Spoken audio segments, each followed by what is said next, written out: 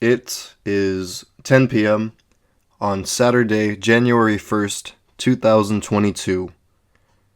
And broadcasting since 1994, you are listening to KPSU, Portland's College Radio, streaming worldwide. That's right, 24/7 at kpsu.org. Disclaimer: the views and opinions expressed in the following program do not necessarily represent KPSU, Portland State University, or any of our participating affiliates. Listener discretion is advised. Welcome. Welcome to episode 11 of Ear Ape with Milo Loza.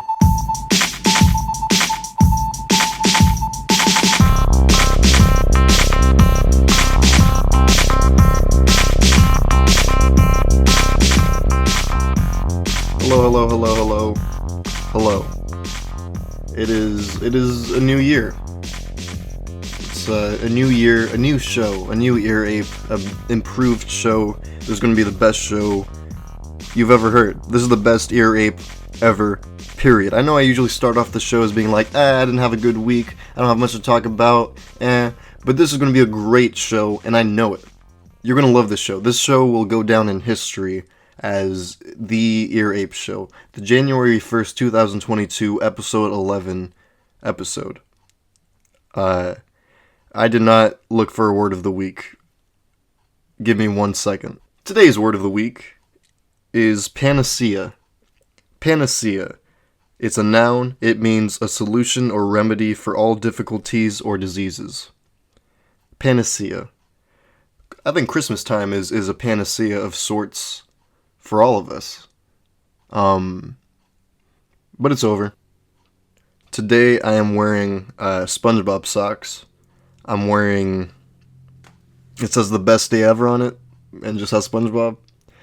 They're kind of dumb, my least favorite. I got a lot of socks for Christmas this year because I'm kind of a sock guy now, and it's a easy gift that I love. I never run out of pairs. What I hated when I first started wearing wacky little socks is I kept running out of like new ones, so people would be like, I've already seen those, you know what I mean? So it's nice to always have more, although my sock drawer is getting too full. This is my last episode in Gilroy, the last pre-recorded episode for a while, because I'm going to be in Portland. I'm going to be doing these live every week for like, I don't know, half a year, a few months. Good few episodes. So enjoy this one. But it's been nice being home. I've been enjoyed driving just because I like having, a little concert. I like to sing in my car. But gas has sucked. Like, the prices for gas, I'm pretty sure when I left to Portland, gas prices were like $4. Now they're up to like $5. And it's just, I don't know. I mean, like, what am I gonna do? I'm not gonna not get gas. You know what I mean? But it does suck. Honestly, they can make gas like $100 a gallon, and I would probably still buy it to drive. Like, they could do anything they want. And gas prices are so, like, only poor people are really affected by gas prices, you know what I mean? Because if you're rich, then it's kind of like minimum wage people, like a certain amount, like I'd say like a third even of our money goes to gas, to just like get to work and get to places. A third of the income goes to gas, which is a lot of goddamn income. But for rich people, they probably drive about the same amount, but they pay the same amount, you know what I mean? I don't know, here's a song. Sometimes I picture this happy life, burning in the depth of time where sadness is a myth. To me, is that something you can give to me? I picture this silent room, humming with that silent tune that my body sings when I get close to you. So hear me now, it might be ending soon. I picture that morning kiss, the death of pain and loneliness. You give me strength when you hold my hand. I'm that headless heart, that broken man. And as I'm walking around the void, and I hear that easy voice that tells you when there's nothing left for you, my darling, I could die right next to you, singing la da da da na na na, la da na na na na na, la da da da. And I can do what you ask. Before you ask it, let me have it. Give me nothing, but let me know you, and I will be there, just let me show you. Give me heartache if that means a reason that I would continue. Please, I need them because you mattered when nothing mattered. If I need something, let me have her. I can be there, I can be there. All my secrets, come and see them, and I can help you as you heal me. I can feel you, baby, please be near me. Come and find me in the shadows. Light a candle or just hold my hand, because you mattered when nothing mattered. If I need something, let me have her. Holy dancer, come and find me in the darkness where I've been hiding. Oh, you are my answer, my one and only holy woman, oh my holy dancer. Give me that hometown by the train tracks, slowly dancing with my silent face. I know I had that, how I once had that. Now that I'm broken, baby, can't I go back? Be my refuge beneath the covers. You are my best friend as you're my lover. Oh, I just found it, I think I found it, 'cause your beauty blinds me and I'm surrounded. La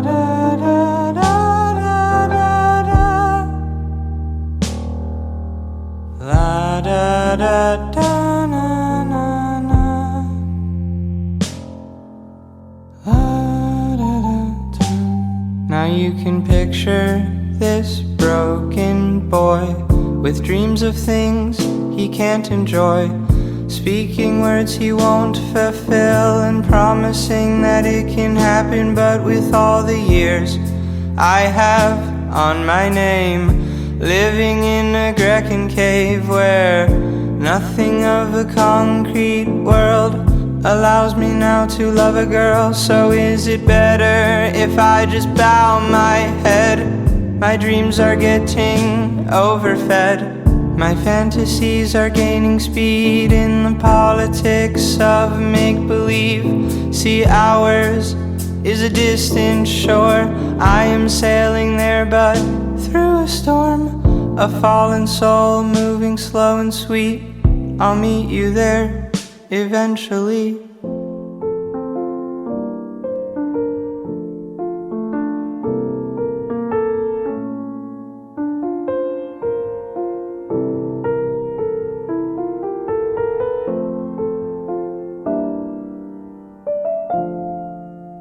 Or maybe it's fine. You see, a lot of people die and never find this, so. What do you think about this? What do you think about a tape recorder where through my day, I kind of use it to take notes of my day? You know what I mean? Because for this show, I write down notes about my week, and I see what's interesting at the end of the week, and then I'll talk about it here. I know it's not all interesting. I know the show isn't that great, but I take notes of my day to see what to talk about. That way it's as interesting as possible. And I think it would be kind of funny to have a tape recorder. Because when I think of it, I think of, like, Norm Macdonald. And he's like on Weekend Update, Norm Macdonald used to just randomly, like, note to self something to go along with the joke. The one I remember is from Dirty Work, the movie by Bob Saget with Norm Macdonald. I think Norm wrote it. In that movie, there's a scene where Norm gets into a bar fight and then gets tossed out of the bar window and, like, slides onto the pavement outside. And then he kind of lifts himself up, like he's still laying down, lifts his face up, reaches into his pocket, pulls out a tape recorder, and he says, "Note to self: learn how to fight." That'd be kind of funny if, like, I don't know, I get like, it'd be kind of funny if I woke up in the middle of the night and I see like a guy kicking street lamps outside my window, and I go, "Note to self: guys kicking street lamps at 4 a.m. I don't know. Maybe I could play it on at the end of the show. You could hear it. I'm not sure, but that's an idea I had. Wait, do you hear that? Do you hear that right now? It sounds like... Sometimes I picture this happy life, burning in the depth of time where sadness is a myth. To me, is that something you can give to me? I picture this silent room, humming with that silent tune that my body sings when I get close to you. So hear me now, it might be ending soon. I picture that morning kiss, the death of pain and of loneliness.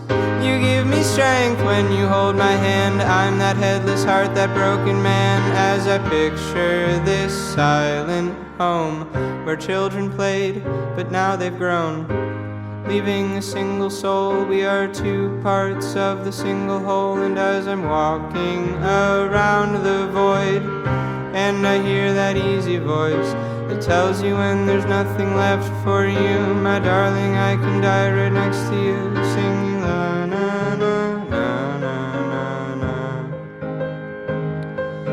la da na na na na na, la da da dum. And I can do what you ask before you ask it. If you'd let me have it, give me nothing, but let me know you, and I will be there. Just let me show you. Give me heartache if that means a reason that I would continue. Please, I need them because you mattered when nothing mattered. If I need something, let me have her. I can be there, I can be there. All my secrets, come and see them. I can help you as you heal me. I can feel you, baby, please be near me. Come and find me in the shadows. Light a candle or just hold my hand, because you mattered right when nothing mattered. So if I need something, let me have her. Holy dancer, come and find me in the darkness where I've been hiding. Oh, you are my answer, one and only holy woman. Oh, my holy dancer, give me that hometown by the train tracks, slowly dancing with my silent face. I know I had that, how I once had that. Now that I'm broken, baby, can't I go back? Be my refuge beneath the covers. You are my best friend as you're my lover. Oh, I just found it, I think I found it, 'cause your beauty blinds me and I'm surrounded.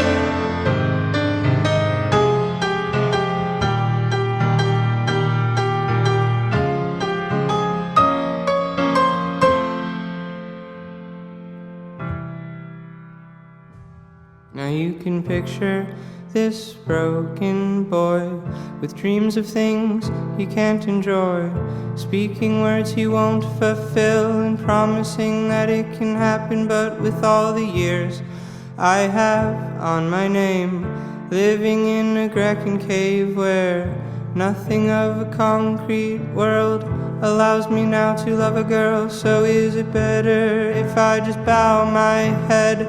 My dreams are getting overfed, my fantasies are gaining speed in the politics of make-believe. See, ours is a distant shore, and I am sailing there, but through a storm, a fallen soul moving slow and sweet. I'll meet you there eventually.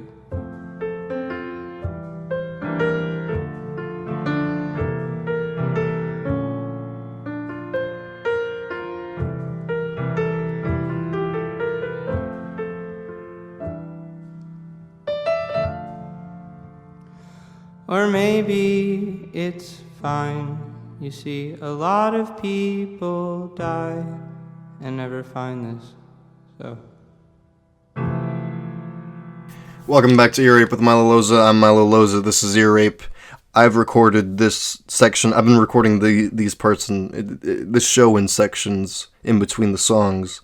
And this section right here, this is my third time recording it because the last two turned out too deep. And I hope this one doesn't. If it does, I want to keep it. That's why my voice sounds as deep as it does. But if not, I guess I just sound dumb. But what I was talking about was... I was talking about how I had a pretty boring week. That's why I'm filling it up with songs. But I didn't have a boring week, I guess. It's just that I had a,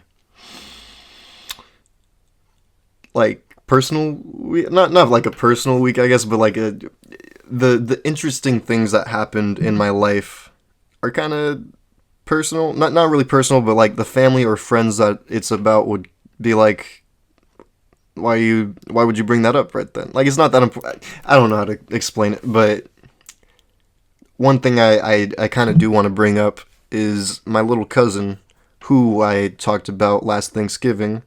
Hold on, I'm gonna check this audio from the last few seconds.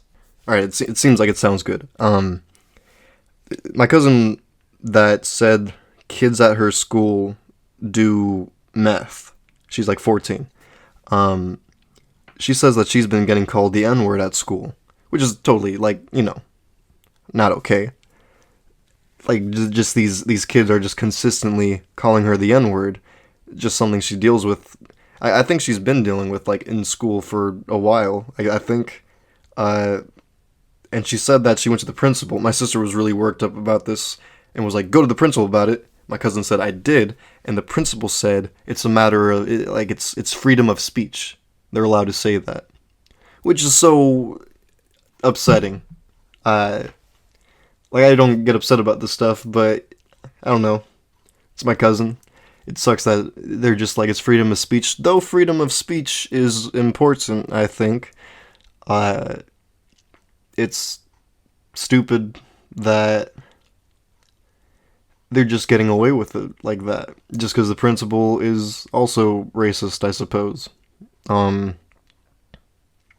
That's really annoying. I just wanted to bring that up, I guess. But yeah, familial matters. I hung out with my aunt, my sister, and two cousins on Sunday this past week. We went rock climbing. We had pizza at the beach. It was good. Rock climbing was cool, but it was my first time belaying, like doing the ropes for climbing in couple years, but my sister does it like every day, all the time. She's super into climbing. She's really goddamn good at it.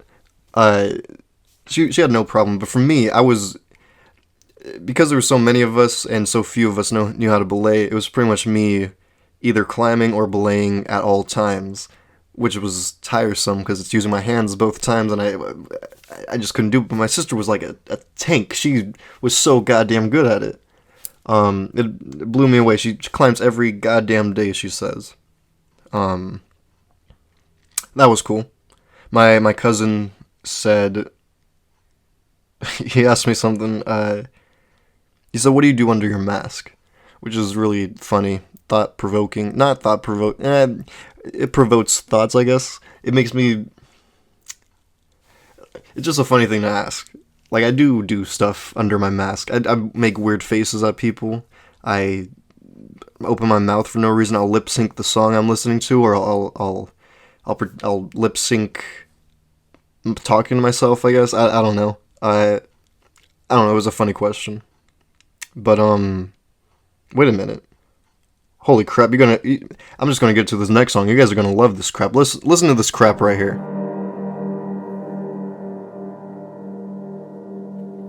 Sometimes I picture this happy life, burning in the depth of time where sadness is a myth. To me, is that something you can give to me? I picture this silent room, humming with the silent tune that my body sings when I get close to you. So hear me now, it might be ending soon. I picture that morning kiss, the death of pain and loneliness. You give me strength when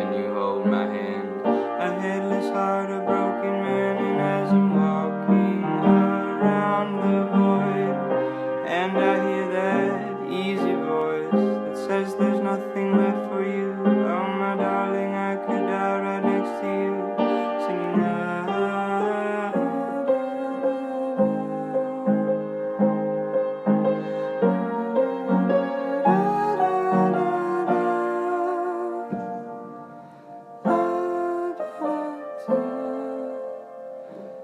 and I can do what you ask before you ask it.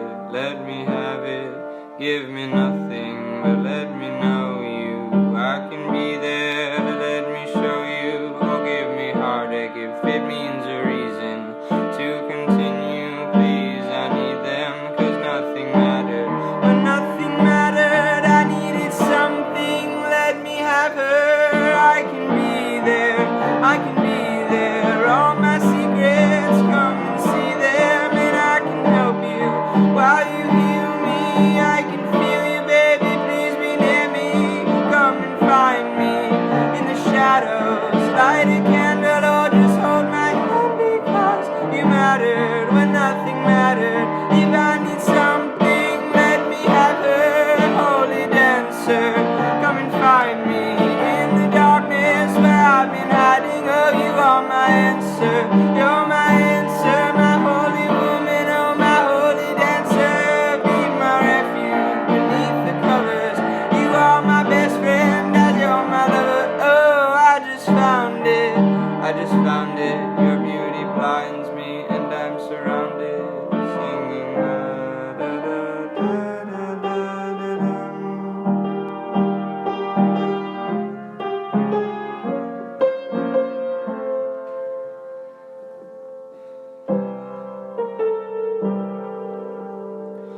Now you can picture this broken boy with dreams of things he can't enjoy, speaking words he won't fulfill and promising that it could happen. But with all the years I have on my name, living in a Grecan cave where nothing of a concrete world allows me now to love a girl. So is it better if I just bow my head?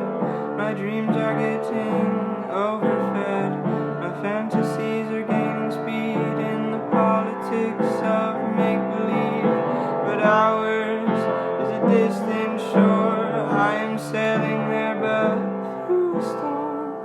A fallen soul moving slow and sweet, I could meet you there eventually.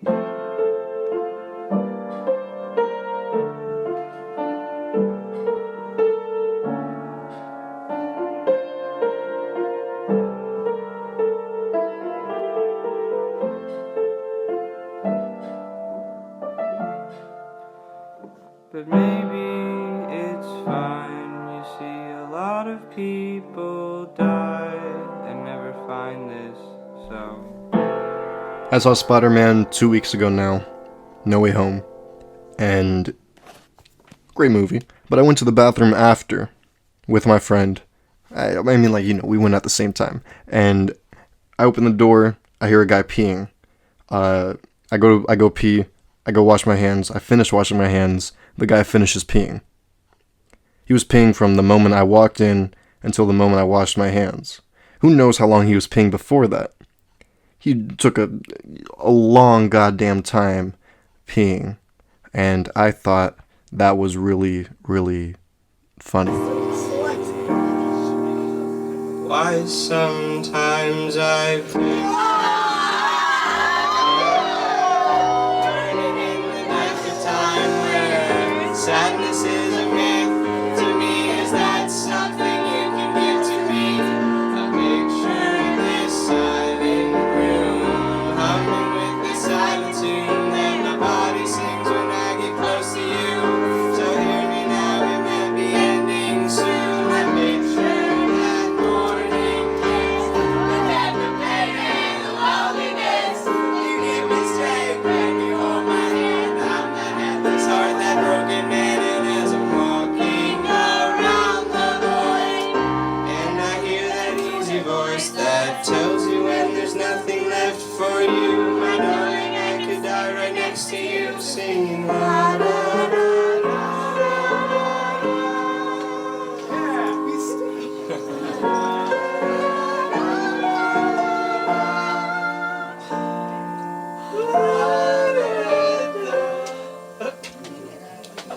See, I can do what you ask before you ask it. If you let me have it, give me nothing, but let me know you, and I will be there. Just let me show you.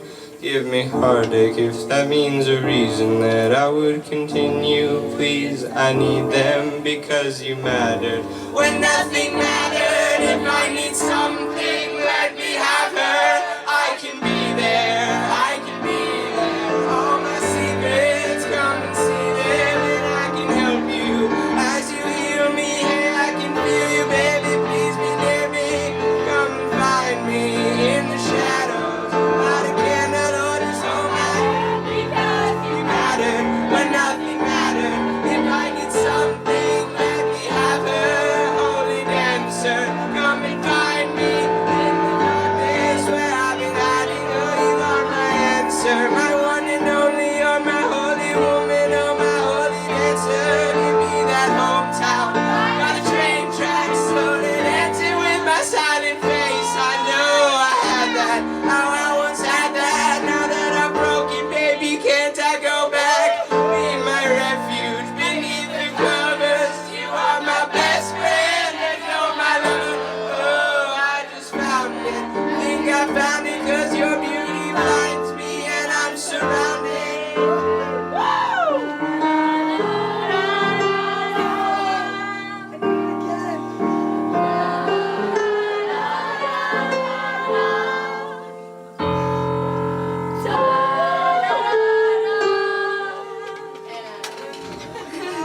We can picture this broken boy with dreams of things he can't enjoy, speaking words you won't fulfill and promising that it can happen. But with all the years I have on my name of living in a cracking cave where nothing of the concrete world allows me now to love a girl. So is it better if I just bow my head? My dreams are getting overfed. My fantasies are gaining speed in the politics of make-believe. See, ours is a distant shore. I'm sailing there, but through a storm, falling so moving slow and sweet. I'll meet you there eventually. Yeah.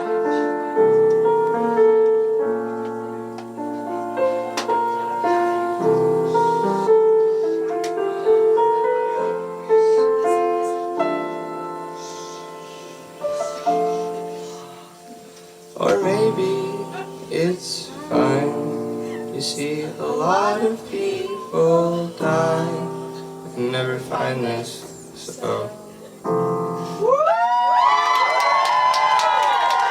Welcome back to Ear Rape with Milo Loza. I'm Ear Rape, this is Milo Loza. This is the show we do every Saturday, 10 p.m. Yeah.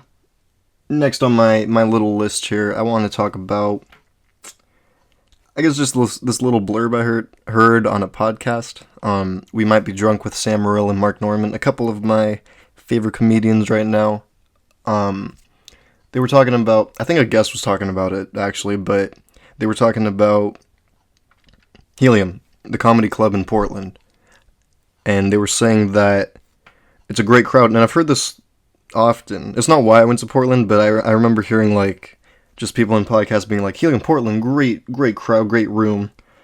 And they were saying how Portland is all woke and kind of stuck up and politically correct, which I was really worried about and still am. But one of them said what I was kind of thinking with this comedy club, which is the people that come to this comedy club are aware of the fact that everyone thinks their community is so what's the word? They're so I guess just politically correct and against, you know what I mean. So they overcompensate by laughing harder at those kind of jokes and liking them more. You know what I mean? That's what they say, and that's what I kind of suspected, but I've never been able to find out because I've signed up at Helium like 6 times since I've been in Portland, and I haven't gone on the list once. A lot of people sign up, but I haven't got on once. And sometimes I think it's kind of rigged because I'm like, I'm not 21 and they just don't want me to make it or something. I don't know, but they let me sign up every week, which is nice of them, even. It's I gotta be honest though, every week that I sign up, I really hope that I don't get on the list. Like, I'm insanely terrified of being on that list because what if I'm wrong, I guess? Because it feels like I'm testing out all this material at open mics to go to this open mic, which is, I guess, just my little level right now, because usually people go to open mics, they test it out for shows. But yeah, I'm testing out open mics for this open mic, and I'm just worried, I guess, that they don't like I mean, most people do usually, but what if I get there and I think it's going to be like killer stuff, killer 3 minutes, but it ends up bombing, and I'm a terrible comedian. I don't know, I'm very worried about that. I'm really worried to go back to Portland tomorrow. I'll go back tomorrow. And there's an open mic tomorrow, and I am not in any way prepared, but I'm gonna make myself go anyway. I've been writing, I haven't done crap for it, but I'm gonna make myself go, because I have this feeling in me to quit. I mean, not like really, but like, just this, like, I wanted to do stand-up while I was here in Gilroy and see like the difference between audiences, but I had a bad set right before I left Portland, and it was just, I don't know. That's not really why I didn't go. I kept forgetting to sign up. You have to sign up early in the week, then drive all the way over there. It's an hour away. I have to have people available. So it's a whole thing too, but I wish I did it. I'm a few weeks out of practice, and I'm scared to go back. I have the same jokes. I don't have much new. I have a couple things, but I don't know, man. I'm scared.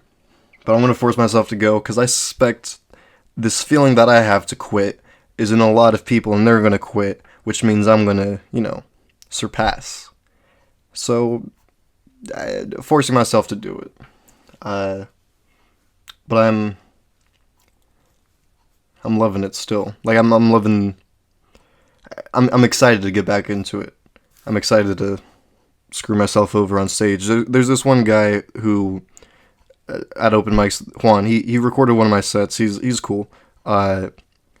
He told me he loves bombing, and he like almost purposefully bombs because he feels himself getting better. And it's like, honestly, one of the most craziest things I've ever heard come out of someone's mouth, that they love. I mean, like, I've heard it before from other comedians, and maybe he's just saying it because like it's a thing more seasoned comedians say. Like, Louis C.K. says he loves bombing. Like, he'll say things to try and make people hate him. That way he can turn it around again, like I'm currently trying to do. You know what I mean? He wishes he could be at this level currently. So it is a fun place to be, but it's hard. I don't know where I was going with that all. But speaking of Louis C.K., I saw his special this past week. He released it last week, something like that. And I've been kind of saving it because I wanted to set aside some time, watch it, and it was great. It was really good. It reminded me. I was starting to notice like other comedians' influence on him, I guess. Like, I noticed a lot of Stephen Wright in him, like in his delivery and like the way he'll look out at the audience and hold a stare. I don't know if I'm explaining it well, but if you watch like a few minutes of Stephen Wright and then you watch a few minutes of this special, I feel like you would see that influence, and maybe some like George Carlin in there, which is very cool. He had a joke where he said, it was a whole like long joke, but he had like a line in there where he says, hey, it takes a lot of balls to change your sex. And that was something, I don't know if it was exactly like that, but I said something like that on stage a few weeks ago. Like, it takes a lot of balls to change your sex. It takes a lot of guts to be a terrorist. Crap like that. Just little kind of puns. And it did okay. The reason it did okay is because like they're good lines, but they're not great jokes. Like puns are good. I just learned this from like Mark Norman a couple months ago. He said puns are good. Like throwaway lines, kind of like it can't be the full joke. That can't be the final punch. But like if you have a great joke and you throw in a good pun in there, it makes the pun even better. If that makes sense. I don't know, but it kind of made me feel like that pun saying it takes a lot of balls to change your sex did not do that well. But the fact that Louis C.K. wrote it and it did well in that joke makes me hopeful, I guess. Kind of like a whole E equals MC squared kind of thing, which is a thing I have with my friends. I'll say, like sometimes if I say, if I write a joke that's already been said or something that's already been done, I say it's kind of like, like if I went and did a bunch of math for a while and then I was like, guys, I just figured this crap out. E equals MC squared. And you went, yeah, everyone knows that. Albert Einstein discovered that. Still be pretty impressive, from scratch, I also discovered that. So I'm pretty much as smart as Albert Einstein, you know what I mean? Here's a song. Sometimes I picture this happy life, burning in the depth of time where sadness is a myth. To me, is that something you can give to me? I picture this silent room, humming with the silent tune that my body sings when I get close to you. So hear me now, it might be ending soon. I picture that morning kiss, the death of pain and loneliness. You give me strength when you hold my hand. I'm that headless heart, that broken man. And as I'm walking around the void, and I hear that easy voice that tells you when there's nothing left for you, my darling, I would die right next to you, singing la na na, da na na na, na na na na na na, da da da na.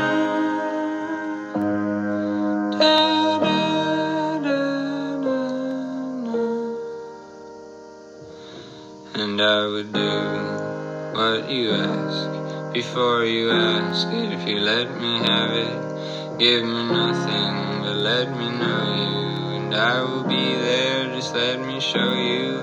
Give me heartache if that means a reason that I would continue. Please, I need them.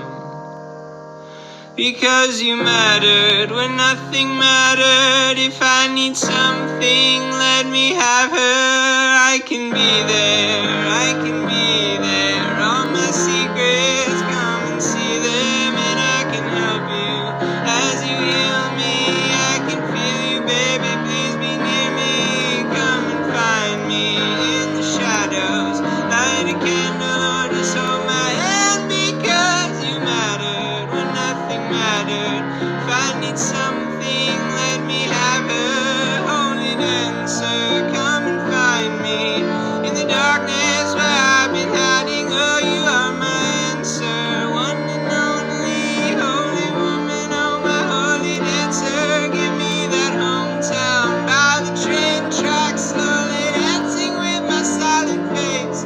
I know I had that, how I once had that. Now that I'm broken, baby, can't I go back?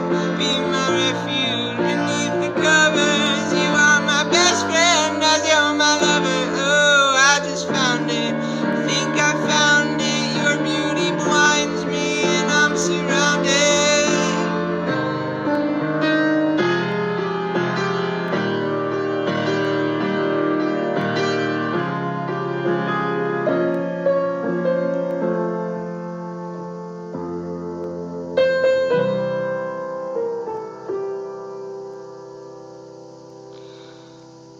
Now you can probably picture this broken boy with dreams of things he can't enjoy, speaking words he won't fulfill and promising that it can napping, but with all the years I have on my name, living in a Grecan cave where nothing of a concrete world allows me now to love a girl. So is it better if I just bow my head? Dreams are getting overfed, fantasies are gaining speed in the politics of make-believe. See, ours is a distant shore, and I am sailing there, but through a storm. Fallen soul, moving slow and sweet, I'll meet you there eventually.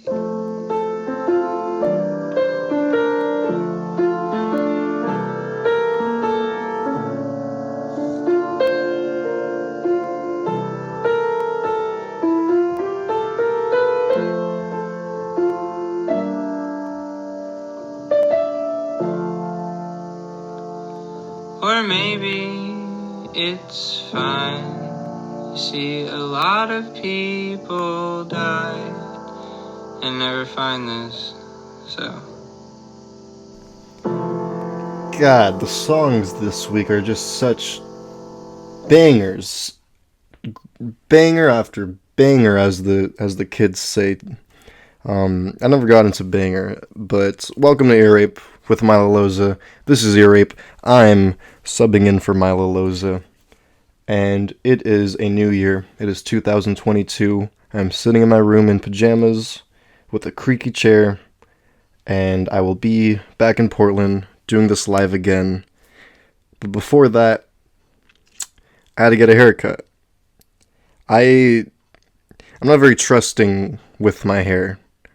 My aunt used to do my hair all the time because she's a hairstylist. She did it for free, and she's like half my mom, you know. So she would always do it, but she always was like, one time she gave me a bald spot. That's when I stopped. She was always doing what she wanted, and one time she like had this knife thing, and she was like plucking my hair like this. I don't know what it was, but she was like chopping hair. And I was like flinching because it hurt. And she's like, stay still. You're going to look so cute. You're going to look like your cousin. And I was like, stop. And I kept moving. And she's like, you moved. And she gave me a bald spot. It lasted a little while, but I didn't go back to her. I paid for the rest of my haircuts. Or my mom paid for the rest of my haircuts. Thanks, Mom. I went to Garlic City Barbers. And my mom did pay for it. Fun fact. Garlic City Barbers here at Gilroy, because my old coworker recommended me there, and I've been going ever since, because I've never had one place. I've always bounced around places. I'm talking about this for too long, but I'm going to keep talking about it. Once I found them, I kept going, because I like the way they do it. But there's one guy there. There was two guys. This bald guy and this other guy. The bald guy is the one that's really good at cutting hair. And every time I would go, like pre-COVID, it was like a waiting room. And I would sit there, and every single time there was, like the next person that was getting a haircut, they would be like, all right, ready? And the guy would be like, nah, I'm going to wait for Randy, the bald guy. And the guy says, okay, guess the next guy. But I was always too shy to do that because everyone did that. Everyone wanted the bald guy, and I felt bad for the other guy. Like he wasn't bad at cutting hair, but Randy just did it so well. And it was the days that I went and the person in front of me happened to not choose Randy, and I ended up, getting him. Those were like just lucky days, and I just had great hair that month, I guess. And so it was always a good haircut, but it was never like the haircut, you know what I mean? But then COVID hit, and I grew my hair out for like a year and a half, but once I stopped, and they were reopened, I started going back, and this time you had to call for an appointment, and I'd call, and then they asked me, who do you want? Do you want Randy or the other guy? And I go, Randy. So I had Randy every single time. It was great. But then I left for Portland. Now I have no barber. Like, I wish I had a guy that I I've been looking forever for these barbers, and I finally found them like 3 years ago. Then the pandemic hit, couldn't really go to them. I was growing my hair out. Now this. Now I have to find a barber in Portland. I didn't cut my hair the whole time I was there because I wanted to save it so these guys could cut it. Anyway, 2 days ago, I get my appointment, but he doesn't ask me who I want, like what the hairstylist I want. He says, all right, tomorrow you're with Javi. And I said, okay.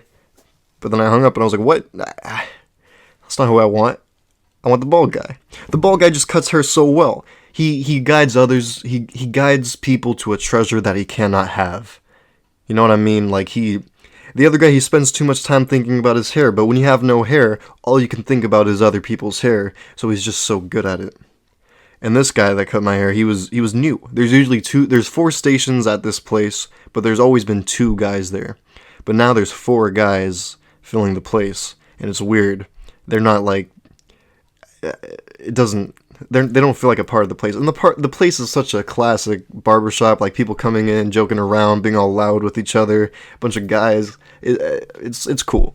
But these guys just feel a little out of place. The guy was weird. He kept kind of joking with me. Like, I was like, how long have you been doing hair? And he's like, I just started yesterday. And I was like, and he was like, ha ha ha ha. No, I'm just kidding. 6 years. And he was just saying, he kept like kind of gaslighting me like that, like just little gaslights like that. Like he was like, what do you think about this whole COVID stuff? And I was like, it's happening. And the guy was like, yeah, things are closing up again. I was like, yeah, I heard it. Like everywhere it's closing up. I'm glad you guys are open. He was like, yeah, you're lucky you got in. Like we close tomorrow actually, so you got in on the last day. And I was like, holy crap, really? And he's like, nah, I'm just kidding. Which is, it was kind of funny, but those were the 2 most entertaining like parts. Everything else was so annoying. I hate talking to my hairstylist. Barber. Yeah, I didn't like that. But you know what makes up for it? This song. Sometimes I picture this happy life, burning in the depth of time where sadness is a myth. To me, is that something you can give to me? I picture this silent room, humming with the silent tune that my body sings when I get close to you. So hear me now, it might be ending soon. I picture that morning kiss, the death of pain and loneliness. You give me strength when you hold my hand, a headless heart, a broken man. And as I'm walking around the void, and I hear that easy voice that tells you when there's nothing left for you, my darling, I might die right next to you, singing la da da da da da da. La da da da da da.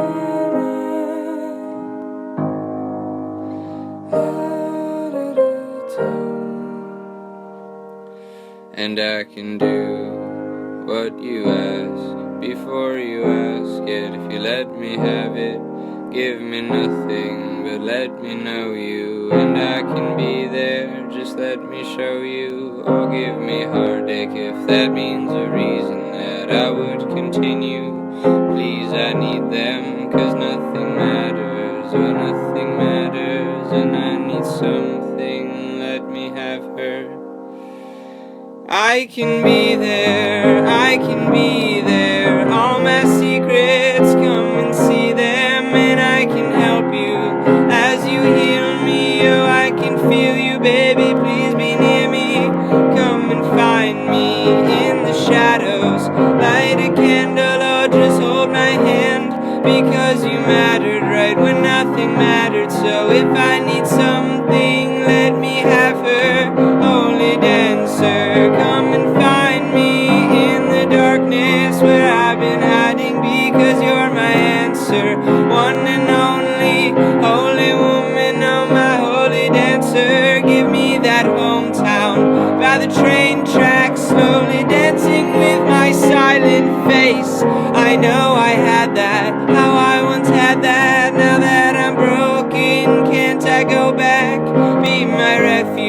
beneath the covers. You are my best friend as you're my lover. Oh, I just found it. I think I found it, 'cause your beauty blinds me and I'm surrounded.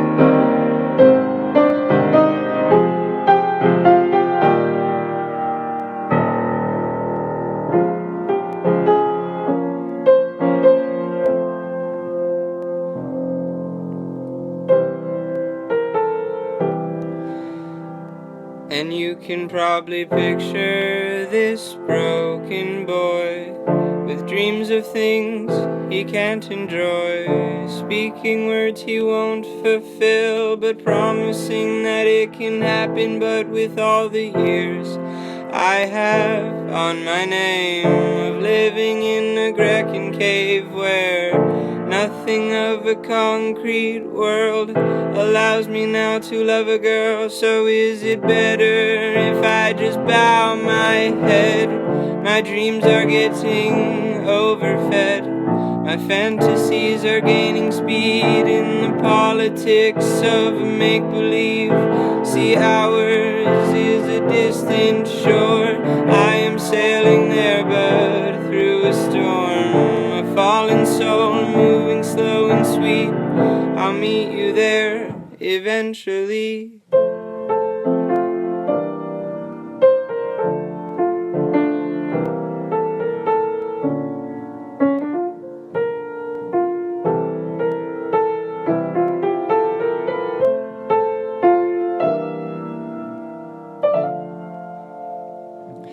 Or maybe it's fine. You see, a lot of people die and never find this, so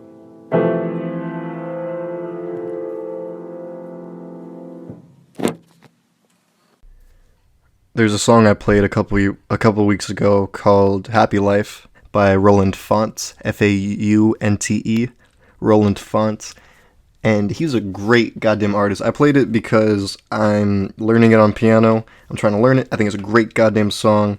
But Roland Font is fantastic. I encourage people to listen to him as much as you can, 7 times in an hour if you can. But this is Ear Rape with Milo Loza. I'm out of time. I want to close on this song. I'm running out of time. I'm trying to get it right now. Thank you for listening. Ear Rape with Milo Loza, Saturdays at 10. Thank you for listening. Here's the last song. Goodbye. sometimes I picture this happy life, burning in the depth of time where sadness is a myth. To me, is that something you can give to me?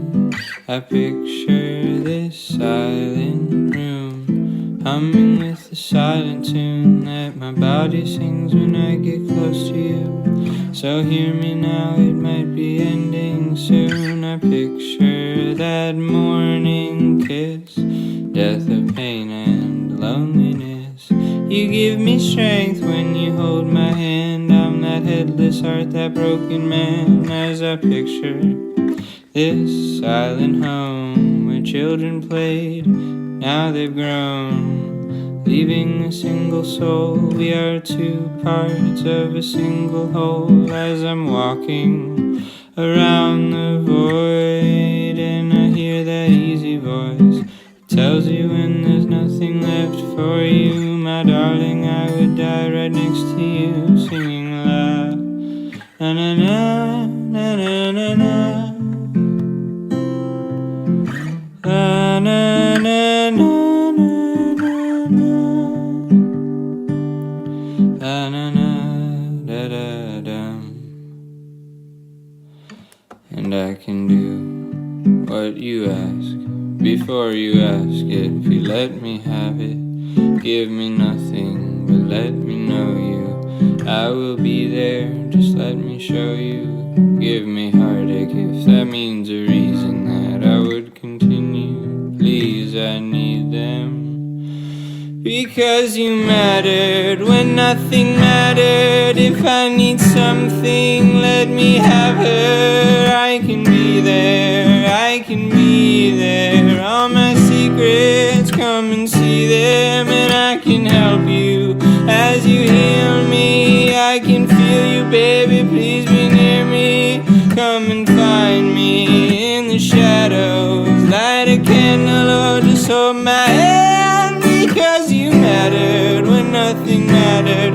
If I need something, let me have her. Holy dancer, come and find me in the darkness where I've been hiding. Oh, you are my answer, one and only holy woman. Oh, my holy dancer, give me that hometown by the train tracks, slowly dancing with my silent face. I know I had that, how I once had that. Now that I'm broken, baby, can't I go back? Be my refuge beneath the covers. You are my best friend as you're my lover. Oh, I just found it, I think I found it. Your beauty blinds me and I'm surrounded. Oh, oh,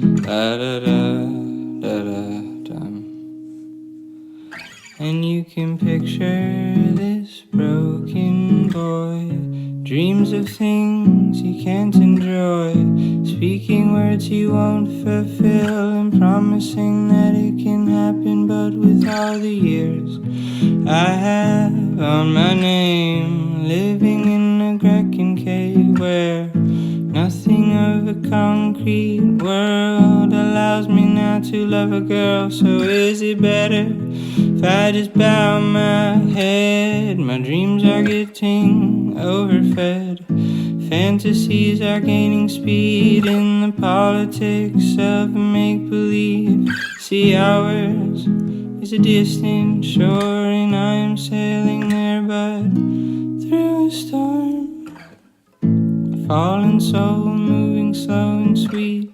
I'll meet you there eventually. La, na na na na na na, da na na na, da na na na na na na. Oh, oh, oh, or maybe it's fine. You see, a lot of people die and never find this, so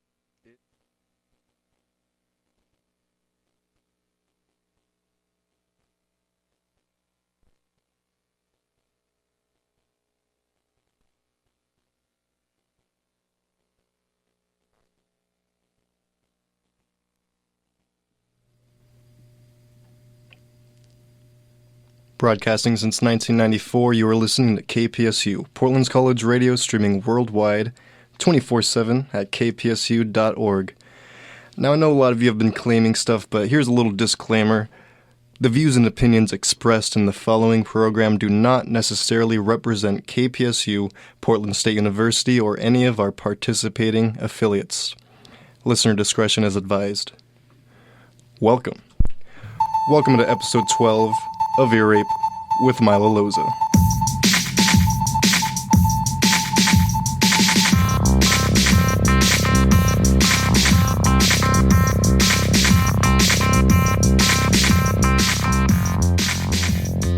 We're back.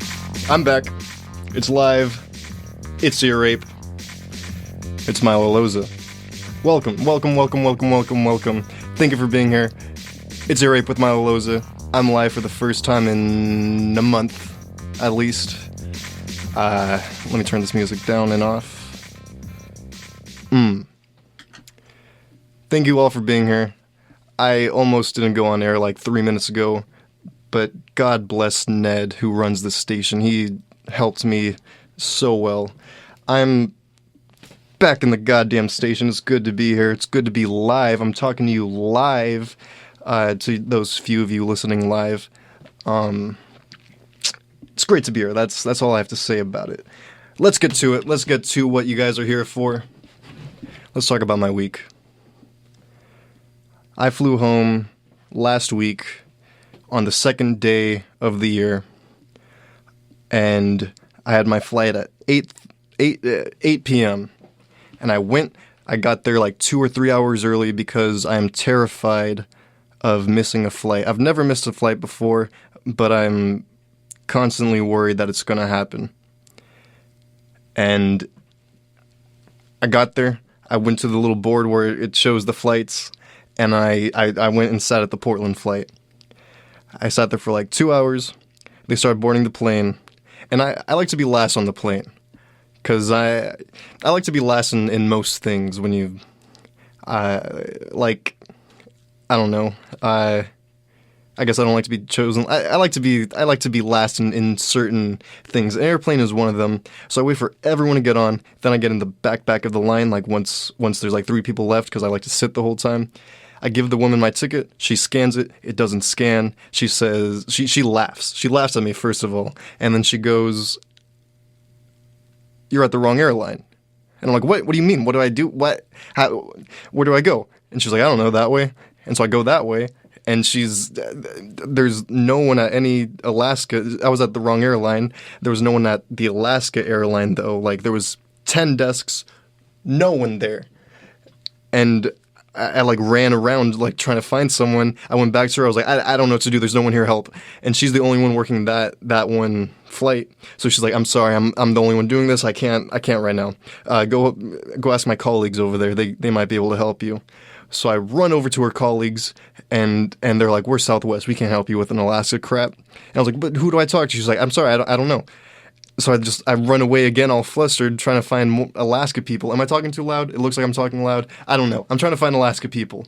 I'm so scared. I missed the flight for the first time in my life. It was, I call Alaska, and I say what happened, and she's like, "What's your confirmation number?" I give it to her. She says, "I cannot find your booking." And I'm like, what do you mean? Like, does it not exist?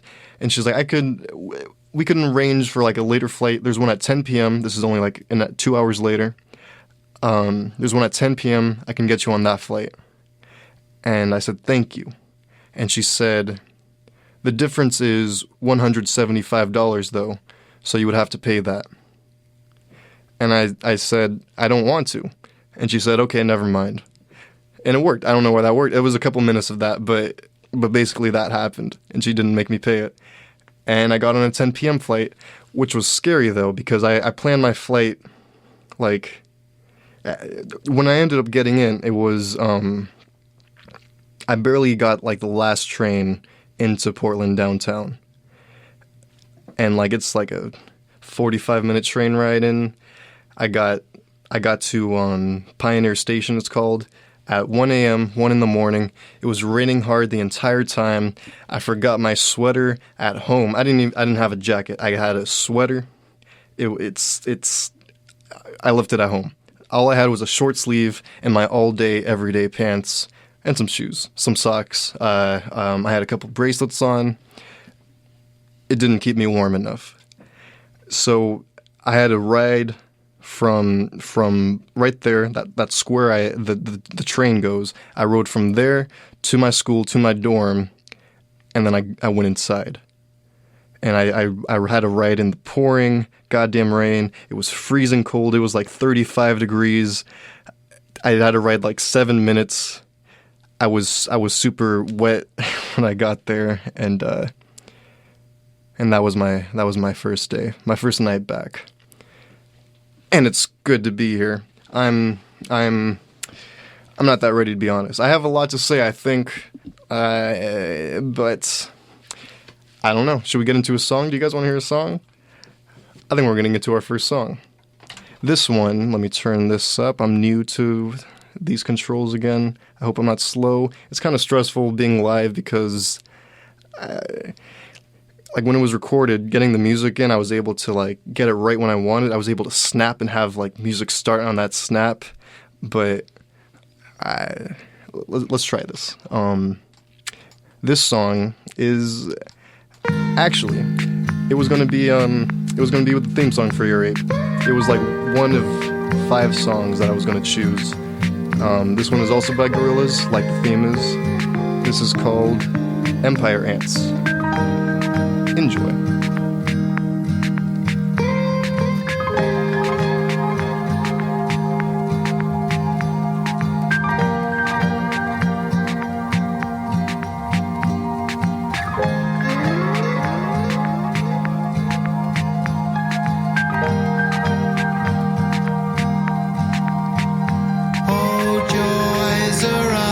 Sun has come again to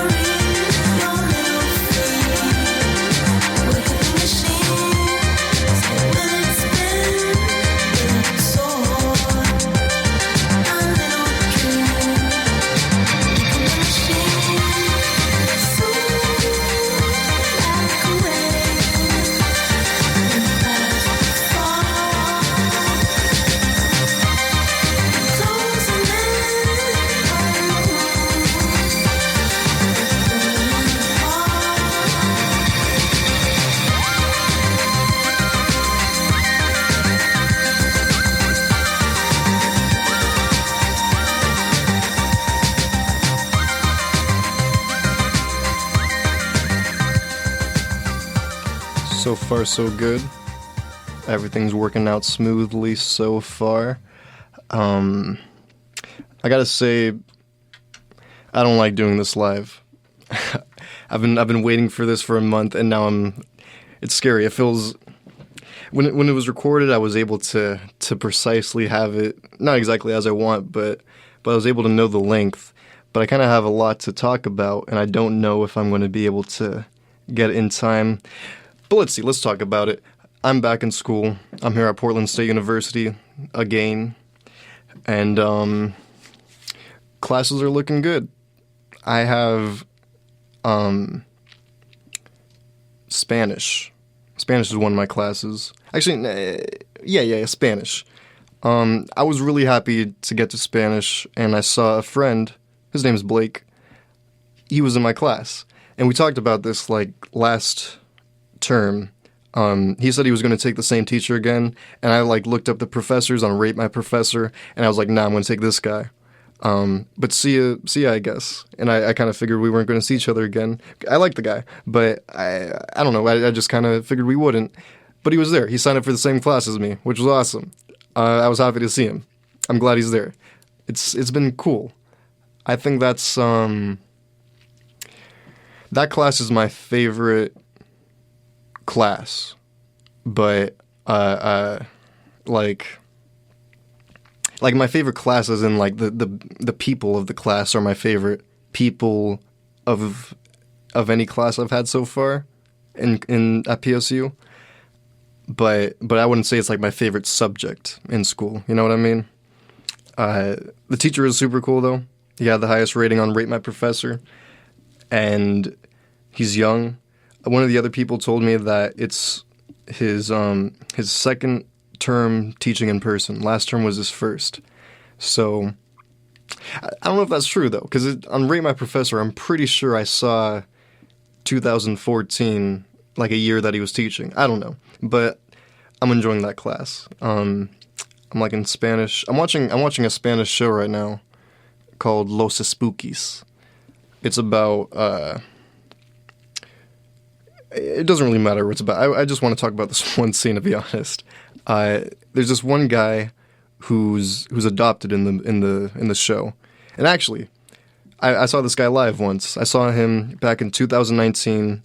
Me and my ex went to a comedy festival called Clusterfest, and he was one of the openers. I can't remember his name right now, but he was good. I liked him, and he's on this show. It's a Spanish show. And he says, I'm sorry, I forgot where I was. He's adopted. He's adopted, and he was talking about like his origin story. He's trying to figure out who his parents are, and he finds this nun who's the nun who found him when he was a baby, who took him in from the doorstep or whatever. And she's like, oh man, it's quite a story about like, you know, when you were dropped off. See, it was a really stormy, scary night. Like, rain was pouring crazy, there was thunder, it was scary to be outside, and I was inside, I was watching TV, and she's sitting all close to it's a flashback, she's sitting all close to the TV, rain outside, and there's a knock at the door, and she's like, but it was the season finale the series finale of the show, and, you know, I couldn't miss it.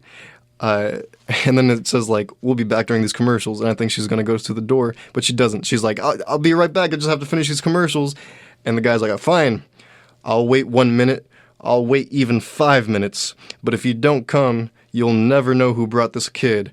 And she's like, just wait, and she's trying to finish the finale, and then she gets to the door, and she's like, I didn't get to find out who dropped you off, but isn't that a story? And just crap like that I'm enjoying from this show. I think it's the first. I don't watch a lot of Spanish shows, but it's the first Spanish show that I've seen that I actually thought was funny. Like, the writing is good. When I think of a Spanish show, or at least a funny Spanish show, I think of the Bumblebee from The Simpsons. Like that. Those weird looking guys. The guys go. I don't know if I'm doing it justice, but that's what I think of. So Spanish class. My other classes, I have pop culture, popular culture. It's really cool. I'm really enjoying that because it's about, like, we've just been talking about like popular stuff. The first class we talked about Wall-E, and it's the path of least resistance. How most people just kind of go with that flow because it's harder to not, which is cool. I liked learning about that because the way I greet people is I wiggle my fingers at them, and they always wiggle it back. You know why? Because that's the path of least resistance. Because like it makes them feel more awkward to not do it than to do it. You know what I mean? There's no one that hasn't wiggled their fingers with me that I've done it to. It's just people follow the path of least resistance. It's the easiest thing to do. And that's interesting because they were saying on Wall-E, all those fat people, they just kind of go with the flow. They're just doing whatever the robots tell them. But once they break that system, they get back into whatever. And crap, I forgot word of the day. Fastidious. I did have a word of the day. I had one prepared. Fastidious. Fastidious? It's fastidious. It means very attentive to and concerned about accuracy and detail. And obviously, I am not very fastidious today. Back to pulp culture. This teacher isn't very fastidious, I don't think. She doesn't seem to know what she's talking about. Or at least she seems kind of like outdated, maybe. Because, I mean, the only example I have of this is, like the first day she was like trying to get our names and stuff. So she said, say your name and a movie you watched over the break or some piece of pop culture you consumed. And one of the kids, well, all of the kids said Spider-Man. Everyone said Spider-Man because, like, you know, it's the popular culture right now. And then, like, everyone finishes and she's like, wow, everyone's seen Spider-Man. I haven't seen it yet. What do you mean? I said that. She was like, I haven't seen it yet. And there was silence in the class. And I was like, what do you mean? And she was like, ha ha ha ha. But really, she's a popular culture teacher. What is she doing not seeing Spider-Man? Why isn't she like? I mean, I guess it would be difficult to be a pop culture teacher and just like always stay in touch with what's popular. But it's Spider-Man. I don't know. You're pop culture. How could you? Like, my sister was into it. My sister has seen it. My sister doesn't go to the movies for crap. You're a pop culture teacher. I don't know. I thought it was ironic. And then my last class is fiction, which I think also might be one of my favorites. First of all, though, listen to this crap. There's another goddamn Milo in my class. There's another goddamn Milo in my class. I've met one other Milo in my life. It was at my old job, Rock and Jump. I was working. There was a kid named Milo, spelled it the same way. This guy spells it the same way too. Girl, I can't tell. But this kid, a couple years ago, he spelled it the same way, and he was really annoying, and I really didn't like this Milo. And I haven't met any other Milo at all. I haven't met anyone that has even met a Milo. Like, people know it's a name, but they don't know it. You know what I mean? And I got in this class, and she was like, oh, Milo, there's another one in this class. And I was like, what do you mean? What do you mean there's another Milo? So no, I'm Milo L. I am Milo L in that class. What do you mean I'm Milo L? Stupid Milo. I've never been Milo 2. I guess I'm Milo 1, they're Milo 2. They're like a half-bald person. Shout out to Milo. I forgot their last name. I think it's with a B. I don't know. I don't like that at all. And I tweeted it out once, like, I assume that meeting someone with your same name causes a sort of rivalry. Like, you just kind of, you're always trying to be better than the other or something. And honestly, it instantly made me rivalrous. It made me have a rival. I did not like this guy. Girl. I can't tell. Yeah.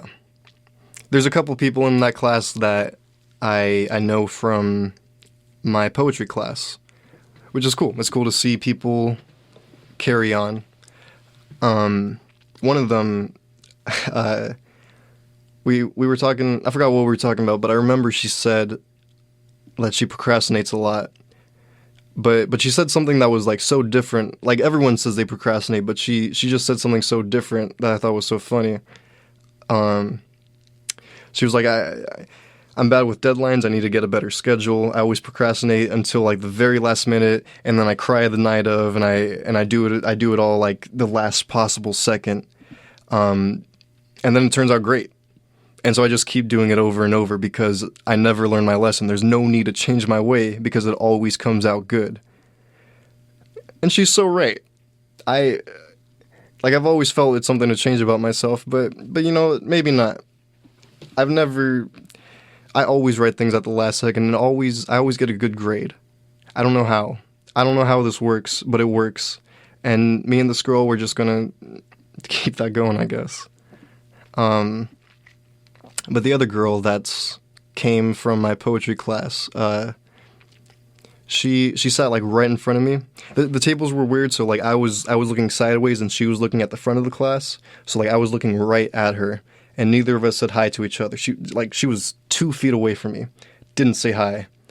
And I knew I had to, because I told the story a couple weeks ago about how there's this girl at In-N-Out in my hometown that I went to high school with, and literally every single time I go to In-N-Out, she's the one that hands me the food, and we never say hi. We never acknowledge that we know each other, and it's weird. It feels disrespectful. It feels more disrespectful on my part than hers, but yeah, I wasn't going to let that happen because that has been building up forever, and now it's even more awkward than ever every time we see each other. So I'm not going to let that happen. So at the end of class, I like put my hand in front of her face, and I was like, "Hi, by the way, I didn't want to,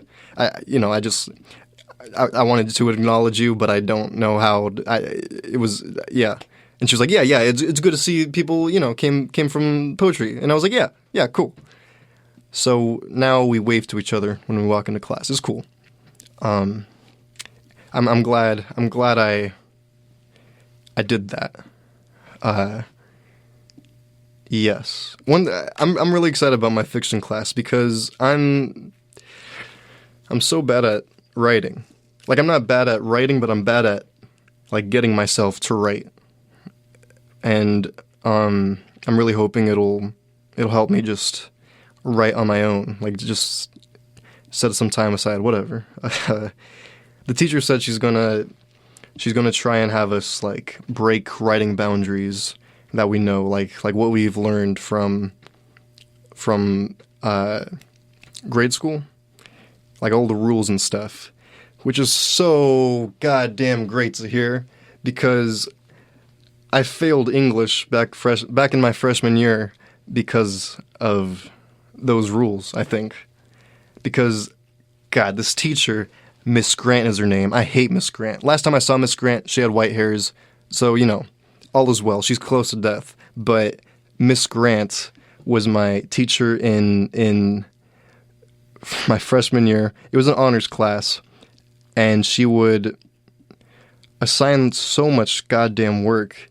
And I didn't really do it because I don't know. I just didn't like it. It was always so hard. She didn't like my work. She would always tell me like Milo, you gotta follow the rules of English. Like you're writing in your own style. And I did write in my own style, but like it was still good. You know what I mean? It was good. And I still do write in my own words, and I still get like good grades. Like all my other teachers after, even in high school and in college, they've all accepted my writing.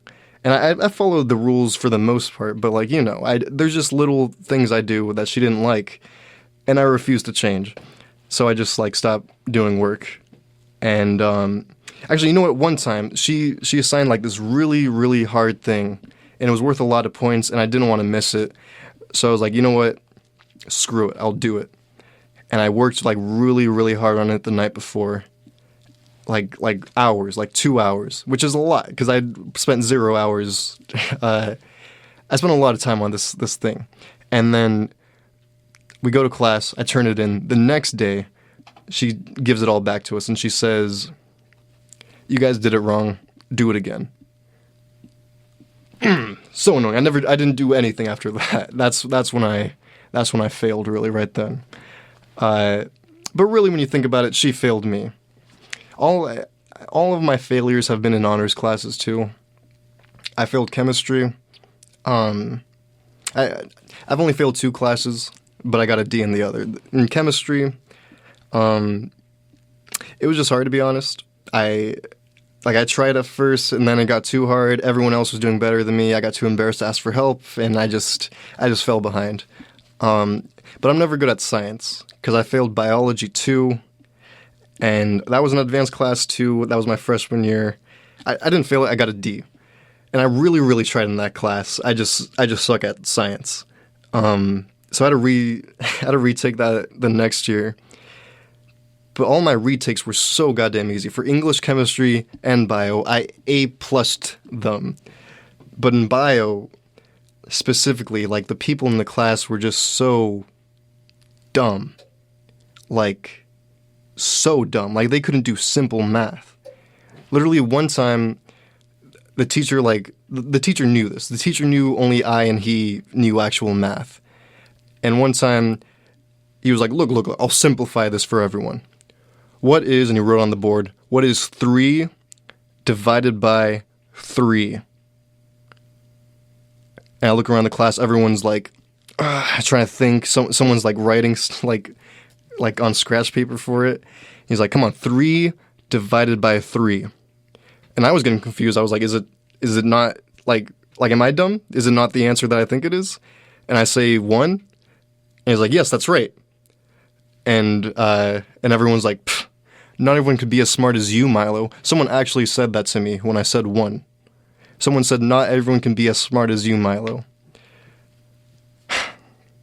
And in my English class, I failed that semester. And then the next semester, I took the easier class. And that was way easier. Like, so goddamn insanely easy.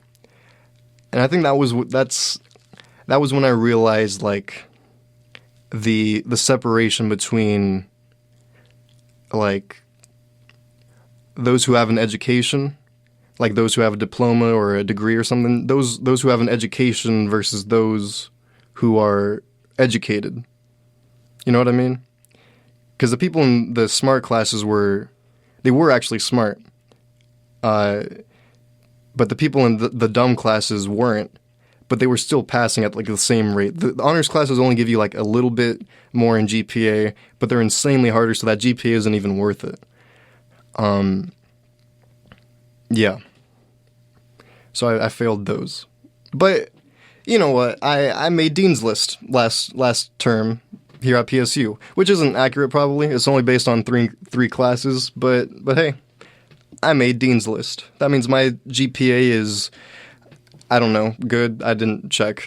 But let's go to a song. I've been talking for too long. Let's take a break. This song here is called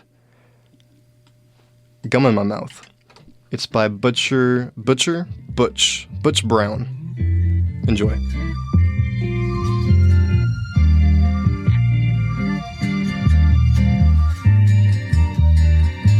I'm just here to pop shit.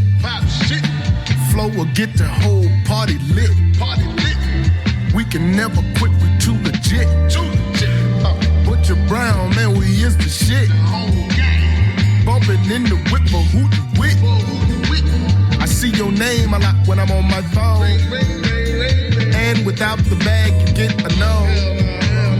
Time is leaving, so I got to go. Cause I'm catching the ride, ain't got no space to speak. Every day I go hard while you stay soft like peaches. Fill that quota, sipping sodas on the beaches. Hold up.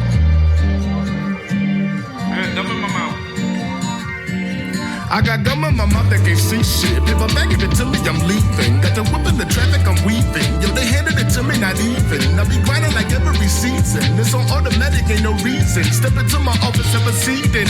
Take a back and tell me what you needed. Take a couple racks for your troubles. One slide into the gang. Get a bag full of chicken wings and some brown water for the hang. Fucking up the road, I'm putting your sound, but your brown we bang. Wise woman once told me, nigga, you got to sing international. We just start at 5 like 96, and yeah, that's factual. 7 and 11 on the dice, that's why we piping you. I can do what you can, that's the shit to the top. Never slip, fall on when the clock tick tock. Had a paper ready when the album dropped. Had a bag ready when we pull about front. Evil Knievel was how we stunt. Mine on the ground for what you want. MT with the fire and the flame don't front. Does anybody really know the meaning? It's tennis shoe and Butcher Brown for all you wild heathens.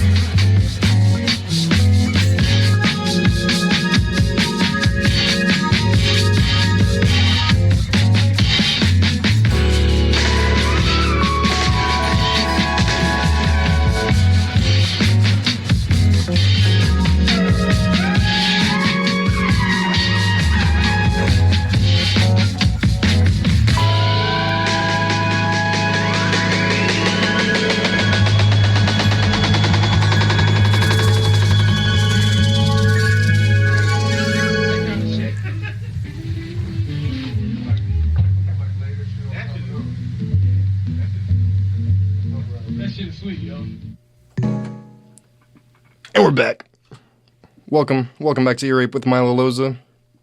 This is Ear Rape. I'm Milo Loza. Welcome back. This week, I watched 3 movies? 4. I watched Spider-Man a few days ago in 3D. It was alright. It wasn't, it was great, of course, but it wasn't, better because it was in 3D. But it certainly was an experience. I was glad I did it. I tried a new theater, and the seats weren't as great. I tried 2 new theaters this week. Didn't like it. I miss my old theater. I'm going to go back to it. But the girl that helped me, she gave me my ticket and my popcorn. She was flirting with me. And this doesn't happen. I don't get flirted with. And I kind of flirted, but I don't know. I haven't flirted in a few days now, but she was like, she went to get the popcorn and she was like, popcorn with extra butter for the cute boy. And I was like, and I just kind of, that's the first move. She moved her pawn. It's my turn. I make the move. And while she was getting the popcorn, she was taking a while because she was getting extra butter. I was thinking, I was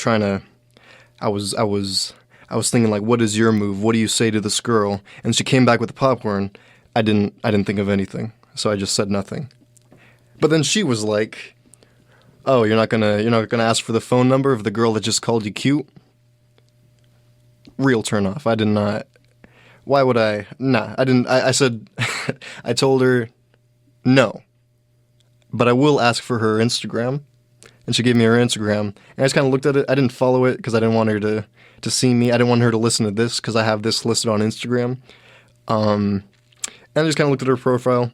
And I said, bye, have a nice life. And went into the theater. After the movie, I was afraid of her. So I left. I had to go pee really, really bad too, though. I wanted to go into the bathroom and then leave, but that was too much. I didn't want to risk it. So I just left. And I went down the escalator, out the building, but I had to pee really, really bad.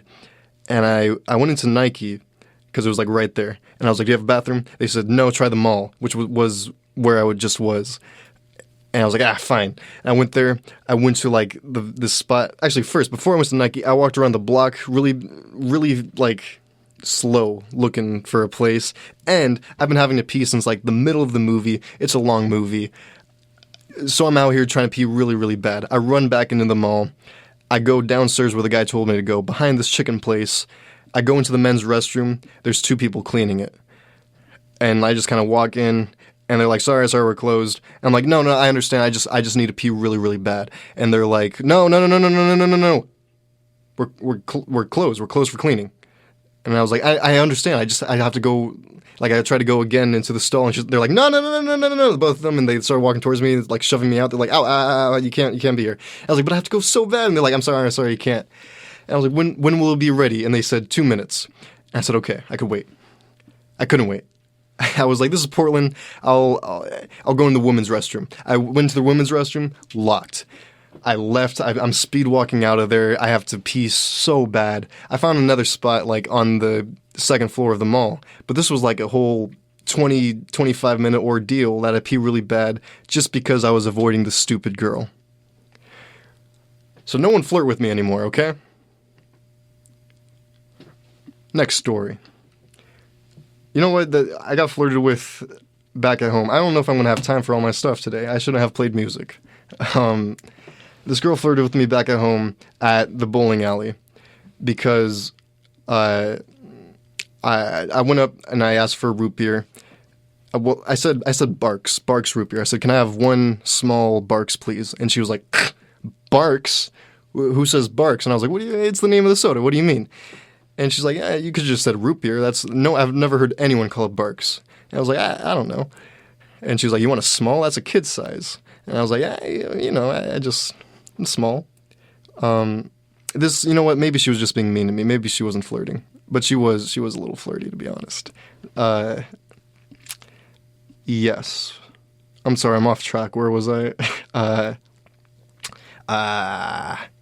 Movies. Right. I went to see Licorice Pizza. I saw Licorice Pizza in 70 millimeter, which was awesome because 70 millimeter. I had to look this up. I didn't know. It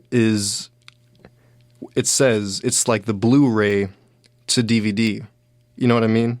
Because 70 millimeter is Blu-ray, 35 millimeter is DVD. And this is just like when you see those little specks on the screen and stuff, like it's actual film being used. And that was really awesome. There wasn't many specs because I guess 70 millimeter is higher quality, but it was awesome. I loved it. The movie, I mean, like, I love just watching 70 millimeter, but like the movie itself, also amazing. I don't know if you guys remember, if you guys have even been listening this long, but Licorice Pizza was a movie I talked about back in like episode 2 or 3 of 2 or 3 of Ear Rape, and it turned out pretty damn good. I watched the trailer, and the trailer itself like made me kind of tear up, like just watching. I don't know why. It's not like that sad, but just like the visuals of it, like the first scene of the movie is just beautifully done. It's all like one shot. I think if I remember properly, it's all one shot, and just like the angles that it's at, it just shows like certain things. It reveals certain aspects of the movie in time. I don't know how to explain it, but it was fantastic. I really, really enjoyed this movie. I can't recommend it, but, you know, Licorice Pizza.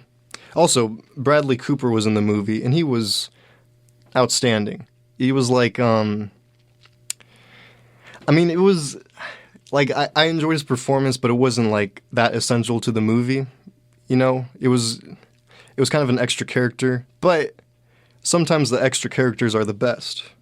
Like, I was in a play back in the day, Much Ado About Nothing, and my character was Dogberry. And I think I had the best character out of everyone.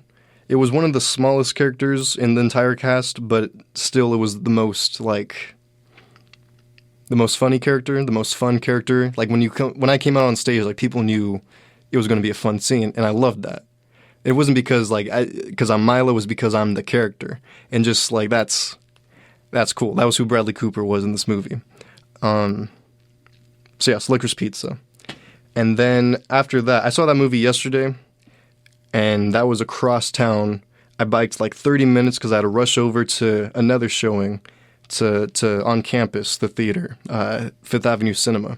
They were playing Moonrise Kingdom, which, actually, my mother just watched for the first time last week. Shout out to my mother. Don't know if she's listening. I forgot to remind her. But she could relate to this. Moonrise Kingdom was a Wes Anderson movie, one of my favorites. Like, it's when I first saw this movie, it did something to me. I just love Wes Anderson, and this movie in particular is just so whimsical. But you know what? If I may say so myself, Wes Anderson is fastidious. He is fastidious and remarkable. I don't know how much I have to say about this movie, but go ahead and put your ears to this.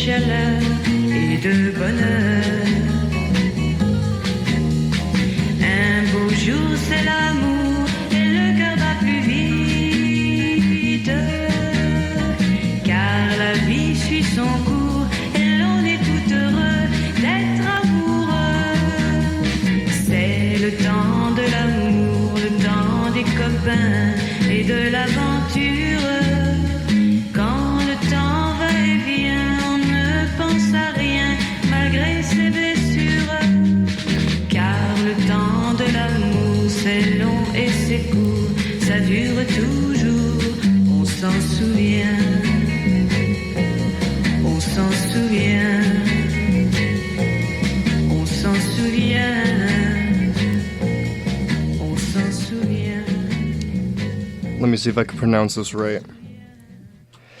Les Thèmes de l'amour by Francois Hardy.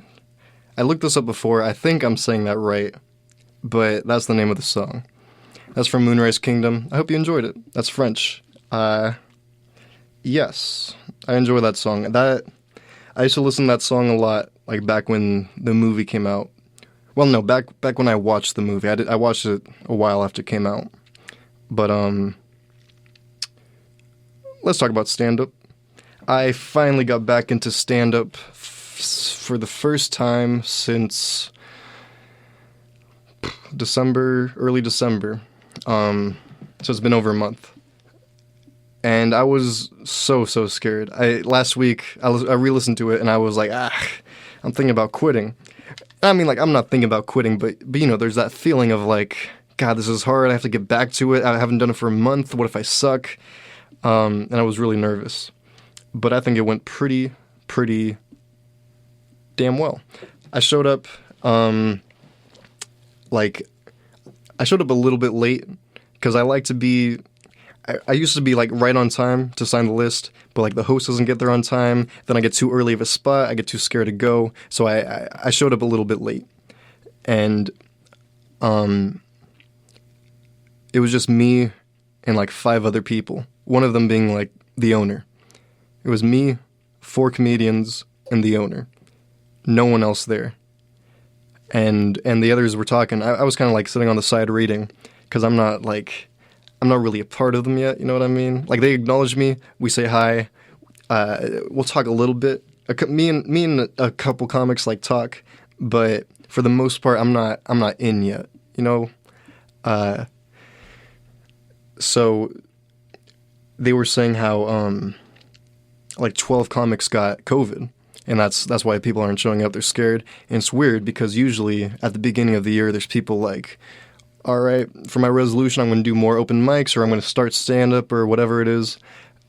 But it's crazy how empty it was. And I do remember, like, when I started, it was, like, I started on a new year. I started January 1st, 2020. Except I didn't. Because I drove myself to the open mic that day. I don't have time for the story of my first open mic. Maybe next week if I have a boring week. But I drove myself to this open mic. It was closed because it was a new year. And so I just like walked around the block and then went home. I walked around the block, like I walked around because I paid for parking already, and then I just went home. I felt dumb. So I started stand-up January 8th, 2020. Yes. So this open mic. Eventually more people show up. Like once the open mic starts, like customers of the restaurant start coming in. It's a restaurant. And more comedians come in to go on stage. Still not that many, but like enough to be a crowd. But it's mostly comedians, and there's like a couple crowd members. And I was fifth on stage. And I was really goddamn scared, but I had it memorized. I was ready. A couple new jokes in there. And I went for it. First joke, bombed. I did so bad. Like, no one laughed, but like my timing when I said, all right, it made people laugh, so it was fine. It was fine. But as I went on, like, there's a couple people in particular that were like dying at my set. Like, pretty much the entire thing, they were dying laughing. And it was nice, because that doesn't usually happen. And then I finished like my penultimate joke, and this one guy, he's like, actually, let me back up a little bit. A couple guys before me, this guy goes up, and he's telling jokes, and he says one, and he's like, that one sucked. And this one guy is like cracking up at that joke, and he's like, no, that was a great joke. Keep it. That's a killer joke. That's great. Like, that's a really good joke. He was kind of drunk, but the comedian was like, thanks, Mr. Showbiz. And that makes everyone laugh, but then the guy's face falls. And I felt so bad for him, because, like, he was just saying he has a great joke. Why do you have to do that? I mean, I understand the comedian, and I understand this guy. The comedian was just trying to be funny. The guy was just trying to be nice. And then I do my set. It's the same guy that's like dying at my jokes. But he laughs like more at mine than his. And at the end of my set, he's like, this guy is a killer right here. Like, I don't care what any of you say, that guy is a killer. And he's pointing to me. And I said, thank you very much. I really appreciate that. And he's like, dude, you're so good. You're a killer. You guys see that? That's a killer right there. And I was like, oh my God. Like, I was getting embarrassed because, I'm not in with these people yet. I can't just be like, yeah, you hear that, guys? So, the host, he's like out of jealousy or something, he kind of goes, well, if there was some mixed reactions to your jokes. And I was like, yeah, I heard, because I heard like a couple groans, but yeah, this guy was a great fan. But then the host again goes like he's annoyed with this guy for saying this, and he's like, what's your name? And the guy's like, Cecil. And he's like, Cecil? Okay, you're gonna make up a name? Why don't you tell me your real name? And the guy's face falls again. He's all silent. This is the second time he's been offended here. And the host kind of makes up fun of him a little bit more, but then stops. And then a few more guys get on stage. And a couple guys after me, this one guy who's really cool to me, he also is very funny on stage. He gets on, he tells some jokes, and then he points to that guy, Cecil, and he's like, did you say you're the a-hole audience member? He didn't. What he said was, to me, he was saying like, I'm an actual audience member. Like, don't listen to these people. I'm an actual audience. You're great. Because the other people are comedians, but they kind of have a more qualified opinion, to be honest. But an actual audience member does too. Anyway, that's what he said. He said actual audience member, but this guy heard him as a-hole. I'm not allowed to say it. A-hole audience member. So, that's what he said on stage. He's like, did you say you called yourself this? And the guy's face fell for the third time. And someone was like, what? No, he said he's the actual audience member. And the guy on stage was like, oh my God, I'm so sorry. I'm so sorry. I did not mean to say that. Like, I'll buy you a drink. I'm sorry. I did not mean to. And everyone's laughing and it was funny, but like, this poor guy got made fun of 3 times, and this guy didn't even mean to do it. And when he gets off stage, he goes over, he's like, I'm so sorry. And the guy's like, I'm leaving. That's fine. Thank you. Yep. Have a good day. Bye. And he leaves. And this guy, Juan is his name. He feels so goddamn bad. And he's like going outside, he's smoking, and he's just, I felt so terrible for him. Could have happened to anyone. I mean, yeah. I just thought that was funny that happened. And he was like my number 1 fan. He walked my number 1 fan. I was so thankful for that guy too. Because like I was scared to come back, but he called me a killer, and then now I just feel like I gotta do stand up. My second open mic did okay. It wasn't crazy, but him calling me a killer, that's gonna keep me going for about 5-7 years. Crap, I don't know if I have time for this last story, but I really, really want to get it in. I came home from that open mic, and I came home at the same time as I usually do, same way, Bike Town. And actually, I bought a jacket. My mother gave me money for a jacket. And it's like a really great jacket. I've been biking from this open mic home. It's like an hour bike ride. I do it once a week. And I freeze my ass off every single time. But this was my warmest ride yet, and it was raining. I was wearing this jacket and these gloves my mother got me. Shout out to my mom for keeping me warm. Yes, I had a great ride. But I came home, parked my bike at my usual bike stop, and this woman and guy are there, and they're like, hey, do you mind if we ask you like about this bike service? We're thinking of using it. And I was like, sure, what's up? And they're like, do you ever like park your bike here and like get charged a fee? And I was so glad that she brought that up, because I always park my bike there and get a fee. Because like my school provides Bike Town for free, the rental bike service. But if you park at a non-Bike Town rack, like just a normal bike rack, you get charged $1. And it's not that big a deal, but it happens every few times when I go home at my home bike rack. And I told her, yeah, actually it does. Like, thank you for bringing this up. It does happen to me a lot. And she's like, yeah, we were thinking of using it, but we saw these reviews that said that, and we just don't know. And I was like, yeah, it sucks. I don't know. It's my home spot. I can't really use that fees somewhere else. And she's like, yeah, that sounds awful. Like, do you ever write reviews about this? And I said, no, I don't. And she was like, no, you never do. I was like, nah, the school gives you $7 a month for Bike Town too, so I pay my fees with that. It's not that big a deal, And she was like, oh, so you never do? And I was like, nah. Do you work for Bike Town? Because she definitely worked for Bike Town. Why would she ask me that? Why would she have these questions?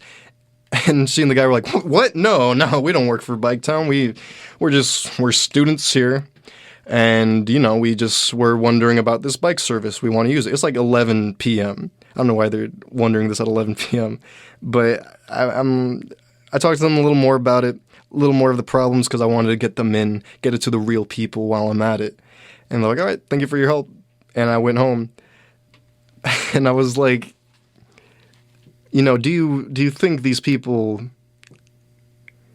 like, they were definitely from Bike Town. I have no doubt in my mind.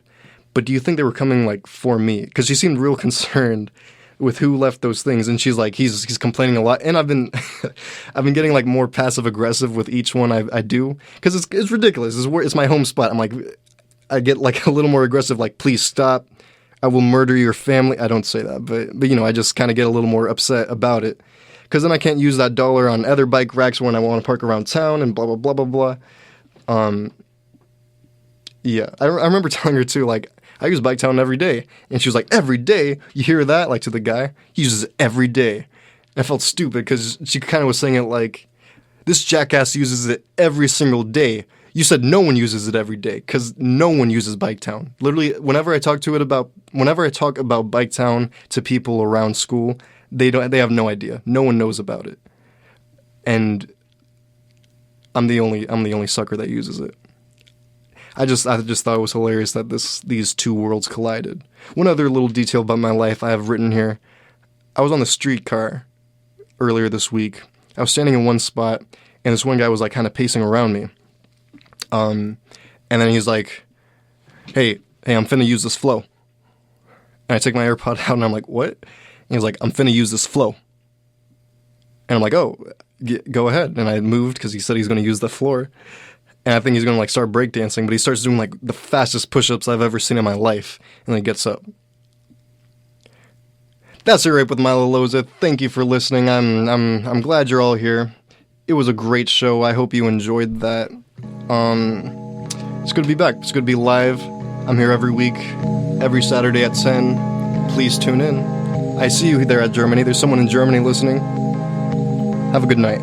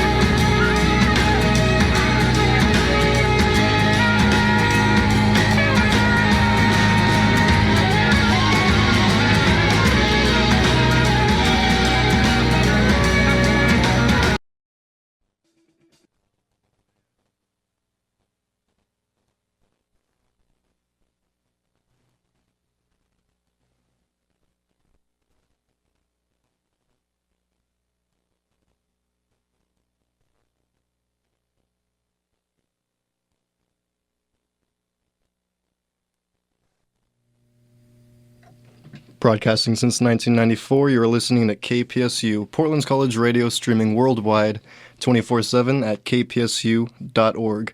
Disclaimer: the views and opinions expressed in the following program do not necessarily represent KPSU, Portland State University, or any of our participating affiliates. Listener discretion is advised. I'm about to try something new, something I just found. I have not practiced this, I just found this like 5 minutes ago, but I'm going to try it. Welcome. Welcome to episode 13 of Ear Rape with Milo Loza.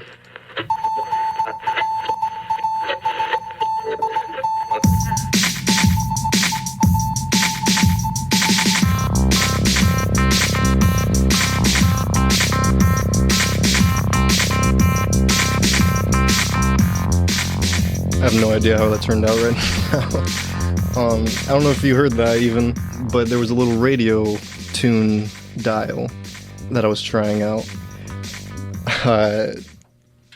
Welcome to Ear Rape with Milo Loza, episode 13, every Saturday at 10.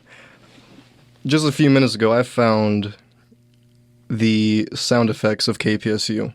It was hidden, it was in a little file that was hard to find, but I have it. I did not prepare a word of the day. Oh my god, I'm not prepared. But the sound effect, I gotta show you the sound effects. I've got like everything you need. This big alarm.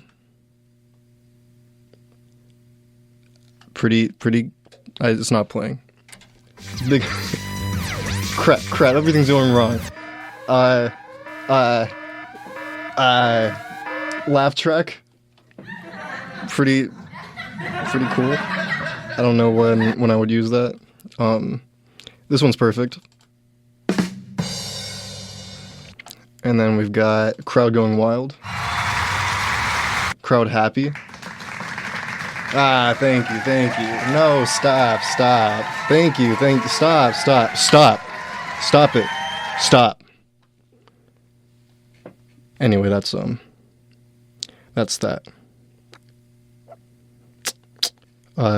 Someone just told me they can't hear him. That's embarrassing. Is that true? Did I just say all that without anything? That's terrible. I hope you guys heard that. I really hope you heard that. But welcome to Ear Rape with Milo Loza, episode 13. Let me pull up word of the week as I speak. Today I'm wearing socks that are gray. They have Albert Einstein on them. And today's word of the week is stark. Stark. It means severe or bare in appearance or outline. It also means complete and sheer. Stark. I don't know how to use that. Severe or bare in appearance or outline. I'm just choosing this right now. Like severe or bare in appearance or outline. The stark woman. Naked. Complete, sheer. Stark. Crap. I'm gonna have to look into this in the break. Welcome to Ear Rape with Milo Loza. This is the show where we talk about the important crap my week. And let me tell you, I had a couple interesting things happen to me today. Or not. I had one interesting happen. One interesting thing happened to me today, and then this week, I don't know. I'm just gonna get into it. I had a few moments that I was like, these are such rare moments in the life that I'm witnessing.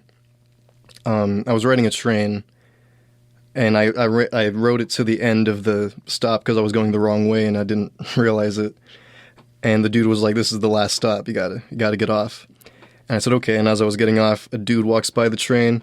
He's on the phone and he's like, he was like, "Hey, my car just got towed," and then like walked off talking to the person. Which is crazy. I've never heard that in real life. I've never heard that come out of someone's mouth, and I wasn't watching a movie. And then I kept walking, and there's like another train dude who like works for the train, and he's doing some official signal, like he's moving his arm. I'm doing it right now. You can't see it, but he's like only like he's keeping his arm straight, but he's twisting his elbow. If that makes sense. I don't know. It's an official looking thing. He's doing like he's at work right now. And then, like, this chick passes by, and he's like, "Damn, girl." And she's like, "Ee-hee-hee-hee." And he's like, "What, you a nurse or something?" And just, like, started flirting with her, walking with her. And I guess that's not a rare moment, but I've never seen that. I've never seen a guy literally go, "Damn, girl," and just start, you know? A couple days ago, I was riding home from an open mic, and I saw, like, an ambulance, and I stopped. Like, I parked my bike across the street from it, and I was just, like, on my phone, and I saw the paramedics next to this woman who was kneeled next to a body, just, like, crying. The body had, like, a white sheet over it, and she's just, like, bawling. And I mean, I don't know if the dude was dead, but I mean, what a moment. I was just sitting there watching her cry over this body. That's the kind of crap we talk about on Your Ape. Today I was riding the streetcar. I was taking it to a breakfast place, and when I got on, like as the doors opened, this dude like threw a bag out and like a bunch of bottles like clashed on the ground and crap, and this other guy went and like grabbed him, and he's like, that was not cool, come on, and he's picking up the crap, and I can't tell who's in the wrong. I just kind of walk past him, get on the streetcar, and as I'm standing there, I'm reading a book. I had it in my hand. I'm not going to explain it that far, but the dude like grabs all his crap, gets back on. The guy that originally threw it looks all angry. He sits down back with his lady, who's like 80. He's also like 80, 70, I don't know. And the old dude is the dude that's whose stuff it is homeless, and the dude just threw his crap out. And the dude's picking it up. He's like, I'm sorry, everyone. I'm sorry. I'm so sorry. I'm sorry. And he's sitting there and he's like, you know, you didn't have to do that. That wasn't cool. He's grabbing it, putting it back on. And then the train's moving. He's like, you're not a nice man. And he starts crying. And he's like, you know, I'm just trying to live. And you have a temper. You know, I'm sorry I raised my voice, but you have a temper. You can't just treat people the way you want to. You know, you're not a good person. And it really broke my heart. And everyone's around me, but no one else was doing anything. I mean, nothing was really happening, but like I felt like I should have been like, hey, that's, you know, why'd you do that? But no one else did anything, so I said nothing, because that's what you're supposed to do. I was at Denny's earlier this week. I got breakfast there alone, because one of my favorite breakfasts ever is a Choco Nana pancake from Denny's. And I was the only one in the entire Denny. It was like 3 p.m. I was getting breakfast. I was the only person. And the woman took my order. I paid right there right away.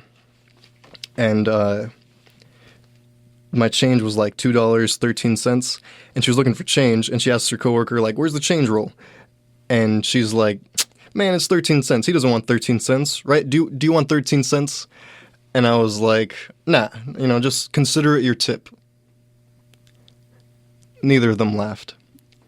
So I had to tip them pretty handsomely. I went to Apple a few days ago too. I think last week. Actually, yeah, this happened last week. I forgot to mention it. But I went to Apple. I was buying a charger for my watch because I left my original one at home. And the woman that was helping me, she just came up. I had it in my hand. She's like, do you want to buy this? And I was like, I kind of want to walk around a little more, see, you know, I just kind of wanted to look. Maybe you could find me again later. And she sounded all worried. She was blind. I didn't know this. I didn't realize this somehow at the time, but she was 100% blind. She had a stick and everything, a big stick. I don't know how I didn't notice. But I was like, you know, you could find me again later. And she sounded all worried. She was like, okay. Or, you know, you could pay it now, still wander around after, and then buy something else if you want. And I was like, okay, I'll do that. I paid in cash. And I was like, here you go. Gave her the bills, but I didn't tell her how much it was. And she was like, thank you, I'll go get your change. And she was like waiting for me to say something. And I was like, mm-hmm. And then she went and she got me my change. I don't know how she did it. Maybe she asked a coworker. But like once she walked away and I saw her like with the stick, like after helping me, I was like, holy crap, that woman was blind. I treated her like a regular person. You're not supposed to treat blind people like regular people. They're invalid. I'm totally kidding. But she did not. I don't know how she pulled it off without being like obviously blind. You know what I mean? Yeah, I want to talk about that. This morning, I went to get breakfast at this breakfast bowl place. They overcharged me for this fruit in a bowl, and it did not taste good. There was too much peanut butter. But as I was sitting there, they were playing a song that I recognized, and I'm going to play it for you guys. I want you to enjoy it. This song is called Thunder. It's by Roy Blair. Enjoy it. Who said we had limits, please? Made in your God's image, ayy. Tippy toe to the window screen. I can hear you breathe. Last year got us feeling mellow. Out of reach, up on my sleeve. Had something for you since middle school. Think that'll stay. Had something to say, but I forgot amongst the smoke. We could lay down on the floor if your boat grab a hold of the fact that we grown and we still don't got hope. Got you, but I still feel alone, feeling close.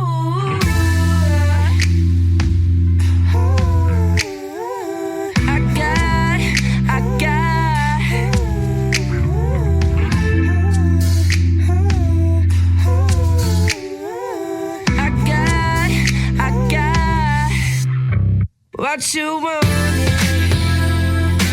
and I love. Take it away, and I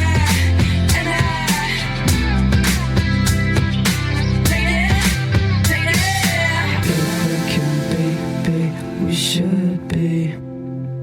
If we were meant to, we could make it work. You're in the zodiac, so what's mine?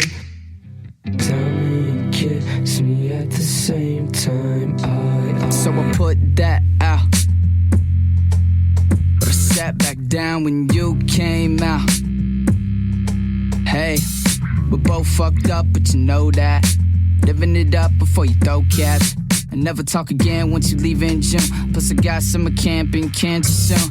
And like they did in 92 weeks. But the posters, mixtapes that you gave me, all the memories we shared kinda hazy. Still got marks and bites on my lip. Whatever you want, yeah, just don't trip. Whatever you want, yeah, whenever it's wrong, you can talk to those other boys when I talk first. Selfish, but you know that my words hurt. Hey, so when you're just waiting for this party. Fuck that! And I love. Take it away.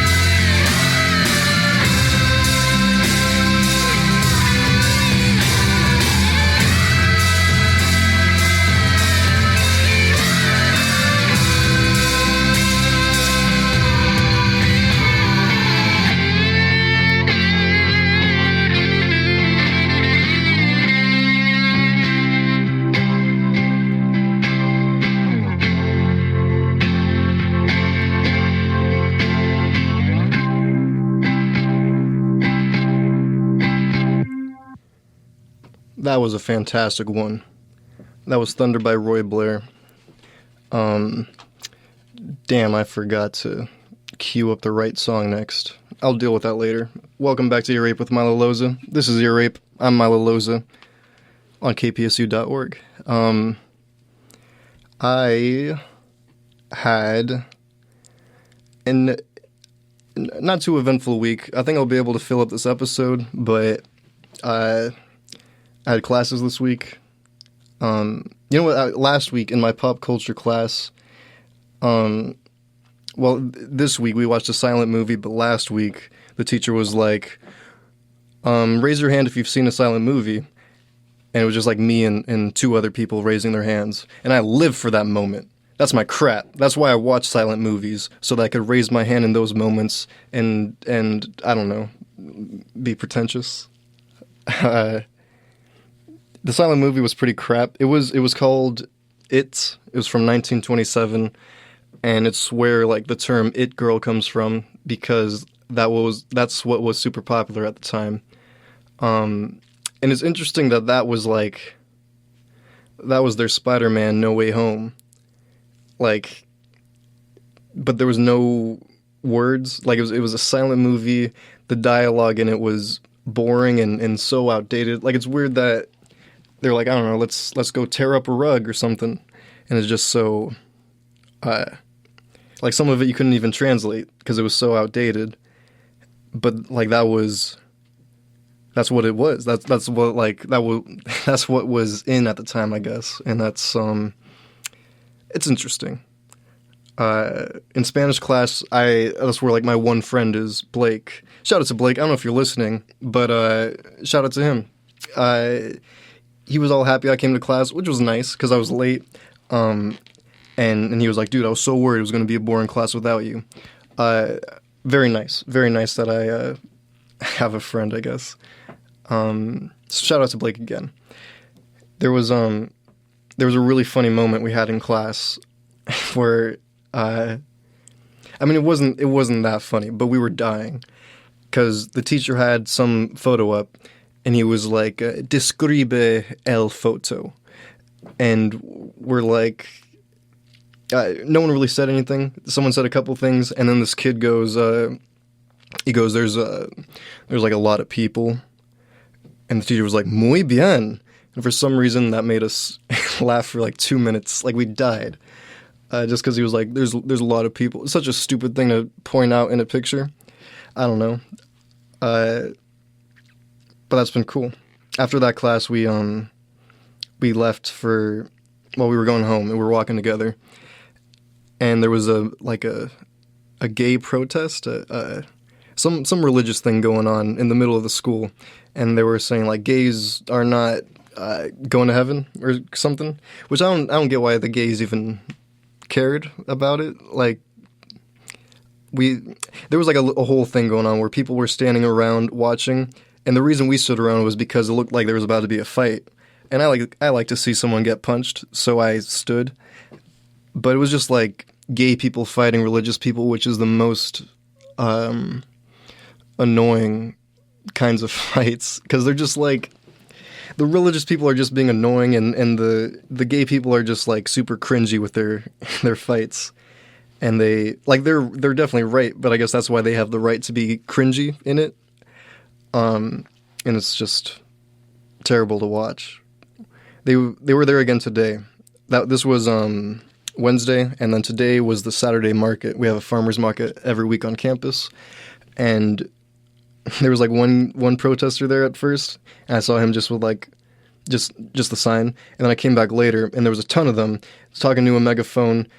No one was paying attention to them. One guy was yelling at them, but it was a whole farmer's market, not one person looking at them. It was hilarious. And then like one of them started singing a Jesus song, and he sounded like really bad, and everyone started like everyone in the farmer's market was just like giggling at him. It was hilarious. Yes. Then, let's see, Spanish, pop culture, creative writing. No, intro to fiction. All my classes have been online. Or, my Spanish class has been in person, but my other two have transformed to online, and it's really goddamn annoying. Because, like, my mom is paying all this money for me to live here and go to school here, and I'm just sitting in my dorm in class. It's just, I don't know, it's stupid. But it's what must be done. It's the circumstances of right now that has to happen. They said we're only going to be in class for 2 weeks, but you know how that is. 2 years ago, they said 2 weeks. But it's been okay. My pop culture class sucks, but my fiction class has still been all right. She suggested 2 books for the class. She didn't require them, but she suggested them, and I bought one of them, and I've been reading it. And there's a lot of interesting crap in there. Like, one thing I learned was Aristotle, the famous, where's my sound effects? Aristotle, he said that slaves allowed their owners creativity. Like, because the slaves were doing the work for the owners or the masters, it allowed the masters to write or do painting or whatever. And I forgot why they pointed that out. I just thought that was an interesting detail, how Aristotle is so revered. What the heck was my word of the day? Stark? What the heck does that mean? What does that mean? What is stark? Call in if you know. 503-725-594. Whatever. Crap, what the heck was I just talking about? That book. There was another thing I read in there today that said that Western fiction is inherently masculine.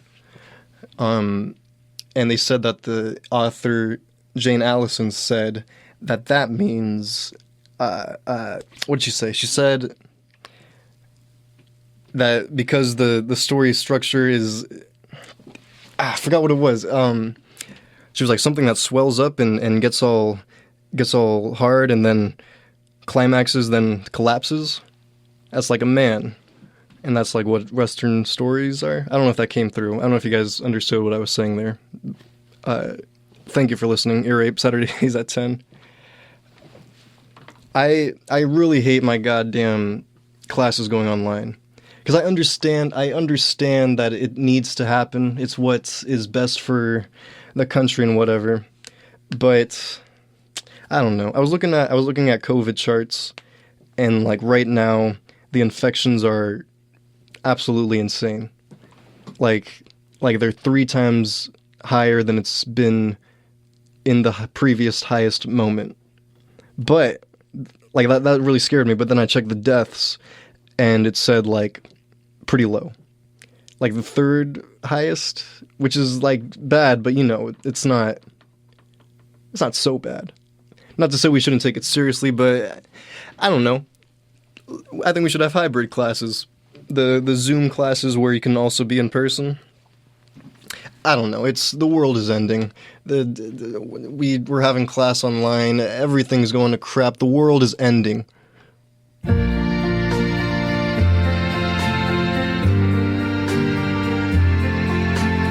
Why does the sun go on shining?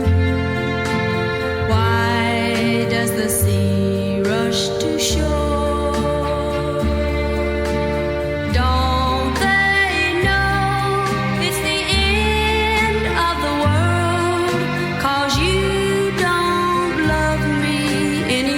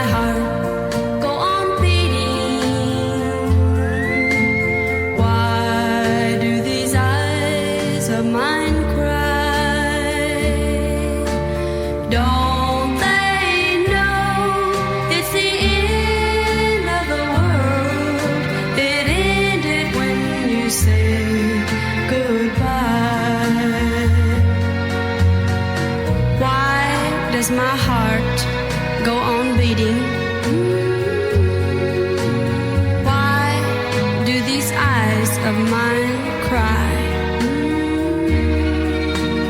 Don't they know it's the end of the world? It ended when you said goodbye.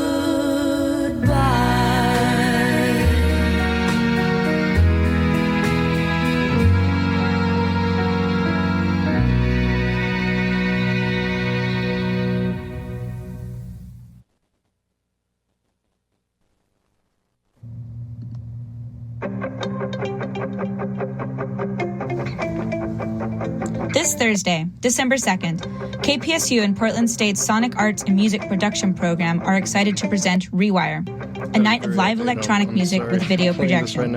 Original live sets and video designed by Aaron Bergeson, Chisu, Topos, Nathaniel Alexander, Jay Batten, and DeFrank. Thursday, December 2nd, located at Portland State University in Lincoln Studio Theater Room 115. Doors at 7:30, shows at 8, no cover. COVID guidelines, masks required, proof of vaccination or proof of negative COVID test within 2 days.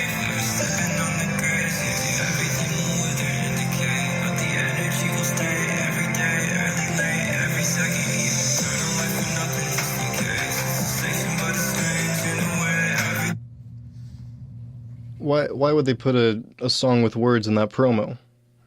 The ads aren't over, but why would they have that? I'm gonna play some more.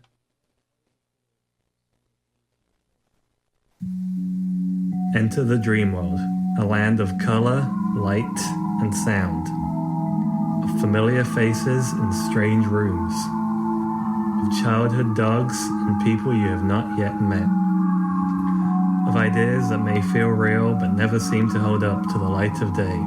Welcome to the dream world, and travel safely until you awake. Dream World Radio, Fridays at 2 p.m. kpsu.org. There's one thing you can never have sex without. It's not something you buy. Or something you take. In fact, there's only one way to get it. It has to be given to you, freely. It's consent. Because sex without it isn't sex. It's rape. Consent. If you don't get it, you don't get it. It's on us to stop sexual assault. Learn how and take the pledge at itsonus.org. I always like to end it on a light ad there. Welcome back to Ear Rape with Milo Loza. I'm Ear Rape. This is Milo Loza.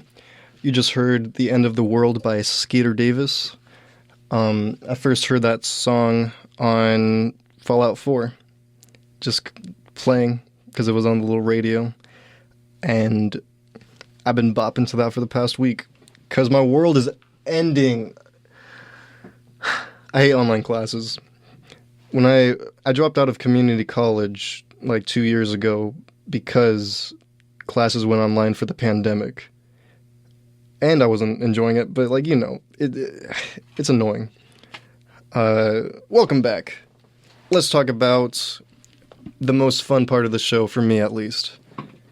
Let's talk about me doing stand-up, which is the name of Norm Macdonald's Netflix special, I think. I always talk about Arrowwood because I don't know why this is just the best mic, I guess. I did a mic at Schmitza Pizza last Sunday, and there was no one there. I said last week that no one's been showing up because of COVID and stuff. People are scared, and it's kind of cool. I mean, like, Portland comedy is definitely dying, but it's kind of cool to be at the what do they call this? The end of the world, I guess. Like, we're kind of surviving something that's like, I don't know if what I'm trying to say is coming across. Like, we're the resistance. Like, when comedy does come back, I'm in the process of being established into this generation of Portland comedy. And it's just like me and a few people going to these mics, and it's cool.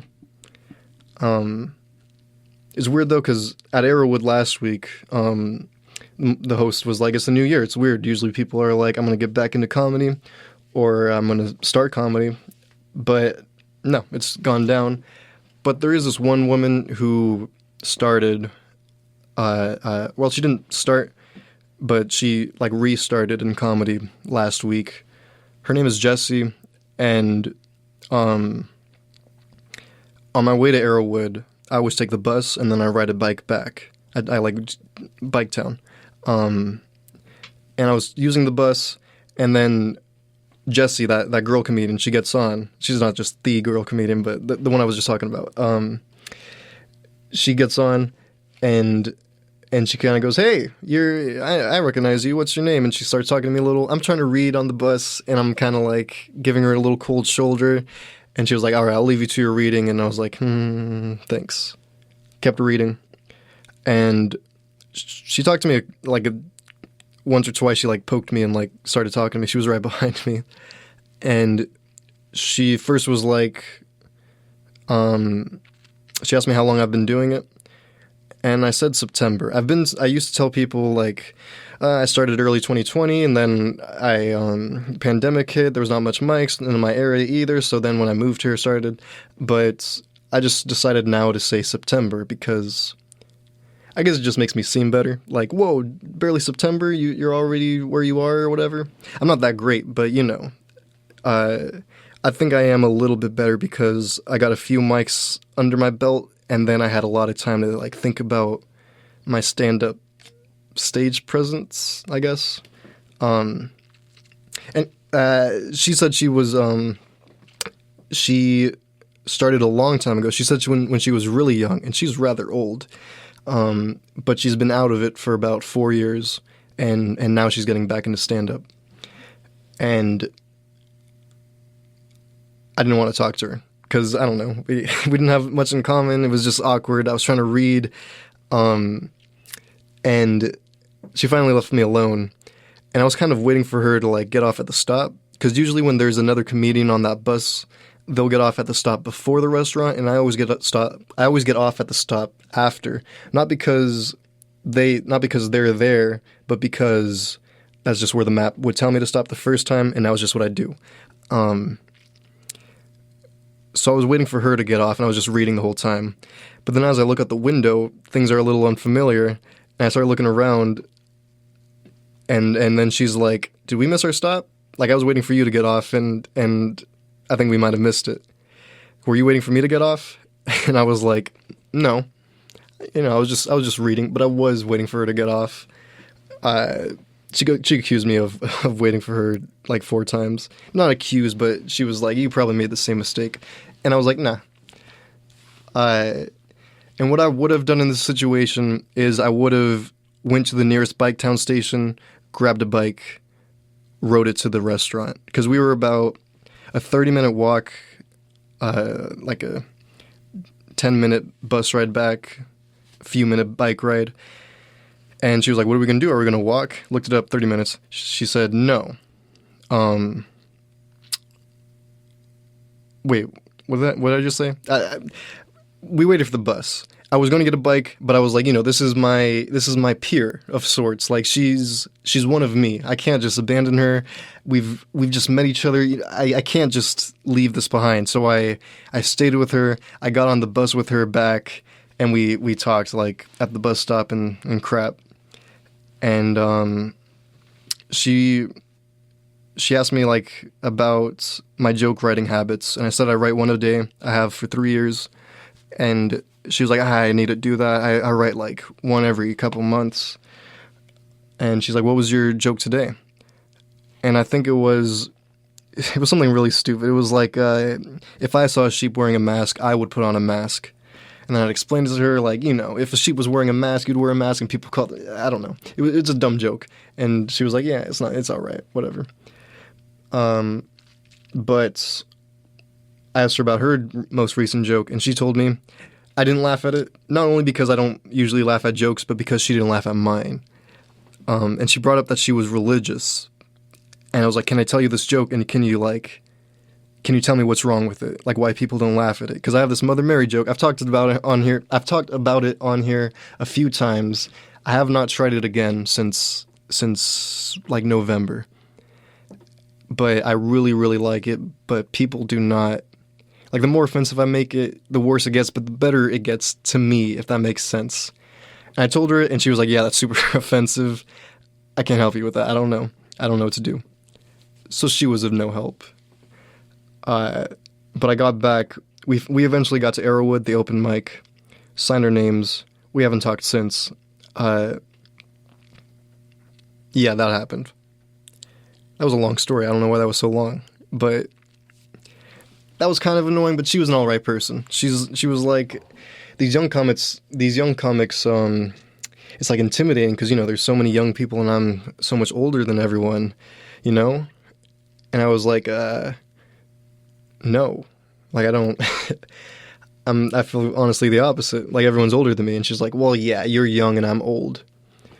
But we never like asked each other our age, which was, the other comics have asked me, like, how old are you? And I always go 12, because they don't need to know. They don't need to know my business. Yeah, she didn't ask. It was weird. It was like not, I don't know. I'll move on. I wrote down my first name on the list, which I've been doing lately because I have a unique name. Actually, back to pop culture. No, intro to fiction. There's this kid in my class that has the name Milo. Did I talk about this last week? His name is Milo B.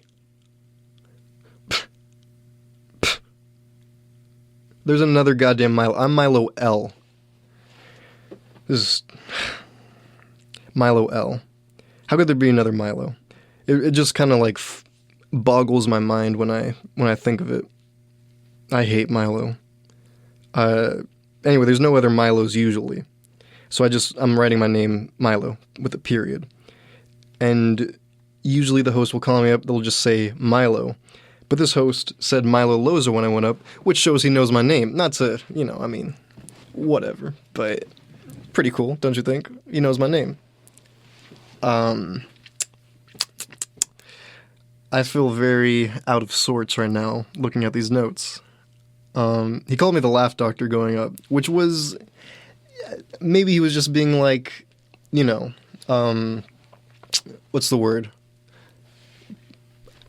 Joking around, I guess. He was just kind of like, give it up for or give it up for the laugh doctor, Milo Loza. But he also might have said it because I was helping Jessie, the bus stop old lady, out with a joke. And I seemed to really help her. Like, I was like, oh, you got to set it up this way before you introduce that, and you got to, like, do this first, and that way maybe it'll be better. Try that. And she was really thankful for it. I forgot to mention that. Yeah, I helped her with a joke. That's why I asked her about my Jesus joke, and she did not help. I had an okay set. I re-listened to it recently, and it was not... I only listened to half of it because it went so bad. It was not very good.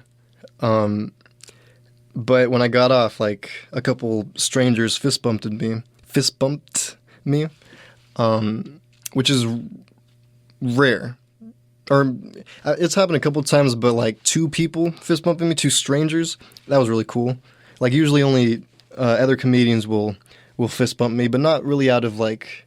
Sometimes it'll be, like, because I had a good set, but sometimes it'll be, like, it'll just be an acknowledgement. It's what's it called when you do something because it's polite? A commonality? Someone knows that word. Yeah, I had an okay set, but this one guy, Juan, this black guy named Juan, I've talked about him a few times on here. He's one of my favorite comedians in Portland. People just entered the station. There's another show after me. Crap, I'm not ready. I have a lot of crap to say. Juan D is his name, the black guy, Juan. He had a really great set. Like, everyone had a pretty crappy set. I felt mine went okay, but like re-listening to it, I don't think it went well at all. But Juan, when he got up, he was killing. Like, he was running that room. It was insane. Like, everyone loved him. And he's the comic I talk to pretty often. So as he was leaving, I kind of like got in his path, and he was walking out, and I wanted to say, like, you had a great set. But before, like, I could, he came up to me, and he was like, dude, Milo, you had such a great set. Like, you did so well. And I was like, no, you had a great set. Like, you were amazing. And he was like, no, like, Milo, you always set up the audience and, like, you get them on the edge of their seat and, like, get them all silent. And then, you hit them with that punchline and you're just, I love watching you. I watch you every time. And I was like, thank you. I like watching you. But, like, no, you ran the room. You were insane. And, like, it was just, it was nice being able to, it was nice complimenting each other. Like, again, I don't think I had a great set, even, like, maybe a little bit, but he had a crazy good set. So it was very validating to hear that from him.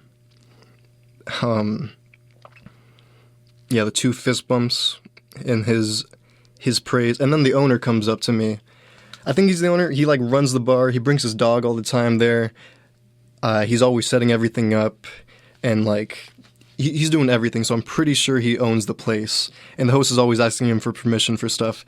This guy. And he knows my name, too. Like, even last week when I came back for the first time after a month, I walk in. He's like, hey, Milo. And I say, hello, Mike.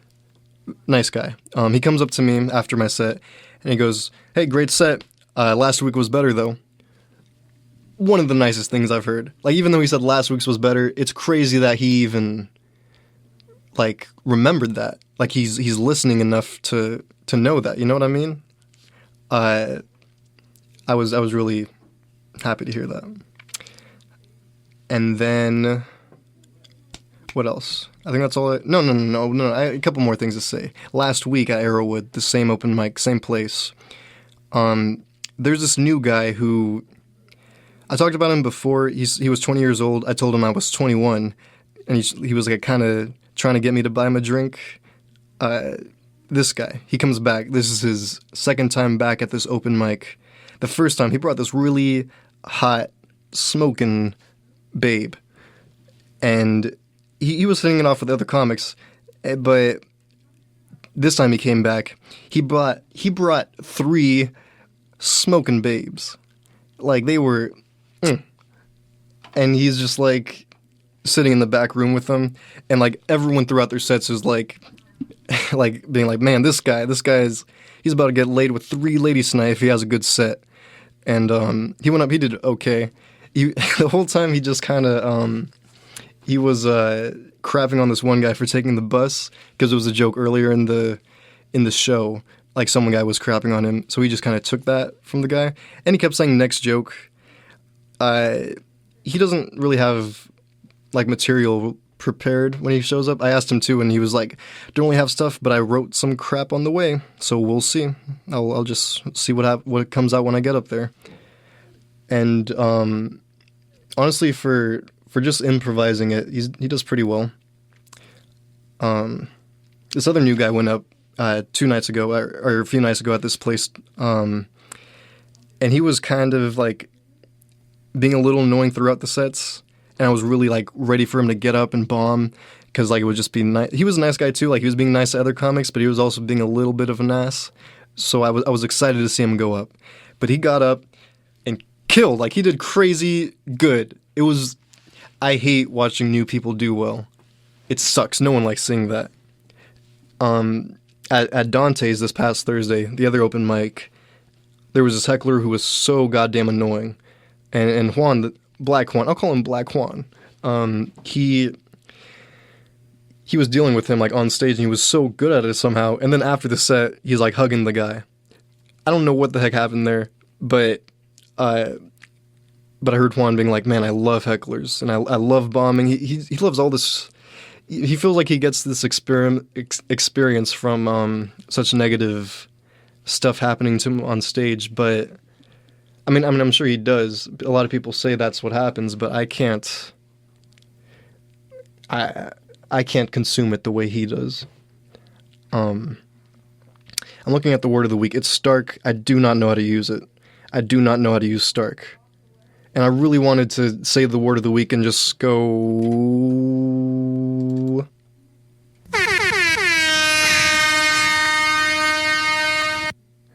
But no, I don't know the word. I don't know the goddamn word of the week. You know what? I'm going to play a song right now. We're kind of running low on time. I should choose a different song. I'm looking through. I am not ready. We're going to play Monster. Monster by Mochi. And you're going to love it.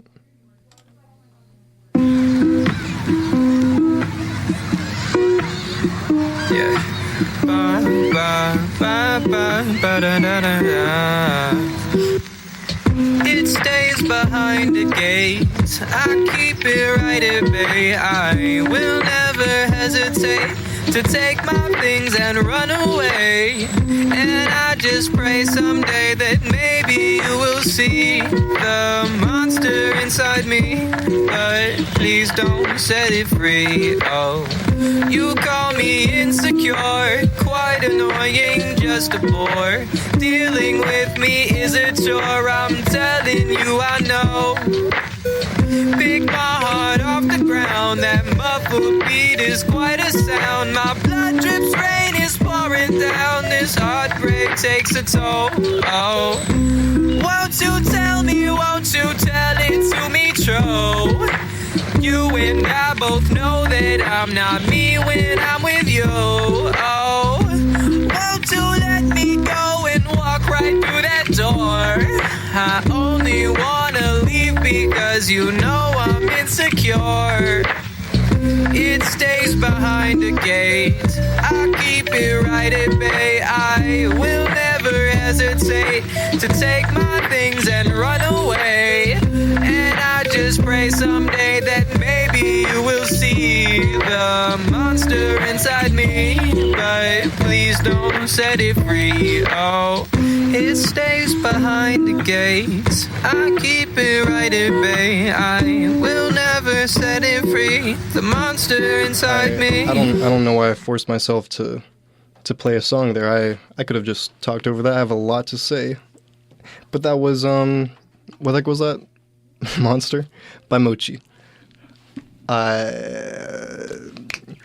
totally forgot to talk about this last week on Air Ape, but last week, Thursday, I met Tommy Wiseau. Yes, you heard me right. You don't need to adjust your internet connection. I met Tommy Wiseau. Tommy Wiseau, maker, the maker, the producer, the star of The Room. I met him. He was showing the movie at a theater here, and you could get a picture with him and a signature if you buy a piece of merchandise. So I bought some underwear, and I waited in the longest line. I was the last person in line, and he was in a box, like a plastic shielding, and I tossed the underwear over, and I was like, "Can you sign your name, like where my penis goes?" And he said, and just signed it where he did, like just in between his name on the underwear, which is not where I wanted, but I held it up to my penis and took a picture with him. It was awesome. That was it. Then later he failed to give me a high five. It's on my Snapchat story if you guys watch it. Also, you know what? I encourage, I'm not allowed to recommend, but I am on Snapchat at Miloza, Miloza, and I post Air 8 promo there all the time for no one, just for me, really. Check that out if you want. Yeah, I saw The Room again. It was awesome. It's awesome to see in theater. You have to see it if you haven't in theater. Watch it in theater. Toward the end of the movie, there was this guy like drunkenly walking towards the door, and I'm like in the backpack, and right before he reaches the door, he faints, and he lands his head on my backpack and like a little bit on my feet. And I kind of get up, and I'm like, what? It's a loud movie playing. It's a movie theater. I don't know what to do. I'm like, this guy just fell. Help. I don't know what to And like this guy in front of me gets up, and he's like, oh, yeah. And then other people start helping, so that way I don't have to do anything. And I just stand there and watch, kind of grab my backpack out, like I shimmy it out under his head. And then the movie ends, I escape. They helped him. He was fine. But he did, in fact, faint on my feet. I'm thinking about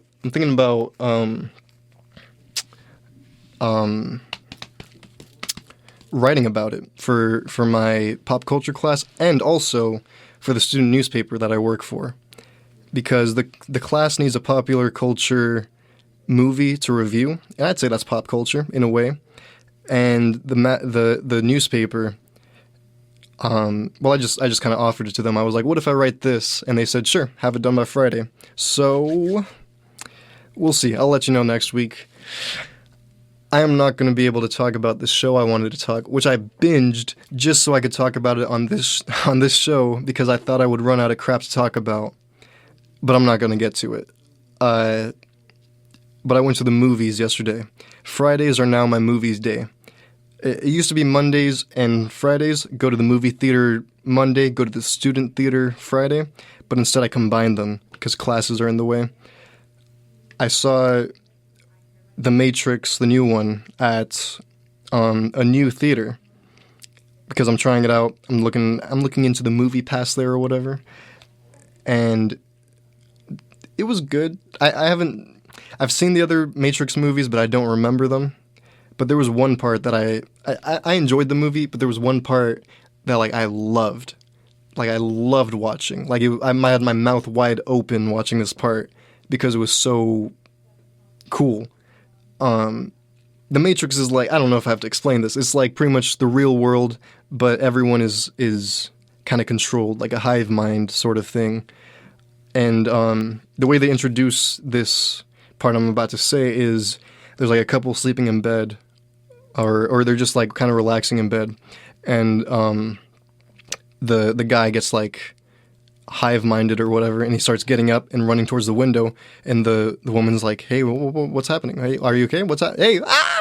And she like screams as he jumps out the window, and he just kind of like does a pencil dive head first into the street, and then like you see other bodies flying out of windows hitting the street because they're trying to block the protagonists of the story. They just get bodies thrown out the window trying to hit the guy on the motorcycle, and it's so goddamn cool. Coolest thing I've ever seen. One of the coolest movie scenes I have ever seen. It was a good time. Speaking of good time, I saw the movie Good Time also yesterday. They had a double feature of A24 films, but I did not know that, so I missed it. Actually, I got to go see that tomorrow. I missed the first one. I forgot what it's called. I'll talk about it next week. But Good Time. Good Time is not a good time of a movie. I mean, like, it's a great movie. I love it. I've seen it before. And it's just so anxiety-inducing. Like, it just makes you so on edge. And, like, it's the best movie I've seen do that consistently throughout it. And I don't know, I think it's really, really great.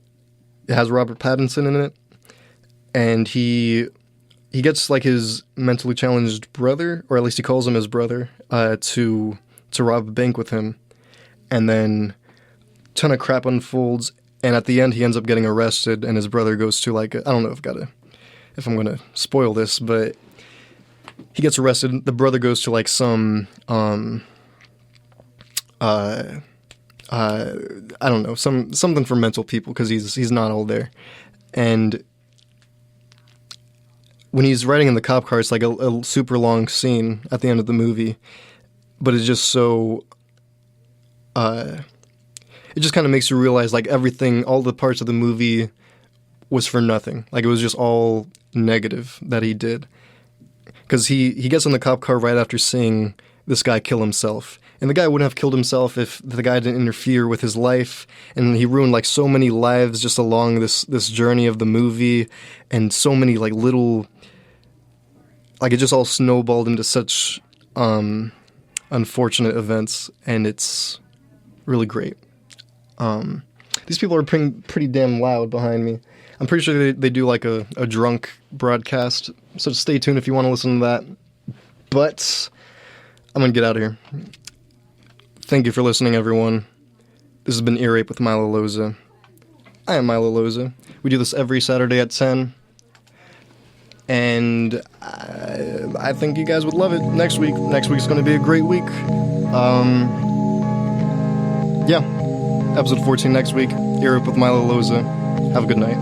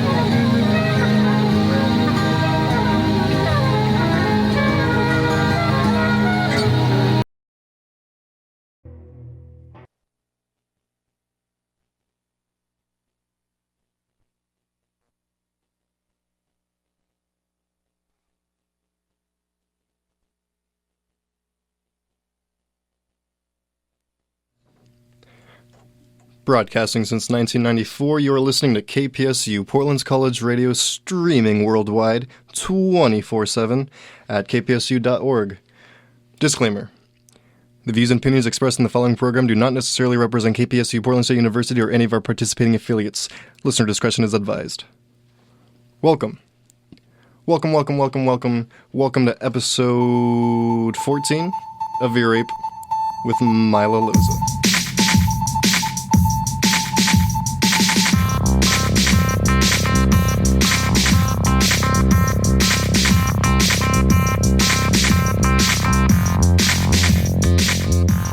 Yes, we are back. It is January 22nd, 2022. It is Saturday. And welcome. Welcome to Ear Rape with Milo Loza. I am Milo Loza. This is Ear Rape. And guess what? The word of the week this week is ebb. E-B-B. Ebb. It means the movement of tide out to the sea, and of emotion it means gradually lessen/reduce. Last week the word of the week was stark, and I totally crapped on that one. And this one I looked through like a ton of example sentences on how to use it, and I don't know how to use it either. It was really confusing. Ebb. I looked it up. I learned this word I heard of this word, because I was writing something recently. I was applying for a web series thing, and the therapist, I wanted to have a specific name, and I settled on Ebb. I'll get into it later if I get this position. But welcome to Air Rape with Milo Loza. Forgot to pause that intro music. It's still going in the background. Ebb. Let me use it in a sentence. I am ebbing. I don't know. We'll figure it out. Today, I am gonna have a 2-hour episode of Ear Rape. Well, I mean, not a 2-hour I'm gonna cut it in the afterward, but if you're listening to this live right now, I'm about to speak for 2 full hours. And I'm covering the show after me. It's called That's Hot. They're not coming in, all 10 of them. This show, it's one person that runs the show, but like every couple shows there would be like more people. Like the first time I saw them, it was like 3 of them, and then the next time there was like 5 of them, 6 of them. But last week I came out of the booth, they were already there. They were making a lot of noise. There was like 12 people. There was 12 people in the studio, and it was, I don't know. The other times I was like, "Hi, what's your name? What's your name?" And this time I was just like, "Hello, goodbye." Yes, and then I listened to their stream after, and they commented on my 21 Pilots shirt for no reason, and they cussed like 5 times, and every single time they're like, "I'm sorry, we won't do that," but they did cuss a lot. Not to call them out. They're fine people. Just KPSU is lucky this show is in my hands this night. I think for the second hour of the show, I'm just gonna play through Tyler the Creator's Igor, and just talk about it, I guess. Tell any extra stories I have. We'll see what happens. Mostly Igor, but today I'm wearing black socks with red and blue chip bags on them, with chips coming out. I got these socks for Christmas from my cousin Jesse. Shout out to Jesse. Shout out to my cousins, actually. Like, Jesse, he listened to a couple episodes, I think, and he supports me. Shout out to Nick. Nick was listening to like the first episode. He listens to it sometimes, maybe all the time. I don't really know, but shout out to Nick. I don't know if you're listening, but thank you for your support. Last week he sent me a song and he was like, maybe you could play this on the radio, and it was an alright song. I really like the album cover. Okay song, but yeah, I don't know. I didn't want to play the song just to appease him, but I did appreciate the recommendation. So if you are listening, send some more songs. I might not play them, but I do appreciate it. Shout out to my cousin Gabrielle. Last week I was fumbling on a word, and I was like, what is the word? And she texted me, but I didn't see it till the break. I was thinking common courtesy. Shout out Gabrielle for listening. I think that's her first time listening. Thank you. And shout out to my cousin Alicia for just listening, just because like we're not that close, and she randomly was like, "Hey, I'm listening to your show." That was cool. Yeah, my cousins are cool. Shout out to the family. I'm gonna jump to a song really quick though. This song, when I first heard it this last week, I saw the artist name. It's by Bad Bad Not Good. And I thought this was a Tyler, the Creator reference because on his album Wolf, he has like towards in the song he says something like, in between the sets of bad, bad, not good, Lionel Caldy says it's bad, bad, not good. And I thought it was lame he rhymed bad, bad, not good with the same thing. But I did like a little research and he was referencing this artist. It doesn't matter. I don't know. Just listen to this. It's fantastic. You're gonna enjoy it. I'm gonna sit here and wait for you to listen.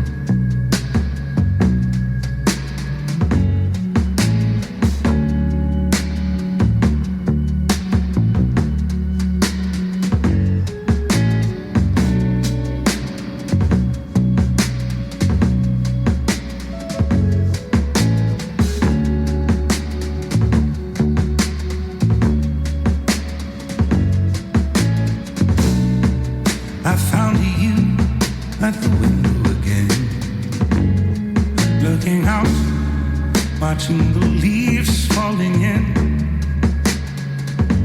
And you were something like a dream. Oh, so perfect, couldn't talk to me. Time moves slow when you're all alone.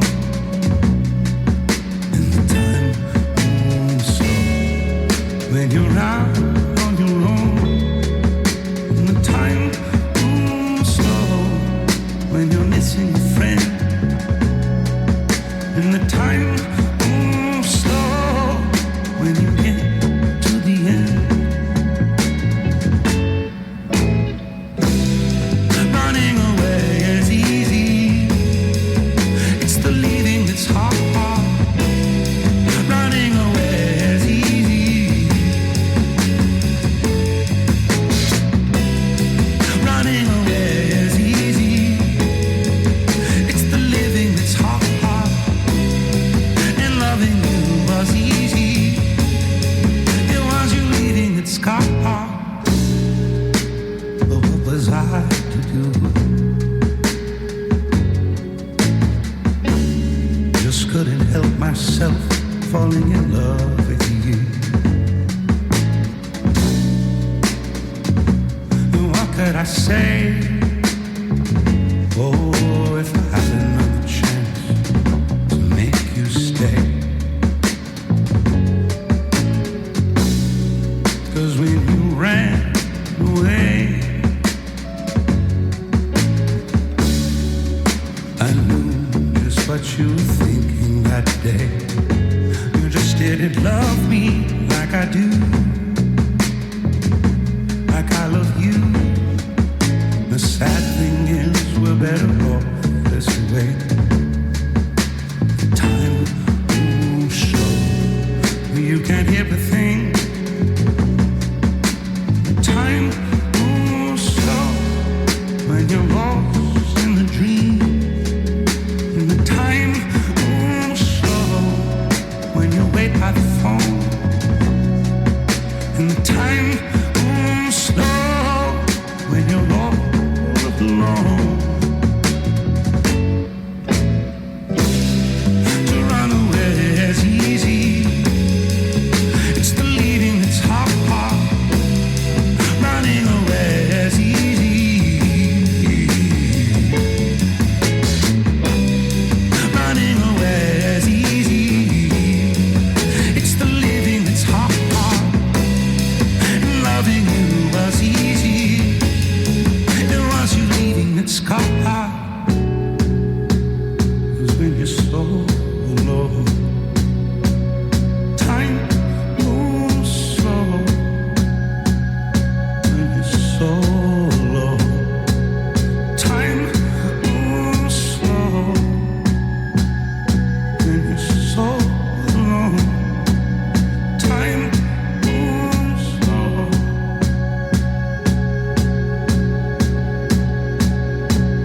Time moves slow. Ain't it a badass song? That's Time Moves Slow by Bad Bad Not Good. And yes, I saw a couple of my friends texting. That is the Adult Swim song from TikTok. I mean, it's the sped up version is on. It doesn't matter. Welcome back to Ear Rape with Milo Loza. I'm Milo Loza. This is Ear Rape. Last week I talked about going to see The Matrix, and I forgot to mention this little story I had about the dude that helped me. I walked in, the entire place was like super, super empty. Like there was no one, there was an escalator to get up to the concessions and a huge lobby, no one there except one guy working concessions. And I walk up. It's like a long walk because it's a huge lobby. We're just kind of staring at each other. I'm looking around, trying to trying not to make eye contact. And then I get to the counter, and he's like, "Hi,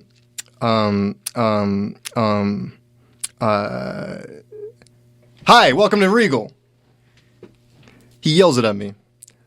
He could have yelled it across the lobby. That would have been fine. But I walked across the entire lobby, and then he yells at me. He yells hello. And I'm like, hello? And he's like, hi, I'm going to need to check your bag. And I was like, okay. And I should have expected this because I went to another theater from this branch. I was trying out new theaters. And they checked my bag, which I thought was weird because I usually bring snacks. I didn't that time, but this time I came with like a lot of snacks. And he's like, I got to check your bag. And I was like, okay.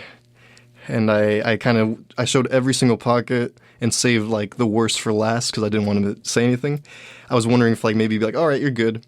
And honestly, he probably would have if I just put my bag down because the pockets are kind of like you can't really tell. I don't know. But I opened up the snack bag and like one snack is like sticking out, and he looks at it and he looks at me and he looks at it and he looks at me and he says, "You weren't going to eat that, were you?"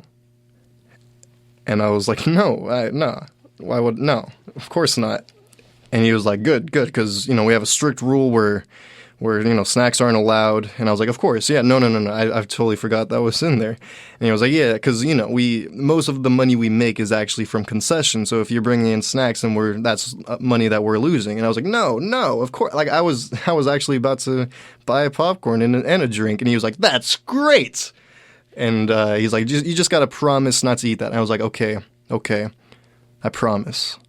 He was like, if you want to eat it, you could come out to the lobby and eat it. And I was like, yeah, I'm good. And then I bought like popcorn and crap. And he rang me up and then he ran to the popcorn. Like he sprinted to the popcorn, which was 2 feet away. It was an awkward encounter. And then I was in the movie theater alone, entirely alone, which I love. But like every 15 minutes, him or someone would walk in and they would like look at me and then they would leave. Because they didn't want me to eat the goddamn snacks, I think. And I was eating the snacks. I did eat the snacks. I lied to him. I broke my promise. I'm a man of my word, but not to the guy that yells hello at me. Well, what's my next thing? Last week I mentioned seeing Good Time in the theater on campus, and it was a good time, but it was an A24 double feature, and I forgot to go to the second feature, so I went the next day after Ear Rape, and it was a really great movie. It's called The Last Black Man in San Francisco, and it was just like me and 3 other people in the theater, which I love. Because when I go to the movie theater, sometimes you get you get alone, but like at this theater, it's always like me and a couple, like 1 or 2 other people, and it's awesome. Except for Twilight. A lot of people showed up for Twilight. This movie was about, it started off seeming like it was going to be about like radioactivity, like polluting in the bay. Because it started in the coast, and there was a bunch of hazmat people cleaning up sewage or something, and no one else in the community had a hazmat suit, and they were all concerned about that. But then it never brought that up again. Like at one point in the movie, a guy's in a boat, and a radioactive fish with like 3 eyes hops in. But other than that, never mentioned again. And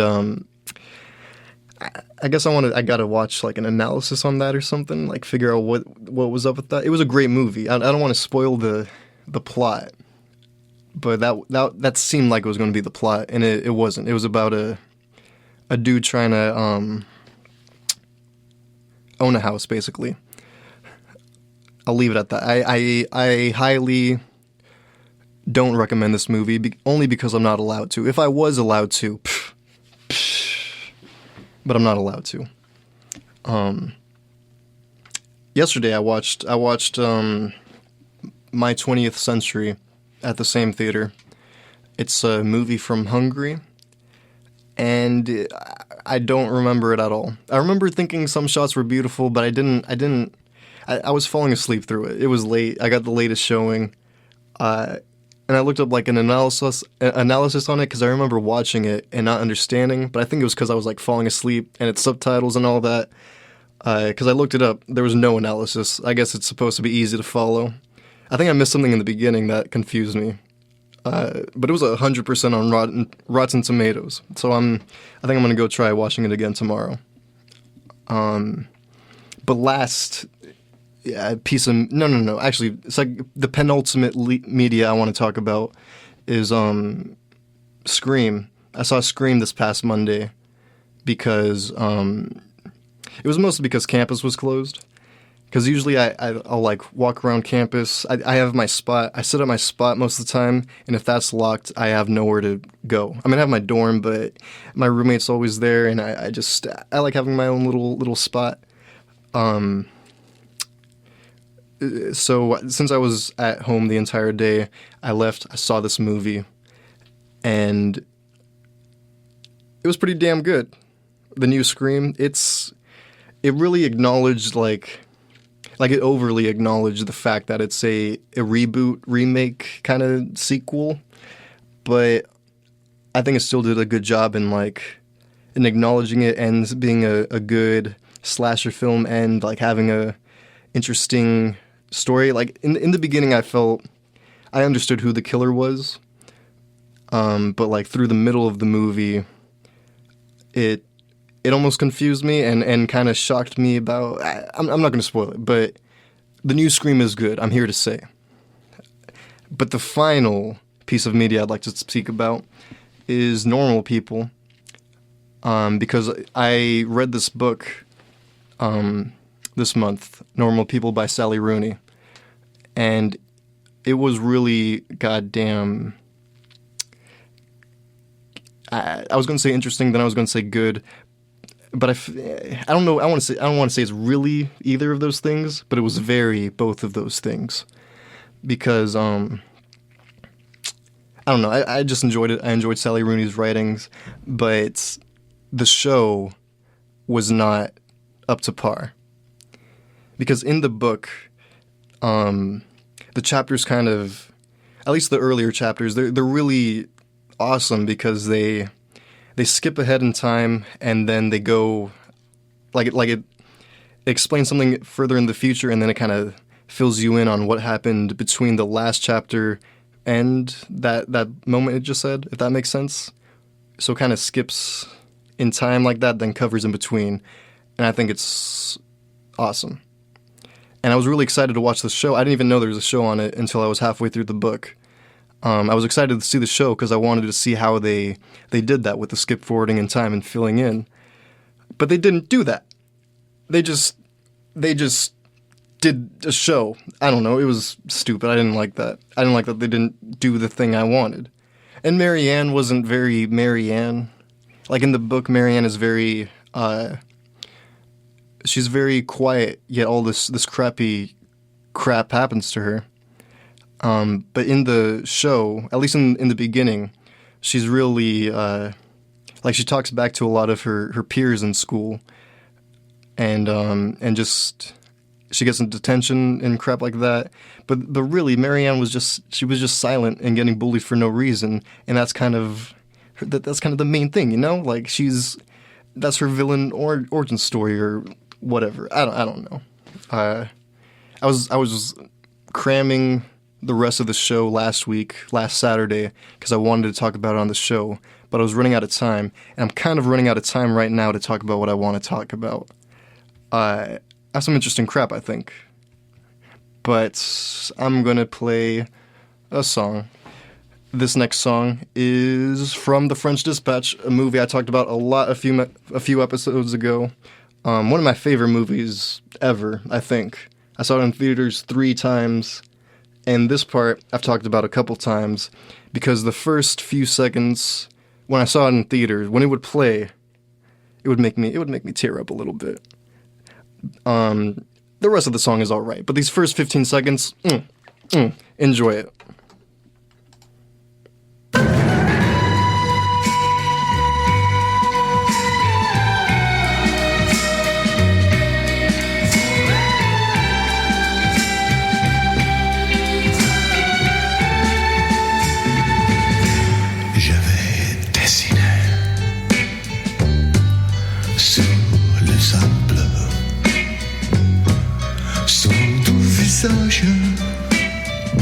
Qui me souriait.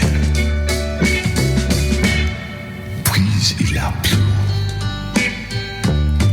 sur cette plage, dans cet orage, elle a disparu.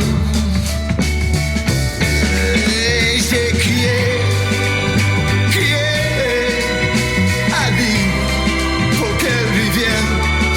J'ai pleuré, oh j'avais trop de peine. Je me suis assis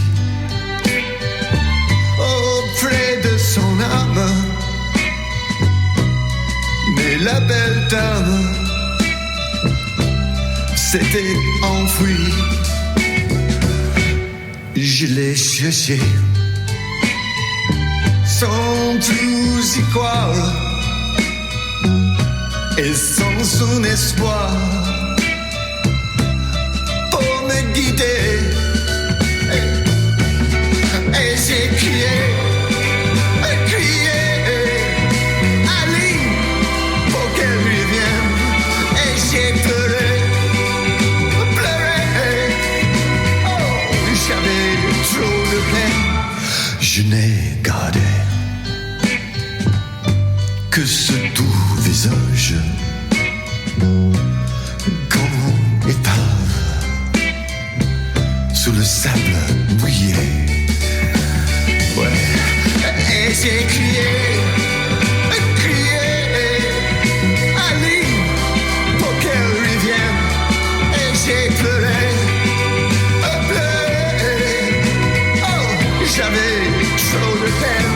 Ah, j'ai crié.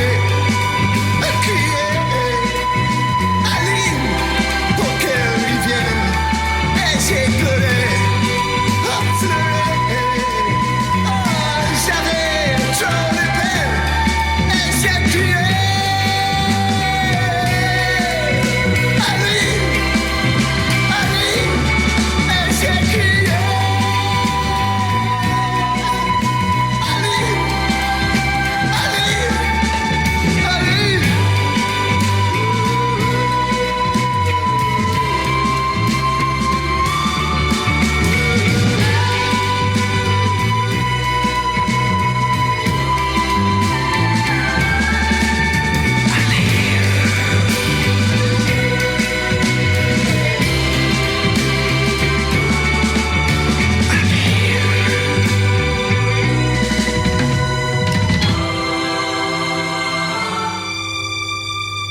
That was Aline, A-L-I-N-E, by Jarvis Cocker. Welcome back to Your Ape with Milo Loza.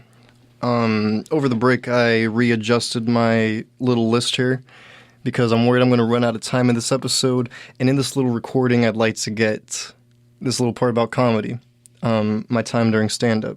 Actually, because Ear Rape with Milo Loza is now on Spotify. Air Rape with Milo Loza's on Spotify. I posted late. I just posted the last episode today.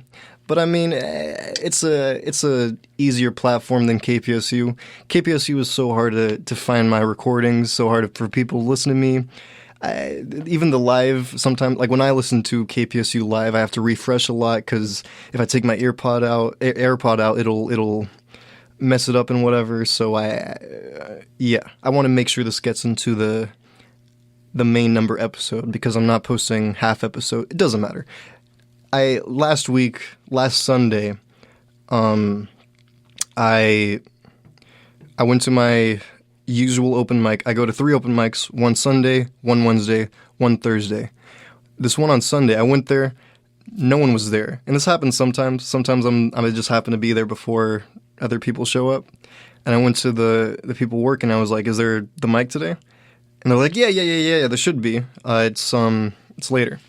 Or it starts in half an hour or something, which is weird because it doesn't usually. But I checked the Portland Comics Facebook, and it was canceled. It's canceled till February, which sucks because that's the third of my mics for the rest of the month. The month's almost over, but we'll see. But it sucked even more because last Sunday, like almost all day, I was not really all day, but I was preparing to go to this open mic a lot. Like I was putting together like newer jokes and I was excited to go. I was excited to tell them. I had like I was ready. And they canceled it. I put in like half new stuff, which is really scary. I even had like the opener new. You shouldn't open or close with new jokes. Because like you gotta use your tried and true to make sure that you give a good first impression and a good like lasting impression. But I only have like one good opening joke. Like it's kind of a nice little here I am, here's my little sense of humor. But like the one I started with this week was crap, what was it? It was a confusing one. I'll get into it later. But I went to a new open mic because there's one on campus now. Apparently it's once a month, but at this bar on campus, I went early. It was on the same day as my Arrowwood mic, so I got to hit 2 on the same day. I went early, and I signed up, and I kind of like left the bar because I wanted less of a chance of someone being like, let me see your ID. And I came back when the mic started. I met the host, which I don't usually do, but I saw a comic do it once, and it just seemed so professional. So I was like, hello, my name's Milo. I'm on the list. You say it like Milo. That way he doesn't screw it up. And he tried to like shake my hand, and I was like, then tried to fist bump me. It was awkward.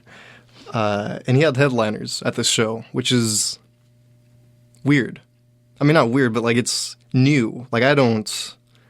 Like, these people are paid to be here and telling jokes, and I'm just, they get 10 minutes, I get 4 minutes, and, I don't know why I'm taking so long to get to the point here. I went, and it went okay. I was very intimidated. Actually, no, it went well. I was super intimidated because everyone was doing super well. They were doing, like, callbacks to each other's jokes, and, like... it was intimidating. There were people I've never seen before. And then I went up. I had like half new stuff, and it all went pretty well. Rather well, I'd say. But I ended up getting late on the list. I wanted to get an early spot because I had to make it to the other mic. But I got late. I left right after my set, and I got on a bike. And I don't usually bike to this mic because it's so far. I bike back because it's a fun bike. It's a slow bike late at night. I love it. But biking there is like so goddamn stressful because it's all uphill too. And I was all sweaty. It's like 50-minute bike ride, but I made it. I parked my bike. I'm soaked in sweat and rain. And I go inside, I sign my name, and I sit in my little spot in the back.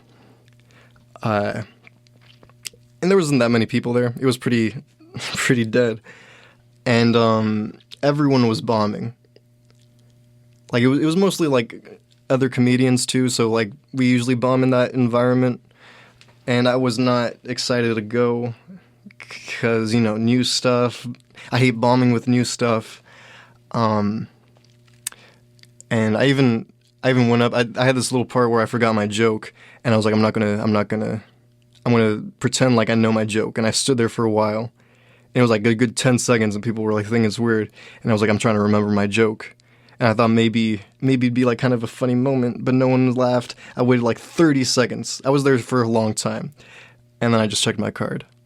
I don't know if this is translating. I feel like I'm not explaining this all that well. In the end, I did pretty all right. Like, I got pretty consistent laughs, at least compared to other people. I did pretty damn well. And I went outside because like there's a spot I sit outside, and the host of the day came out. His name's Juan. He's a cool one. He's from the Bay Area. I've talked about him before. Juan comes out. He's like, hey, are you about to leave? And I was like, no, I'm just out here. He's like, hey, nice dick jokes. And I was like, thanks. And he was like, no, like really, like those were good dick jokes. Because I had this bit where I did 9 dick jokes in a row.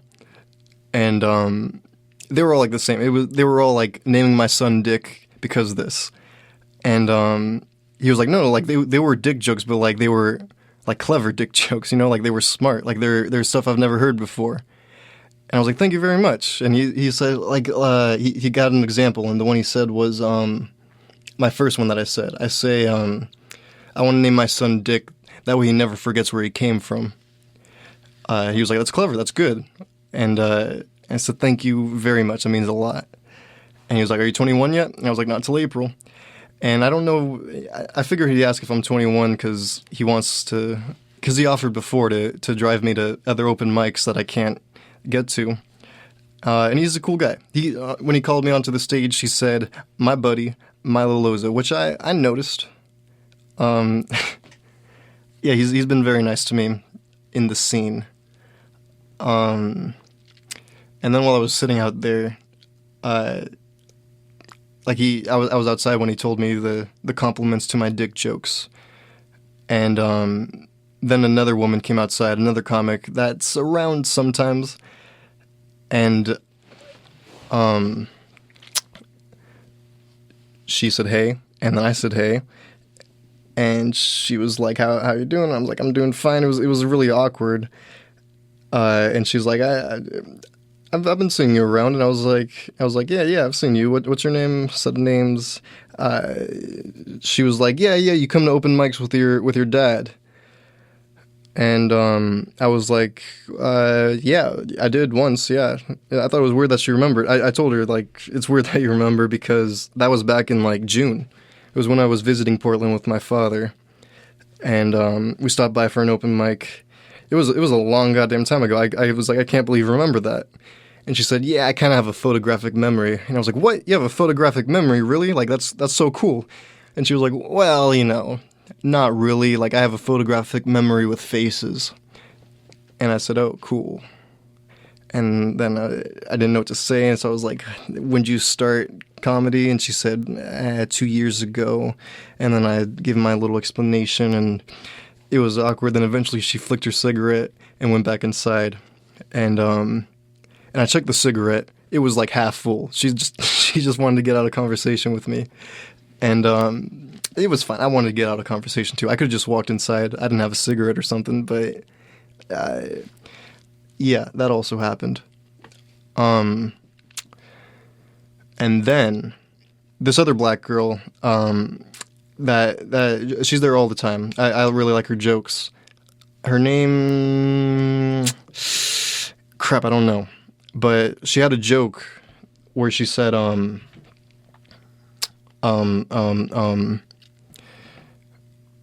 she said she sucks at blowjobs.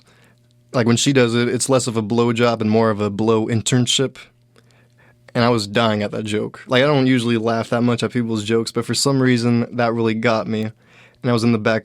Like, there's like a wall in front of me and the stage, so she couldn't really see me, but I did clap a little bit so she could tell. No one was laughing. The entire place was dead. Like, throughout her entire set, everyone's set dead, but with that one, I was dying, and she couldn't tell. And she was in this little back room with me, and I came up to her and I was like, "Hey, you had this intern, this blow internship joke, and I really really liked it. I was dying laughing when no one else was." And she said, "Thank you. I appreciate that."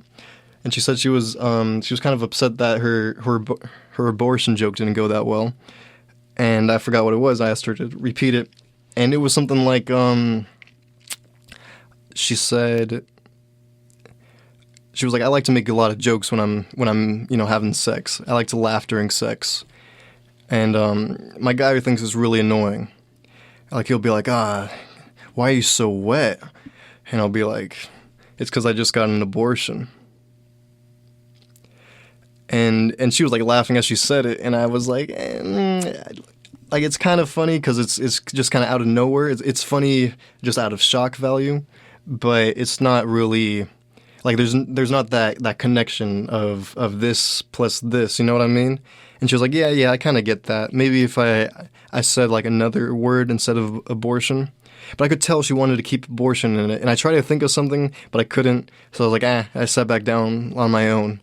And I thought about it a little bit because I wanted to impress her. I wanted to, like, be like, I thought of a joke for you. And then I had it. I mean, it wasn't great, but it was better. I went up to her and I was like, "What if you said, like instead he says, your vagina is so tight," and you go, "That's weird. I just got an abortion." Not that funny, but eh. And she was like, "That's good. That's actually good." And I was like, yeah. And I started walking away. And she was like, hey, like, low key, can I use that? And I was like, yeah, go ahead. I'm not gonna use it. But that was cool. That was so cool that that's me getting integrated into their little society, you know? Like, I've been just kind of on the outskirts for a few months now, like a quarter of a year. And, I feel like I'm kind of now getting that in, because I could just kind of walk up to comics and just kind of start talking, but I feel like I don't know. I don't want to do that. I don't want to be annoying, I guess. Like, if people haven't come up to me now, they don't really want to talk to me, I assume. I mean, I don't know. Like, the way I see it, I've talked about this on a couple episodes ago. How a comedian of a higher level than you shouldn't talk to them unless spoken to. You know? There are some exceptions, but, like, if I was them, I would not want to talk to just some new open micer. I'm an experienced open micer. You know what I mean? So eventually when I'm on their level, I'll be like that. But there are people that infiltrate. Like, there's people that go up and talk, and some people like them, but I know there's some people like me that would hate those people, and I just kind of want to be, like, really accepted into their society, I guess. I don't know if this making any sense. Yes.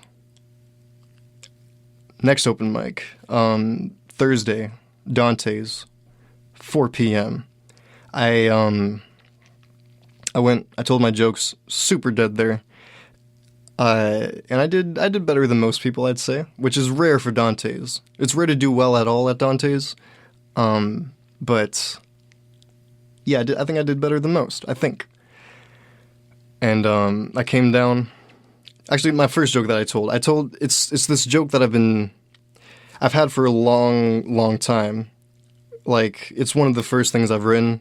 The joke is basically like, I have sex with my girlfriend with the strap on. That way she keeps her virginity.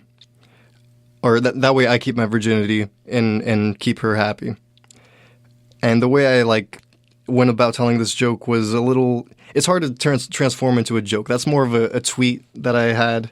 It's hard to, like, give that a setup and a punchline. But I tried it, and it did okay the last couple open mics. Like, the penultimate open mic, I was like, does that one make sense? And this one girl was like, she kind of, like, waved her hand like, I see. And I was like, okay, thank you. But then I told her the same way at this open mic, And I was like, does that make any sense? Like, do you guys get that? This is the joke. And this one guy, his name is Lucas. Lucas was like, I mean, I spit on myself when you told it, so yeah, which was such a high compliment. He spit on himself.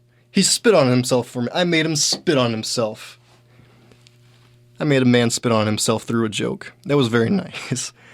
So I don't know if I should switch up the joke or if it makes enough sense already. I also rewrote this one joke that I've told on here about, it's just about breaking up with a girlfriend that's long distance, but you do it face to face because that's the right thing to do. Yes, I got off stage and I sat down and this guy near me was like, hey, that was a lot of dick jokes. And I was like, yeah, 9 to be exact. And the guy, Lucas, the guy that spit on himself, he came up to me and was like, hey, what open mics do you do? And I was like, I mean, this one, Arrowwood, Schmitza, but Schmitza just closed for the month.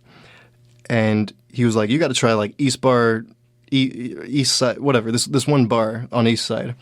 He was like, you'll definitely get booked there. Like, have you been booked yet? And I said, no. He was like, that's crazy. Like, you have great jokes, great puns, like you have good stage presence, like you're good, man. I was like, thank you, that means a lot. He's like, no, like really, like you're like really, like you're great. Like I think if you go to this bar, you'll definitely get booked. And I said, thank you, that means a lot. And I didn't like that I didn't like that he said puns. I don't like when people call my jokes puns.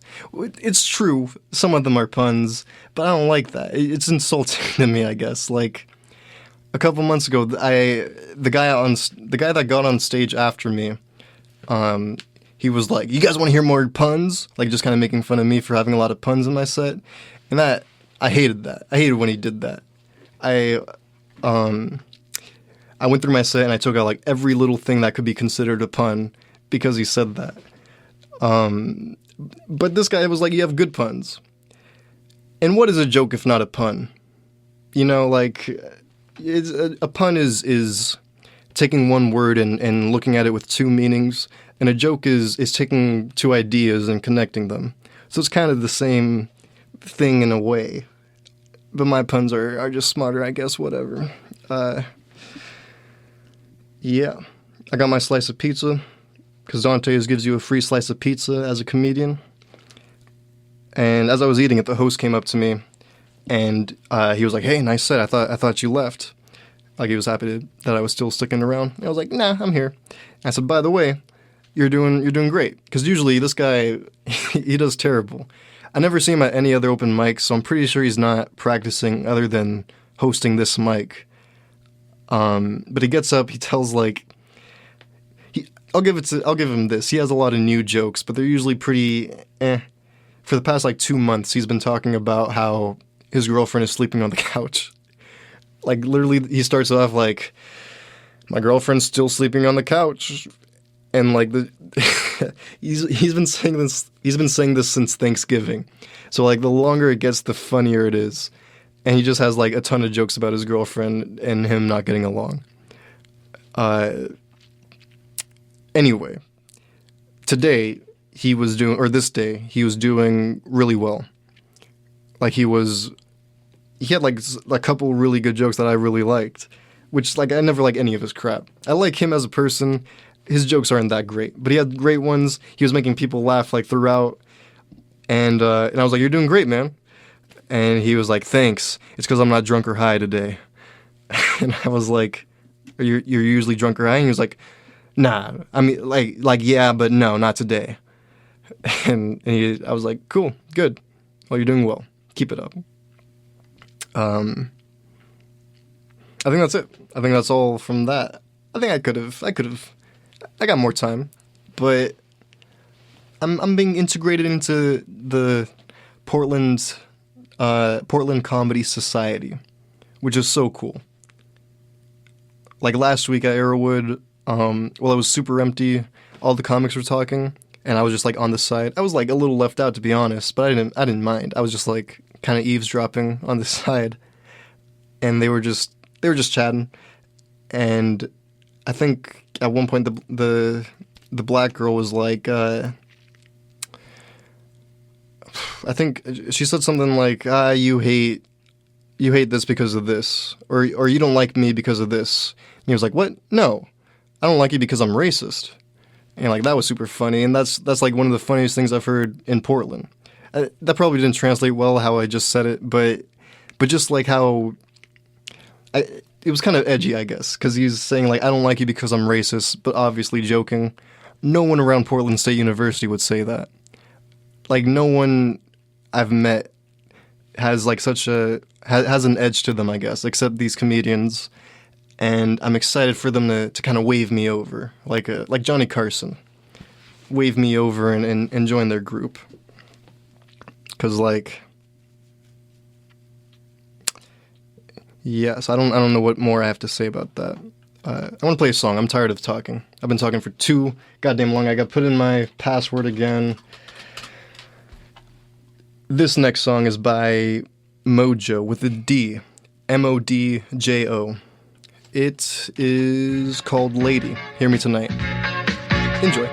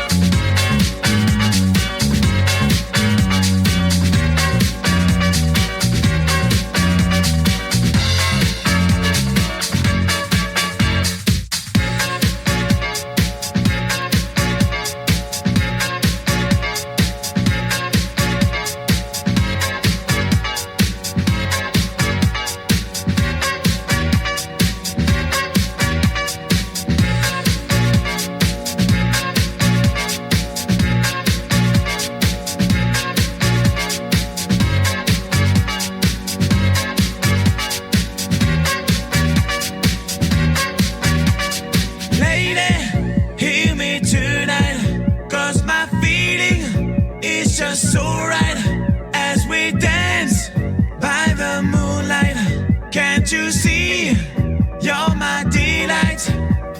Lady, I just feel like I won't get you out of my mind. I feel love for the first time, and I know that it's true. I can tell by the look in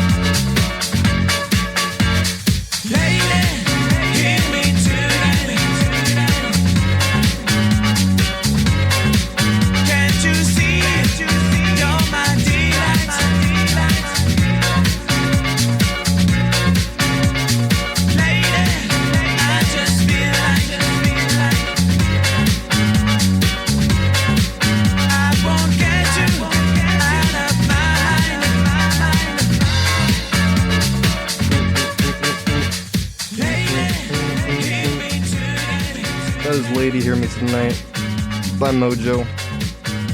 I'm gonna let it play a little more. Faded out like a professional. Welcome back to Ear Rape with Milo Loza. I'm Milo Loza. This is Ear Rape, and welcome. The last little bit I have to speak about, I don't have much long. I could. We'll see. Student newspaper. I work for the Portland State Vanguard, and it's going pretty well. I'm one of 2 editors, apparently. I didn't notice this until, like, last term there was a lot of us, it felt like, but this term they're putting out, like, papers, and they're like, who wants to edit this? And you gotta grab it, then you edit it, and then you say, pay me the money. But I've been grabbing them, and I've kind of been, like, waiting to let other people grab them because I feel bad taking them all. But I did 6 out of 7 edits, like, a couple weeks ago. And then, like, last week, they did, like, a little meeting, and they're like, it seems like you 2 are the only editors. It was, like, me and one other person. So that's really cool, because that means that's more money for me, and it's super easy to edit. It's like, I could do, like, it doesn't matter, I'm not going to talk about it. but it's simple. There's not much work in it. Like, I need to get a real job eventually. I'm working on it. But that's going fine. I edited this one piece that was satire, and realized that they published satire. And so I messaged the person that puts things, and I said, "Hey, I want to write some satire. That'd be cool." Because it's like it's like The Onion. If you see, like, posts on Twitter where it's like I don't know. Crap, I can't think of one thing. Oh my god. I don't know. Some satire. The Onion. And I edited it. I said, I want to write something like this. They said, sure. Unless you have something else, because we don't really want to publish satire. And I was like, I recently saw The Room. I met Tommy Wiseau in person. And they're like, that works, write about it, turn it in. And I took a while on it. I didn't take a while. I did it, like, in one day, the other day. But I submitted it yesterday. And now it's, like, in the process of being edited and crap. And it might go up. And if it does, that is super cool. Because what I did is I wrote this paper, but I did it for a film review for class. Like, I did it for pop culture, and I talked about how The Room relates to popular culture and how it has integrated itself into it and whatever, because that's what the class wanted. And for the newspaper, I was like, what if I talk about pop culture in this? And they're like, sounds great.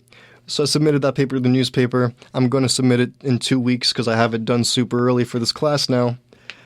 And that's super cool. Maybe I'll get an A+ and $35. Maybe they won't publish it and pay me, and maybe I'll get a F because it sucks. We'll see. But that's super cool that I could do that. I'm thinking I'm going to try writing satire every week because it'd be cool to be in the paper. Like, they just started physically publishing Vanguard again this week. So if I get published next week, I'm in the second copy after the hiatus or whatever. That's cool. Yeah, so classes are going okay. My classmate told me I smell, though. I asked, but, like, I was in Spanish, and I was asking the guy next to me, Blake, because he's cool, he's my friend, and I was like, hey, do I smell? And he's like, nah. I said, I don't know, I feel like I smell today. And he was like, nah, you're fine. And then the guy behind us, like, overheard me, and he was like, yeah, you smell. And I kind of laughed, and I was like, haha. But then I looked at him, and he looked kind of serious, and I was like, are you serious? And he was like, you do. And I was like, wait, are you, like, for real, like, I smell? And he's like, yeah. He seemed like he was joking, but I was all self-conscious, and I went home, and I didn't leave again. And then in the morning, I showered. I showered as my roommate was leaving. And then when they came back, I was sitting at my computer, like, across the room from the front door. And then my roommate comes back a couple hours later, walks in and goes, and they look at me and they're like, have you showered? Like, or no, they were like, what's that smell? Did you just shower? No, you showered this morning. What's that smell? And then like walked in, and I was like, what does that mean? Like, I couldn't tell. Like, I couldn't tell if they were like, it smells like I didn't shower, or if it smelled like it does usually after a shower. It was unclear, or if it just smelled like crap. And I just showered. How could I smell? Maybe I smelled from the night. I don't know. I was really self-conscious about that. They haven't said anything about me smelling since, and I've been rather hygienic since. But I don't like that. It's something I'm real self-conscious about. I don't like people that smell. If anyone listening to this smells me smell, please tell me. Yeah, screw that guy from Spanish class. On my way to Spanish class that day, I left my dorm, and like right outside my building, this guy like kind of starts walking with me, and he's like, hey, do you want to join Jesus Club or whatever? And I was like, no, leave me alone. And I kept walking. And then later on my way to Spanish class, there was like 5 people outside the building, and all of them were like, hey, Jesus Club. And I was like, no. And I walked inside. And then later, I'm on my way to the open mic on campus, and I'm walking like near my dorm. It doesn't matter. But this guy, he's walking like past me. We're going opposite ways. And he goes, hey, nice sweater. And I'm getting like a lot of compliments on my sweater. And I was like, thank you. He's like, yeah, that's super nice. Are you in any clubs right now? And I was like, is this about Jesus? And he was like, haha, yeah. How'd you know? And I was like, man, like this is the 3rd time I've been asked today. And he was like, yeah, well, I guess a lot of us are out. And I was like, but like, I never get asked. Just today, I've been asked, like, this is my 3rd time. This is a lot. And he was like, yeah. Well, are you interested? And I was like, nah. And I thought he would leave me alone, but he kept walking me for like 3 minutes, and he's like, well, you know, do you go to church? Do this? And I was like, no, leave me alone. And he finally left. And then the next day I go to Safeway, and I'm like first in line for the self-checkout, and a worker comes up to me and he's like, hey, it's kind of like a video game lobby, huh? And I was like, what? And he's like, you know, like you're waiting your turn to do the thing. And I was like, I guess, yeah. He was like, yeah. I said, okay. He's like, do you play video games? I was like, yeah, you know, I'd play. He's like, yeah. And he walked away, and he goes to another customer. There's a skateboard in his car. He's like, is this for me? Haha, just kidding. It's my last day. And I was like, oh, that's cool. I thought he was going to talk to me about Jesus, you know. Just because the way he came, I don't know. That was Ear Rape with Milo Loza. I'm running out of time. The thing's about to end. I don't know when it's going to cut off. I want to play the outro right now. Just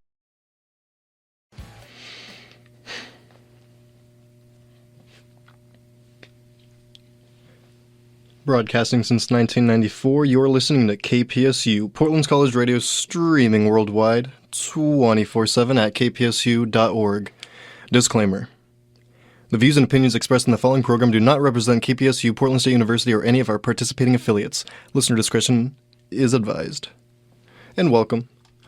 Welcome to episode 15 of Ear Rape with Milo Loza.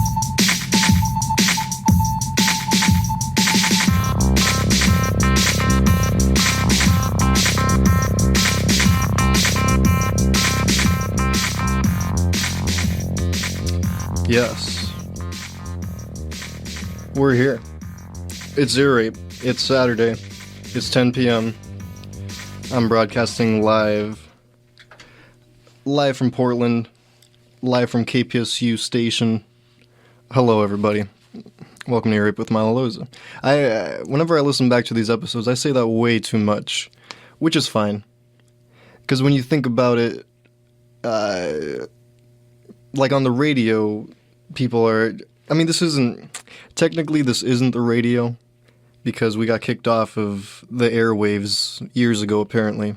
I'm told that some guy had, like, some very detailed sexual experience that he was talking about on the radio, and that got us in trouble and taken off the actual radio, so we don't have, like, a 99 point something to KPSU. It used to be, it's somewhere. We used to have a station. Why am I saying this? Right, because proper radio etiquette is to consistently say who you're talking about, what you're talking about, and whatnot, what the show is. Which I mean, I don't know this. I've heard a lot of radio where they're consistently like, all right, this is Ear Rape with Milo Loza. We're chatting live with Milo Loza. Yeah, I didn't expect to talk about that for so long. Today's word of the week is plutocrat. Plutocrat. It means a person whose power derives from their wealth. Plutocrat. Their power derives from their wealth. So, Elon Musk is a plutocrat. Power derives from their wealth. Malfoy. I can't think of any other examples. Literally every rich person. Would you say a celebrity's power derives from their wealth? Or is it their social status? Like, are they... I don't know. Today I'm wearing Mona Lisa socks. They're green. They're one of my favorite pairs of socks, to be honest. I really like the classic painting ones. I got Scream. I've got Starry Night. Today is January 29th, 2022, and it is my mother's birthday. Happy birthday, Mother. Where's my happy birthday? Is this playing? It's not playing. Oh my god.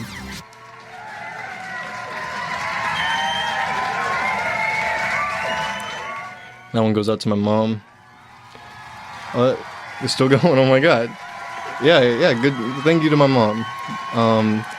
I guess I'll have to keep talking over them if they're gonna be so much. Happy birthday. Okay. I saw The Room a couple weeks ago. Live. I mean, not live. I saw it in theaters with Tommy Wiseau present. The director, the star, and the producer, the writer of The Room. He was there.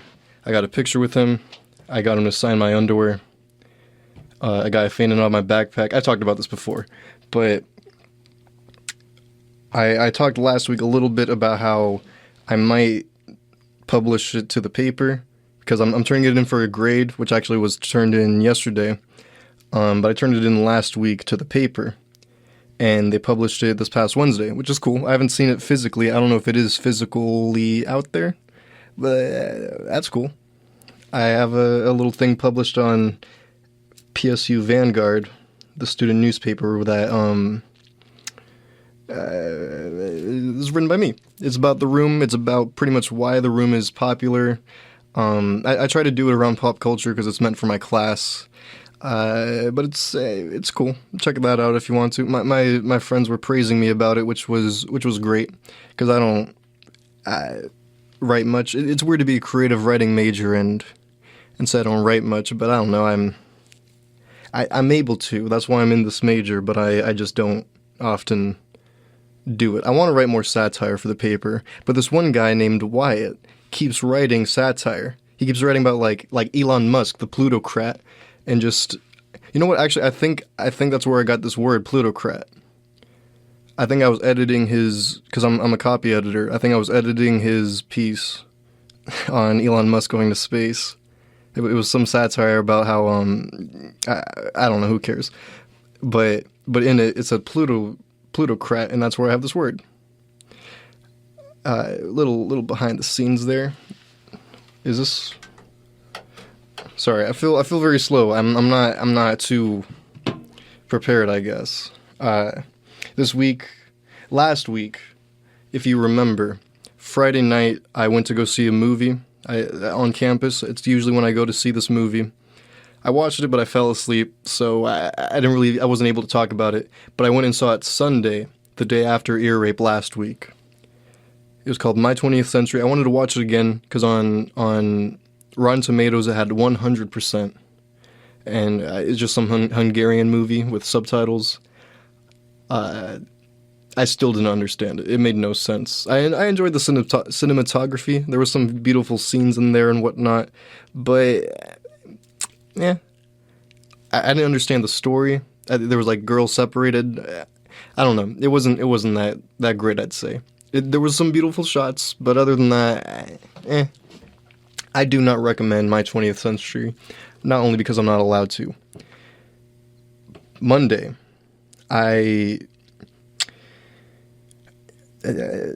used to be my movie theater movie day, and I did go see one last week. I saw Scream, and then this week I felt like I had to do something, so I went and saw a movie again. I went to see Macbeth at Theater 21. Not that it matters, but Theater 21 is where I saw The Room, and when I first went to go see it, I got the wrong time, or I got the whole wrong ticket. I bought a ticket for Macbeth at the wrong, like it wasn't even playing at the same time. I don't know how the website screwed me up like that, but I had a ticket for Macbeth. I didn't know it. I was rushing to the theater because I was barely making it like right when it started. And I showed up to the place, and I showed him my phone, and he was like, "You need a vaccination requirement," which I've never had to show a vaccination requirement to anything except my school. But like other than that, nowhere else has required me proof of vaccination. So I went on my phone. I went like way back searching for it. I finally found it. I showed him it. He's like, "All right, do you know our theater?" And I was like, "No." He said, "Well, you're in theater number 1. It's our famously historic theater." And I was like, "Cool." I went in. It was an okay theater, first of all. It's where I saw The Room also. It's a good theater. I don't know if it's worthy of being famous or anything. I went to the Hollywood Theater, also in Portland, and I would say it's better. It's also a famous theater, but I don't know, it's an okay theater. It's not much better than a movie theater. Yeah. What was I talking about? Right. I went into that movie, and then trailers started playing. They're all in different languages except the last one. It starts up, it says Apple TV movies or whatever, A24, and I'm like, oh, this is the trailer for Macbeth. And it was starting. It's like real slow start, and then it just kept going, and I realized it was the goddamn movie. And so I went back to the ticket box. I said, I screwed up. I meant to buy this ticket. Could you exchange it for that or something? Can I get a refund? How does this work? And he was like, the easiest thing I could do right now is give you this pass. And he gave me a pass that said 1 free admission, not good for special events or whatever. And I said, cool, thank you. I showed up later with that ticket. I gave it to him. It was the same guy. And he was like, ooh, I didn't know you bought a ticket for this event. You actually can't use that ticket for this event. It's a special event. And I was like, well, I don't know. You gave me this ticket. I didn't even complain. He was instantly like, you know what? It's fine. You just go ahead. And hold on to that ticket because you could use that whenever you want. You got a free ticket right there. And I said, thank you very much. So that was cool. I met Tommy Wiseau for free, and then finally saw Macbeth this week. And Macbeth, it was cool. It was the smallest movie theater I've ever been in my life. Like, the theater on campus is pretty small. It's pretty, I don't want to say lousy, because I love it, but for a movie theater, it's lousy. There's always a few people there, but this movie theater, it was a movie theater, but just really, really small. Like, the sound was no less majestic, I guess. Yeah, it was just me and one other guy. It was cool. It sat like 25 people in that theater. I don't know what else to say about it. I was really weirded out by the theater. But I enjoyed it. I thought it was cool. And I remember back in the day, when I used to perform Shakespeare in high school, my drama teacher would come out every show, and as like a pre-warning, oh, my mic is moving, as a pre-warning, she would say something like, it takes a minute to get your ear attuned to Shakespeare or whatever. And I never really understood that because I was learning and reciting the lines, and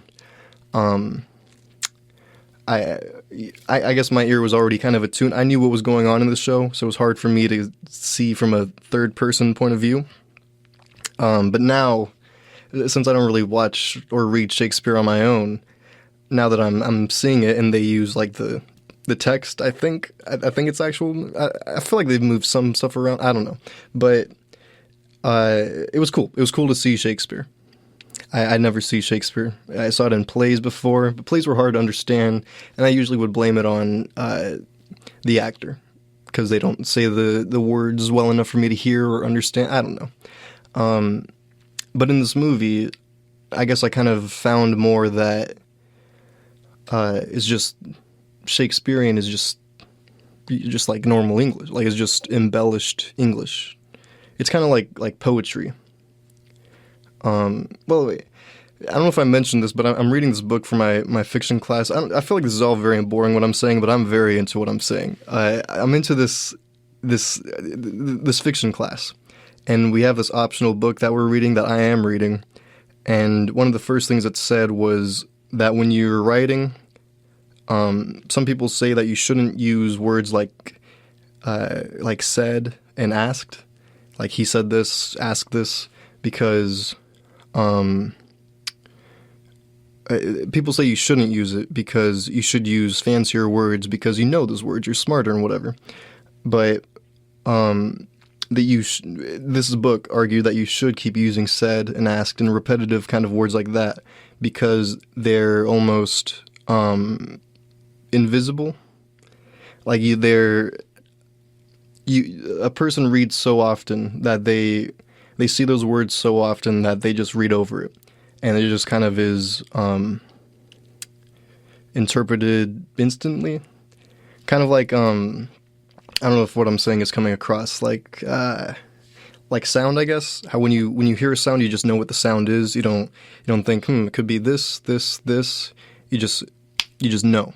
So with the word, you just kind of skim over it. You don't need to really read it. You just... Yeah, I think you guys know what I'm saying. I think I've talked about that long enough. But that's cool. And in Shakespeare, it's pretty much the opposite of that. It's pretty much him taking every single word and trying to make it as fancy as possible, or creating a new word to replace a word to make it rhyme and be an iambic pentameter and whatever. And yes, it is poetic. I just saw a text that said it's literally poetry. Yeah, I know it's poetry. I know Shakespeare. It's poetry, but pretentious, more pretentious.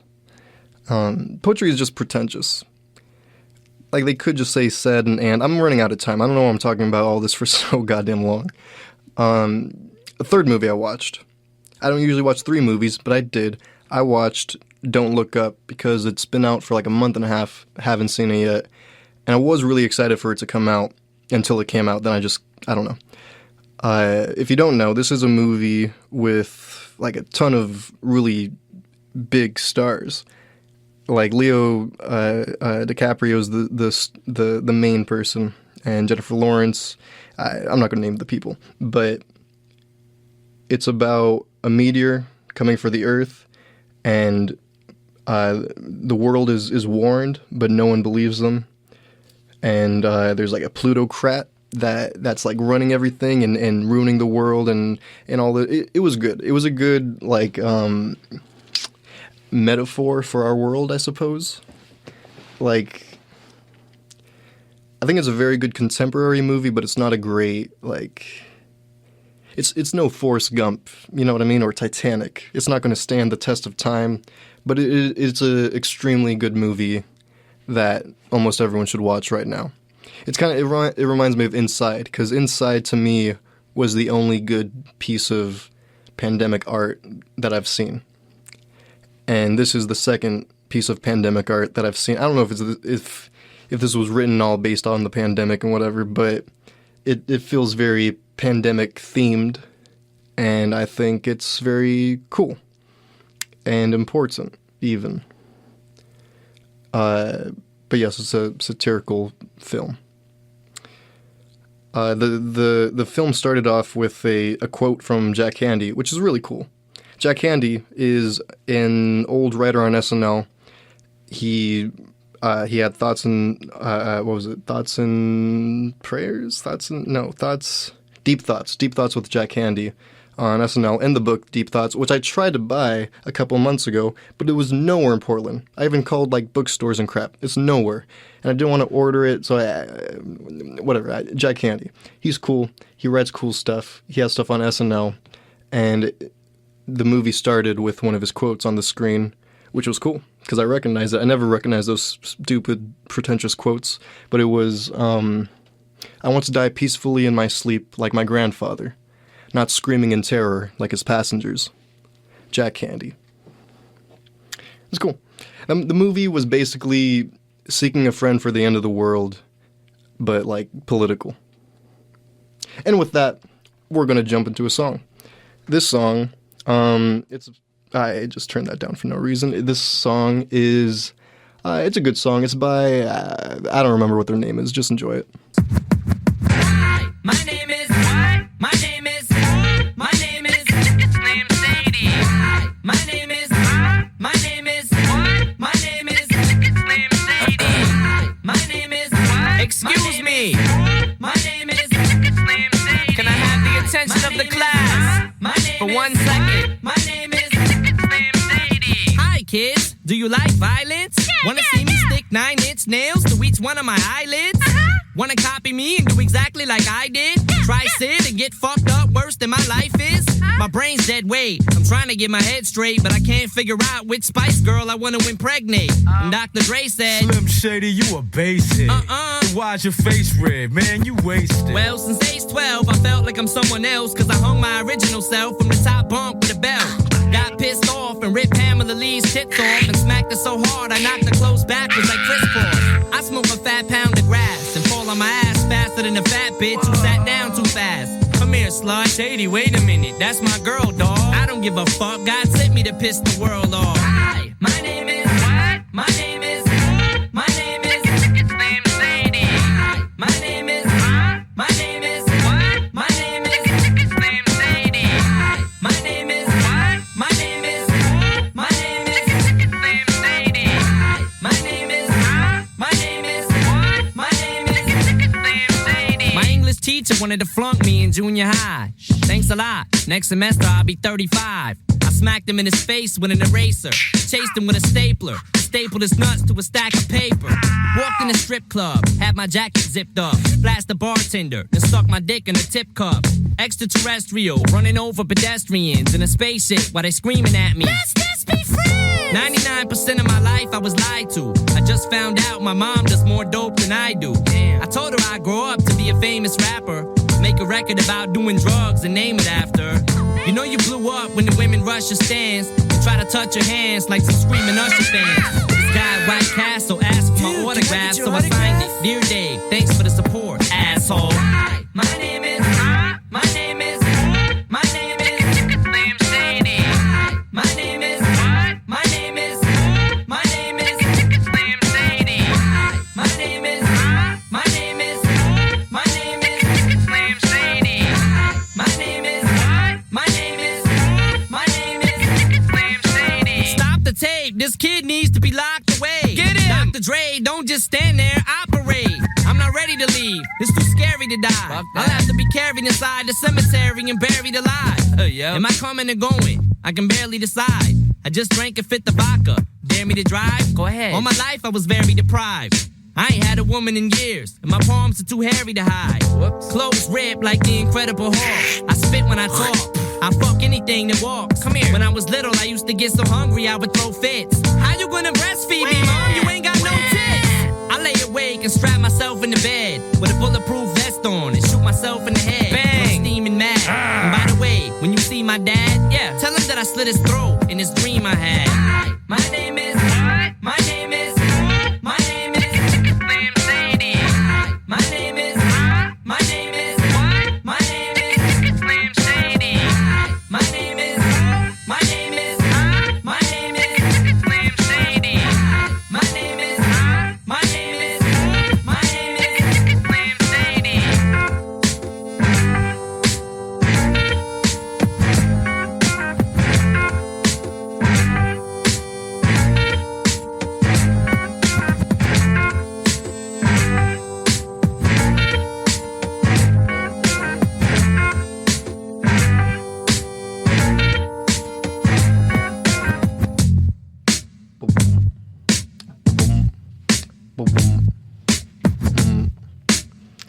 song, yeah?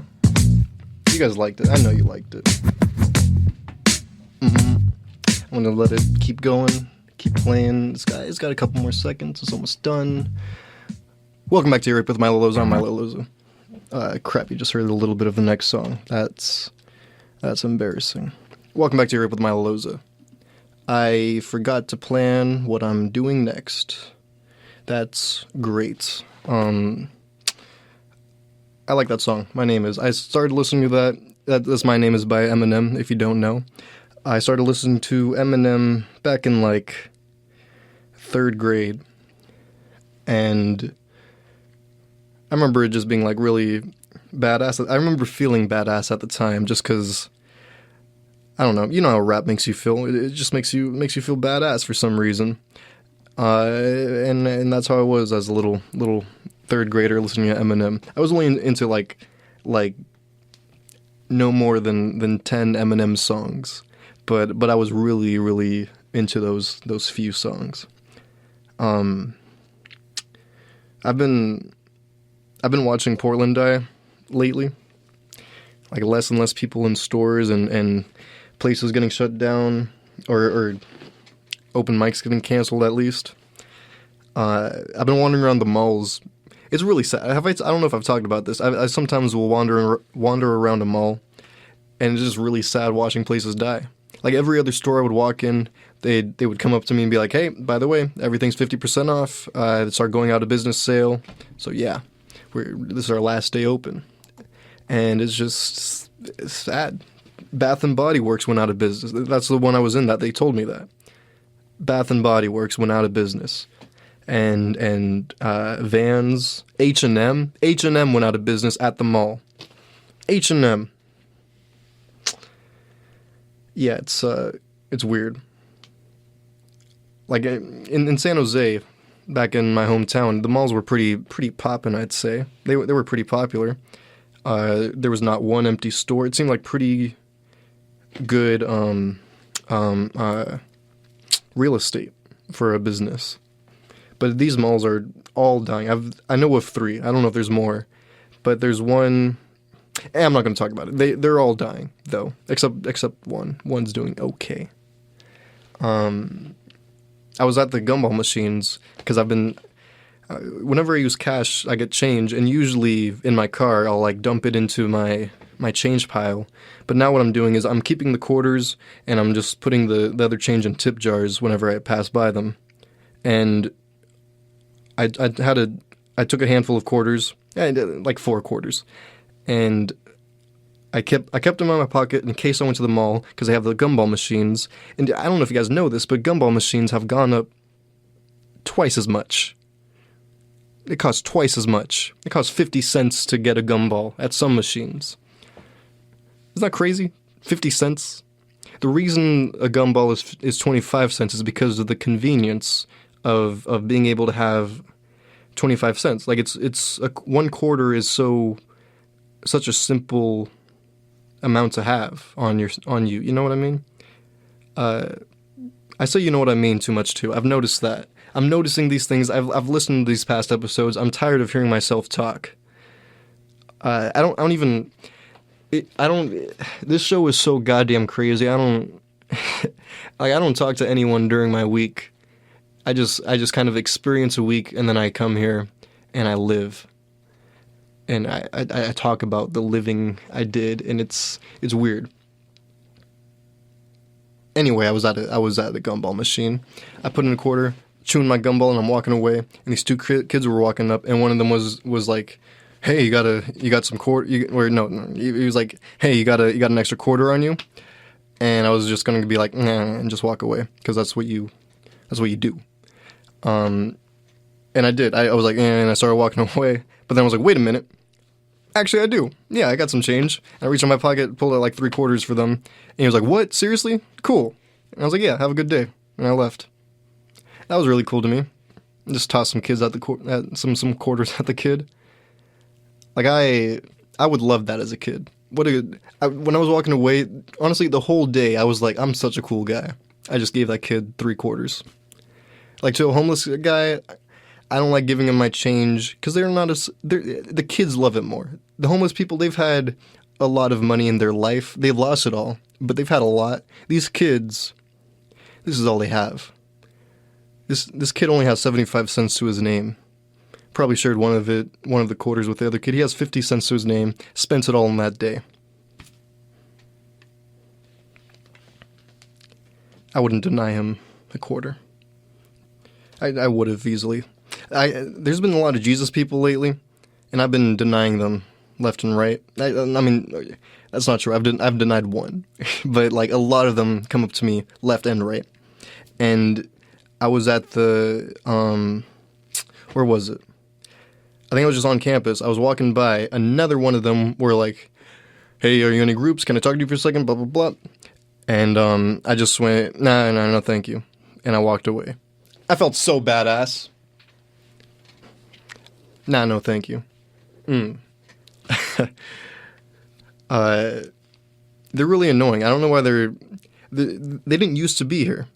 Just these last couple weeks, they've been popping up, and they're also around the city. Like it's this exact same sign. Maybe there's two of this sign, but I've only seen this one sign on campus and like at Pioneer Square, this famous kind of square in Portland. No one pays attention to them anymore, though. At first, I was talking about how people would come up and they're all angry, they're crying, upset about these people protesting or whatever. But then, you know, people kind of understand, I think, that they're in the wrong. Like, I was at the Saturday market today, a ton of protesters, seven maybe, and they had like 2 signs. They're spread out around the place, they're yelling stuff, and they're like totally just yelling for attention, just saying crap. I don't know how to explain it. Like, I'm not just saying this to speak against religion or something. Like, they have such hatred for gay people. Is just, they don't say it explicitly, but like the sign has like a rainbow flag on it and says repent for your sins, and then they're just like, God can help you, God can be accepted in your heart. It's not too late. I used to smoke weed every day, but then I found God and he saved me.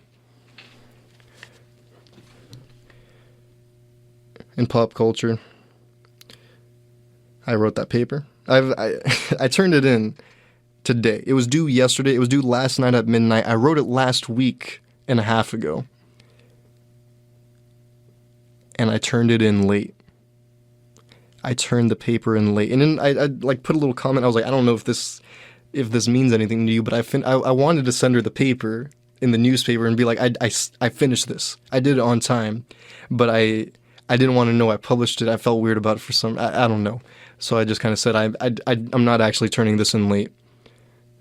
And it was embarrassing. She didn't say anything. I didn't get a grade for it yet, but yeah, did I say that already? I got The Room published. I wrote a paper for pop culture. I thought I said that earlier. Did I? I wrote this paper for did I? I said this. I'm quite certain I said this. God, I'll repeat myself. I wrote a paper for pop culture. It's about how The Room relates to pop culture, and I also submitted it to the newspaper so I could get some money on it, and I did. I got $40 and a late grade, and that's cool. I need the goddamn money. I'm spending way more money than I'm making because I'm making no money.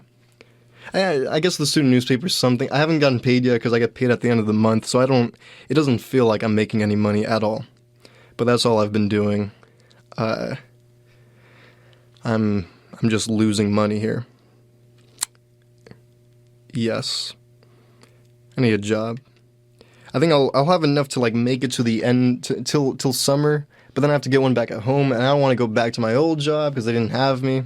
Actually, fun fact, only fun fact for anyone that knows me intimately enough to know about my manager at Rock and Jump, but my manager at Rock and Jump got fired. Like last week, 1 week or 2 weeks ago, she got fired. Adriana is her name. And she was like my favorite worker. She was there longer than anyone else has been. There was, like, I was the 3rd longest person there. And she was the 1st longest person there. and now there's only the second longest, who's now the first. I don't know why I said it all like that. I don't know, I just felt, I feel bad for her, I guess. I don't know. I liked her. I don't know what she would do wrong. I don't know why they would fire her. No one knows the reason. I tried asking. No one knows. So, yeah. When I went and I was trying to get hired this past December, like for the month, I was sitting in the cafe where we just hang out, and I was talking to old coworkers, and this new guy, I don't know how new he is. I guess maybe he was like a few months old, but he walked in and he kind of passed by me and looked at me. He was like kind of staring at me, and he walked by, and he walks by again, staring, and he kind of walks up and listens in on the conversation I'm having, and he goes, "Hey, are you Milo?" And I said, "I am." And he's like, "No way. Yeah, I've heard a lot of stories." And I was like, "What? All right, you know." He's like, "Yeah." He was all starstruck. Like he was like, "Oh my God, yeah, I've heard a lot. I can't believe it." I'm like, "Yeah, well, I'm trying to work here again." And I'm like, "Oh man, that'd be awesome." So that's super cool. They're telling cool stories about me. That poor kid never got to experience me. Actually, wait, what do you? I said something funny to him. God damn it. I hate saying my own funny things too. I try to, like, I really, really, really tried through my, at least last, I don't know, 6 years of my life. I've really, really tried to not tell someone about a funny thing I did in the past, if that makes sense. Or like repeat any of my jokes. I try to have other people repeat it for me. Because otherwise, if they don't, it's not funny enough to be repeated. And then, because if it is funny enough, then that person will laugh while they're saying it, and then the other person will laugh. But I don't know. There's just something less respectable about someone who repeats their own joke. Yes. I want to play a song. This song is actually, I like to consider it a rock and jump song, just because like it's my music, but I added it to the rock and jump playlist. My old job. Did I say that already? Why am I not remembering anything? Anyway, this is a song by Oberhofer, and it's called Ballroom. I should have started playing it, talked over it. This is the song.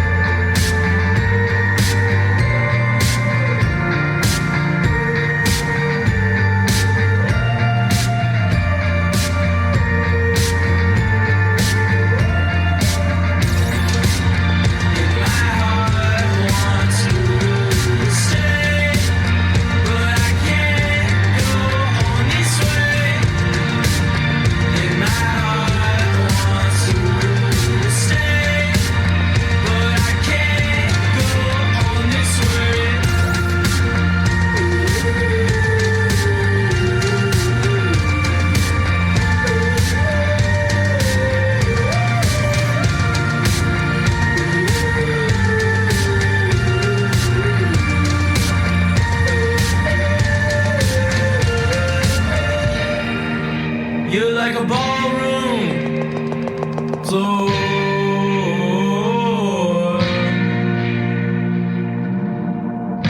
You can't feel them dancing on you anymore.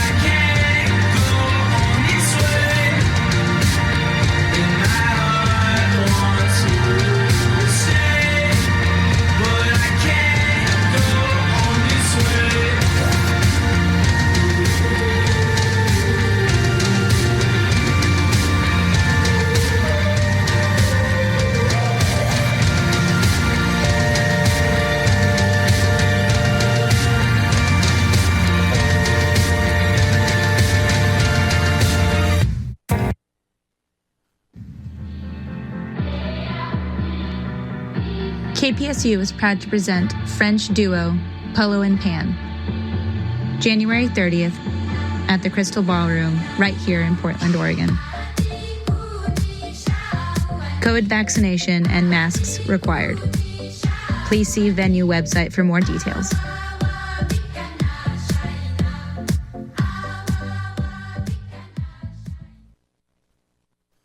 Hello, you're listening to DJ John in the morning.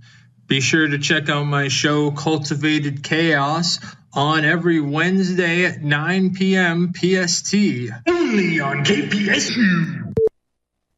There's one thing you can never have sex without. It's not something you buy. Or something you take. In fact, there's only one way to get it. It has to be given to you, freely. It's consent. Because sex without it isn't sex. It's rape. Consent. If you don't get it, you don't get it. It's on us to stop sexual assault. Learn how and take the pledge at itsonus.org. I always like to throw in a light ad. I always like to throw in a light ad at the end there. Welcome back to Ear Rape with Milo Loza. This is Milo Loza. I am Ear Rape. Welcome. That was Oberhofer you just listened to. Their song Ballroom Floor. It's on their album Chronovision. I never say the album, but I just looked at it right now and felt the need to say it. 2 of my 3 open mics were canceled this week, which was really, what's the word? Lame. It was really lame. My Sunday open mic, Pizza Schmitza, it's closed until February, so 1 more week. Or at least they said till February, maybe even more, we'll see.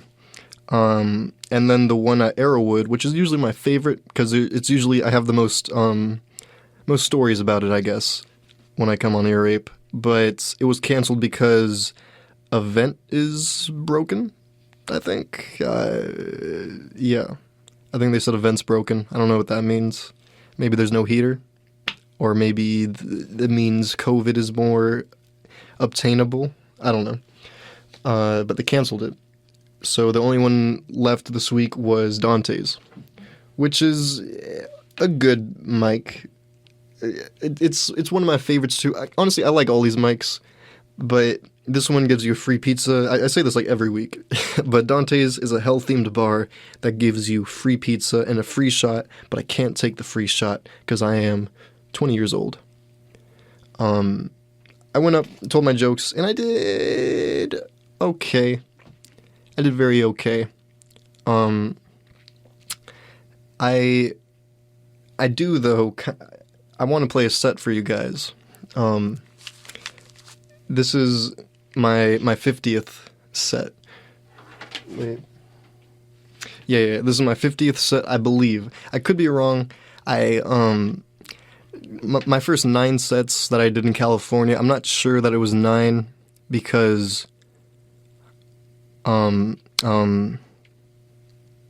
I don't know why I'm blanking on that. What did I just say? 9 at home. Because I didn't count them. I didn't record every single one of them. So I couldn't really... I had to take the ones I had recorded and take the ones I think I did. And I think it was 9 total. And then since I've been in Portland, I've been trying to record every single one. And I've been trying to, like, number each one. That way I know how many sets I've been doing. Just because I think it's cool. I don't know. But this is my 50th set. It was last week. This week was my 51st one. But last week, 50th. And I forgot to start recording. I forgot to record my 48th, 49th, and then my 50th was this one. And I was like, I have to record this because I was doing well this week. And, yeah, I just finished my first joke. The first joke is, oh my god, what is it? It's a funny starting joke, I think, because it's not a good starting joke. What you're supposed to do is start with your second best joke, finish with your best joke, and then, like, in between, just kind of balance it. But I'm terrible at that, because I have a good opener, I have a good closers, but I only have one opener, and I feel really annoying saying the same one each time. So I decided to say this one first, because I think it's funny to say, hello, my name is Milo Loza. I bought my girlfriend a strap-on for Christmas. She said, Milo, I think this is more of a you gift than a me gift. I said, shut up. Shut up. I did this for us. This is for us. You're the one that wants to do this. I'm waiting till marriage. Which doesn't make sense usually. Some people laugh, some people don't. I need to write it better. But so far that joke's working. That's one of my first jokes, to be honest. One of my first tweets. I call my tweets jokes, but they're different. Because when I do stand-up, I look through my tweets for something I want to put on stage, and then I rewrite that into a stand-up form. Like that joke you just heard originally was just buying a strap-on to please my lady and keep my virginity. I think that's a good tweet. But the joke needs work. Anyway, that was my opener. Then I went into this. Enjoy. I hope it sounds fine. I'd never connect my phone. I've heard there's been problems with this, so please text me, someone who knows me, if it sounds bad or good. But this is my 50th set. I'm doing it right now.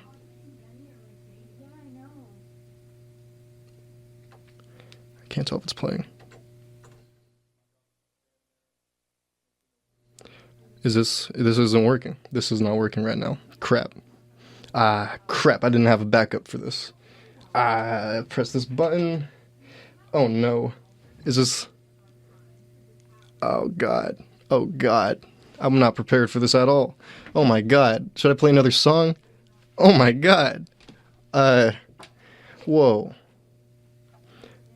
I guess I'll play a song while I do this.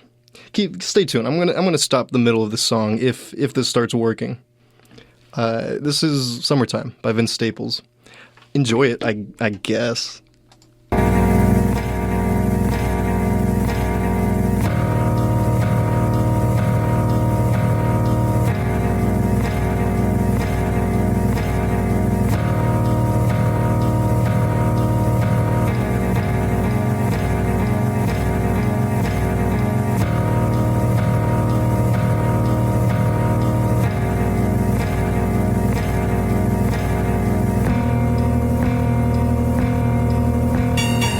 This could be forever, baby. This could be forever, baby. This could be forever, baby. This could be forever, maybe. Do you like the sunshine? Do you like the snow? Do you want to talk about it or be alone? I think that you should know that this could be forever, baby. Open up your eyes and tell me what you're thinking. Open up your mind and tell me what you're seeing inside of me. While we fussing, fucking up this evening, I probably couldn't fix it if I knew the reason. Up on the sink where I see you falling in the deep end. Is it love? I would really love to know the meaning. What's the grudge that you holding? Hold my hand, let me take you to the land where the ocean and the sands are meeting. Look at the sun, all we need to see to know our freedom. Open up your heart. If we don't love, then we fall apart. This could be forever, baby. I never seen you wetter, baby. Then when the tears fall, soaking up your sweater, baby.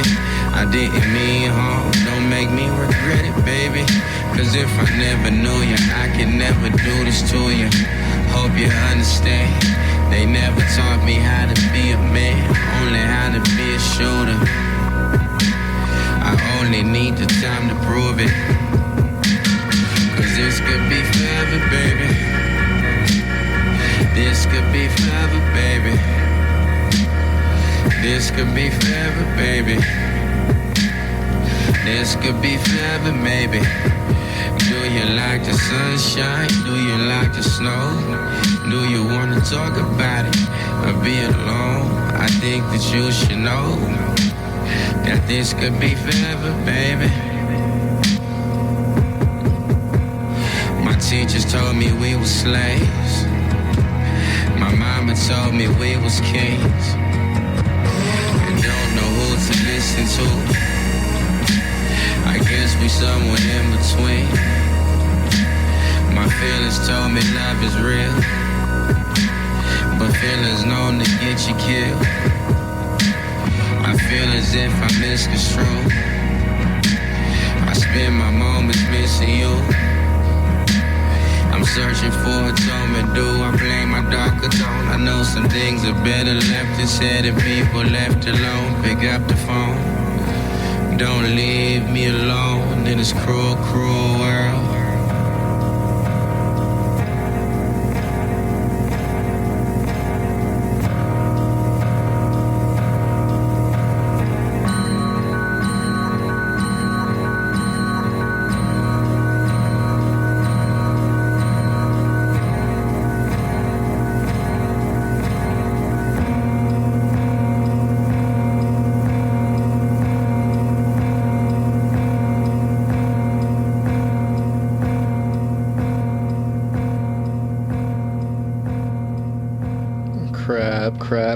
Crap, I'm not ready. The song.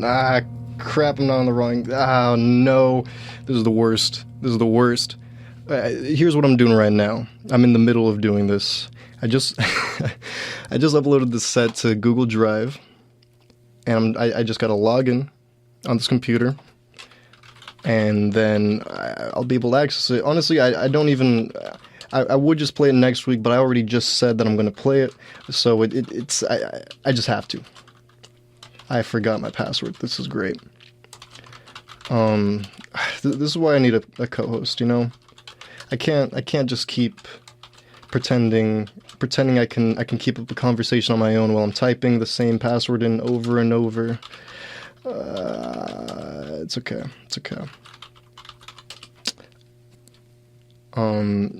Let's see another story. My sister bought me a mug. That's cool. She bought me an ugly nose mug, and I love it. It's very beautiful. It's ugly, but it's beautiful, you know. Shout out to Maya. Maya Loza is her name. I keep typing the same password in. This is so embarrassing. Okay, I'm on it. I'm almost there. I feel it. I have 4 minutes. That's exactly how long this set is. So that's not good.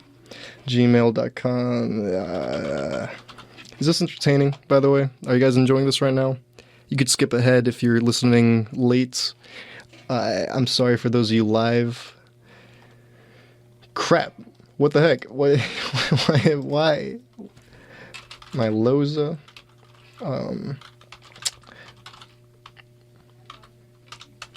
So how are you guys? How's things? This is so goddamn embarrassing.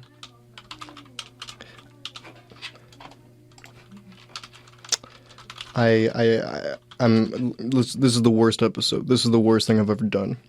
Let me check my stories. I got some free donuts the other day.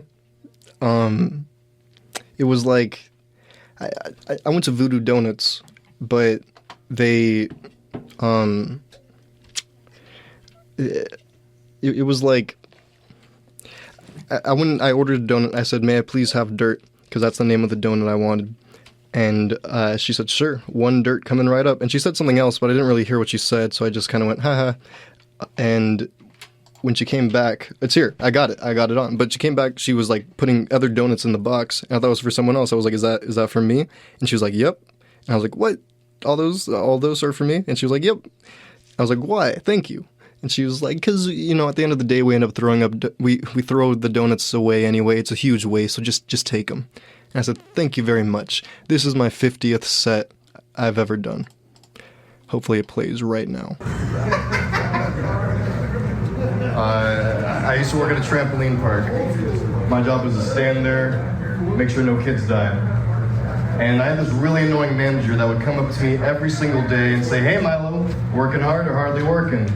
I'm just watching the kids like, that's right, I am hard at work.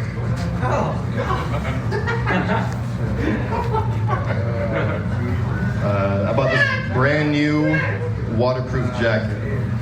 I got a brand new waterproof jacket, but I can't wash it.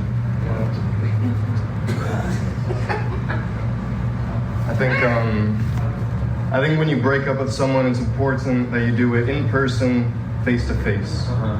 Like my ex, we were together for almost 2 years, and when I broke up with her, I wanted to do it over the phone, but I met in person. And of course she was upset, you know, I mean, it was our first time meeting in person, but it felt good. She called me a clown. All my exes have called me a clown. But it's my fault, I mean, after sex I do balloon tricks with the condom. That's a fun one. I think it's hard being a woman. I could never be a woman myself. I mean, like, I could never receive so many penis pictures. Like, yesterday, my sister received 37 dick pics. And that was just yesterday. Today, she told me that I need to stop.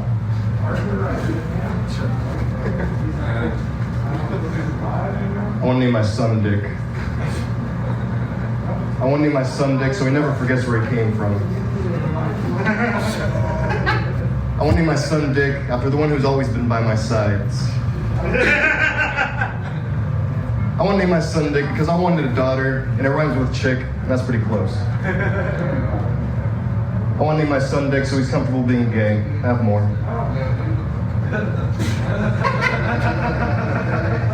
I want to name my son Dick so when he's young, I can call him my little dickling. I want to name my son Dick to prevent him from liking his own name, therefore preventing him from being gay. I want to name my son Dick so I could call him Richard. Anyway. My girlfriend's pregnant. Thank you. And my girlfriend's pregnant, we just found out. And we're trying to have the baby shower as soon as possible. That way we could get as many gifts as possible. That way we still have enough time for the abortion. Thank you, I'm Milo Loza. Thank God, Dave.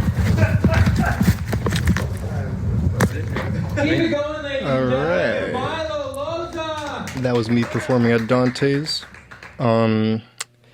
That's the crappiest mic. There's never more than 10 people. 10 people is the most I've ever seen there. And Mark Norman performed there for a minute one time. Yeah, I've never seen more than 10 people, but that was pretty good, especially compared to other people that day. And that was the set when I came down. The guy that was what's the laugh where he goes, ha! That guy. He's the one that told me I should be getting booked and I should go to the other mic. Which I talked about last week. I gotta go. I'm glad I got that in, because that would have been embarrassing if I didn't. But thank you everyone for listening. Thank you so much. I'm glad you got to hear that. I hope it was good. I hope you enjoyed it. A lot of them bombed, but I think I think it was a pretty solid set. 50th set ever. That's where I am right now in terms of progress. Yeah, that's about all I've got. Thank you everyone for being here. Thank you for listening.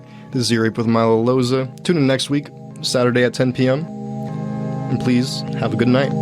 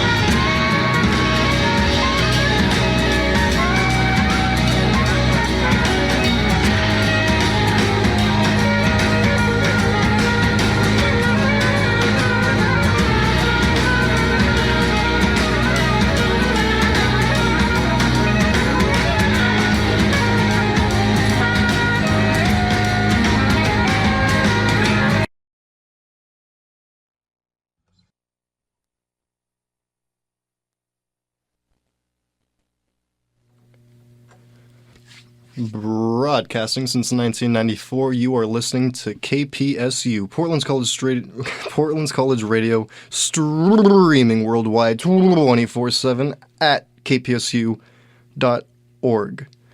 Now, I've been reading the ear rape forums online. I've been seeing what you guys are saying. I'm seeing a lot of people claiming that the views and opinions expressed in the following program are represented by KPSU, Portland State University, and our participating affiliates. But I'm here to say, no, that is not true. I'm here to not claim that, and I'm going to disclaim that.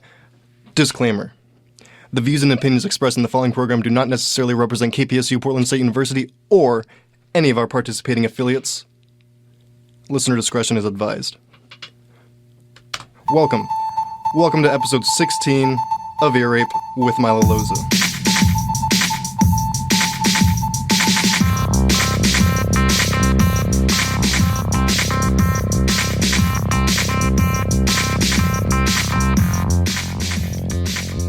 Ear Rape with Milo Loza. I never know what to say right now. This is that weird part of the theme song where I have to say something after. I gotta fade it out. I never know what to say. I kinda gotta figure it out. It's almost gone. It's gone. Hello. Welcome to Ear Rape with Milo Loza. I'm Milo Loza. This is Ear Rape. This is the show where we talk about my week. My glorious week. It's the show that depends on my week for your entertainment. And this week was okay. It wasn't that special. Today's word of the week is ambiguous. It's not that fancy of a word. I usually have like a better word. I know, ambiguous. Ambiguous. I just don't know how to use it. I want to practice using it. I guess it's kind of an. You know what? Word of the week here on Ear Rape is ambiguous. It doesn't just have hard words. It has ambiguous words, like ambiguous. Ambiguous means open to more than one interpretation. It also means unclear or inexact because of a choice. Wait. Unclear or inexact because a choice between alternatives has not been made. That is really an ambiguous definition. No, that's an inambiguous definition. That's like the same thing twice. I don't know. Welcome to Europe with Milo Loza. It's an ambiguous show, I think. I don't know how to use this word. Ambiguous. I'll figure it out. Today, I am wearing black socks with Bart Simpson on both of them. I mean, on each of them. Yeah, doesn't matter. But, hello. I feel awkward now. I don't know. I always feel awkward in the beginning of the show. I feel like something's supposed to happen, but it is happening, I guess. I'm the one doing the happenings. Hello. Let's get into it. 2 weeks ago, this is not my week, but this was 2 weeks ago. I forgot to mention it. I don't even have to mention it. I just thought it was funny. I came home to 4 furries after ear rape. Yeah. I recorded episode 14 and 14.5 of ear rape. I took my time to get home. I got home at like 11. No. Like 12:15. Doesn't matter. But I get into my room, and usually by now, if I'm home like after 10:30, my roommate's like retired and in their room. Like they're not usually asleep till past midnight, but they're usually like retired. You know what I mean? And so I went into the room expecting like nothing, expecting to just be able to go to bed. But 4 furries right there, mixed in with my living room. And it was just kind of awkward. It felt kind of weird because it was like they weren't expecting me, and I was like barging in on their little thing. But I don't know. It was midnight. It was my room, and it was fine that they were there. I just thought it was funny that they were all furried up. And I was like, I just came from 2 hours of ear rape, and one of them was like, us too. And I was like, where did you guys come from? And they said they went to a concert. I forgot who it was, but I guess some furry person. I don't know. So now that's just another fun fact about my little life. I live with a trans furry. Pretty cool. My kids will like the story of my life one day. My classes have been okay. They've, my fiction class, well, my pop culture class is going in person this Monday, but my fiction class, she was like, I think we're going to do another 2 weeks. Like another 2 weeks upon the other 2 weeks that we had already done upon the other 2 weeks. Does that make sense? We've done 4 weeks already. This will be the 5th and 6th week that we're online when it's supposed to be an in-person class, which I get it, COVID and stuff, but yeah. So 2 of my classes went online. One of them is now going back in person. The other one has 2 more weeks online. But the last class, like she announced that the penultimate class, that would be 2 more weeks, and then the last class, she said, so the school is not allowing me to stay online for 2 more weeks, only 1 more week. They're requiring that we go back in person after 1 more week. I'm trying to fight it, so we'll see what happens. But as of right now, we only have 1 more week online, which was awesome. Because I'm hating online. It's stupid, but that's a weird rule too. Like, why would they force the teacher to go in person? I don't know. I just, like, with COVID and all, I don't know. I don't think anyone should be forced to do it. I want it, but I don't know. Yes. We've been, half the class is really just like a workshop. At least one of the 2 classes that we have of it during the week. We work on, we write a piece of fiction that week, and then we work on it with a group. And I had a new group this week, and there was this one guy who just kept kind of like, he kept talking a little bit of crap about others. Like, when the first girl went, he was like, yeah, you did, like, it sounded like it was compliments, but then the way he finished it was like he had just said all insults. Like, he was like, yeah, you did this and this and this, And it was actually like, it was honestly not bad. And then like we were like, what? Like just kind of both like, what? That was an insult, or he doesn't know it's an insult? I don't know. He was being really weirdly negative.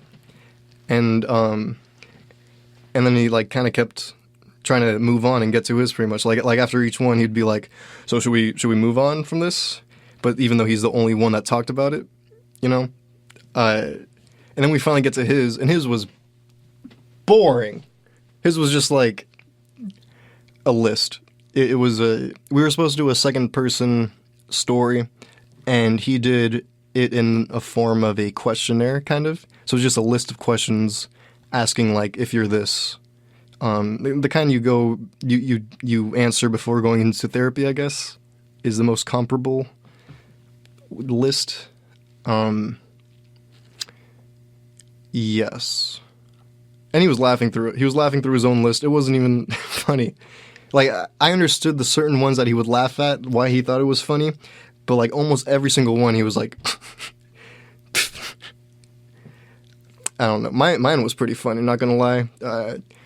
It's about me being a sheep herder in Iceland, and Pete Davidson is the president. It's not that funny, but I mean, it's better than theirs. But Pop Culture is coming in person this Monday, and I'm so damn excited about that. I'm sick of being online.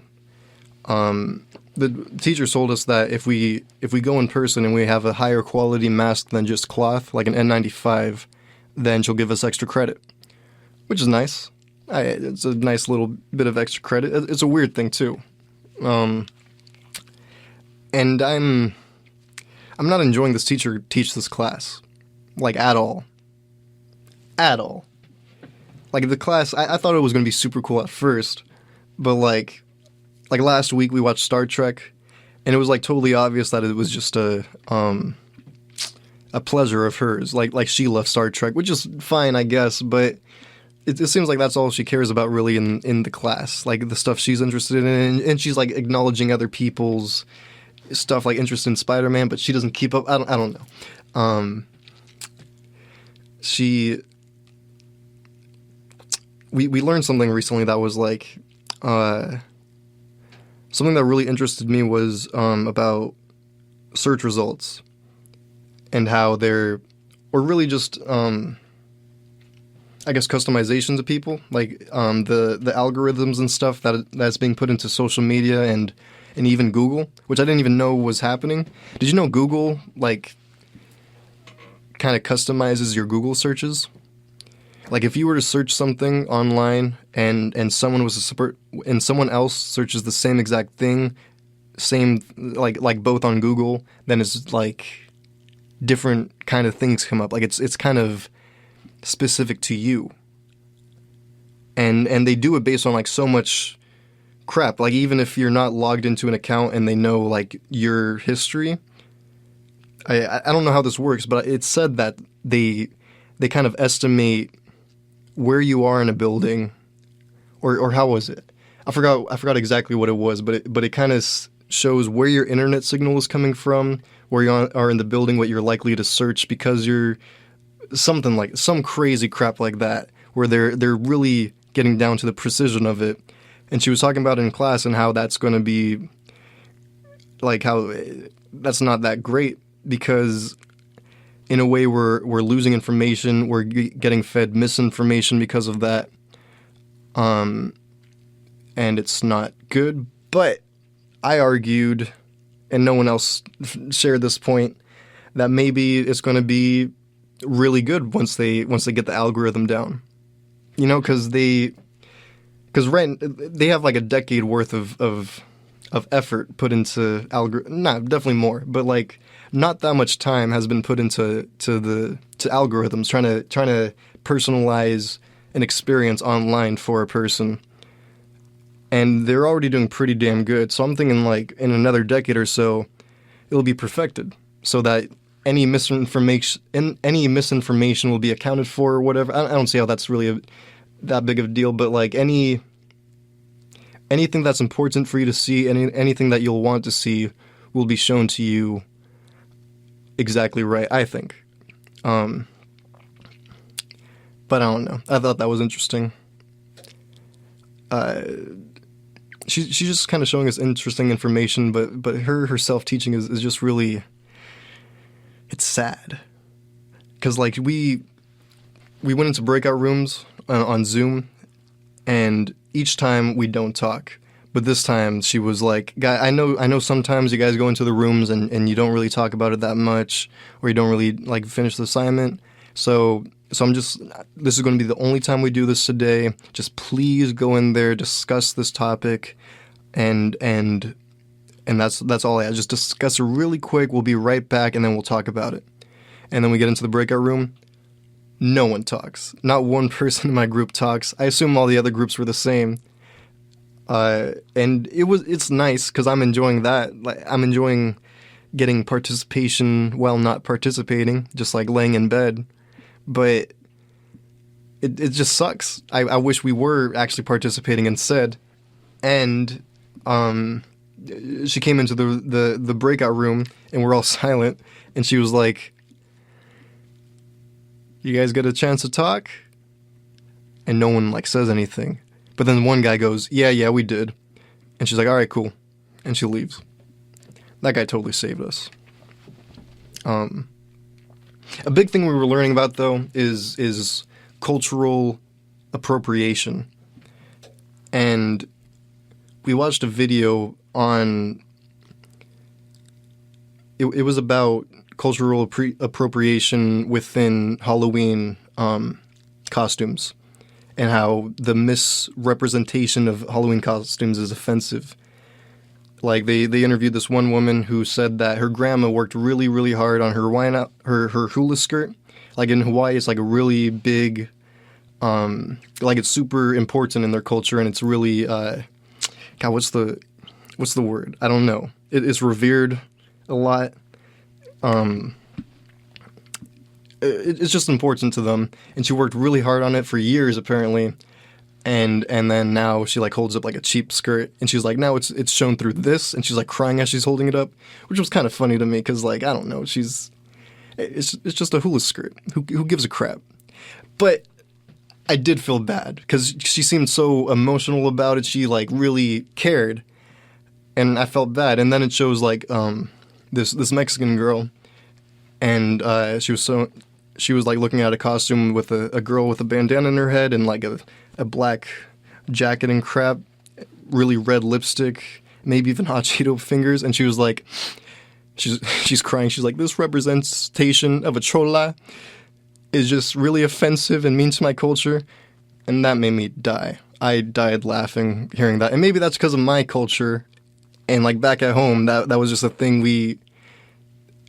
Like, it just, the entire school was just made fun of chola kind of stuff. Not made fun of it, but, like, it was just kind of I don't know.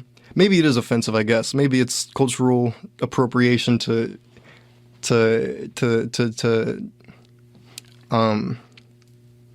what is it?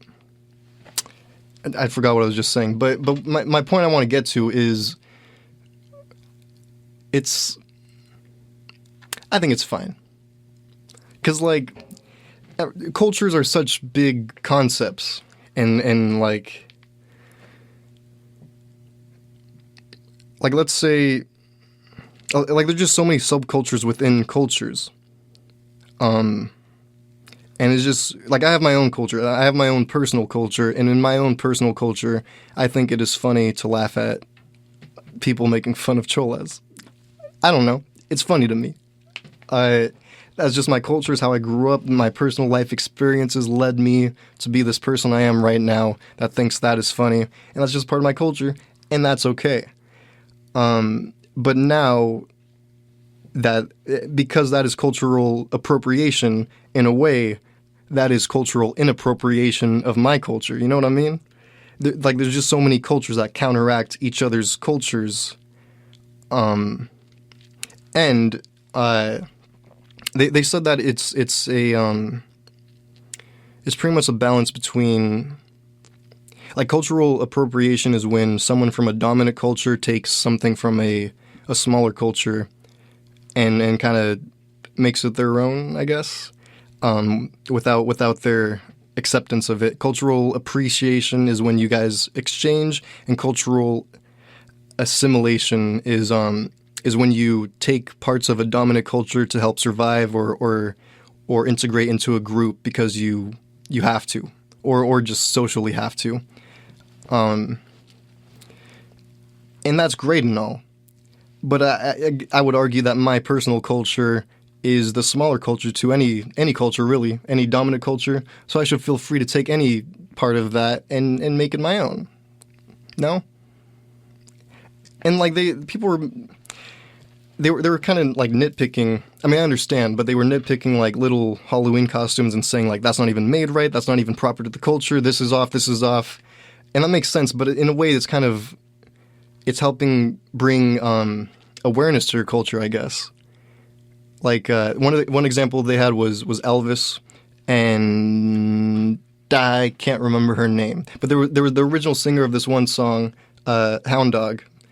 But I mean, like, see, the thing is, no one knows the actual original singer of Hound Dog because everyone thinks Elvis, which is the exact problem.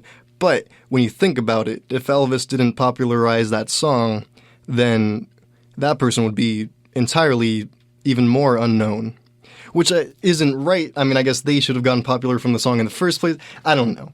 But what I'm saying is, like, it's all just, I don't know. It's stupid. I'll have more next week. Maybe I'll learn some crap, but this is just where I am on this.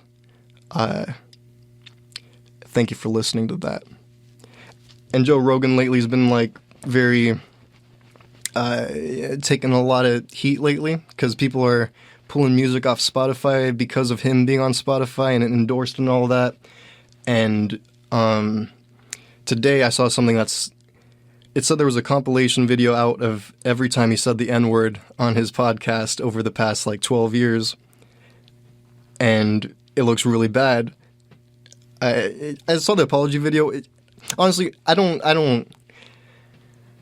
wouldn't say I support Joe Rogan, but I don't have any dislike for Joe Rogan. I watch his interviews whenever someone I like is on him, which is like every, like 2-3 times a year. I don't know. I don't really care about Joe Rogan, but I just don't think he's that wrong. People say he's spreading misinformation, but who cares? Just stop. Just stop listening. I don't know.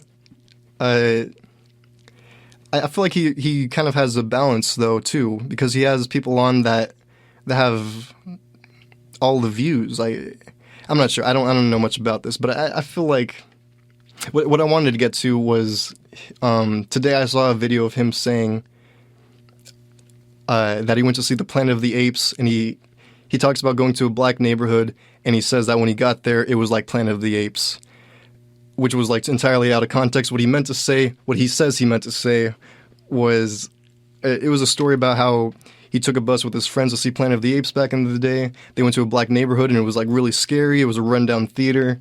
But then they went in, and it was like a bunch of black people with them, and it was actually like a way more fun experience being in the theater with them, which was the story. The story was like black people are more fun, but because he made that little joke about like getting off the bus, we were in Planet of the Apes, just because like it's a rundown area, and you know what I mean? He was just making a rundown kind of comparison, not a racist comparison, and I get it, and it's just stupid that people are being so annoying about him, and I don't care. I don't need to defend him or anything, but just it's all very annoying. I'd say everyone that doesn't like Joe Rogan should just go kill themselves. I'm totally joking. That's not funny. That's very not funny. I can't believe I just said that. We don't joke about suicide here on Ear Rape. No talk about suicide ever on Ear Rape ever again. Honestly, I'm very sorry I said that at all. This might be my last episode. No more suicide on Ear Rape. Here's a song.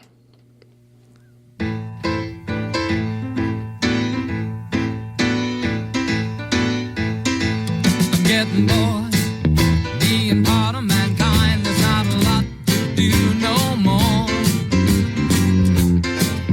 This race is a waste of time. People rushing everywhere, swarming round like flies.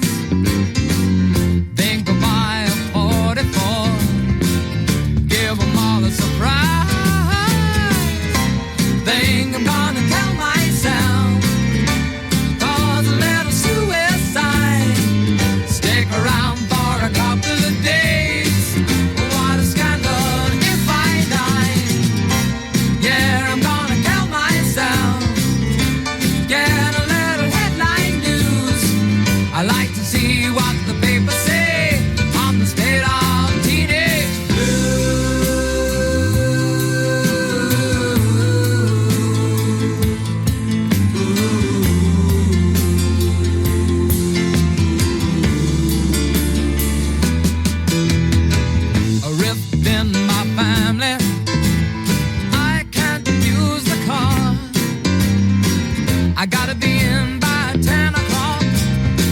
Who do they think they are? I make an exception if you wanna save my life. Bridget Bardot, gotta come and see me every night. I think I'm gonna kill myself, cause a little suicide. Stick around for a couple of days. What a scandal if I die. Yeah, I'm gonna kill myself. Get a little headline news. I like to see what the papers say on the state of teenage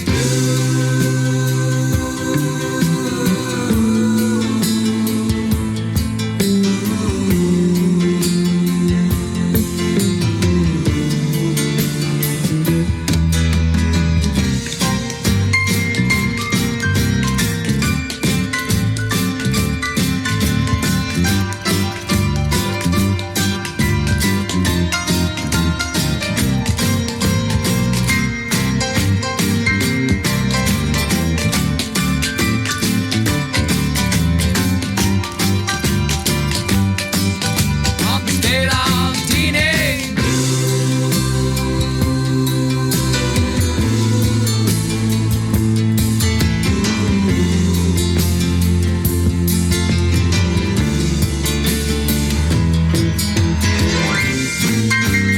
Kill myself. Suicide. What a scandal if I die. Suicide. Headline news. On the state of teenage. Welcome back to Ear Rape with Milo Loza. This is Ear Rape. I am Milo Loza. That was entirely a joke. I don't ever say kill anyone's selves. Welcome back. This is the show where we talk about my week. And let's get into my week. It was boring. It was good. It was, yeah. My open mics this week were lackadaisical. Because last week, I only had one mic. It went okay. The other two got canceled. This week, I have them all. My third one is tomorrow, but my first two, I went to Arrowwood. I don't know if I should even say the name of the restaurant. Like, I don't know if you guys follow along still. I think I say it every time, so I don't know if you guys remember which one. I'm just going to keep saying it. Arrowwood. I did okay. Nothing very notable happened there. Usually something does, but nah.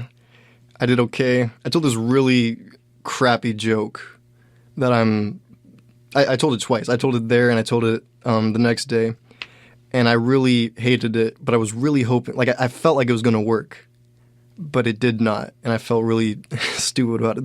The joke basically was when someone needs to pee really bad, I go psst, because, that makes them pee.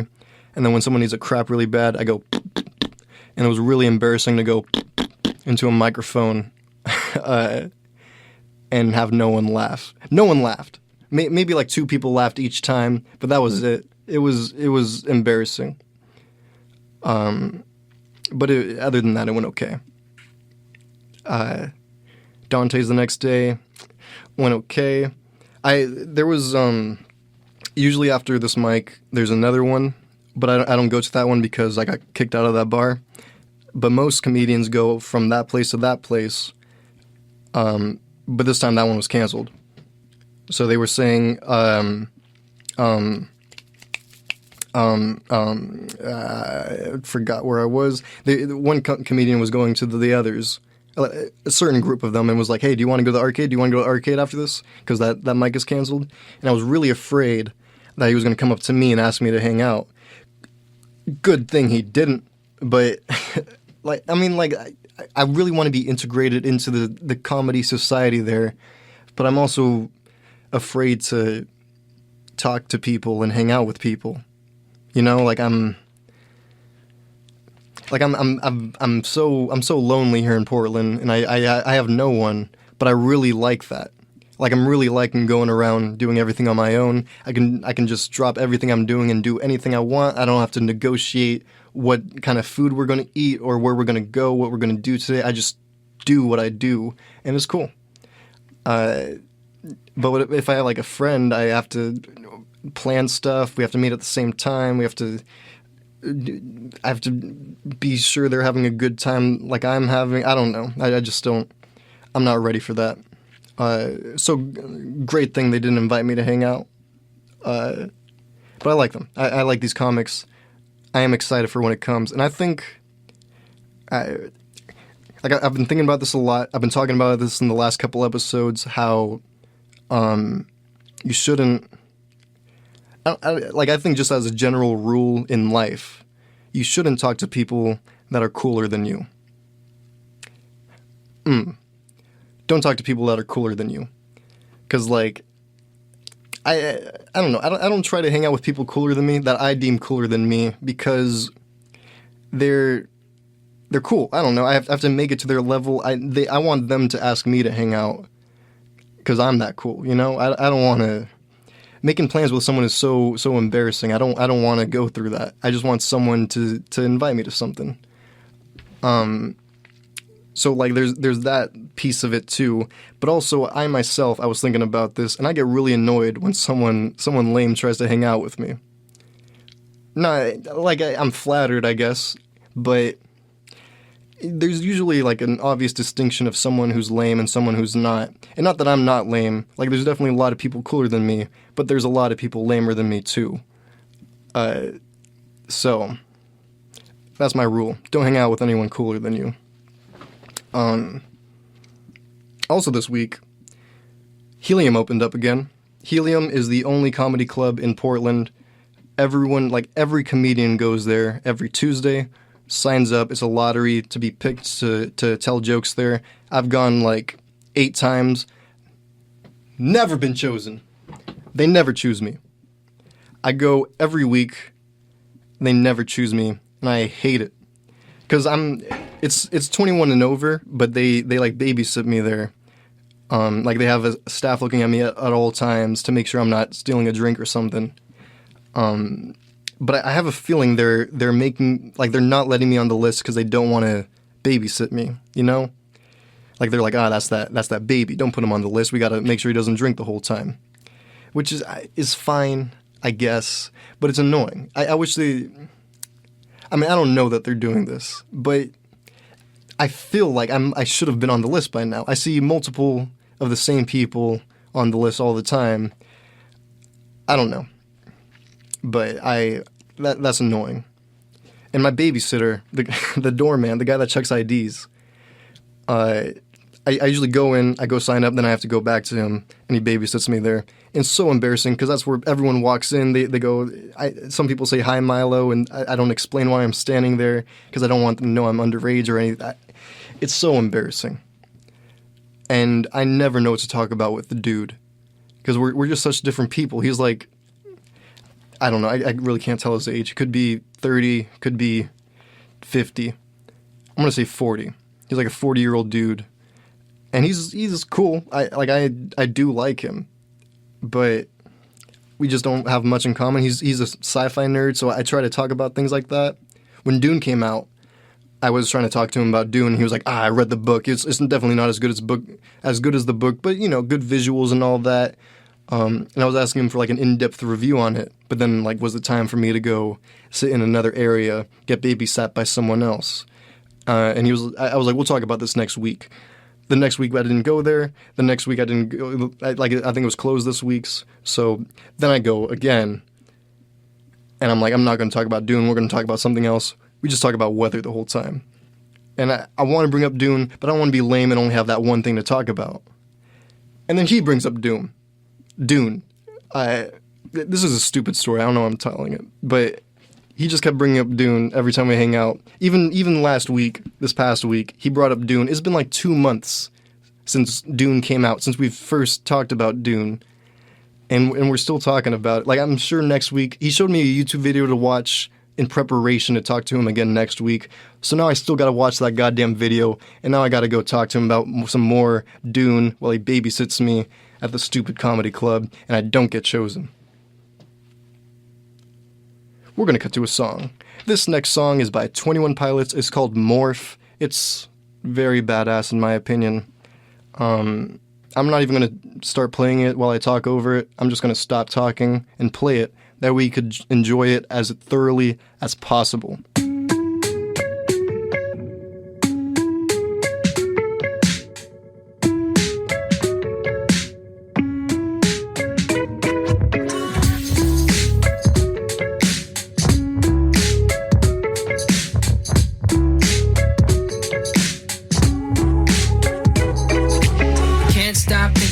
If and when I die for it. Now I see that if and when are truly different cries for it. If it's purely panic, and when it's solemn sorrow. And one invades today, while the other spies tomorrow. We're surrounded, and we're hounded. There's no above or under or around it.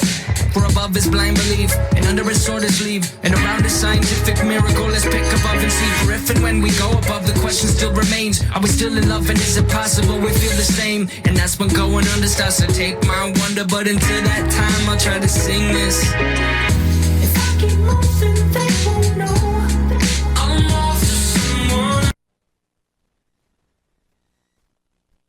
someone. That's my bad. I just refreshed it for no reason. Crap. Today, while the other spies tomorrow, we're surrounded and we're hounded. There's no above or under or around it. For above is blind belief, and under is sword is leave. And around is scientific miracle, let's pick above and see. For if and when we go above, the question still remains. Are we still in love, and is it possible we feel the same? And that's when going under starts to take my wonder. But until that time, I'll try to sing this. If I keep moving, they won't know I'm off to someone else. When they flow with me too slow, I'm off to someone else. I'm just a ghost. I'm off to someone else. The defense mechanism. They'll always try to stop me, that Nicholas Bourbaki. He's got no friends close, but those who know him most know he goes by Nico. He told me I'm a copy. When I hear him mock me, that's almost stopped me. We're surrounded and we're hounded. There's no above or a secret door. What are we here for? If not to run straight through all our tormentors. But until that time, I'll try to sing this. If I keep moving, they won't know I'm off to someone else. When they flow with me too slow, I'm off to someone else. I'm just a ghost. I'm off to someone else. The defense mechanism.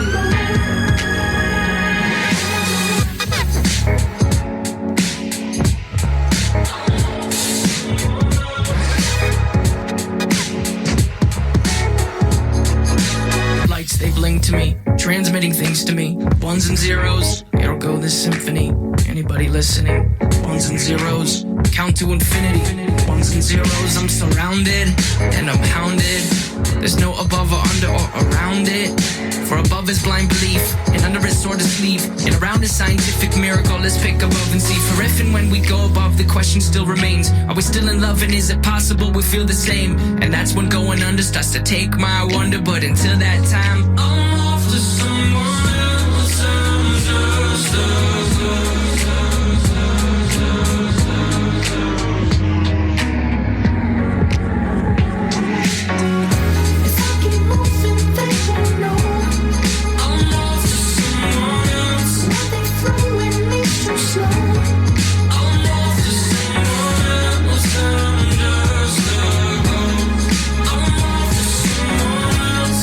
Like a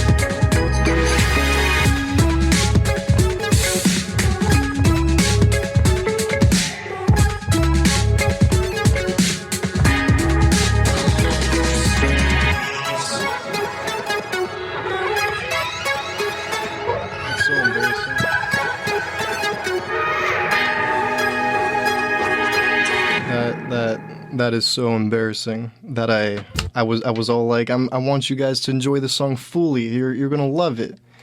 And then I refresh the song. I have to start it over almost. I don't know. Listen to these stupid ads.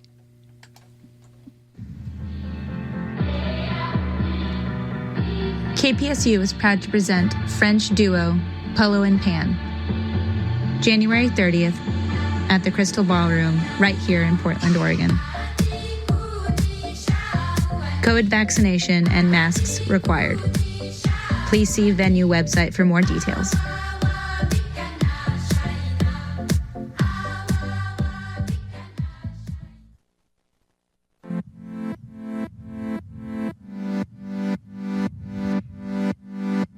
Check out The Beam, a veritable cosmic gumbo of pop, alt, and electronic music, beamed straight from your host brain to yours.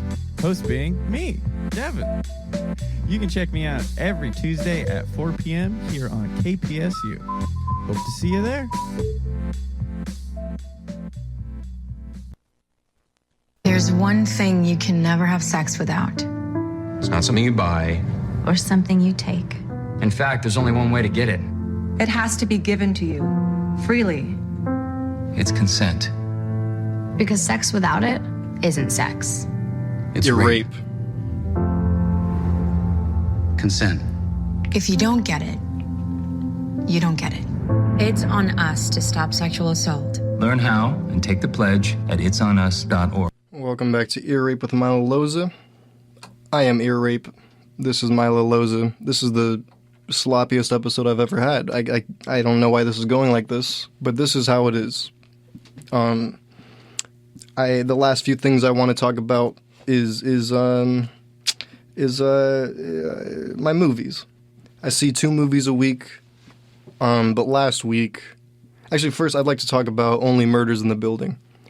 I watched Steve Martin's show on Hulu, and it was good. Like, I'm not one for murder mysteries just because I have such an easy time figuring out who does what.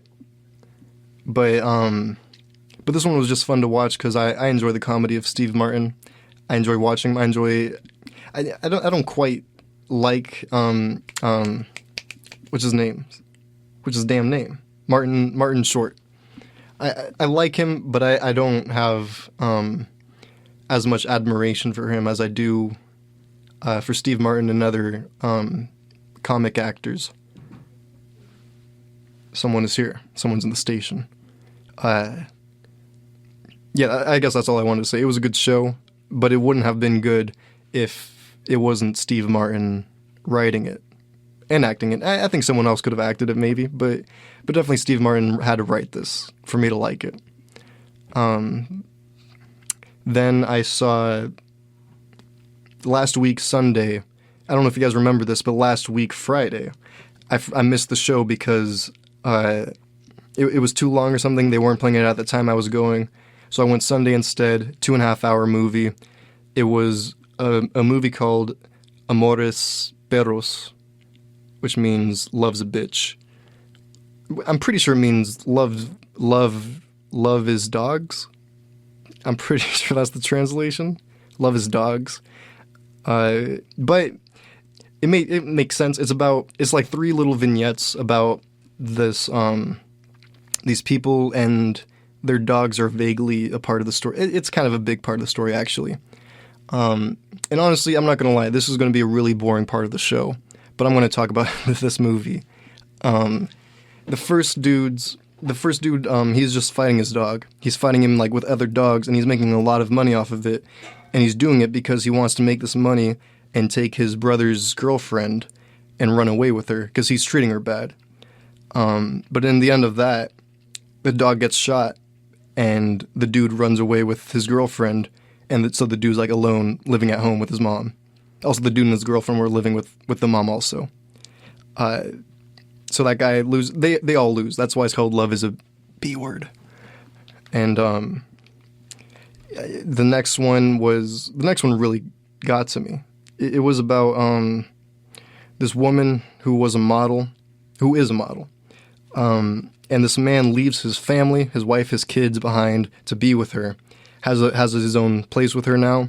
They have a view, and the view is like right directly to a billboard of her.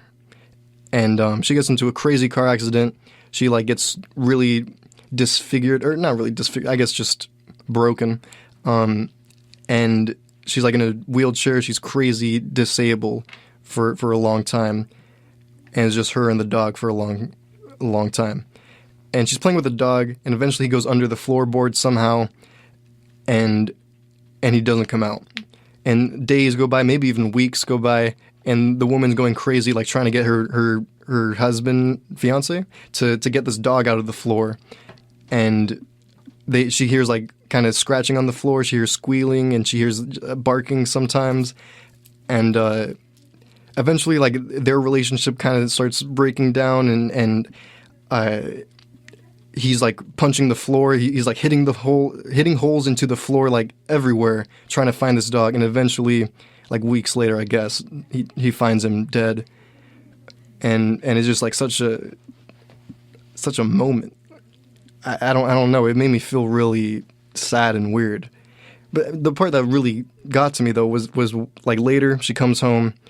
There's like holes all over the floor because he made a bunch of holes from finding the dog. They have a new dog now.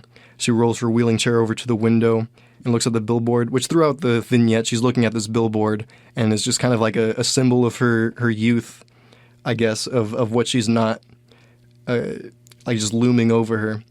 And then she looks at it once more, and it's gone, which is worse, which is weird. Like, I would think it's worse staring at a giant photo of myself way better than I am currently. But then I guess it being gone is way worse. And I don't know, that made me it made me almost throw up, to be honest. I wanted to throw up after seeing that. I don't know why. I had this really, like, I was really uneasy in my chair moving around. Like, I was either going to cry or throw up, but I was unable to do either, and it was weird. The next vignette was about, like, this hobo. He actually had a home. He had a home, but he looked homeless. His family, he gave up his family for something, I forgot what, to be a murderer, I guess. And he's doing a job where he's murdering someone. It doesn't really matter. The point is, he finds that dog that got shot earlier, and he heals it. He brings it back to good health, and he brings it back home to all his other dogs. He has like 10 dogs. Then he goes out for a while, he comes back, and he goes back to the dog that was shot. He's all healthy now, he's walking around, but he feels him, and he has like a bunch of blood on him. And he's like, why do you have a bunch of blood? What happened? Are you okay? And he's like checking. The dog's totally fine now. But then he goes inside. The dog killed all of his dogs. Because if you remember, this dog originally was killing dogs for the first guy for money. And now that he's all good, he was in a house of dogs. He killed all the dogs. And this movie was crazy, like with all the goddamn dead dogs. Like throughout the goddamn movie, there was a lot of dead dogs. And it was crazy seeing them lifeless, moved around. It was some crazy scenes. The dude almost kills the dog. Like he points a gun at him, and then he just doesn't do it. He shaves, he calls his daughter, and then he walks off into the sunset with the dog, and that's how the movie ends. And I tried thinking about this like the next day, like what this all means, because I did not like the movie, but it really had such an effect on me. Like it really made me, like no movie has made me want to cry and throw up and been unable to. And I think the first guy, he was the dog to him was like money and freedom.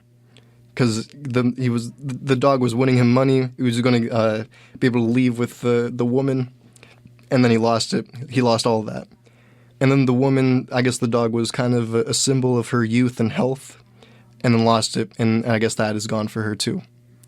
And then the hobo, I think the dog is a symbol for himself, because the dog ruins his own kind, those similar to him. Like he lost his family and kills people for a living. And I guess he can't kill himself, so he doesn't kill the dog. I don't know. I was really proud of finding all that meaning in it, but I think it's such a great overall movie, but I really, really hated watching it. But it was really good. But I really hated watching it. It's called Amores Perros. It's in Spanish, I think. Just something Spanish adjacent. Amores Perros. Loves a bitch. And then I saw My Brother's Wedding, which sucked. I saw that yesterday. I saw it last night. It was so boring. The acting was terrible. I feel like the story must have been good, and I might have not picked up on it, because for the theater on campus to show this movie, like, it has to be brilliant in some way. I'm thinking, because they show such pretentious movies, but that means they're good in some way that I just don't understand, you know. But the acting was terrible. I couldn't. I was the only one in the theater too. I felt terrible about it because it was the late showing. I go to 9:30 showings here on campus, and I went. I was the only one in the theater. She went to start the movie. She usually has like a little speech in the beginning, but she just went, pressed play, turned off the lights, and started walking towards the door. And as she like walked past me in the aisle, I was like, "Thank you."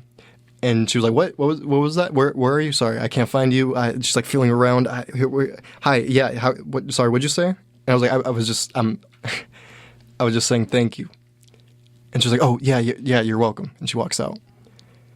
And then I hate the movie, and I leave, and I thank them again.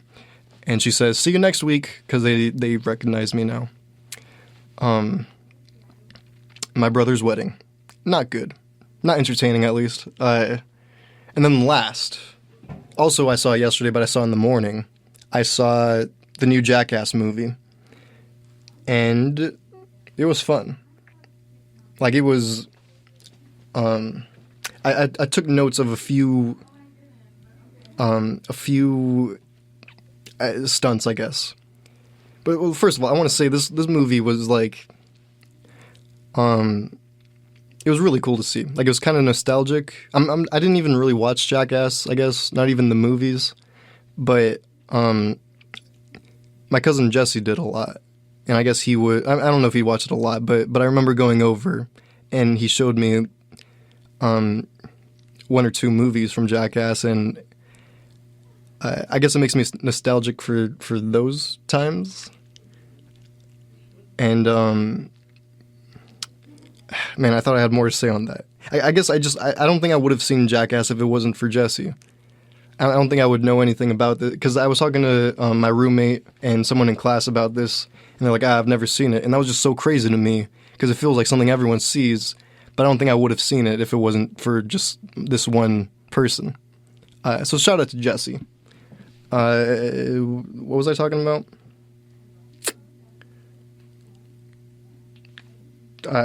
Crap. I don't remember. I was talking about Jackass. Yeah, the stunts they did. There was one where this guy kept getting hit in the balls, and he endured some crazy crap. He had a cup on. He got punched by like a really heavyweight wrestler or boxer. I forgot what the other one was, but it was also crazy. Oh, he got hit in the balls by a softball player. The best softball pitcher in the world threw a ball right at his balls. And then the worst one was a pogo stick. He had the cup on, he was laying on the floor, a guy with a pogo stick pogoed on his balls, and he like ripped open his balls, made it all bloody. It was crazy. There's another stunt where Steve-O does an underwater fart and they light it on fire, which was pretty awesome. I think that was one of my favorites. Because like it blew up, like it was like a little bomb underwater. I don't know how to explain it. There was even a guy too that threw open his mask twice. Like, he wouldn't take off his mask, but you could hear him going. It was just a guy on crew, like one of the camera guys throwing up in his mask while filming, like while holding the camera up. It was crazy. And they had a vomitron, like a spinning thing where they were drinking some liquid while they were on it to throw up, and then all this other crazy crap happens. There was this part where they take two pieces of glass and they tighten it on one of their penises. Honestly, all the stunts in the movies are in the trailer. but they kind of get expanded upon in the movie, and they take all the penis ones out of the trailer. There's a lot of penis ones, and in this one, the penis one, they take glass, they squeeze the penis really tight, and I don't know what I thought. I thought they were just going to squeeze it till it falls off. I don't know what they were doing, but they squeeze the glass on, and then they tied like a ball and a string to the middle of it, and then they played with it like a ball and string and the paddle ball with the guy's penis, and that really made me laugh. I thought that was funny. Tyler the Creator was in it. He was just in a couple things. It was a fun watch, especially in a movie theater though, because I think not everyone would enjoy this. Like if you don't think you would enjoy this, I wouldn't say watch it. But if you've seen one before and you enjoyed it, yes, it is also good. It is also similar. They have the same style down, the same music and stuff. It's cool, and it's really one of those, like, I don't know, it's just one of those movies where it gets everyone loud in the theater. Like I was covering my eyes at some scenes, like peeking through my own fingers. And like people were like, they're laughing out loud, and it was fun. There's not even a lot of us in the theater, but it was fun. So I am not allowed to recommend that movie. But thank you for listening. I made it to the end. I can't believe I did it. I don't know if you noticed, but I was BSing my way through this whole last part. Yeah, I'm gonna get out of here. Thank you everyone for listening. Thank you, all. Let me see where the stats are. We've got. I'm trying to see the locations. We've got someone in Poland listening right now. Thank you in Poland. You're my favorite listener. Whoever's in Poland right now, this episode's dedicated to you. I'm sorry. This is just the episode you got. But this has been Ear Ape with Milo Loza. Thank you for listening. Be here next week. It's going to be another great episode. Episode 17. Thank you for listening. Have a good night. Yeah. Goodbye.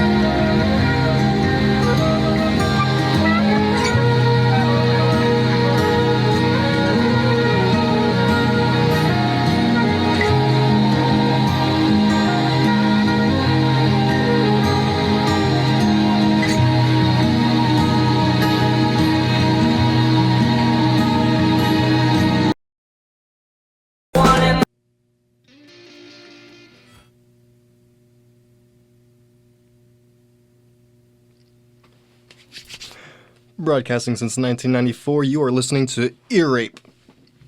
Broadcasting since 1994, you are listening to KPSU, Portland's College Radio, streaming worldwide 24/7 at kpsu.org. Disclaimer. The views and opinions expressed in the following program do not necessarily represent KPSU, Portland State University, or any of our participating affiliates. Listener discretion is advised. Welcome. Welcome to episode 17 of Ear Rape with Milo Loza.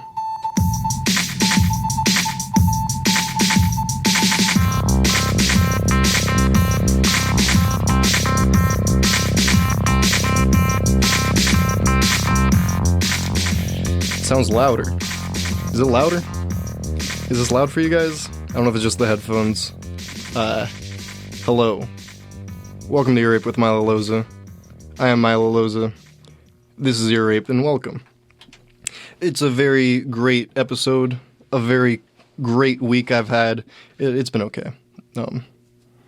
I'm wearing socks, of course. I'm wearing cock socks today. They've got a chicken on them, a rooster. They're red, green, and yellow. They're beautiful. They're some of the most beautiful socks I own. I think my mother got them for me. Shout out to the one that gave birth. Today's word of the week is crap. I didn't check how to pronounce it, but I'm pretty sure superfluous. Superfluous? Superfluous. No, superfluous. Superfluous. It means unnecessary, especially through being more than enough. Unnecessary. Superfluous. The word of the week is superfluous, to be honest. I don't use it, but I like it. It's like a little callback I could have at any time in the show. It's superfluous, but it's nice. Welcome to Ear Rape with Milo Loza. I've had an okay week. Not much happened. I keep forgetting what happened. I keep forgetting to write down lately what's happening to me. Like yesterday, I went to see Van Gogh. I didn't forget, but I might have if I didn't write it down. I saw the Van Gogh art exhibit. It's been like kind of touring around the country, I think, and it's cool. It was awesome. I thoroughly enjoyed it. It was mostly like a part where you read stuff and then you go into the main room where they project a whole thing. It's like a 30-minute projection and then it loops, and you could stay there as long as you want. But I just watched it a couple times and left. It was cool. It was good. I thoroughly enjoyed it. A couple parts were boring. A couple parts were brilliant. But I enjoyed it. I don't know if it was worth like $45, maybe 30, but still great. I'm trying to think of a fact I learned. Vincent Van Gogh used to go by Vincent only because he didn't like his last name because he felt no one would know how to pronounce it. But now here he is only known by Van Gogh. It's probably not pronounced Van Gogh. It's probably like Van Gogh. And that's why he didn't want it known, because we all say it wrong now. Superfluous. I got the word from, the word of the week this week is from a book that I was reading less than an hour ago, because I've been sucking at reading.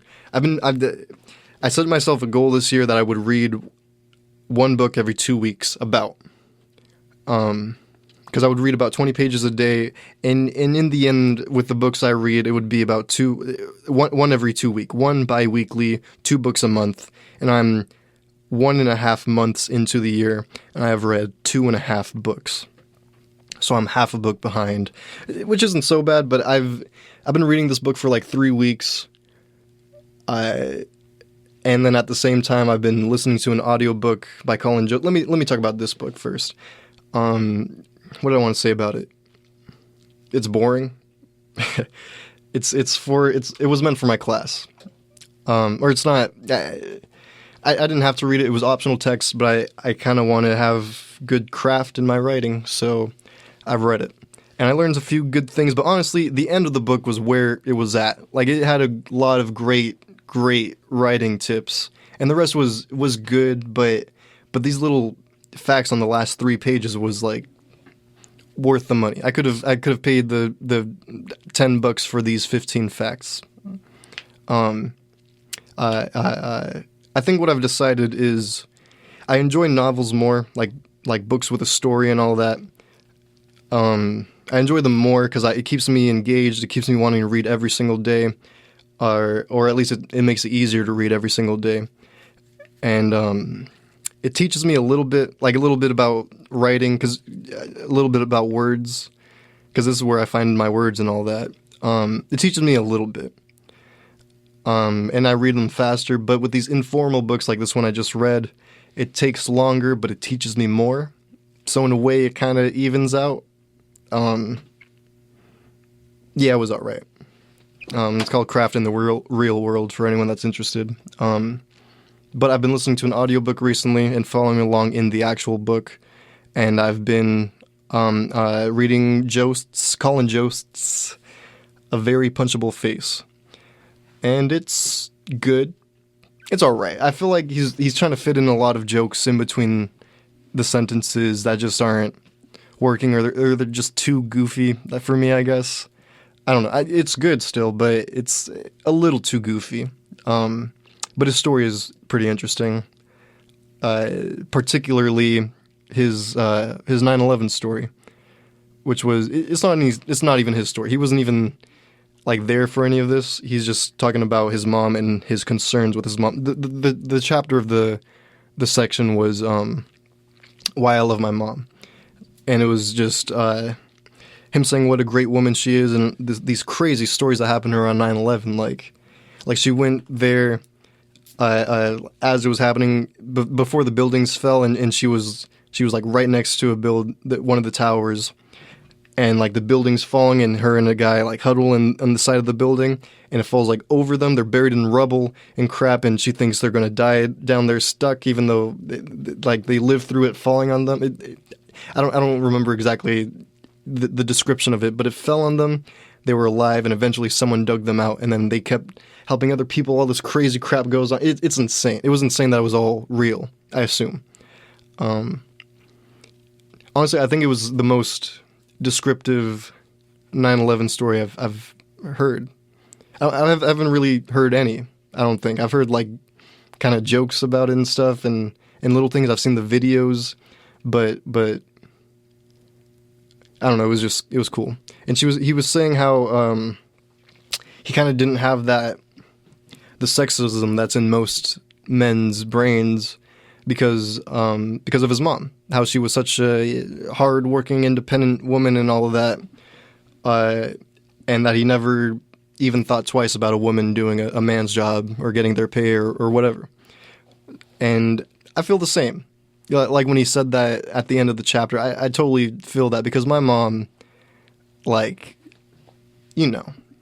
raised me and my sister with her own, by herself, with her job as a single and a half parent. Shout out to my mom. Thank you for that. Thank you for showing me women could do men jobs. Or, I don't know, whatever. I share that with Joe's. I'm going to play a song. This song is by Skylar Grey, Eminem, and Dr. Dre, in that order. Enjoy it. It's called I Need a Doctor. I'm about to lose my mind. You've been gone for so long. I'm running out of time. I need a doctor. Call me a doctor. I need a doctor to bring me back to life.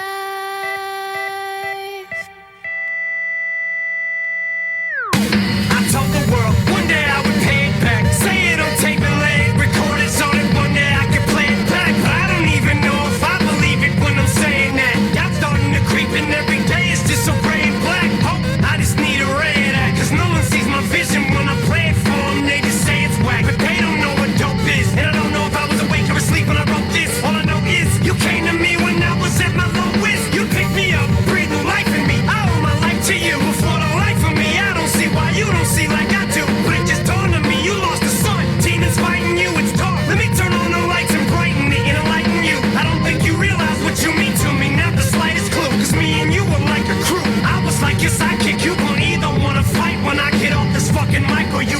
me, but I'm out of options. There's nothing else I can do, cause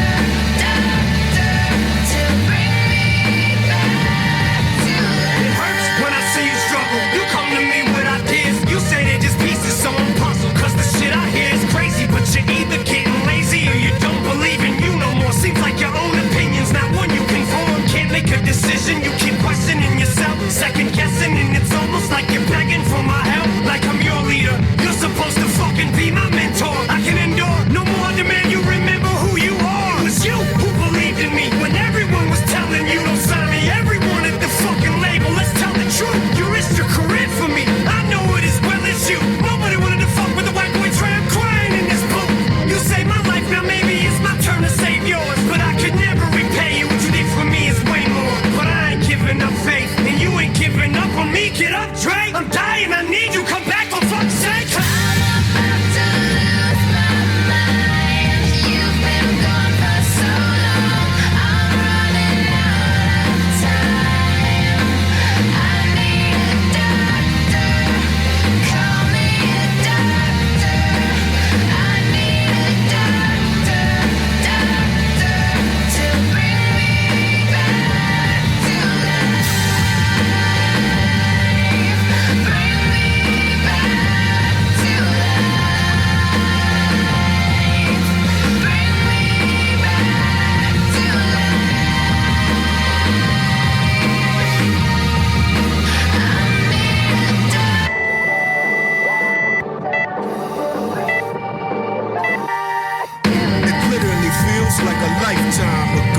Remember the shit like it was just yesterday, though. You walked in, yellow jumpsuit, whole room, crack jokes. Once you got inside the booth, told you, Mike smoke with the friends. Some of them I put on, but they just left. They said they was riding to the death, but where the fuck are they now? Now that I need them, I don't see none of them, all I see is Slim. Fuck all you fair weather friends, all I need is him. Fucking backstabbers, when the chips were down, you just laughed at us. Now you about to feel the fucking wrath of aftermath, faggots. You gon' see us in our lab jackets and ask where the fuck we been. You can kiss my indecisive ass, crack maggots and the cracker's ass. Lil Cracker Jack beat, making whack ass backwards producers. I'm back, bastards. One more CD and then I'm packing up my bags. And as I'm leaving, I guarantee they'll scream, Trey, don't leave us like that, man, cause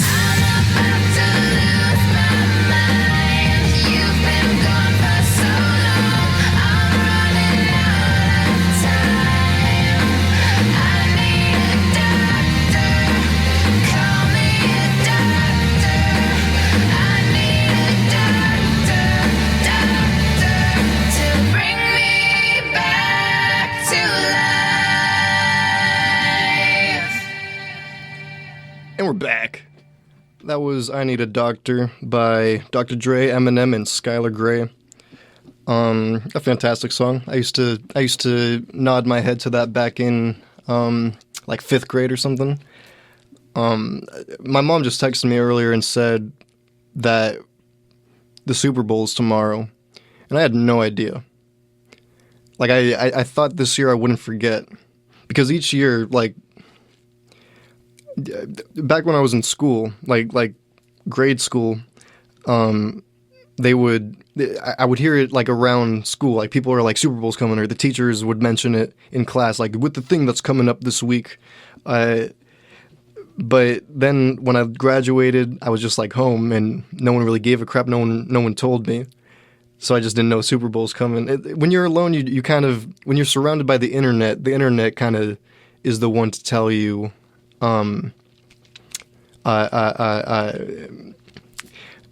Like it shows you what you want to see and all that. And I don't want to see football, so I just never know when the Super Bowl is. But my mom texted me, said it's tomorrow, and she's like, "You have to watch the halftime show. It's Dr. Dre and Eminem and Snoop Dogg and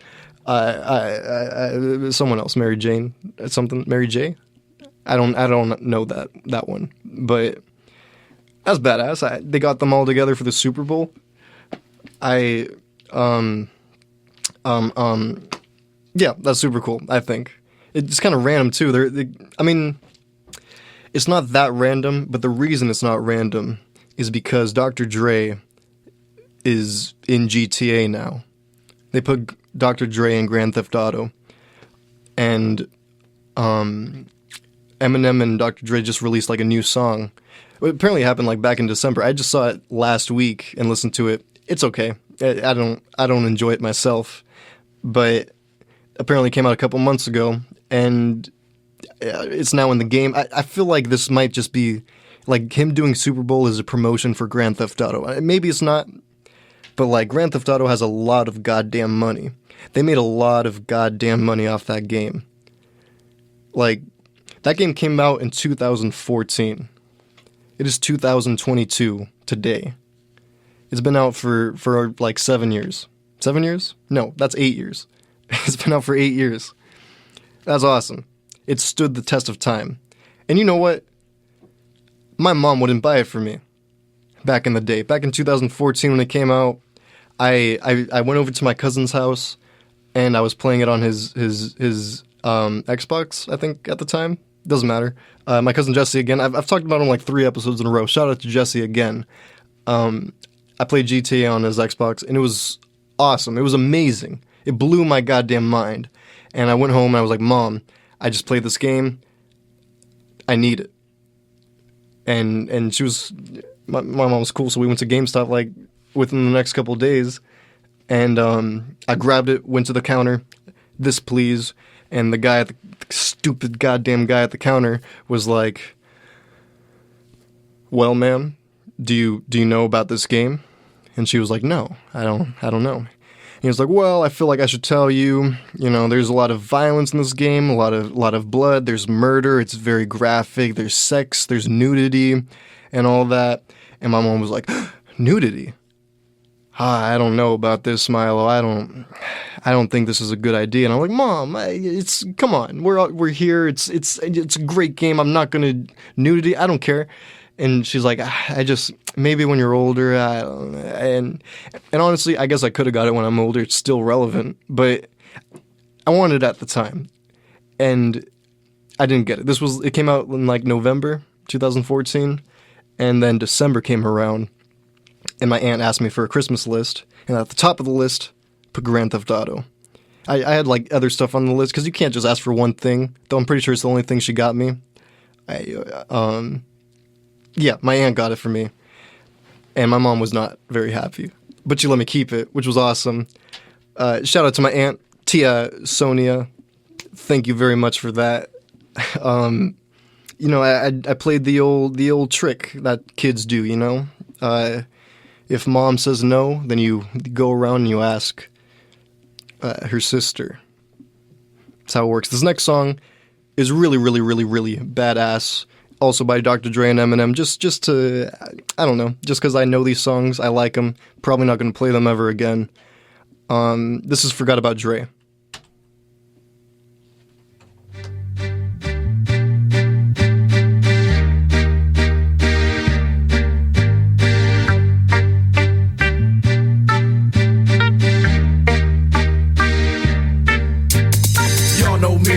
Same OG, but I've been low-key hated on by most these niggas with no cheese, no deals and no G's, no wheels and no keys, no boats, no snowmobiles and no skis. Mad at me cause I can finally afford to provide my family with groceries. Got a crib with a studio and it's all full of tracks to add to the wall full of plaques, hanging up in the office and back of my house like trophies. Did y'all think I'ma let my dough freeze? Hold please, you better bow down on both knees. Who you think taught you to smoke trees? Who you think brought you to ODs, Easy E's, Ice Cubes and DOCs, the Snoop D-O-double-G's, and a group that said motherfuck the police. Gave you a tape full of dope beats to bump when you stroll through in your hood. And when your album sales wasn't doing too good, who's the doc that they told you to go see? Y'all better listen up closely. All you niggas that said that I turn pop or the firm flop, y'all are the reason that Dre ain't been getting no sleep. So fuck y'all, all of y'all. If y'all don't like me, blow me. Y'all are gonna keep fucking around with me and turn me back to the old me. Nowadays, everybody wanna talk like they got something to say, but nothing comes out when they move their lips. Just a bunch of gibberish, and motherfuckers act like they forgot about Dre. Nowadays, everybody wanna wanna talk like they got something to say, but nothing comes out when they move their lips. Just a bunch of gibberish, and motherfuckers act like they forgot about Dre. So what do you say to somebody you hate? What? Or anyone trying to bring trouble your way? One of his off things in the blood of your way? Just study your tape of NWA. One day I was walking by with a Walkman on when I caught a guy, give me an awkward eye. She looked and strangled him off in the parking lot with his dark and I don't give a fuck if it's dark or not. I'm harder than me trying to park a Dodge when I'm drunk as fuck. Right next to a humongous truck in a 2-car garage. Hopping out with 2 broken legs, trying to walk it off. Fuck you too, bitch, call the cops. I'ma kill you and them loud ass motherfucking barking dogs. And when the cops came through, me and Dre stood next to a burned down house with a can full of gas and a handful of matches, and still weren't found out. Right here, so from here on out, it's the chronic too. Starting today and tomorrow's a new. And I'm still local enough to choke you to death with a Charleston chew. Slim Shady, hotter than a set of twin babies. And a Mercedes Benz with the windows up when the temp goes up to the mid-80s. Calling men ladies. Sorry, Doc, but I've been crazy. There's no way that you can save me. It's okay, go with him, Haley. Nowadays, everybody wanna talk like they got something to say, but nothing comes out when they move their lips. Just a bunch of gibberish, and motherfuckers act like they forgot about Dre.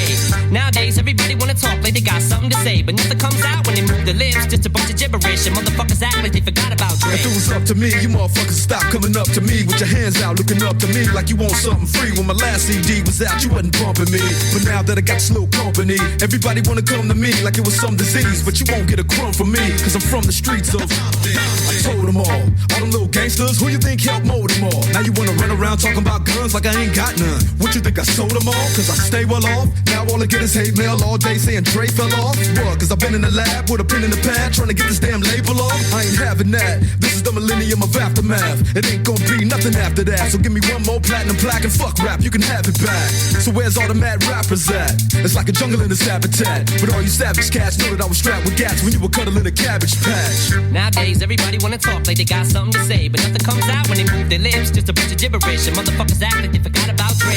Nowadays, everybody wanna talk like they got something to say, but nothing comes out when they move their lips. Just a bunch of gibberish, and motherfuckers act like they forgot about Dre. Nowadays, everybody wanna talk like they got something to say, but nothing comes out when they move their lips. Just a bunch of gibberish, and motherfuckers act like they forgot about Dre.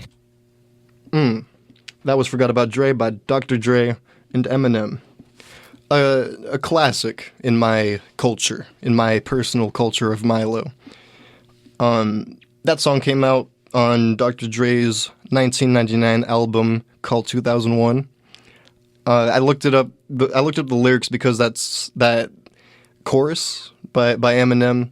I love singing it. I always sang it as a kid, but I don't know what the part is where he cusses. He says, nowadays everybody want to talk like they got something to say, but nothing comes out when they move their lips, just a bunch of gibberish, and mother effers act like they forgot about Dre. And I looked up like the meaning of that, like why, who's forgetting they forgot, who's pretending like they forgot about Dre? Everyone knows Dre. But at the time, I wasn't alive. I was 2 years not alive. And apparently, at the time, Dr. Dre was leaving a group. I don't know anything about their history, to be honest. I just know these songs. Dr. Dre was leaving some rap group. I don't know the name of it. And those people were mad at him. And to throw shade, I guess, of sorts, they were naming their album The Chronic 2000 after his album The Chronic, and they knew he was going to name this album 2000. So instead he one-upped them by calling it 2001, and then had like some crazy album. I'm sure this album is what thrusted him into such popularity, because everyone was hating on him so much, and then releases this song, Still Dre, with Snoop Dogg, and just becomes legendary, iconic, I guess. I'm not that into Dre. I don't know his songs that much, but I have a lot of respect for him. Good for you, Dr. Dre. You have the Milo approval. I first heard that song when I was like 10. And this song came out in 1999. Now it's 2022. So I'd say like the point between when it came out and the time I first heard it, and between the time I first heard it and now, is equidistant, if that makes sense. Like it's been, I've heard it in between now and when it was released, which is kind of cool to be. It always seemed like a super old song to me, but now it's about as old as me. Whatever, I'm gonna move on. No, I'm not. I used to feel so cool with his music. In like 3rd and 4th grade, I was listening to it. My mom was super cool. She just let me listen to it. And sometimes we would give rights to kids that weren't allowed to listen to songs with bad words in them. So I wasn't able to play my music, which was cool. Made me feel cool. Yeah, that's all I have to say about that. I have another song ready for later. It's actually a song I was going to play last week. Apparently I played 2 songs last week instead of 3. So I kind of don't want to play this song now, but I was going to play it last week, and I want to balance it out. I don't want too much rap on here. So, yeah, whatever. You'll hear it later. My class went back in person this week, my pop culture class, and it's been all right. I brought an N95 mask because my teacher said, if you bring a higher quality mask, I'll give you extra credit. But I brought the mask, and I didn't say anything. I just was hoping she would be like, Milo, you brought a mask, extra credit for you. But I didn't want to be annoying, so I just sat still. She didn't say anything, so I'm never wearing a high quality mask again. As I was sitting there, there was an attractive girl in front of me to the left, and I saw her pencil case. The pencil case said The French Dispatch on it, and I love The French Dispatch. As you know, I talked about it a bunch of times on this show. I've seen it in theaters 3 times. I love it. And I saw it like right away, but I was like, hey yo, what's on your pencil case, baby cakes? And she was like, oh, it's The French Dispatch. And I was like, I love The French Dispatch. It's one of my favorite movies. I saw it in theaters 3 times. I love it. And she was like, whoa, 3 times? I'm not rich enough for that. Which, I wouldn't say I'm rich enough for that. I think it's more like I repurpose my money for things like she spends her money on makeup and whatever. I spend my money on movies. I just repurpose. I don't know. That's how I think of it, I guess.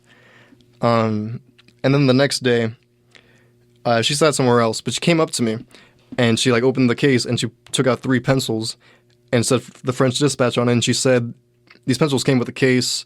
I don't use them. Do you want them?" I said, "Yes, thank them." I said, "Yes, thank." I'm not going to use them, but I want them. So now I have 3 French Dispatch pencils, which is cool. They're just plain pencils that say The French Dispatch, but it's cool. Super cool of her. We'll probably never talk again. Let's see, what else? In that class, we were talking about cultural appropriation again, and I brought up my same point that I said last week, which is cultural appropriation is kind of okay. Because if I'll briefly summarize it, if there are many cultures within cultures, like all these subcultures, then each person is their my own Milo culture, and so to take an aspect from another culture and what was that word? Appropriate it. To do that, like it's to take something and represent it poorly. But I feel like I should be able to do that if it's part of my culture. Like, you shouldn't be able to say I can't do that because it's my own culture and you're being disrespectful. You know what I mean? It's an annoying argument, I know, but it's the exact same argument just flipped around. It's just a mirror pointed at the argument. Because it's just kind of annoying that you can't just offend people by joking about their crap. I don't know. Why not? You could joke about my crap. That's just how things work. You can't say you can't do something.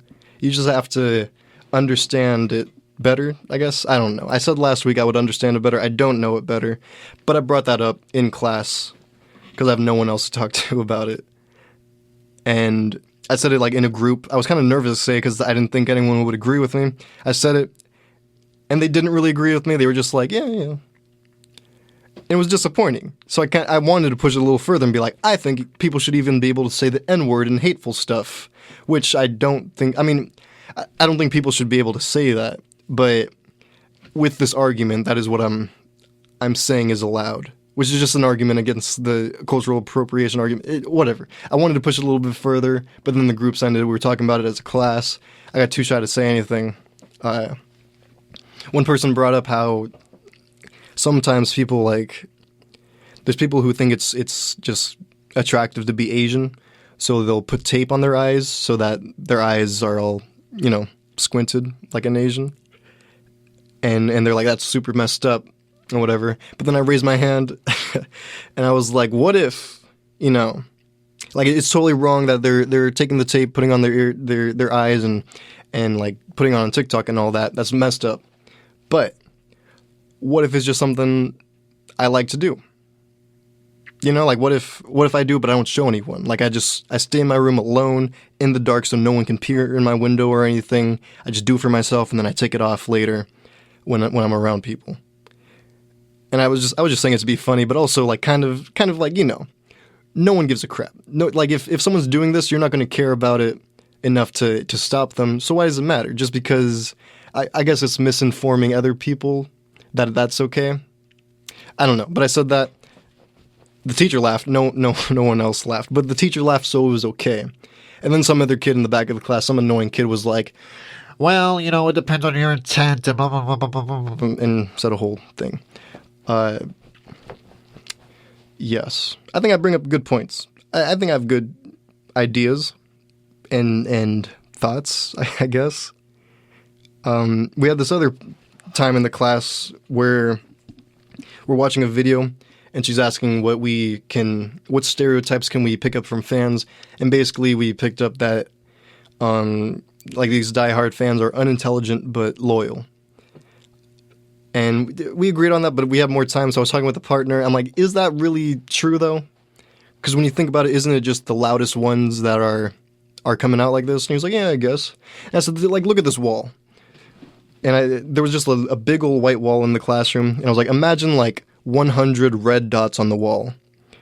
Like it would really stand out to you, and you would think of it as a wall full of red dots, but really it's not a wall full of red dots, it's just a wall, and there happens to be red dots on it. Like it's more wall than red dots, but you call it like a red dotted wall because that's what it is. And that's kind of what you're seeing when you look at the fans, because these are the ones that come out, so you're just calling it like annoying fans. But really maybe there's more intelligent people that enjoy the music and whatever. It was Judas Priest, the band that we were looking at, but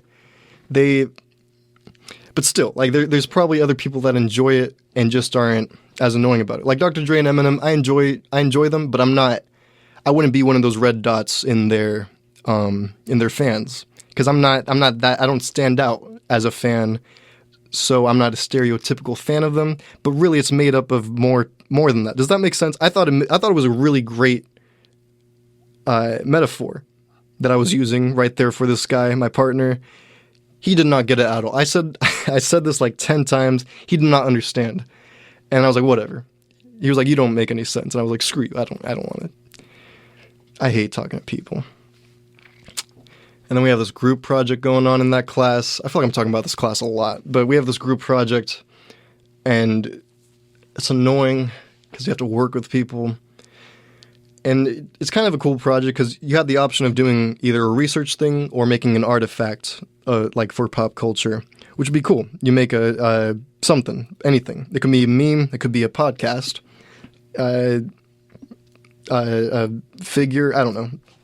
Whatever you want. You just have to relate it to pop culture. And I was thinking, just make it like a meme or something, and then explain it way too much. Because you have to have a 15-minute presentation on it, and I could definitely talk about a meme I made for 15 minutes. I made it. I could create any interpretation of it I want, and they won't care. And that's what I wanted to do, but no one agreed with me. Like no one in the groups I was dealt. So my group ended up deciding we're going to do the research thing, which on some person it's really boring. They're boring. I'm not excited. But I'm glad to be back in person. It's good to talk to people. I finally have stories. The one I have less stories from, fiction class, intro to fiction. Because we're still online. We're staying online the rest of the term. I don't know how the teacher did it, but we're staying online the rest of the term. We were only in person the first week. I'm not going to talk about that, but this week we had, we're creating an alien in our groups. And the dealio was we're going to create an alien together, and then we're going to go out, write about it, and the next week for the workshop, we'll review each other's stories. And so we're creating the alien. It was me and one person in the group, like pretty much doing it all. And the other guy was there, but not saying anything. And then we're like about done making this alien, and then he chimes in and he's like, "Yeah, I've made like my own alien right now." We're like, "But the assignment is to, see what we write about each other's aliens." And he's like, yeah, but I've been building this universe lately, so I just kind of want to, I just want to write off of that. And I get it, but it's going to be so irrelevant and useless for, like, we're not going to be as interested in it, and then he's going to feel bad next week. His stuff is usually boring. And I hope he never listens to that. I've been feeling a weird sense of anxiety lately that the people I talk about on this radio show are going to start listening, because as I'm here in Portland more, people start to care about me more and want to listen to this radio show, and it's just, I don't want them to. I kind of like it being a little place in between my life, I guess, where I could just talk about everyone and everything. But yeah, what the heck was I just talking about? This guy. Yeah, screw this guy. We were doing a workshop earlier this week, and the assignment was just that you do a story in entirely dialogue. You can't describe anything that's going on. You have the characters speaking, and you have to give the reader background through that. And I'm terrible at doing these assignments on time. I did it in the morning and then turned it in. But I had the best one, I think. Like, I think mine was pretty good. Others they were kind of boring, too abstract, not enough, I guess, not entertaining. And then mine, I didn't think mine was that great, but because of how little everyone had to say about everyone else's, and then we got to me, and everyone had high things. Even the guy who had never has anything nice to say, he was like, yeah, this is actually like really good. Like it works very well. And one of the stories in the workshop, or one of the questions was, does this piece work alone, or should it be expanded into more? Would it benefit from being a longer piece? And one girl said both. She was like it's already a good piece as it is. Like it's already great, but I just want to hear more. Which was the highest compliment I could get. It's already good, but you want to hear more? It was just a silly little thing. I'm not very good at writing either. I mean, I guess I am, but like I just begin and then I end. I don't really plan what I'm doing. Like I just started it. The way it started was it was an argument between a couple and a waiter, specifically one of the people from the couple and the waiter. And then it goes to later them in the car eating. And they're just fighting. And it seems like it's about that, but they're mad about more than I know you guys don't care about this, but I'm going to keep going. They seem mad about the waitress thing, but really what's going on in the background, which isn't revealed till like the last couple lines, where the woman is like, "Nah, screw you, I'm done with you. Like this sucks." Where first you kill my dog, and then I forgot what else happened, but yeah, the dude kills her dog earlier in the story that isn't really talked about earlier. She just brings it up now because for their anniversary, he bought her a chocolate dildo, and the character loves that. Like it's a great gag gift, no pun intended. Like the character loves it, and I try to write it so that she genuinely loved that gift, but the gift did kill the dog because he left it at home and the dog got into it, bit the chocolate dildo, died, and then the very last line is her being like, "And now I'm in the parking lot with half a chocolate dildo and a dead dog in my trunk on our last anniversary." And then it reveals that it's their anniversary and that she's about to that last line is loaded with it being their anniversary and that she's about to break up with them because it's their last anniversary. I think it was good. I enjoyed what I wrote. Yeah, I don't really have anything else to say about it. I just wanted to share that I wrote something good for my class. Let's see. I emailed the school recently because I was thinking about it, and as I've mentioned before, I have a spot here on campus in one of the campus buildings that I love. I'm there every single day, almost every single night. I'm there till like midnight. I love it there, but I have to get into the building before 8 o'clock. Otherwise, it'll close and I can't get in.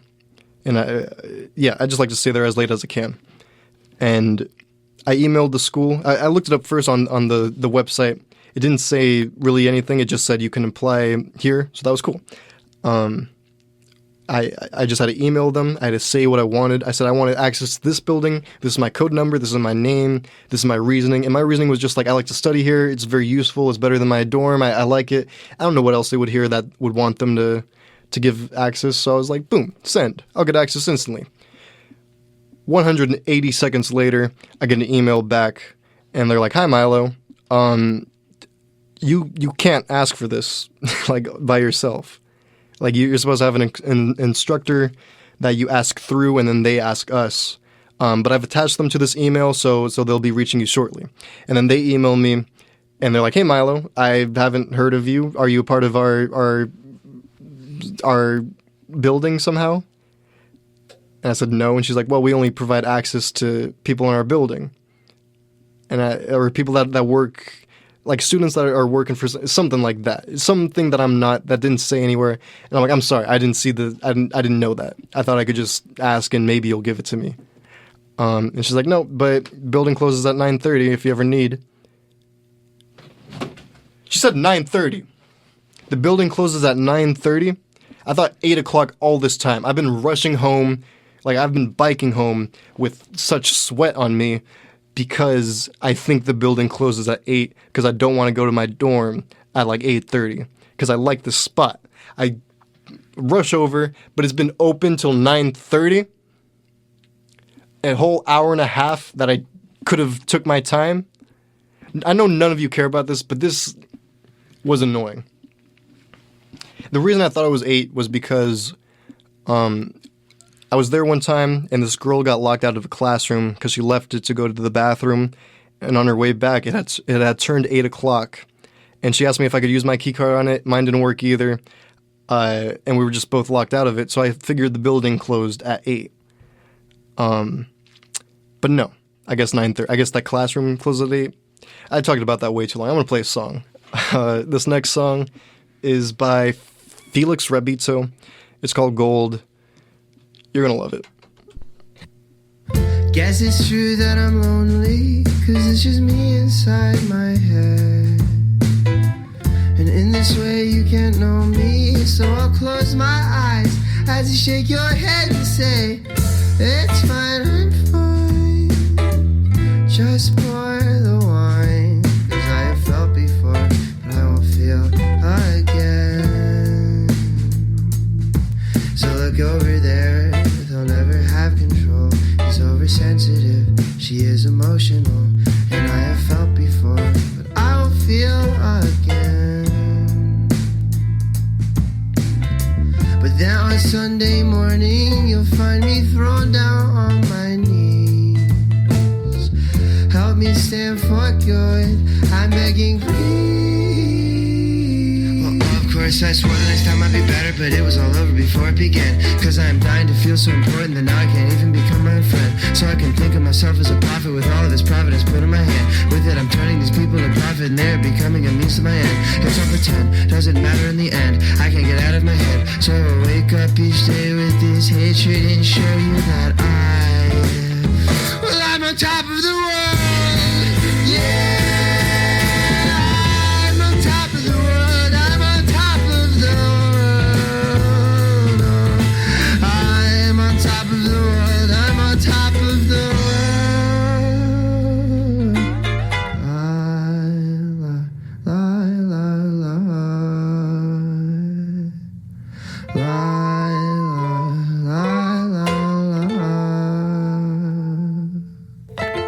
Yeah, I'll be so noble, how I'll get back to you.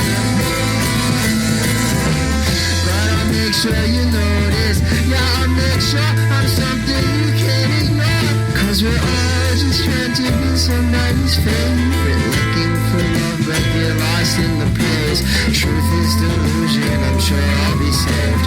This is the biggest mistake that I made. This is the biggest mistake that we made. Now it's fucking freezing. I don't care about the cold. Hell, I'm gonna live forever, so I'm not scared of getting old. And our humility, oh, it's glistening in gold. Our humility, oh, it's glistening in gold. And now I'm on top of the world. I'm on top of the... Woo!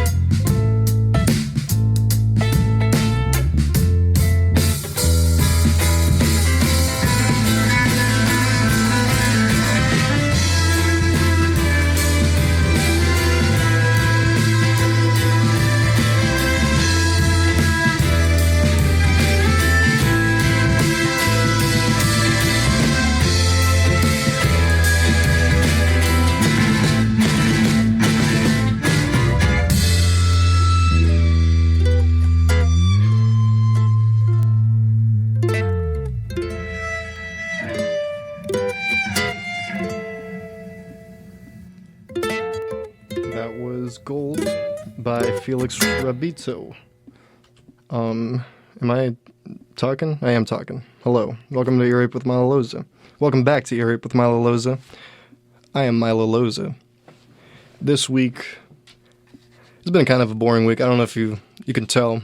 Not too much interesting, but my open mics were in fact in this week, and actually no, they weren't really. I did one, but it was half new stuff, which was exciting, scary. It was scary because I usually start with like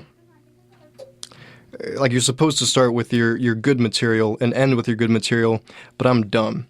And when I add new stuff in, I really like the idea of opening with it. Like I think it's funny just to.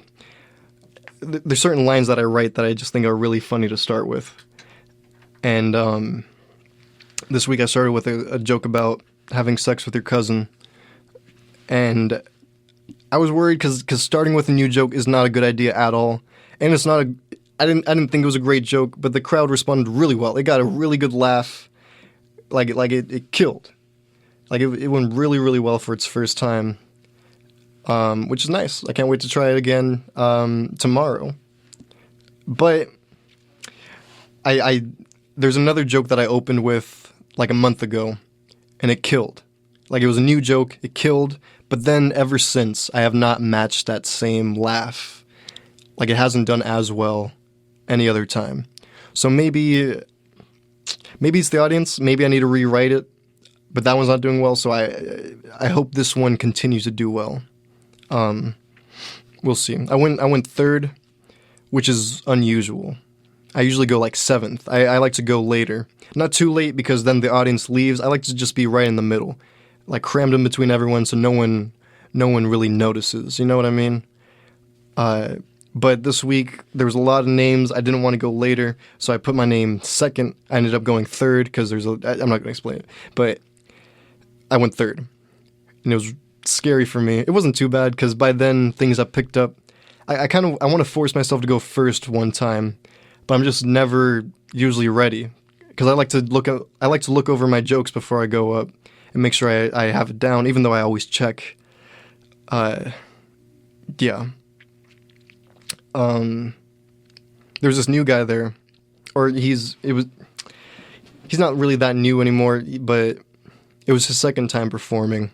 He was there a couple weeks ago, 3 weeks ago, and he killed. I hated it. I hate when new people do well.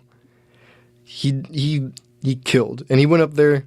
He brought an audience again. Like he had like a whole table and a half, which was nice for us comics because sometimes this will happen where it'll be like one group that's the entire audience, and that's nice. Even though the other comics, they crap on them the whole time. They're just trying to be funny, but you can always see on their faces that the audience is insulted. And I don't know how they don't pick up on that. But this guy went again, and none of the other people laughed. Only his people laughed. And honestly, I'm not so sure he did that well the first time. I think it might have just been his people that time too, you know? Because the first time I was so jealous. It was like he was just there eating with his friends, and then he was like, I'll go on stage, and then he kills. Ugh. And then he went again, did half the same stuff, had some new stuff. He did okay with his friends. That was good to see. I accidentally sat at a comics table.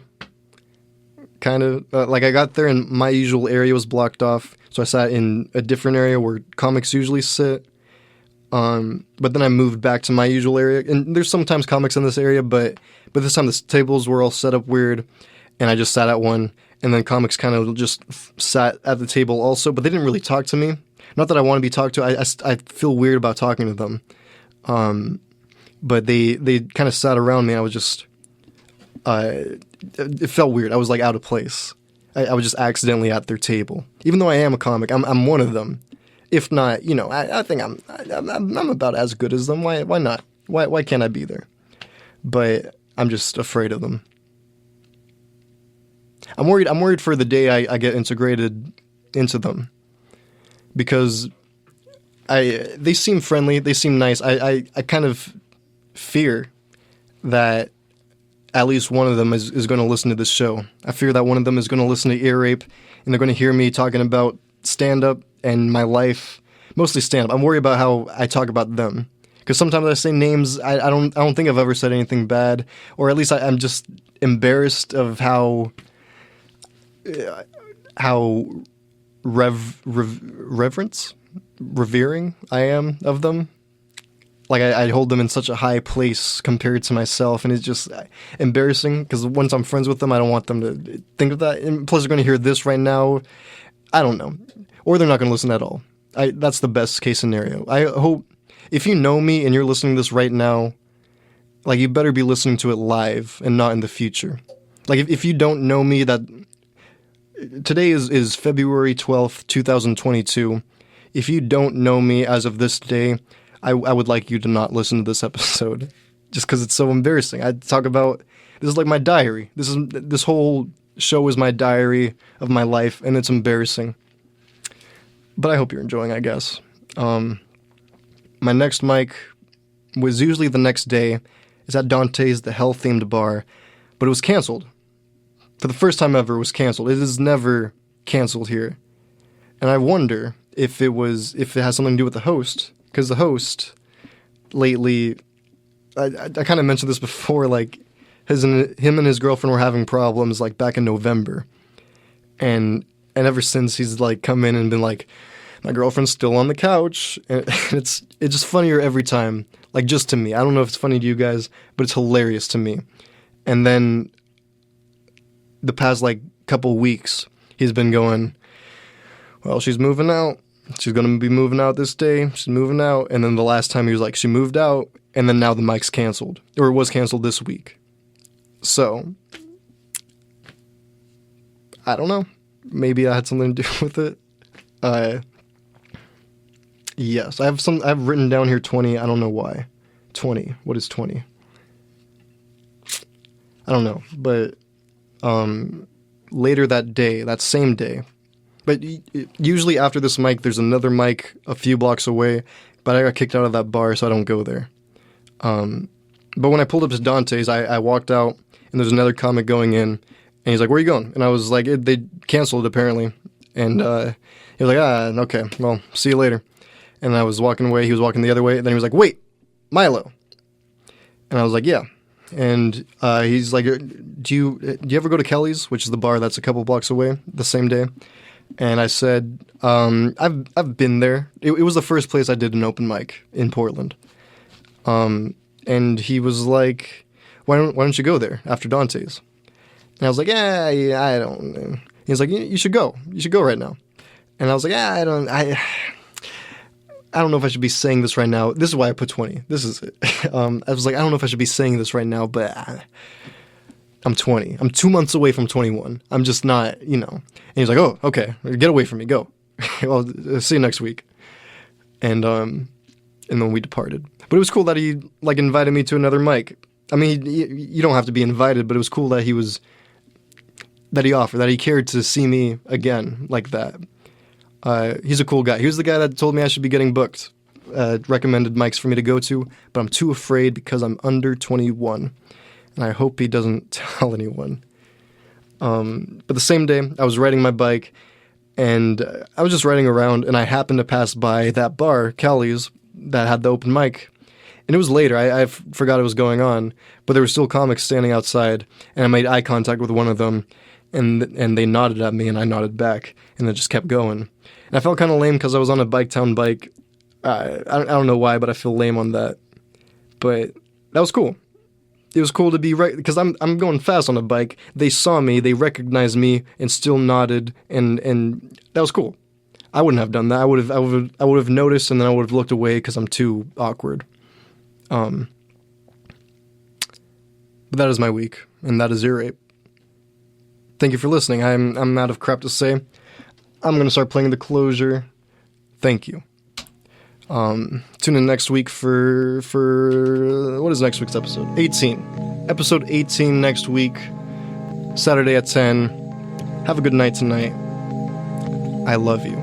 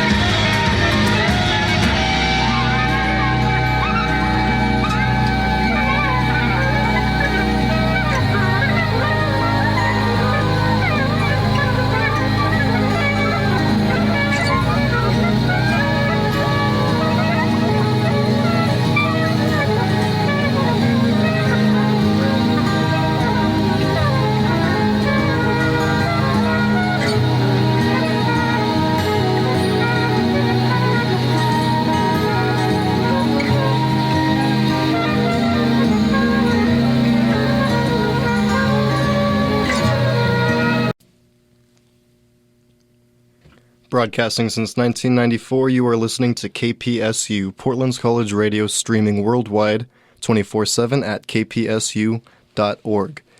Disclaimer. The views and opinions expressed in the following program do not necessarily represent KPSU, Portland State University, or any of our participating affiliates. Listener discretion is advised. Welcome.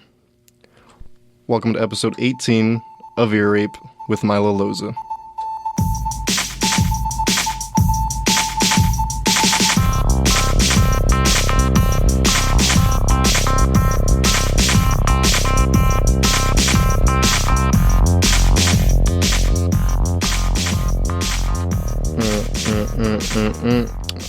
Hello, it's me, Milo Loza.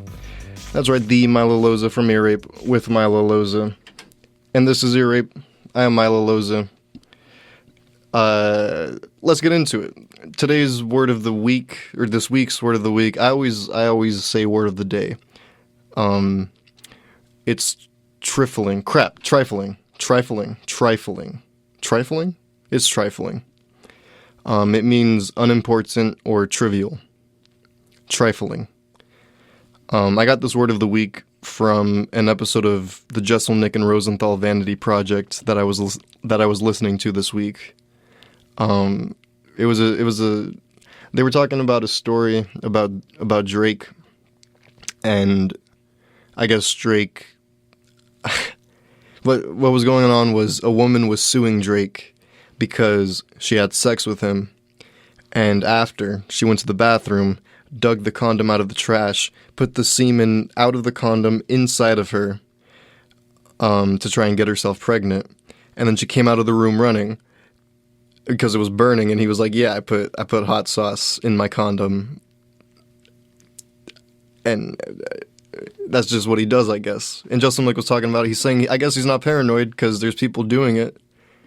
But what he said was, if Drake has to worry about this, then he's messing with some trifling bitches. Trifling bitches. Crap. And I just thought that was funny, I guess. Trifling. I had to look it up to know what he was saying. And it's not funny because he's calling a lady the B word.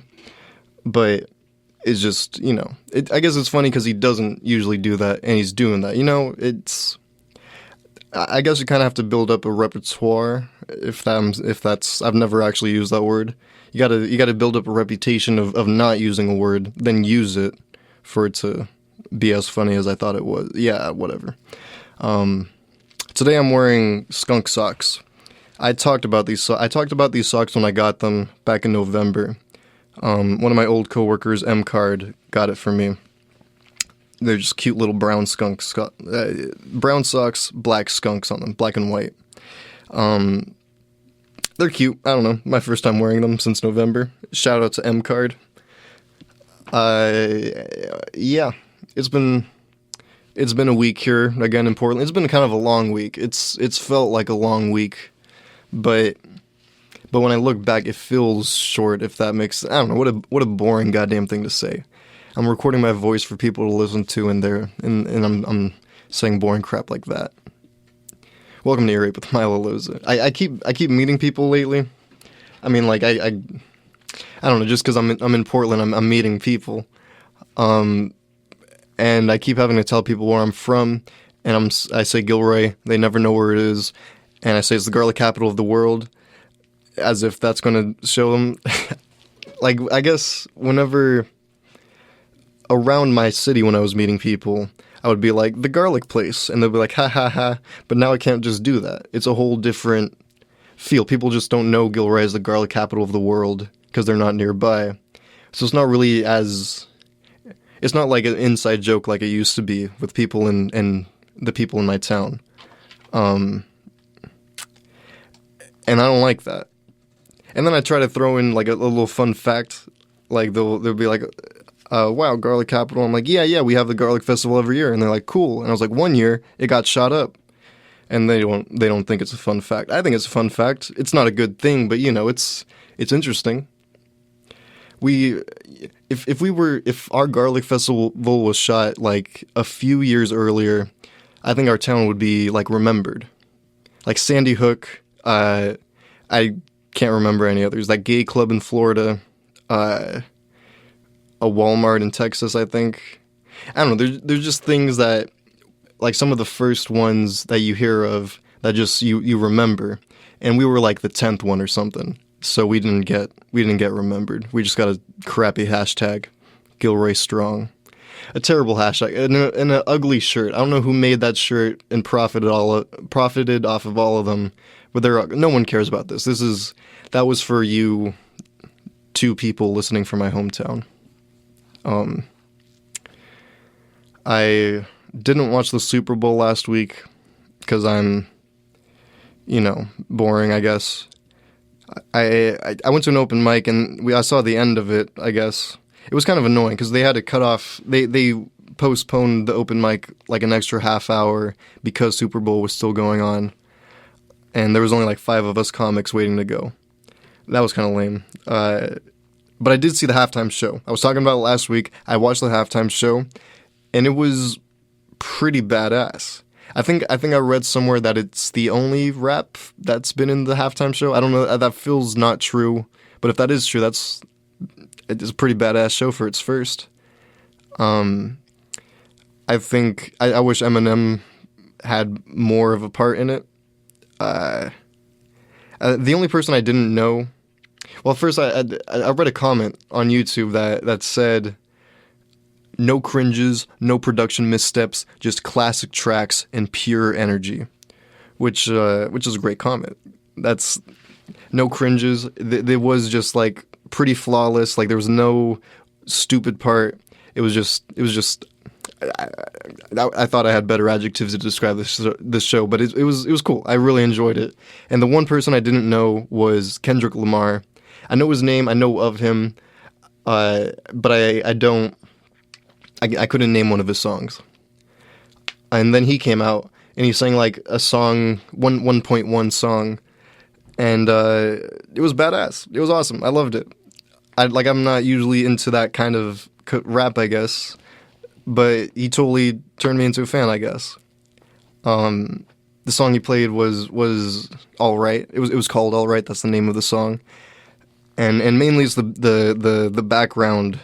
The song in the background, I'm going to play in a second, but I got really into it. And then I looked into his discography, and I do have a song by him that I like. It's Pride. I don't know how I didn't know that.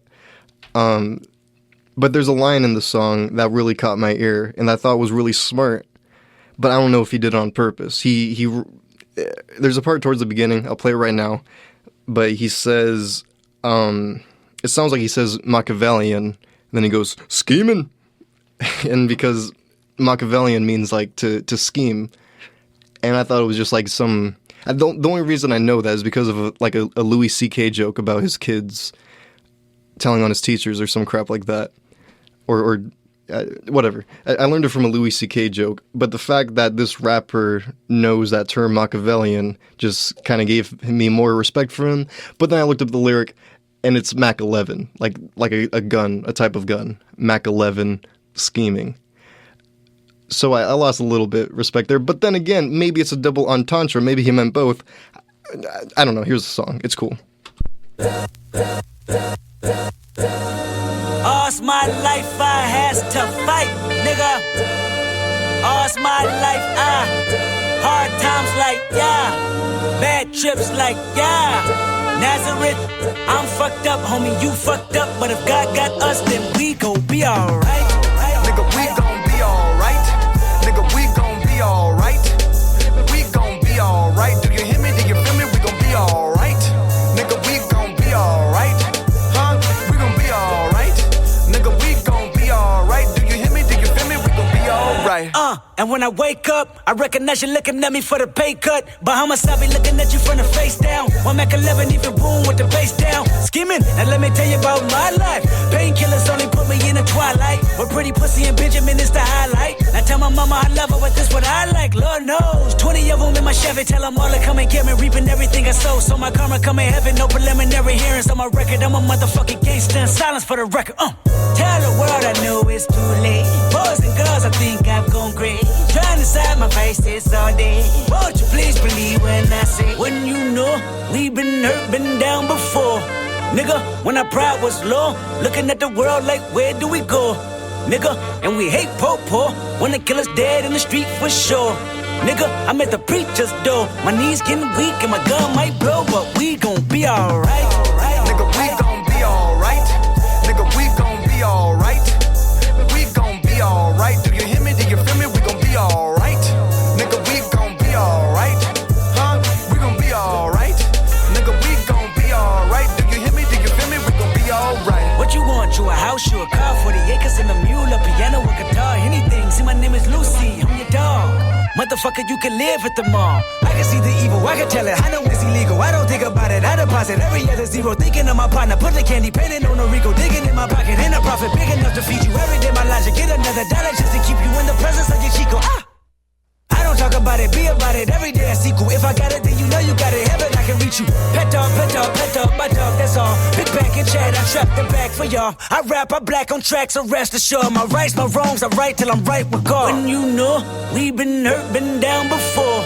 Nigga, when our pride was low, looking at the world like, where do we go? Nigga, and we hate po-po, wanna kill us dead in the street for sure. Nigga, I'm at the preacher's door. My knees getting weak and my gun might blow, but we gon' be alright. Nigga, we gon' be alright. Nigga, we gon' be alright. We gon' be alright. Do you hear me? Do you feel me? We gon' be alright. Nigga, we gon' be alright. Huh? We gon' be alright. Nigga, we gon' be alright. Do you hear me? Do you feel me? We gon' be alright. I keep my head up high, I cross my heart ain't going to die. Loving me is complicated, too afraid of life changes. I'm alright in your favor, dark nights and my prayers. I remember you was conflicted, misusing your influence. Sometimes I did the same, abusing my power full of resentment. Resentment that turned into a deep depression. Found myself screaming in the hotel room. I didn't want to self-destruct. The evils of Lucy was all around me. So I went running for answers. And we're back. That was Alright. It was Alright by Kendrick Lamar.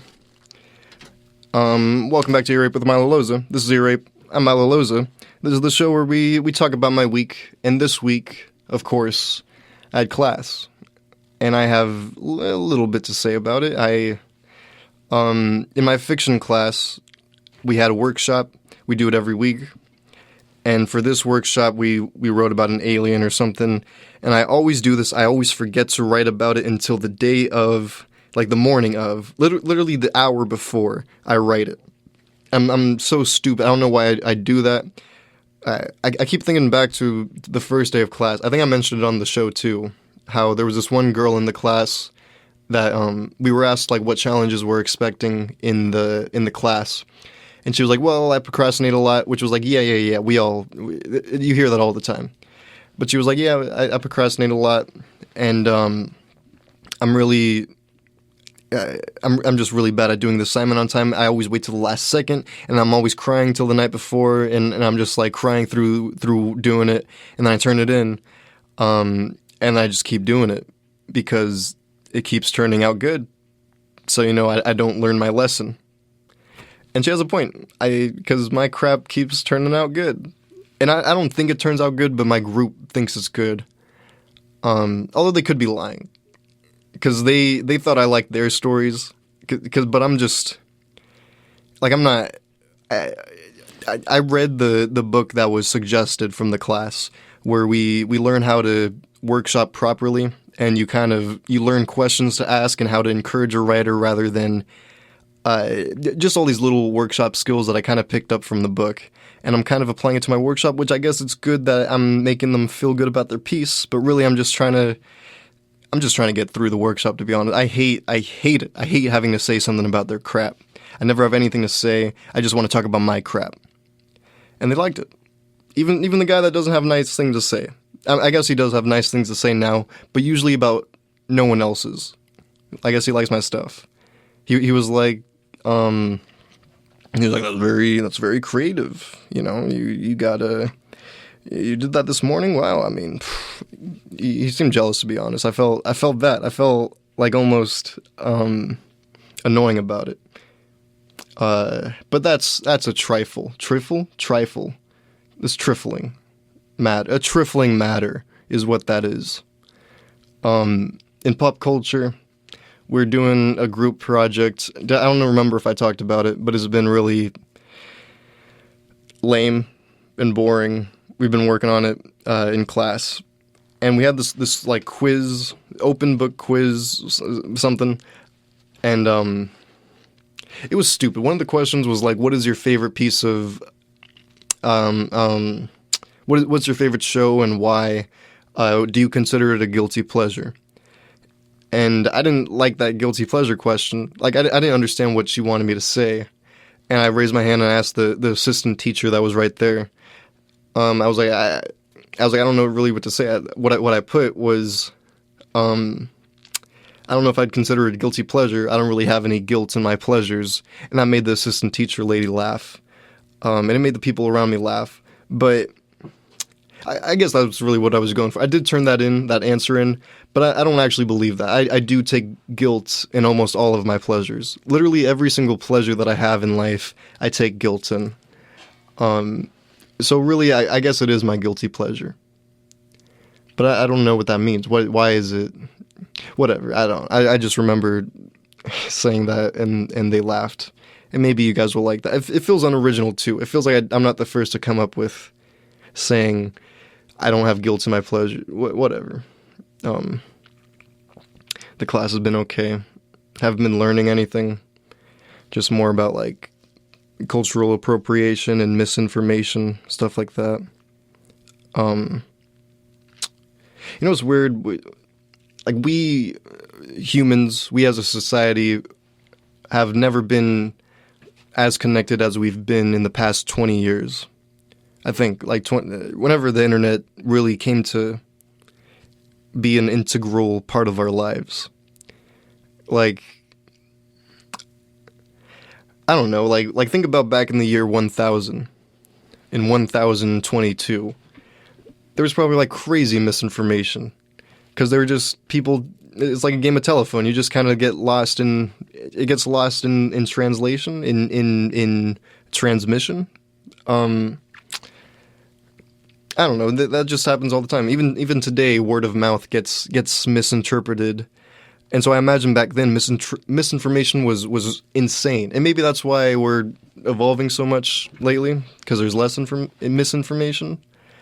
But then again, who cares?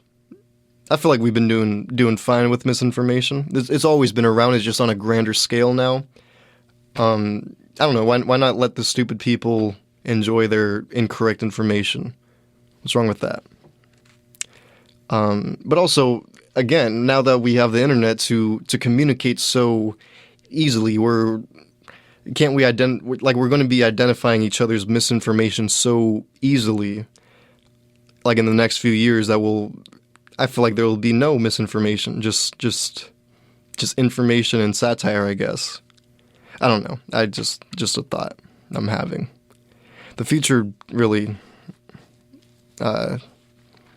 interests me, scares me, and I don't know, it's weird. Like 20 years ago, when I was born, I guess my parents probably had no idea I'd have a phone so young and just like have so much possibilities on it. I don't know. I don't have much to say about this. Just some abstract thoughts I had. The piano room on campus, I'm sneaking into it still. But you know what? There's a new lurker. There's a new guy lurking around like me, and I don't like that. He's like, I've seen him twice this week, so I'm not sure he's doing this, but I'm pretty sure because he's doing exactly what I'm doing. Sometimes I'll just walk by the room, see if someone happens to be walking out. Sometimes I'll stand there and like wait for someone to come out.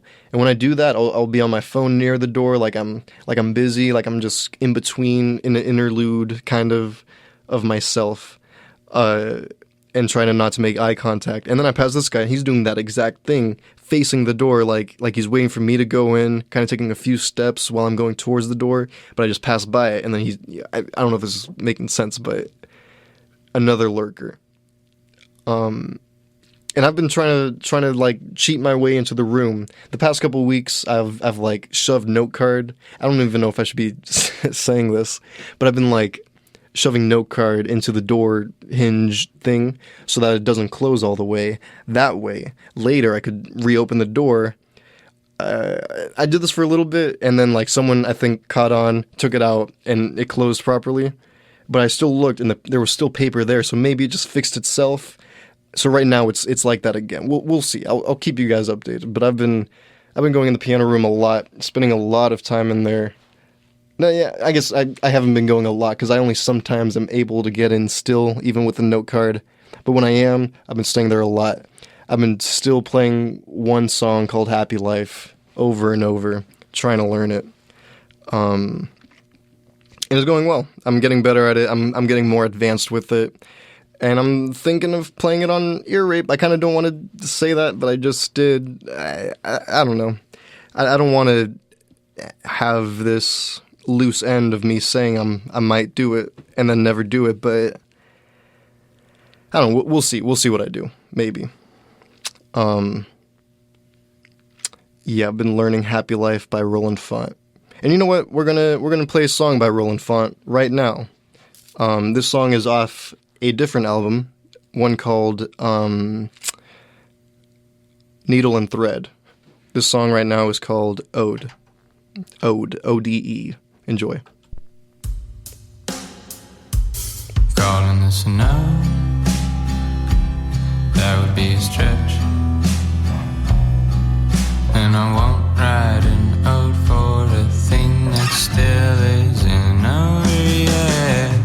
Go, would've lost a bet. Will our lives be at all like we thought? Were dreams all an overstep? Old, the older that I get, the thoughts of where we would be now are looking like jokes at best. A thing that I would not predict is how grateful I'd be just to breathe and walk around, no longer sick. Grateful for such normal things, like waking up not full of dread, unable to get out of bed. Grateful for such boring things, like driving around a sharp bend, not wanting to go straight ahead. Grateful for such normal things, like sitting alone with my thoughts and not having to fight them off. Could that be the normal now? Managing what can't be cured was born with me when I was born. Is it really smart? Does it make any sense? Be beholden to the hopes that we had while looking through a child's lens. Back when I knew it all. But it turns out a turn for the worse was waiting just outside the hall. Scars, dug tunnels in the brain, with the knowledge that there will be new ones made through my remaining days. Yeah, I guess that is to say that no matter how hard that I try, I'll end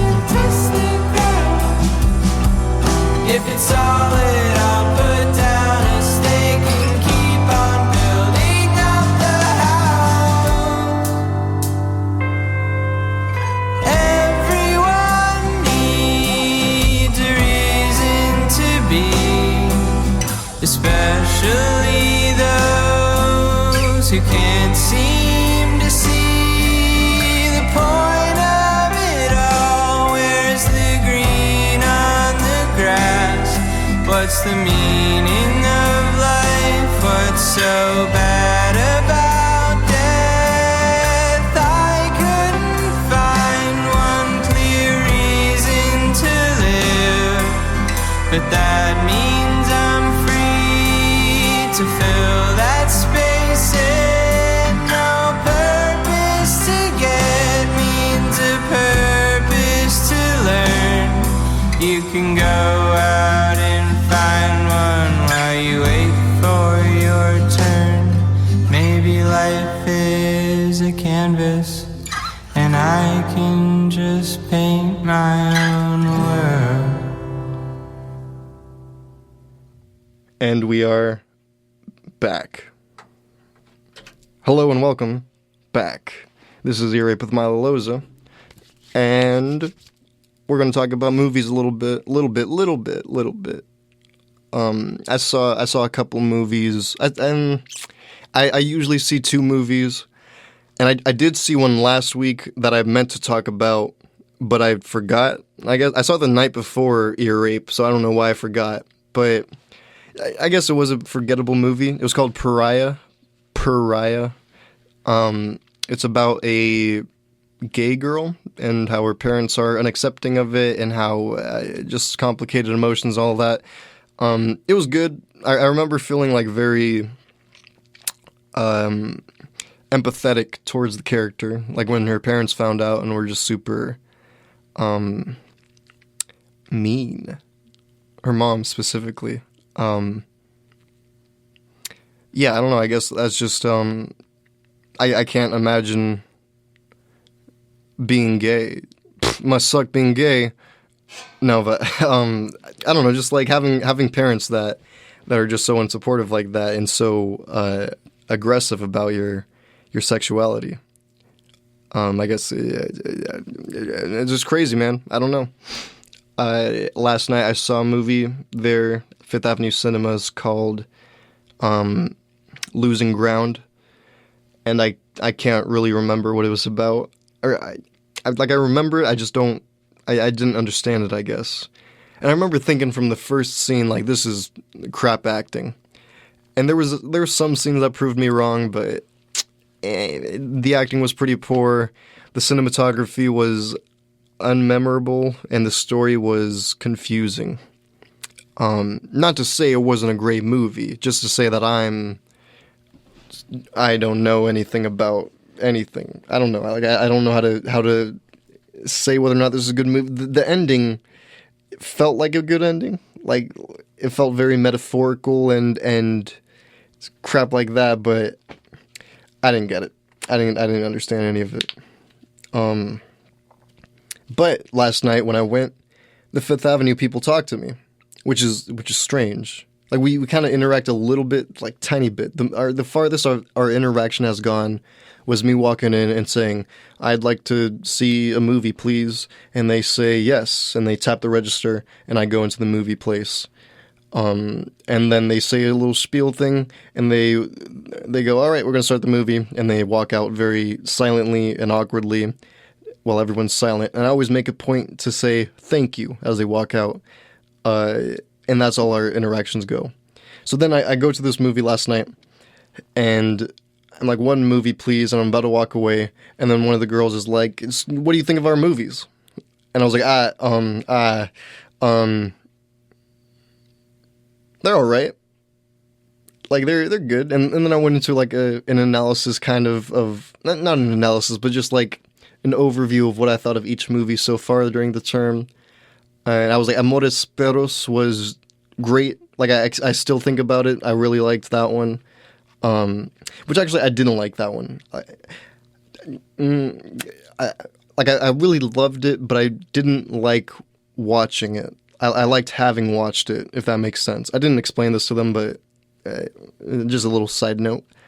And I told them that I didn't like My 20th Century just because I didn't understand it, or My Brother's Wedding. And the person that chose 20th Century was right there and was like, honestly, I only watched for the first half of the movie. It seemed like, understandable, and then, yeah, I don't know what happened there. And I was like, yeah, I don't know. And I looked at the program of who programmed those 2 movies I talked crap about, and it was the one person right there in front of me, and I felt terrible about it. I mean, I was just being honest, talking about the movies I didn't like, but I felt bad that the only 2 movies they chose for the term were the 2 movies I did not like. Yeah. So it was cool. It was cool talking to them, I guess. Then someone else came up, so I went into the theater. But I've been meaning to talk to them for the past week, because I don't remember if I talked about this last ear rape, but I went today to do this. Last week, I talked to the newspaper, and I was like, I saw that you guys have an old Fifth Avenue Cinema column. I'm thinking about kind of bringing it back. What if I write for it? And the dude was like, that's great. I've been thinking about bringing old columns back. What if you go talk to them, ask if maybe you could preview the movies early, then write a preview for the movies coming up. And I had the idea of interviewing the people that chose the movies and have them have a little thing to say about it in the newspaper. And he's like, that's great. Go talk to them about it. Forgot to last week, so I went today, and they seemed super into it. And also, I have to email them about that. We'll figure that out. But also, they're hiring. There's like one position, a projectionist, it's called. And I feel like they want me to work there. Because last night's the first time they talked to me, and then they go into the theater, and they're like, all right, this is the movie. By the way, we're hiring. It's this position, this. So if you guys are interested, it's me and 2 other people in the theater. So if you guys or anyone you know are interested, come, apply online. And I looked it up online. It seems cool. You do movie theater stuff. The place is always dead, which is honestly what I've been looking for. Because my old job, Bop and Hop, we used to, like, it was always dead, or at least it was nice when it was dead. We got paid pretty all right. I mean, minimum wage, but for doing nothing, it's pretty damn good. And I've been needing a job. I've been talking about it. So, I don't know. The hours seem kind of, what's the word? Trifling? Nah, that's not the word. The hours are just inconvenient, I guess. Because I have they do weekends. Who cares? You guys don't care. This is some trifling information, but I think I'm going to apply. We'll see. I'm kind of excited about that. But then again, I want a job towards the field I want to make the real money in, so I should be working towards that. But I guess the newspaper is that. I do want to work at this theater. I don't know. We'll see. I'll update you guys next week. We'll see. And then another movie I saw also yesterday. I saw 2 on the same day. I went to my good old classic theater that I always go to, Cedar Hills. I don't think I've ever named it before, but that's the one I go to. And I watched Uncharted. It's the movie based off a video game with Tom Holland and Mark Wahlberg, and it was good. Like they had good visual ideas, but not very good execution. Like some of it was good, but it was also, nah. Plus, I really didn't like that they overshared the biggest scene of the movie. I hate when movies do that. Like it's all over the trailer. Like, this is a crazy scene, and then in the movie that's the crazy scene. And I just kind of wish they show us the penultimate scene where it's like, this is the second craziest scene. That way they still have more to show. And in this movie, what they did is they put that big scene in the beginning of the movie and then cut it to the actual beginning of the movie, like a goddamn TikTok. And I hate that. I hate on TikTok when they put or I guess in a podcast even, they'll put like an interesting part of the show in the beginning, and then they'll like cut to the actual beginning of the show, and then you'll see that part later in the whatever. I hate that. I really, really hate that and have no respect for that, even though I'll probably do that with ear rape someday. I don't like that. I really hate it. So screw them for that. But they did have good ideas, I guess. like a helicopter carrying a ship in the air above the water, and them fighting with two ships in the air like that. That was a cool visual. There's a scene in a car where I think there was a car flying through the air, and the woman gets out of the car and jumps off or some crap like that. But it was just done really terribly. Like, it was. I usually can't tell when there's crappy editing in a movie, but it was very obvious. And then it felt kind of like it definitely unnecessarily set it up for a sequel. I'm going to spoil it right now in these next 2 minutes. Listen away if you care about Uncharted the movie. But Mark Wahlberg, I thought, was going to be the bad guy that kills the dude's brother. Because it was setting it up in every, like, the way I can read movies is this is what it is. In the end, you find out the guy's still alive, so he didn't kill him, but you know the guy is going to be bad in the sequel. Just because I can tell this kind of stuff. I have this intuition, I guess. Mark Wahlberg's character is going to be bad. But it felt like such a classic kind of tale, I guess, because it's all about betrayal. Throughout the movie, the whole theme is betrayal, and they could have just really went in on that and had a whole big betrayal at the end, and they set up a betrayal, and they just didn't do it.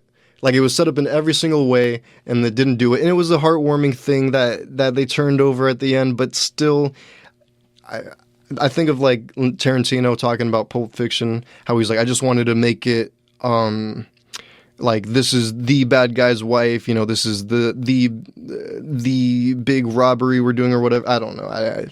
I'm kind of running out of time. I'm gonna play this next song, which is from an Uncharted trailer. I've actually talked about it before, but Uncharted has this trailer. The trailer is called Man Behind Treasure. Man Behind the Treasure? I don't know. Man Behind Treasure, and it's one of the best trailers I've ever seen in my life, and it's set to this song, and I want you to enjoy it. Stop.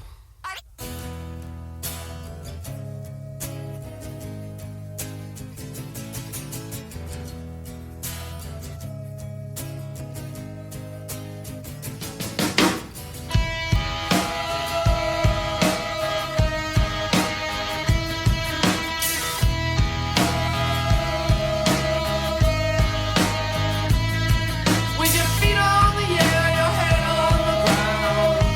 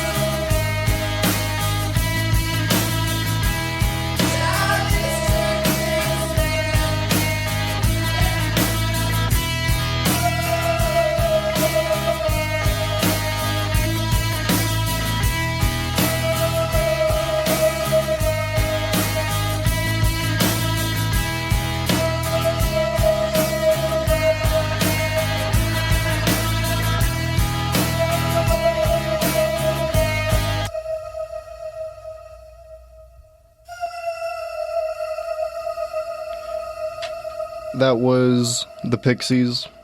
That was a song called Where Is My Mind. I really hope you enjoyed that. You know what? I know you enjoyed it. I don't even need a hope. Welcome back to Ear Rape with Milo Loza. This past week, I joined improv. I was going to join last Monday, but they canceled it.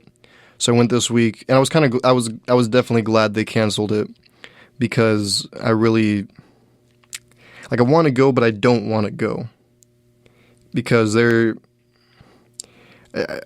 just knew they were going to be a bunch of losers, because I'm one of them. I knew there were going to be a bunch of drama kids again, and I like drama kids. I wasn't, you know how it is with drama kids. They're always annoying. And again, I'm one of them. I'm allowed to say this, this is my, I get a pass to call these people annoying, and they're goddamn annoying. And I love them, but they're annoying. But these people were cool. I was surprised. I could tell they were a little annoying, but they were cool. They were good at improv, and I was glad.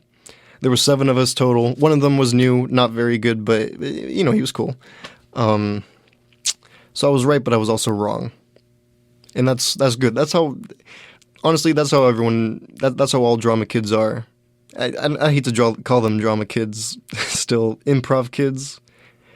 Nah, honestly, improv kids sounds way lamer. I don't know, but they liked me. It went well. I think they liked me. The leader guy seemed to like me, and he was cool. People, I think they liked me. I'm pretty sure. And I want to stay in it, and I've been thinking about it. Like, I don't want to mention that I do stand up until like weeks in, months maybe, even years. I don't know. I don't like people knowing I do stand up, because then they're going to expect me to be even more funny. Like, I already got laughs out of them. I think they think I'm funny already, but I don't like them think, like, when you tell somebody to do stand up, then they're thinking, oh, so show me what you got, And I hate that. But one of them was like, you guys know of a stand-up club around here, by the way? And everyone was like, nah, no. And he was like, hey, sure, I feel like, and we're like, no. He's like, I think I've seen one around, and I was like, no, I've checked, there's not one. You go to laughpdx.com. And he was like, oh, okay, LaughPDX. And I was like, yeah, LaughPDX, I do stand-up. And I felt stupid for admitting it, because I didn't want to say it yet. But yeah, I do. I told him I do stand up. I named a couple places, and I wish I didn't do that either. I wish I could just, because I don't want to see him there. I don't want anyone to go to my shows either, because then it seems to other comedians like I'm inviting people to see me do well, but I'm not even doing well, and it's just stupid of me. I'd rather people come to a show with an open mic. That's just my opinion. But my open mics went well. I went to 4, did 3. I went to the Schmitza mic for the first time in like a month, because it's open again. And it was cool. That's the one that was the Super Bowl. Only 5 of us comics. Mexican Juan, sat next to me, which was cool. We didn't really talk, but it was cool of him to like acknowledge me. He always says hi to me and stuff. I really like that about him. Not much happened. I told a rape joke that day that did okay. It didn't do well. I've told it again. It still didn't do well. But I think I pulled it off that night. I had a little bit of charm. I was able to pull it off, but I made a couple women upset, because there's people that are just kind of stupid, and I don't mean to say stupid, because I guess I understand that some people really have a valid sensitivity to the word rape, but I feel like if you allow, once I said the word, I could see a couple people whose faces changed for the rest of the show. Like, it just ruins them entirely, and I guess I just don't understand how it reaches that point. I don't know. It upsets me, and I need to figure that out. We'll see. To be continued. Then I went to the Helium open mic, or I signed up again for it. I wasn't chosen again for like the 10th time. I talked to the doorman, and we had conversation flow easily. Like, we didn't even have to talk about Dune. We did a little bit, but we didn't have to. I was talking about a video he asked me to watch, and yeah. So it's cool with him, and I like him now. He's cool. We know each other a little more. We have more to talk about. I kind of do look forward to talking to him. And on my way out, he's like, "You didn't get chosen again? All right, well, better luck next time. You know what? Kill a goat or something. Maybe you'll get chosen. Haha. See you next week." It's cool. I'm starting to like my little babysitter there. And then while I'm sitting there waiting for everyone, Juan, Mexican Juan again, is there. I sit near him, and we talk a little bit. Another person says hi, but with Juan, I talked about how, like, how I never get chosen. I was like, I've signed up here like 10 times, never chosen. He's like, what? Never? People usually get chosen like every other time, maybe every couple times, but 10 times, that's pretty crazy. And I was like, yeah, and I get babysat. It's really embarrassing because I'm under 21. And he was like, you know what? It might be because of that. Like, they might just be keeping you from the stage. And I'm like, that's what I'm thinking. But whatever, I'll keep going. Just cause, I guess. I don't know. Why not? But just the fact that I got to talk to him a little bit about it. Another comic was like, hey, what's up? I guess it was just worth the visit. Worth I don't know, going. And then the next day, Arrowwood, open mic. I had like 4 comics say hi to me. It was cool. I mean, sometimes people say hi to me, sometimes they don't. But just usually lately, they're saying hi more. And it's such a cool goddamn thing to me because they don't have to acknowledge me ever at all. It's such a cool little thing we do. Like, we're coworkers, but we're not. Like, we're not bound to show up to these open mics or talk to each other or anything like that. We just do. It's just something we all collectively keep doing. Individually, we keep doing it. I don't know. I think it's really cool. And right now I feel like an intern. It's like season 1 of The Office, and I'm Ryan. I'm just their intern, and they have all been there a while. But I'm hoping to become CEO of Dunder Mifflin, if I can. We'll see. The mic went crappy. It went very crappy for me. Everyone did well except me, which is kind of rare. Usually, if everyone bombs, I'll bomb with them. Maybe do a little better than them, honestly. If everyone does well, I'll usually do well with them. But yeah, everyone did well except me, and I think it was because there was a couple ladies there and the comics kept talking to them, and everyone who didn't was doing poorly. And I don't know how to talk to people on stage, so I really ignored them, and they didn't like my jokes. So the fact that they were ignoring me really screwed me over. I couldn't be making excuses though. Just had a crappy set. The set did do crappy the next day too, so it most likely is my fault, but it was like my most painful bomb in a while. Like, definitely my most painful of 2022. And honestly, it's almost poetic because the last time I bombed this hard on stage at an open mic was late November. I think my last mic before I went home, or maybe early December. It's a trifling detail, but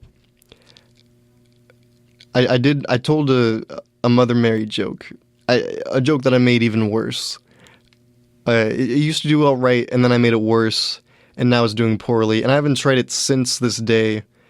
I could revert the joke back, but I believe it in so much, so I'm just kind of waiting for something to hit me to write it and evolve it. But after the joke, this guy got on stage, and he was like, I can't believe you talked about Mother Mary like that. Like, he wasn't really coming at me or anything like that. Like, he just kind of mentioned it, and it made me feel bad, I guess. And then that was my last open mic for forever, or at least until like January, and I felt terrible about it. It was just boiling inside of me. And now this is my worst one since then. And And I went to the bathroom to pee, and I went into the stall because it was like one urinal, one stall, and I went into the stall one because I just wanted to, like, you know, I was just sulking, I believe. Like, I'm like 100% honest. Like, I was in there just like, just like not crying, but just like I don't want to say emotional either, but just I was definitely down about the set. When you bomb on stage in front of a bunch of people, it's really just the crappiest thing. And then another guy walks in and he goes to the urinal. And we start ping, like, our streams start at like the same time. And he goes, "I'll race you." And I just kind of laugh, and he laughs, and then we just go at it. I'm like peeing into the urinal, and I could see over the stall. That's the black dude that from my last bad set that I just talked about is that same dude, and we're having like a pee race right now for no reason. And then I win. I come out of the stall, and I'm like, yeah, you know, whatever. And he's like, damn, you won. And I was like, it's all right, don't worry. You could try next week. And that got a good laugh out of him. And that made me feel, it was poetic. It made my day. Try again next week. I don't know. It was just, it was a nice, what's the word? Consolation? Consolation? I'm going to go ahead and say consolation. And then my final open mic of the week, Dante's The Hell-Themed Bar. Which, actually, I don't know if I've mentioned this on here, but, you know, Dante's Inferno is from Dante's comedic... Crap, what is it? Divine Comedy. And I think that's what the open mic should be named, because it's badass. And this dude on stage, Black Juan, got on, and he started talking about that, and I hated it. I wanted to be the first one to talk about it. But the bartender, like, already knew, it seemed. I don't know. I wanted to seem smart and talk about it, but he looked smart and talk about it. When I got there, though, the host was like, he came up to me, he was like, "Are you cool going first?" And I was like, "Yeah, but definitely I'm not. I've never gone first. I talked about this last week, how I'm afraid going first, but I want to." And so he came up to me, "Do you want to go first?" And I was like, "Yeah, I'll go first." I went first. I bombed. I did okay, but I mean, bombed. So I got a couple bombs under my belt this week. I'm going to have to switch up my set for tomorrow. But so it goes. We'll see. That day, though, a blind guy went on stage. He's there every other week. And he was real silent this time. And he said he was doing it on purpose, but he just seemed real down. And he's like, you know, I love coming here. I love hearing you comedians get up here, and I love hearing you write and tell jokes. It's great. Like, I love hearing you guys do. I seriously do love coming. And, you know, you guys just don't know how much more difficult it is for me, though, because I'm recording it and I'm listening to it over and over and over, and you get to write it, because, you know, he's blind. So he's recording himself saying it and listening to himself over and over, and then recording it differently when he wants to have it, the joke a little bit different of a way. And that was just so sad. I guess I'm assuming he sat there and heard us telling our new jokes, hearing the jokes evolve and all that, and just enjoying it. Because he laughs like the hardest out of everyone. And I guess he's just down in the dumps now that he can't... He doesn't have the physical ability to he's just held back to be able to do as well as we are. Which is sad. And then he left his phone. And, like, at the end of the mic, the host is like, "Whose phone is this? Does anyone know?" And someone's like, "I think it's, I forgot his name, the blind guy." And this one guy, Mickey Gibson, really cool guy, really funny guy. He goes up to it, and he's like, "Let's check the lock screen." And before he taps it, he's like, he's about to tap it, he's like, it's just like a letter chart from the doctors for your eyesight test.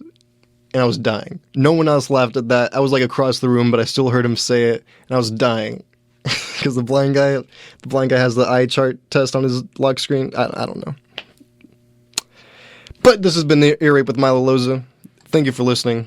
We're out of time. I gotta go. Crap, I forgot to play ads. Crap. I'm gonna play ads right now. I'm just gonna do it. Here's a public service announcement. It's a fun one. There's one thing you can never have sex without. It's not something you buy. Or something you take. In fact, there's only one way to get it. It has to be given to you freely. It's consent. Because sex without it isn't sex. It's rape. Consent. If you don't get it, you don't get it. It's on us to stop sexual assault. Learn how and take the pledge at itsonus.org. You know, I like to start my ads with a light one. Let's go to this one. The University Place Hotel and Conference Center is downtown Portland's only high-end, full-service economy hotel. The value is found in the price, the quality of service, and the amenities that are offered, including 10 conference and event spaces and a signature 4,000-square-foot ballroom. For more information, please visit uplacehotel.com. Once again, that's uplacehotel.com. All right, I'm going to be going right now after this last one. This is Ear Rape with Milo Loza. Tune in next week, Saturdays at 10. Have a good night. Tune in to Satellite Radio, Sundays, 8 to 9 p.m. Pacific Standard Time. 'Cause it acts just like lovers do. You're listening to Satellite Radio.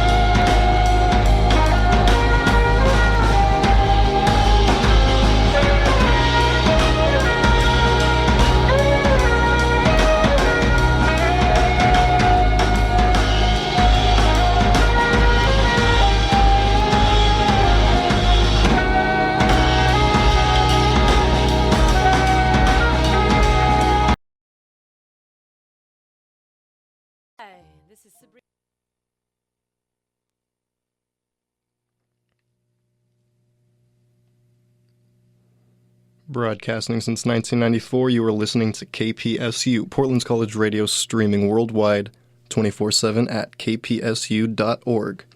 Disclaimer. The views and opinions expressed in the following program do not necessarily represent KPSU, Portland State University, nor, or. I never know when you say nor or. Isn't it kind of the same thing? Or neither?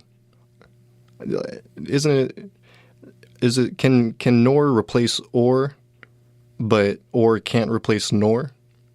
I don't know, but this program is not represented, or the views and opinions that I express right here do not represent KPSU, Portland State University, or any of the participating affiliates. I got to tell you, listener discretion is advised. But welcome to episode 19 of Ear Rape with Milo Loza.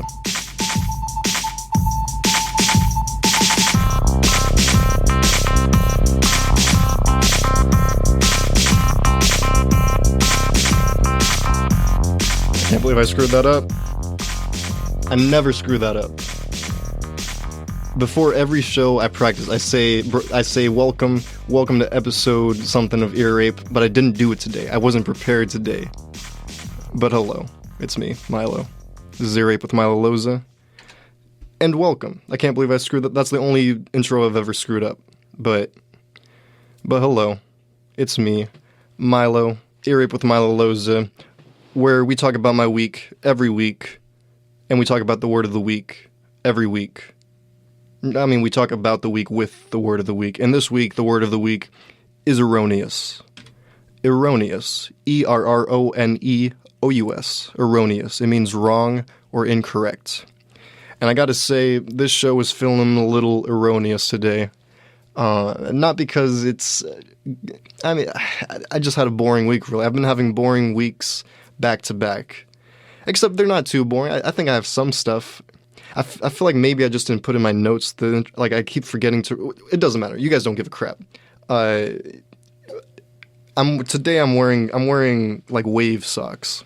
It's like a famous looking wave. I don't know how to describe it. It's like I think it's a Japanese wave, famous painting. I don't know, but it's on my feet right now. I've been stepping around in it. And yes, I have a lackadaisical episode ahead of us. Except I'm excited to talk about stand-up. I'm excited to talk about the movies, the movie stuff. But I don't know. I'm gonna struggle filling this out. We're gonna see. At the end, I'm either gonna. We'll see. I hate when I talk about it at the beginning like I currently am. I hate when I say, this episode's crappy. Because sometimes it's not, and then sometimes I'm like, this is going to be a good episode, and then sometimes it isn't. So, I don't know. Stay tuned. The world's going at war right now, and I felt the need to bring it up here, just because this is an archive of Milo, and I guess... I like to think that the majority of my listeners will be in the future, because I'm pretty embarrassed at how many people listen to it right now. Like, no one listens to this. I don't know if you know this, you the person listening to this, but no one else listens. You're the only jackass that listens to Ear Rape. But thank you, I appreciate you. But no one listens to this crap. And I like to assume maybe, like, I'll pick up 5 fans that'll want to go back and listen to them all or something. I don't know. Maybe someday if I keep it going long enough. So we're going to war is what I'm trying to say. I feel like I should kind of set a little pinpoint in where we are in the life, because I feel like things are going to get pretty crazy from here. Yeah,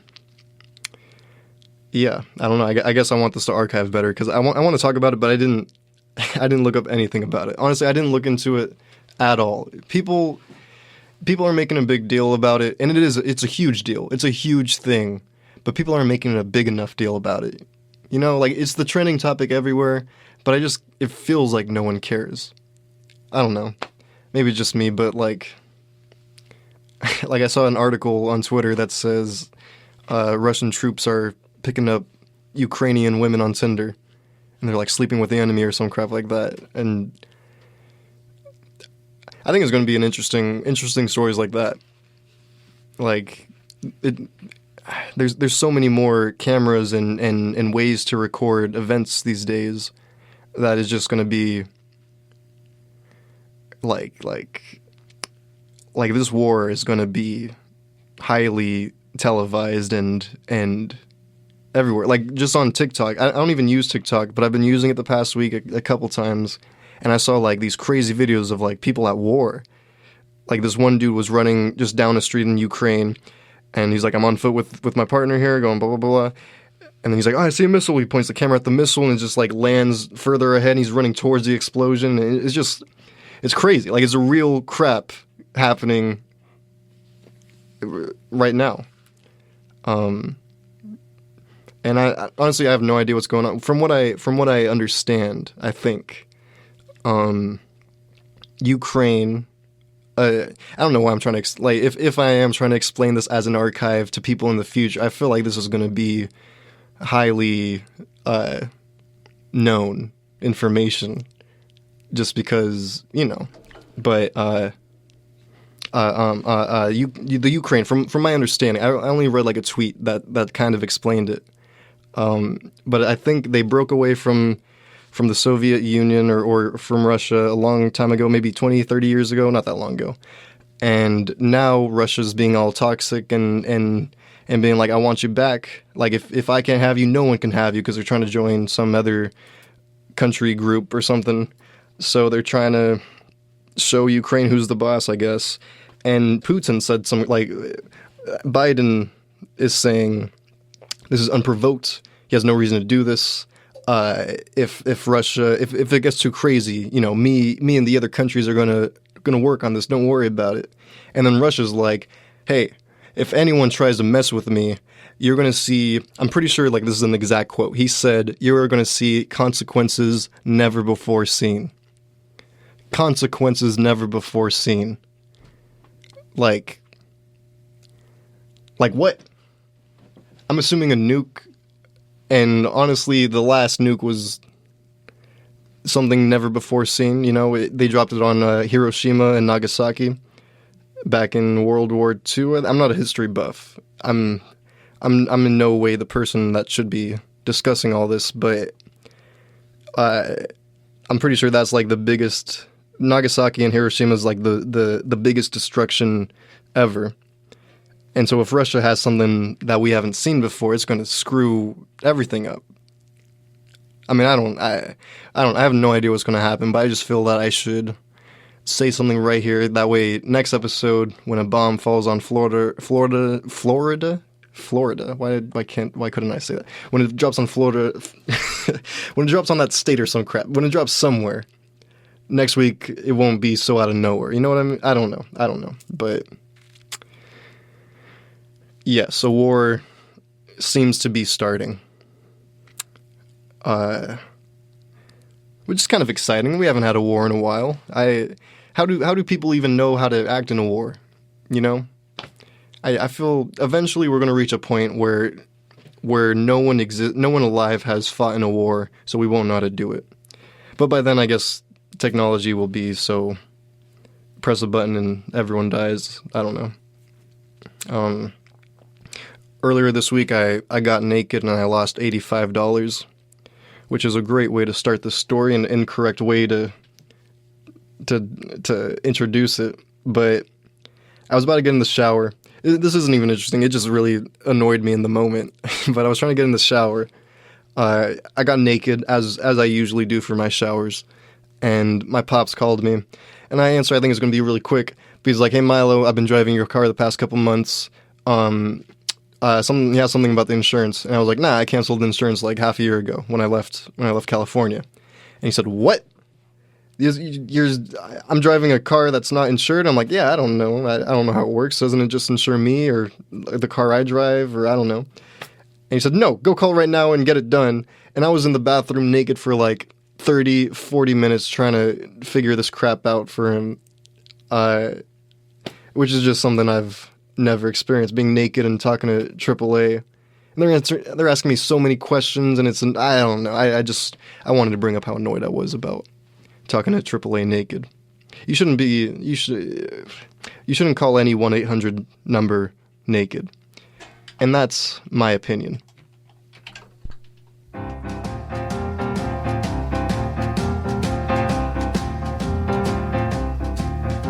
Why am I just as happy as a child?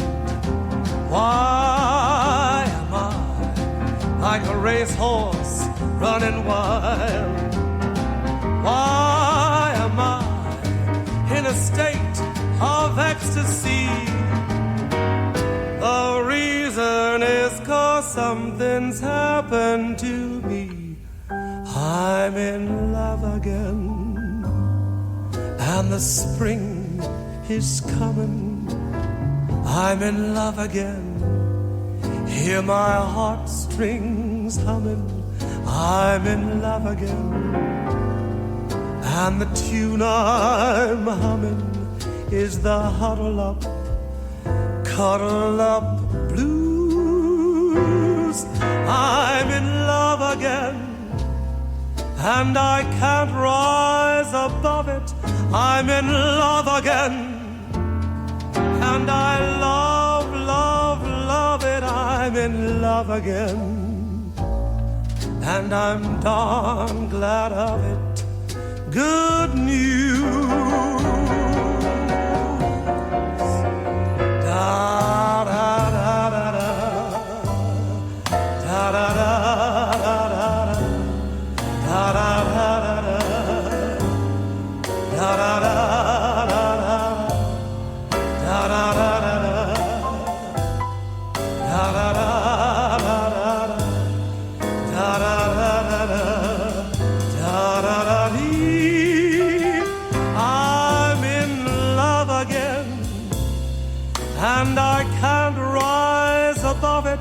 I'm in love again. And I love, love, love it. I'm in love again. And I'm darn glad of it. Good news.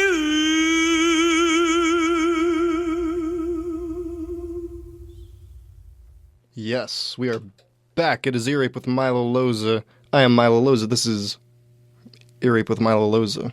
That was I'm in Love Again by Bobby Short. It's a song I found this week from the movie Hannah and Her Sisters. And I really loved that song. It's better in the movie, though. In the movie, I'm pretty sure it's Bobby Short in the movie singing it, too.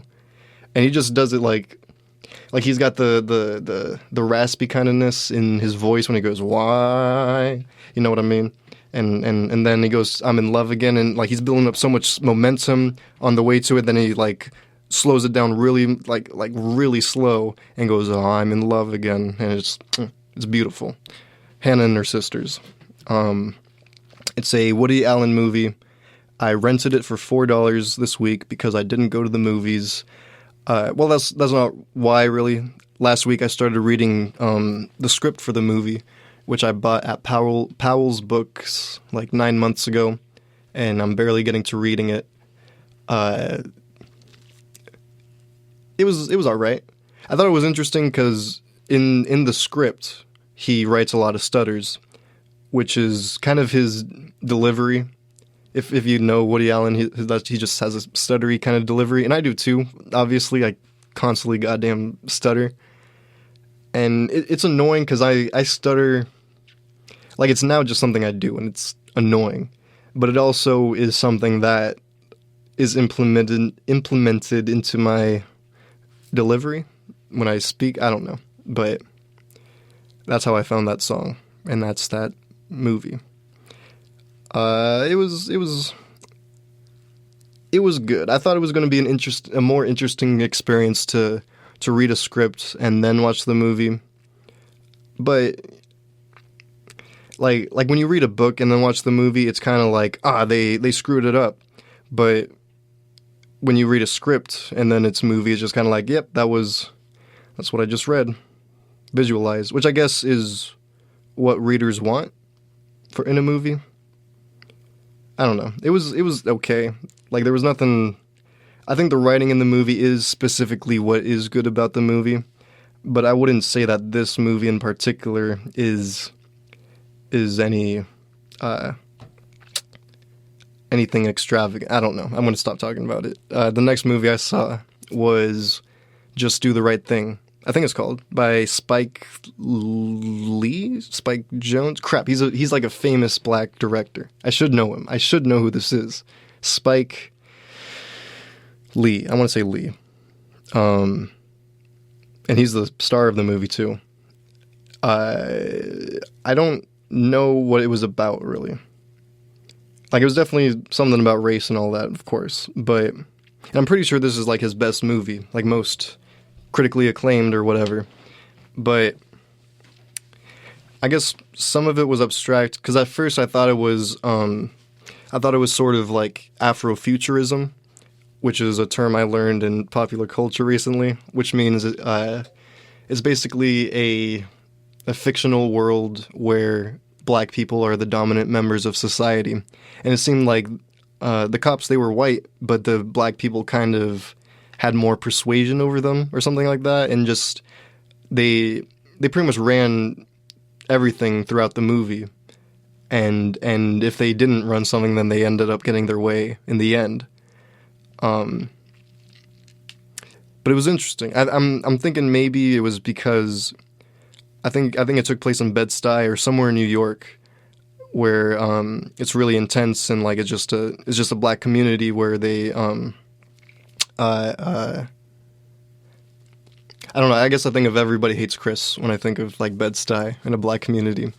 It's just black people do run it, I guess. Maybe that's what it was trying to say. Black people run this area. I don't know, but it was good. That's all I really have to say about it. I kind of want to watch it again, but and then I saw Euphoria. or I've been watching Euphoria this past week, and actually I'm not caught up right now. I'm kind of surprised. I went through the first many episodes in like 3 days, and I'm on the last 4 episodes. And I could go through them in one day, but I don't know, I guess I haven't been watching stuff. And it's not like I've been doing much, but Euphoria is good. It's intense.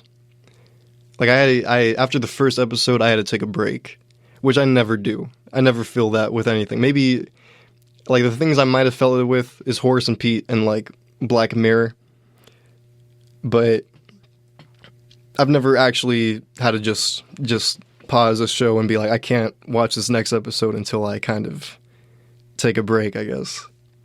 I don't know. It was intense, but it's well written, and I think that it uses all aspects of film really well, because the soundtrack on it is pretty damn good, and the actors are good, the writing is good, the directing, the framing, all that. It's all very, very good.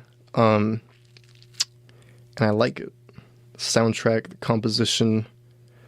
I think. Hold on, I wrote something here about analogies.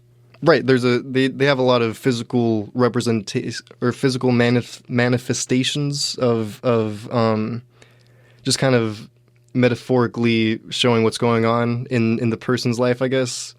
I don't know if I'm explaining this right, like if this is translating well to you guys, but it's really cool. Like, at the end of season 1, they have a whole like dance sequence. It's like a whole music video, which is kind of stupid, but it's also really, really cool the way they do it. I don't know. Euphoria. You guys know what Euphoria is, and I heard a song in the show. It only played for like 5 seconds in the car during one scene, but I recognized it. And I know this song, and I'm going to play it for you. This is a song by Gabriel Black and Femme. It's called Dead Yet. There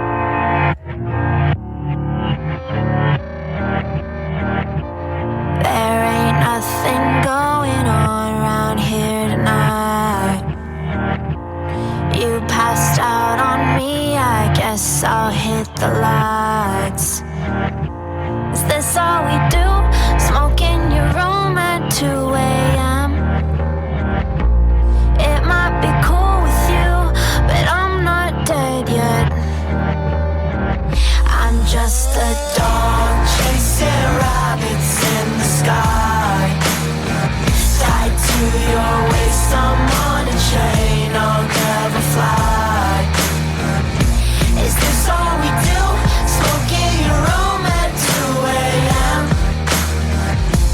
It might be cool with you, but I'm not dead yet. You used to be my heaven, now you're just hell. Ain't no way to stop it, you got me on your spell. Baby, you're a rocket, but your engine burned out. And penguins fly higher than you could dream now. Yeah, dinner, lunch, and breakfast, talking about the same shit. Living in a rerun, looking for the reset. Guess this is the best you will ever get. Maybe I should go ahead and paint the room red. I'm just a dog chasing rabbits in the sky. Tied to your waist, I'm on a chain, I'll never fly. Is this all we do? Smoke in your room at 2 a.m. It might be cool with you,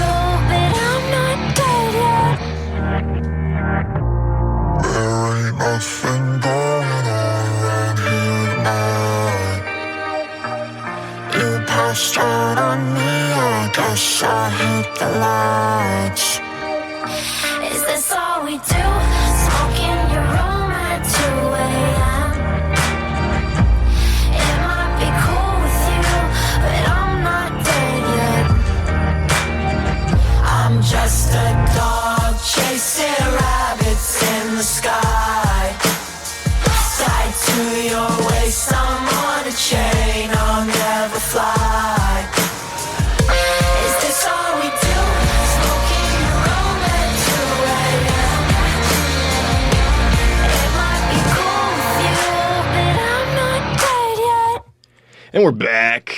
It is Ear Rape with Milo Loza. I am Ear Rape. This is Milo Loza. Welcome back. This week, I was going to go to my second improv group meeting thing, and they canceled it. They didn't even cancel it. They just didn't show up. Like me and two others showed up, and we're just standing out there. I was like 2 minutes late too, and we're just standing there, and I was like, I'm going to leave. And they stayed there.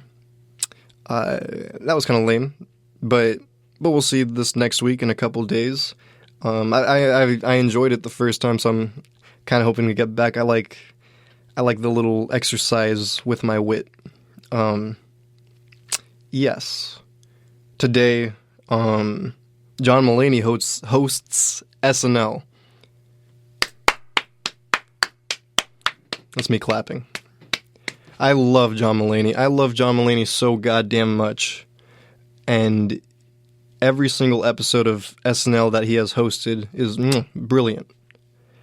Because, like, you know, he used to be a writer on the show. When you're the host chooses, like, how the show goes. And when you're a writer on SNL, you're just trying to get things that the host picks. And with John Mulaney as a host, he's writing good sketches and picking other people's good... I trust his curation of the show is going to be fantastic. It always has been, and you know, this is going to be such a great episode because he just got out of, I mean, he didn't just get out, but like, he had the divorce, the rehab, the baby, all that crap going on. He's on tour right now. He's doing well again, but he had all this crap going on. It's his 5th time hosting SNL, so he joins the 5-Timers Club. It's going to be great. It's in like 1 hour. I'm probably going to watch it. Yeah, I was going to say I'm going to watch in a couple days because I like there's a thing on Reddit that says who wrote what sketch if you watch it a couple days after, or if you just go there a couple days after the show airs. And I like to see who writes what, but maybe I'll watch it twice. I don't know. Another episode that was good this season was the one with Jason Sudeikis. If anyone cares, that was a fantastic episode. But as for myself in comedy, I went to 2 open mics, and I missed the bus. To the first, on the one on Wednesday, the one at Arrowwood, I usually take the bus there because it's like a 50-minute bike ride, maybe more. I take the bus there, I ride a bike back. And I love it, because I love the long bike ride. It's just like going uphill towards the place sucks. So going downhill after a mic, just fantastic. But I missed the bus. So I had to bike all the way up there. It's not the first time, it's the second time it's happened. And it's really annoying because I get so sweaty trying to bike up there really quick. But actually this time, I caught the bus. I saw the bus, I biked really far ahead of it, and then I parked the bike, got on the bus. That was like 75% of the way there, but I did it. And there was this new guy that was back again. It was like his 3rd time there, I think. He's my age. I've talked about him before, and he might be listening. I don't know. He followed me on Instagram, which is the first time any comic has followed me, and I'm kind of scared he listens to Ear Rape now. I don't think he cares that much, but you know, what if? So shout out to that guy. I had to. He came up like right up to me and talked to me. And the first time it was because I looked young. I remember him being like, "You look like a young buck. What's up?" And now I like had to explain to him that I'm like a loser. I was like, I don't know if you know this, but I come here often. I tell jokes, but like, you know, I don't know any of these people. I just listen to them and they listen to me, and then I leave. So I'm just, you know, because he's the first guy I'm talking to. And he was very nice. He says he really likes my jokes. He doesn't have the same style. When I got off stage, he's like, "Dude, your jokes are like alley-oops and then dunks." You know what I mean? And I know what he means. He meant to translate that. He said, "I have good setups and punchlines," which is very nice. Very, very nice. It's very nice that he calls it an alley-oop and a dunk, because alley-oop is like passing it to myself, and then a dunk. I don't just do a layup. I dunk the joke. That was very nice. And then he was like, do you mind can I give you notes? Can I give you criticism? And I was like, yes, please, absolutely, please. And he told me about something that I already had told him about. Like, before I went up, I was like, there's this one joke, and I'll try it tonight, but I talk about this joke all the time on Earape, I think. It's the joke where I say, like, you should break up with someone in person. You have to break up with someone in person. That's what I did. We were together for 2 years. It was our first time meeting. It's a clunky joke. I need to figure it out. And I was telling him that. Went on stage, got off. He's like, can I give you notes? I said, yes, please. And he said, that one joke about long distance, it's not, it just, you kind of lose me a little bit, but it's still a good joke. Which is a good note. It is a great note, but it's a note that I've been working on for a few months. Yes, but it's cool. It's cool to talk to someone. Honestly, it's a little bit annoying because I was trying to read. But again, it's nice to talk to someone, so I'll take it. We talked about movies. I think he's really into movies, and he said that one of his favorites is La La Land, which is interesting because the next day after this mic, they were playing La La Land on campus, and I went to watch it. It was awesome. La La Land is so good.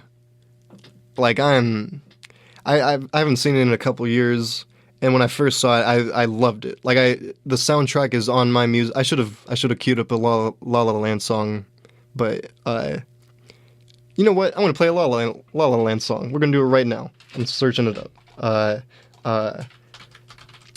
But back then, I thought it was like really, really great. And now, as time goes on, I keep thinking about it. I'm like, it's probably not good. You know how you think about things that you used to love. You just know they go down in quality, and they're just not as good as you thought. But it was still fantastic. It was. That's what I think about. I'm trying to choose the song right now. I'm thinking between City of Stars and A Lovely Night. It's going to be a lovely night. This is a fantastic scene in the movie. It makes me. This movie makes me tear up. So enjoy this song.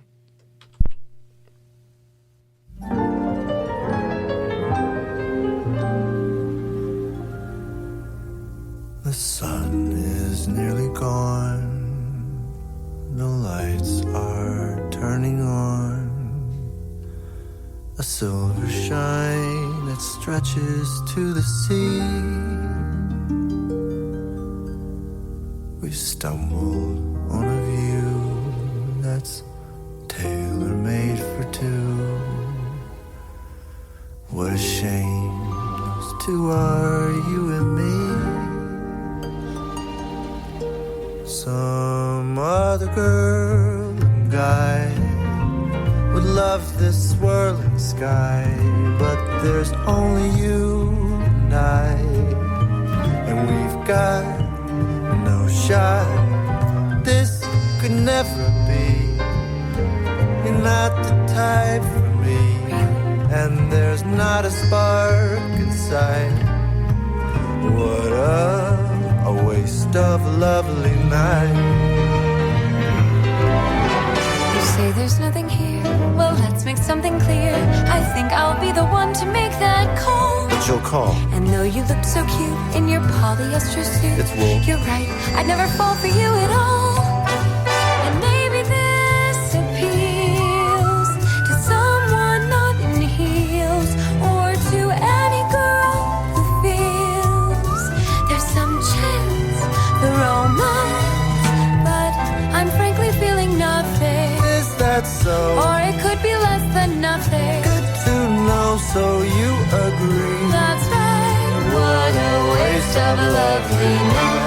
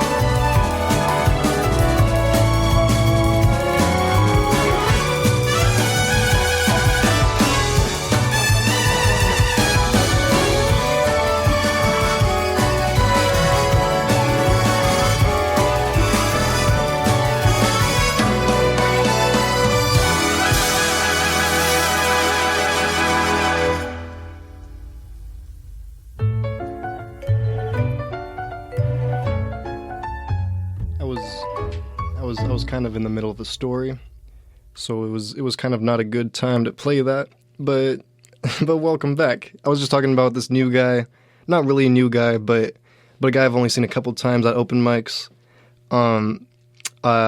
He did all right. What else I want to say about him? I don't remember. He was cool to me though. We're the same age. He lives kind of far. Yeah, I don't know. He asked me what I wanted to work on, like next. What's next in my comedy that needs improvement? And I was instantly just like my delivery and persona, which are kind of interlinked, I guess. The persona I give off on stage is just very different than what I think it should be, I guess. Like I don't know, everyone has their comedic persona, and mine is just kind of like a ripoff of Anthony Jeselnik. Because like even during this past week, I told a joke, and I could tell people think I'm just they think I'm a dark comic, or that I'm just a guy with anger issues, because like I told this joke. The intro to one of my jokes, like the setup is when I was a kid I had really bad anger issues, and when I said that, it made it was the biggest laugh I got of that night. and I was killing this day. Like I was killing. Like all week I've been killing at these open mics. I've got a good set this week. I'm gonna try it tomorrow. Maybe it'll still be good. But anyway, I start this one joke with when I was a kid I had really bad anger issues, and that makes them laugh really, really hard. And I didn't understand it, but later I was looking at my set list, and the joke before that I said I do love my girlfriend though. Like she's my little honeybee. I mean that. She's my little honeybee. Because if she ever hurts me, she better kill herself. And then I say, when I was a kid, I had anger issues, and that's why they laughed. But my point is, I have that, I'm ripping off that dark persona of Jeselnik. I'm not ripping off his jokes or stealing material or anything, just kind of that dark persona, and that confidence and all that, which I don't carry off stage. Everyone, I'm just like super shy at the open mics and everything, but on stage I'm like that was a great joke, you guys missed out, crap like that. But I think this is okay. I got a text from a friend of a friend saying that they think they gave me a couple notes which I appreciated, and they said that my delivery is I'm too much like Jeselnik, and I gotta kind of get away from that, but I'm not too worried about it. Because Jeselnik, I mean, maybe it's, yeah, well, he told me, no, he didn't, tell me, but I read somewhere that he says, when he started off, he just started ripping off another comic, and that's just kind of how you begin. That's how you develop your own persona. And I did look it up. This is what it says. He says he saw BJ Novak, who plays, Ryan, the intern on The Office. He saw BJ Novak one night at an open mic doing one-liners, and he'd always loved Mitch Hedberg, Stephen Wright, stuff like that, but he didn't think he could do that. So when he saw BJ Novak doing it, he thought, oh my god, you could tell smart jokes like that. I'm reading this right now. And he says, it made me think, what's the funniest thing in the world to me? I'll try to do that and find my own style, which I recommend to anyone in comedy. Anyone in any kind of art, the art world does. Just try to rip someone off for a little while until you find your own voice. And for me, he says, that was Jack Handey with Deep Thoughts. Which also, I love Jack Handey. I couldn't find this book, Deep Thoughts, but I did find his sequel to Deep Thoughts. And it's all very good. But basically what I'm trying to say is, I'm not too concerned about how I'm ripping off Jeselnik, but I'd like to develop myself into better. Because if you look at my TikToks right now, Milo Loza, or Instagram at Milo Loza, which, by the way, follow my Instagram. I just made a new Instagram, Milo_Loza. I'd say it exactly like Jeselnik. I even had some stranger comment like you have a delivery like Jeselnik. He said it as a compliment, but it's too similar, I guess.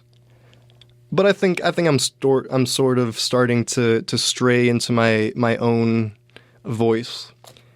Like last night, I had this little joke in between jokes where I said dildos are great gag gifts, and then I like did a little stupid hop, and just because it's a bad joke, but with the hop, it's a little bit funnier, and it was a little bit funnier, but it didn't do that well. But I mean, just incorporating little things like that, I think that is closer to my my persona that will be eventually. And you know what? Jesselnick ripped off Jack Handy, but I feel like my persona is going to be more like Jack Handy, because he writes like kind of bizarre type of stuff, and Jesselnick writes just dark stuff. And I did have something bizarre this week too, which also got a laugh, which I'm confused about. I don't know why this works, but I say on stage, I never just say things like this. I always have a setup and a punchline, but I just said, sometimes I just want to lay in a picnic basket in front of a firehouse and just let them do what they want with me. And I don't even know what that means, but I tweeted that the other day, and then I said it on stage, and it just makes people laugh for some reason. I'm not going to keep saying it, but I'd like to do more things like that. And after they laughed a little bit, I was like, that's not a joke, I just wanted to see how you'd react. And then I say, this is also not a joke, but don't you think Santa Claus looks like a Republican? That's not a joke. I don't know what that means. I just think it's a funny observation. And that made them die. Like the first time I told it, nothing. Second time, killed. I don't know why. So I am kind of straying out into my own little area. But yes, I don't think I have anything more to say about that. I've killed this week. I feel really good about it. Last week I bombed so terribly. I was so down about it. And then the host came out to me after. And he was like, "Hey, good job. That was awesome." And he's always been cool to me. So yeah, I think I was almost the best that night, actually. Except no, you know what? I was the penultimate best, because this homeless chick like killed. She was talking about being homeless and addicted to drugs and crap, and she was like, "I partied so hard, I became homeless," and it was all right. She was really working the crowd though. I had them on my side. I had them laughing with me, but she was like running it. I don't know how to explain that difference. Then the next day, Dante killed. Comparatively, like compared to other people there, I killed. I did pretty well, I'd say. In fact, like I was outside after, and another comic passes me on the way out. And he's like, "Hey, nice job, man. You're getting better and better every day." Which is probably one of the best compliments I've gotten, because I've had people tell me I'm good, which is very nice, of course. Not that it doesn't mean anything to me, but to be told that I'm getting better, I guess, is very validating, because like being good is all right, but if I'm not improving, then what am I doing? So I guess it's nice to know I'm getting better and better, he says. I don't think he offered this just because I was doing well, but after the mic, I was just standing listening to the last guy. And the host like was next to me. He was like, "Do you want to go back up?" And I was too shy. I didn't go up. But it was cool that he offered that. I think I'm making my way. I don't know how to use these last few minutes. I guess I don't really need to fill it. I got one more song, and then I got the closer song. We'll figure it out. Listen to this. Listen to the song. You're gonna love it. Well, it is a weeping in the morning and a natural thief. It is a weeping in the morning and a natural thief. It is a when it comes to the microphone with the champion sound. Okay, Lamborghini Mercy. Yo, chick, she so thirsty. I'm in that 2C Lambo with your girl, she tryna jerk me. Okay, Lamborghini Mercy. Yo, chick, she so thirsty. I'm in that 2C Lambo with your girl, she tryna jerk me. Okay, Lamborghini Mercy. Yo, chick, she so thirsty. I'm in that 2C Lambo with your girl, she tryna jerk me. Okay, Lamborghini Mercy. Yo, chick, she so thirsty. I'm in that 2C Lambo with your girl, she tryna jerk me. Drop it to the floor, make that ass shake. Whoa, make the ground move, that's an ass quake. Built a house up on that ass, that's an ass state. Roll my weed on it, that's an ass trait. Just to recap, he said, drop it to the flow, make that ass shake. Make the ground move, that's an ass quake. Build a house up on that ass, that's an ass state. Roll my weed on it, that's an ass tray. Just so you heard that right. Say yay, don't we do this every day? I worked them long nights to get a payday. Finally got paid, now I need shade and a vacate. And niggas still hating, so much hate, I need a AK. Now we out in Perry, yeah, I'm Perrier. White girls politicking, that's that Sarah Palin. Getting hot, Californicating. I give her that D, cause that's why I was born and raised in. Okay, Lamborghini Mercy. Swerve. Yo, chick, she so thirsty. Swerve. I'm in that 2C Lambo Swerve. with your girl, she tryna jerk me. Okay, Lamborghini Mercy. Swerve. Yo, chick, she so thirsty. Swerve. I'm in that 2C Lambo with Swerve. your girl, she tryna jerk me. Swerve.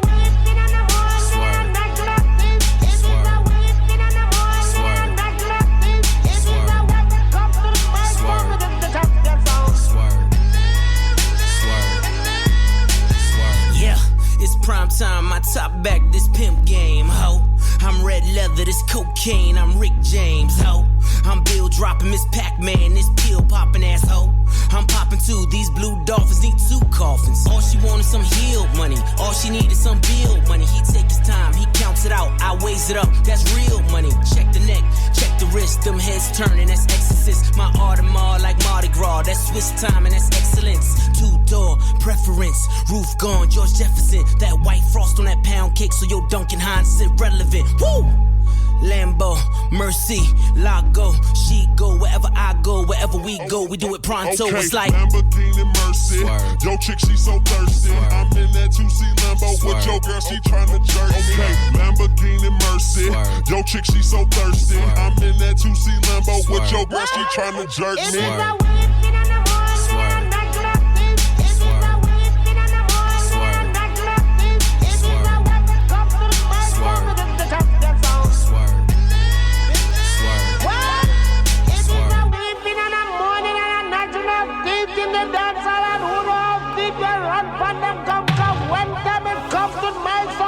Champion sound. The bugle blows many times and it's still a one more time.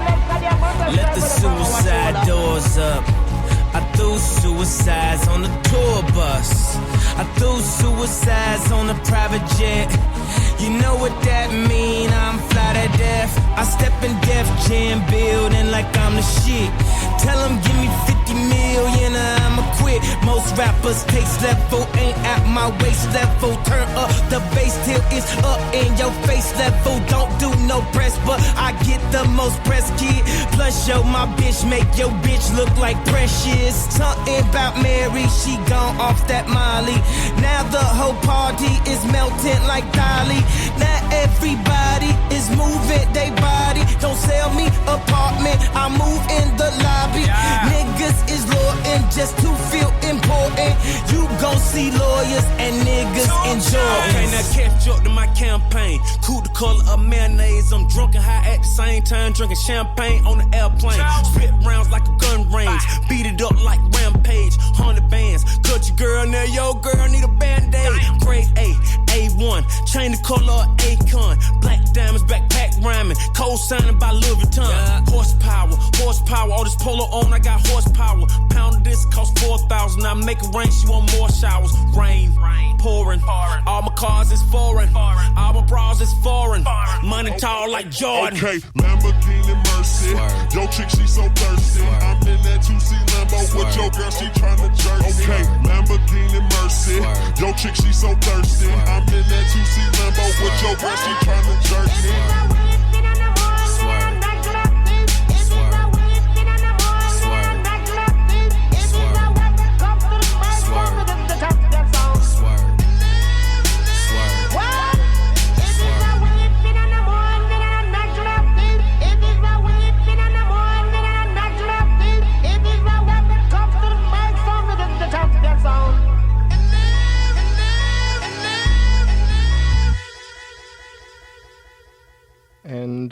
We are...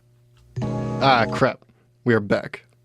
Welcome to Erie with Milo Loza. I am out of things to say. But I'm gonna try. All I need to do is speak for 6 minutes, and then I could get to this outro. And luckily, I have little notes right here, just in case this happens. I have little outcasted stories right here at the bottom of my notes, just in case I have extra time. And one is from this week. I was at Voodoo Donuts, and I had this like weird tie-dye mask on, and the security guard at the entrance was like, "Hey, nice mask." And I was like, "Thank you." And then he just started talking to me about paint and crap for like the entire time and he wouldn't let me in the store. Like, people kept walking out, but he's like, nah, it's not time for you to go in yet. So I just kept listening to him. And then finally he's like, yeah, so that's about paint. Anyway, go in. I don't know why he did that to me. Again, these aren't interesting stories, just the outcasts. I fell on an escalator like last month. It was embarrassing because my worst fear on escalators is falling.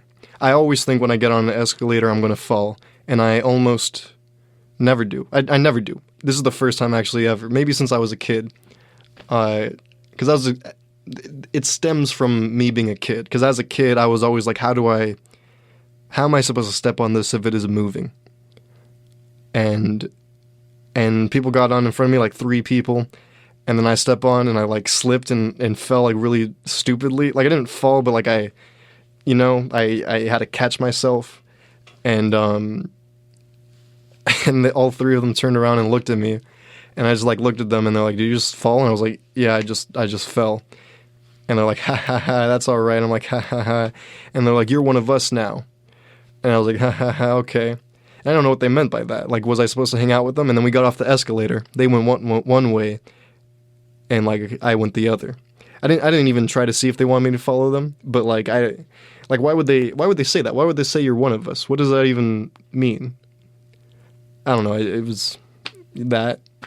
The game room of PSU is open again, and everything except bowling is open. So they got like pool tables, foosball, video games. I think I haven't been in there, but the dude told me, and I went there. Like, when I found out it was open, I passed by, and there's a sign that said free popcorn. And so I was like, "Hey, can I get some free popcorn?" And the dude was like, "Yeah, sure." And I showed him my ID, gave me some popcorn. It was a good amount of popcorn, honestly. More popcorn than Fifth Avenue Cinema gives. And I said, "Thank you." I left. And then a few days later, I was like, that's cool. Free popcorn whenever I want, right there on campus. So I went back, and, the free popcorn sign was still there. And I go to it was a different guy. I'm like, "Can I please have some popcorn?" I show him my ID. I say, "Can I have some popcorn?" He says, "Yeah." He goes through the popcorn, and then I present my ID to him. And then, like, as he's about to scoop it, he's like, "It's not free today, right?" And I was like, "No." He's like, "Yeah, it's only free on Fridays." And I said, "Oh, okay, never mind then." And I walked away, and I haven't been back since.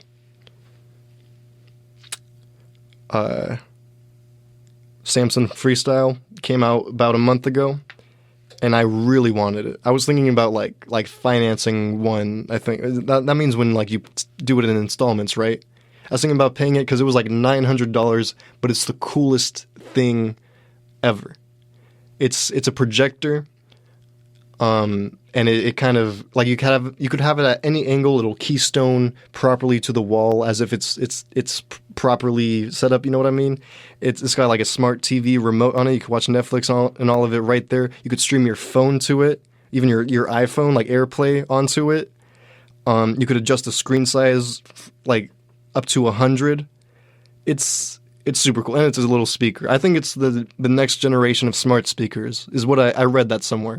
Next generation of smart speakers, because you could talk to it. It's a speaker. It's a good speaker, and then it also projects crap on your ceiling, on the wall, wherever you want. And it's about the same price as the TV, so I'm thinking eventually this is going to replace TVs, replace speakers. I think that alone is crazy. Replacing speakers is not that crazy, but to replace a speaker and a TV. I think like surround sound still should and will be a thing, but I think that's cool. And I was gonna buy it, but the reviews say like it's just kind of not bright enough compared. They said that like it has a lot of really cool features on it, but the really cool features aren't as cool as they could be. Like the way the framing, the way the screen frames onto a wall, it does it improperly, or not as well as like other projectors. The colors they're not as bright as other projectors. The user interface is slower, crap like that. So I'm just gonna wait for like a better one, I guess. This is the first generation of like this is the first iPhone. You know what I mean? This is the beginning of a generation. I think it's going to be a really revolutionary thing. I really think, and I'm going to wait for the next one. I guess it's probably not going to be by Samsung too. I'm thinking Apple's coming with something because I heard that this next iPhone is going to be the last iPhone. I don't know about ever, probably not ever with, you know, how things work, but they say the last iPhone. And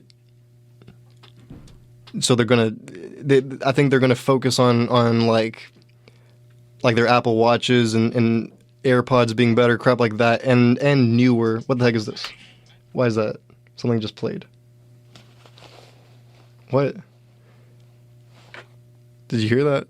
That's weird. What? How would that happen? That shouldn't happen ever. What? Okay. I'm sorry. What was I saying? Why did that start playing? I gotta figure that out in a second. I should be going. What the heck was I just saying? Right. Apple's gonna come up with something better, I think, and I'm excited for it. I hope it's cheaper. I don't know. I don't know what else I wanted to say about that. But that's the show. That's Europe with Milo Loza. I'm gonna skedaddle, get out of here. Please enjoy this closing song. It's too loud right now.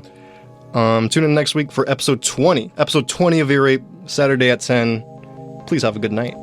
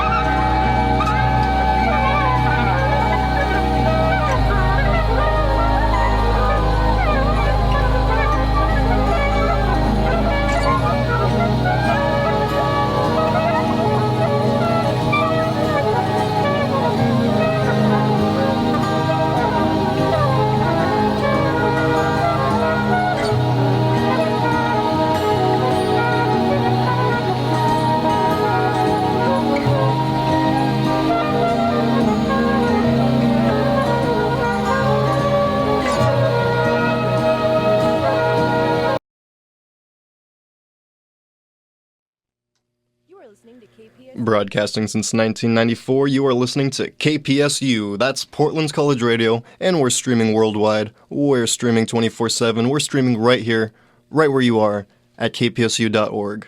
Now, disclaimer. The views and opinions expressed in the following program do not necessarily represent KPSU, Portland State University, nor any of our participating affiliates. Listener discretion is advised. And welcome. Welcome to episode 20. That's right. Welcome to episode 20. This is the 20th hour of Ear Ape with Milo Loza. Where's north from here? Where's north from here?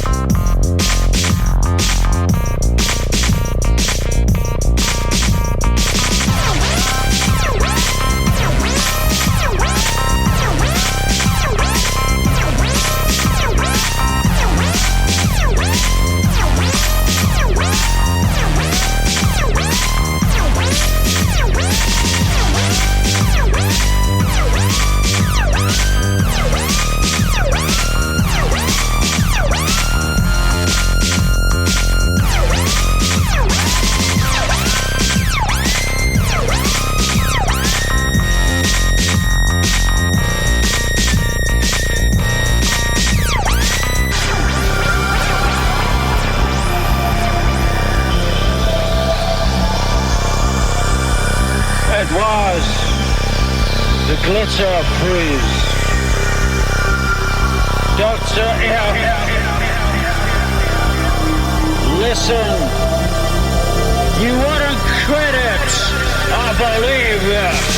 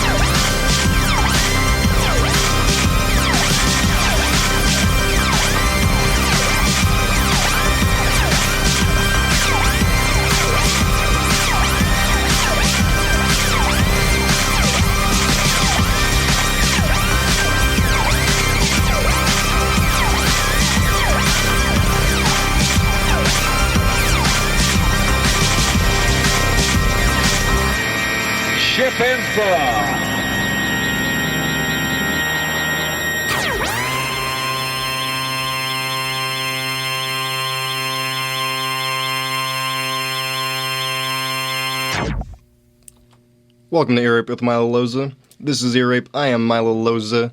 Welcome, welcome, welcome. This is episode 20. Episode 20. Technically, it's not the 20th hour of ear rape, because if you don't include music as ear rape, because these are like 45-minute episodes, not including music. But hello, welcome. It's ear rape with Milo Loza. We're here. We're back. That was the theme song. It's not usually that long. But today's word of the week is amalgamate. Amalgamate. I've been using this word I've actually been using this word since I've learned it. I don't know why. I mean, because I like it. It's a cool word. Amalgamate. It means to combine or unite to form one organization or structure. Amalgamate. Amalgamate. I'm sure you guys loved having me spell that right now. I'm sure you spelled it out yourself. It's good to be here. It's good to be in the studio. I had a half episode the other day, but other than that, it's good to be here. Today I'm wearing Joker socks. I just got them like a week or two ago. My pop sent me them in a care package. Shout out to my pops. Also, he sent me, he got me a keyboard because I've been sneaking into the piano room for the past however long, which I'm still going to keep doing because it's a real piano. But he sent me a keyboard so I don't have to do that. I could practice from home, which is awesome. Thank you, Pops. Shout out to Pops. Yes. Where do I begin? It's last week I said that I was gonna keep talking about Ukraine and keep you guys updated. None of you are depending on me for information about Ukraine, I'm sure. Definitely. But for the archives, so that people know what's going on, I'd like to kind of discuss it. That way it's not totally out of nowhere when a bomb falls on me tomorrow or something. But I have not looked into it at all. Honestly, I don't really care about Ukraine. I mean, that's not true. I don't not care. Like I truly feel for them. I think it's a crazy thing going on right now. But even saying that I'm going to talk about it here, I'm not looking up anything about it. I get notifications for it that I don't look at. So I'm not really putting that much effort in, to be honest. But I guess I just feel that it's like I've started listening to a lot of podcasts over the pandemic, and I liked starting at the first episode. So since I was in the middle of a pandemic, as I got closer to the earlier episodes or the newer episodes, they would always mention the pandemic in some way, and that's just kind of how you knew there was a shift in the time or whatever. So I guess that's what I'm doing right. Whatever, it doesn't matter. Hello. What I really want to talk about is how the bombs relate to Godzilla. And I'll relate it back to Godzilla even later, but Godzilla, the 1954 original movie, Godzilla was created from a nuclear bomb test from America in the Pacific Ocean, and then a mutated lizard that grew and destroyed Japan. And it was basically a metaphor, I guess, for when America bombed Hiroshima and Nagasaki in World War II. And that was just kind of the way that they dealt with it. I wrote an article about it that's coming out this Wednesday on PSU Vanguard. I don't recommend it. It's not great. I just finished it a couple hours ago. It's all right. It's not terrible, but this is why I'm talking about it. But they had that, and I'm thinking, what if? Maybe, perhaps, what if? Maybe. What if they drop a bomb, like Russia right now drops a bomb somewhere, and another Godzilla comes out, you know? Not like a real Godzilla, but I'm just saying it's interesting how the bomb not only impacts like the planet, but it impacts the culture and whatnot. Of course, I don't know. I guess it's just on my mind right now. That's what I was thinking of. Yes, the war. It's been like talked about in the background, but no one really cares, it seems. It's weird. Like at open mic comedy, like they'll mention things like the world's ending, ha ha ha. We're going to war, but they won't ever like say an opinion or I mean, this is just, I don't know. I want them to speak about it, mostly because I don't want to look anything up. I want people to just talk to me about the war instead of having to research about it, because I guess I just don't care that much. I don't know. There's just this one woman the other day that was near me that kept talking to her group and saying something. She kept saying, how can they call themselves Christians if they support the war? How can they call themselves Christians if they support the war? Yeah. But how can they call themselves Christians if they support the war? And it was annoying. Not that Christians. It wasn't a religious thing that annoyed me. It was just the fact that she kept trying to say it. I don't know. Just what was she trying to prove? I think she was talking about politicians. I think she mentioned that before. I don't remember what I wanted to say on that, but she was just very, man, I wish I wrote more down about this. I don't remember, but I remember her calling it intrigued me, because I think politicians are very religious seeming, but they're not actually. I don't think. Not of course I don't know politicians personally or anything like that. I don't know, but it always just seems like they're just trying to get a vote. And they're just like, yes, God bless this earth, and I don't know. A couple of my friends are in the military, and my best friend is in the Navy. He's stationed in Japan right now, and he was ported sometime during this past week, so I was able to talk to him for the first time in like 2 months, and he is not afraid of the war. I don't know. He doesn't even have I think he's in denial about his fear. Or he might have said that he doesn't have a chance of going to war or something in his department, some crap like that, so he's not scared. And that's interesting to me, just because he's in the military. Like, I would think they're saying stuff to him. Maybe they're saying stuff to him that's comforting, and maybe like it is all pretty fine. I don't know. I guess we'll see in a few years what was really happening. When we were sophomores in high school, we had an English class together, and we had this teacher that was just a nerd. I mean, he was cool, but he was a nerd. And he was like, one day we're in class, it was all silent, and he was like, when do you guys think World War III is going to happen? You. And they're like, I don't know, in 100 years. You. I'm thinking 5 years. And, okay, what about you?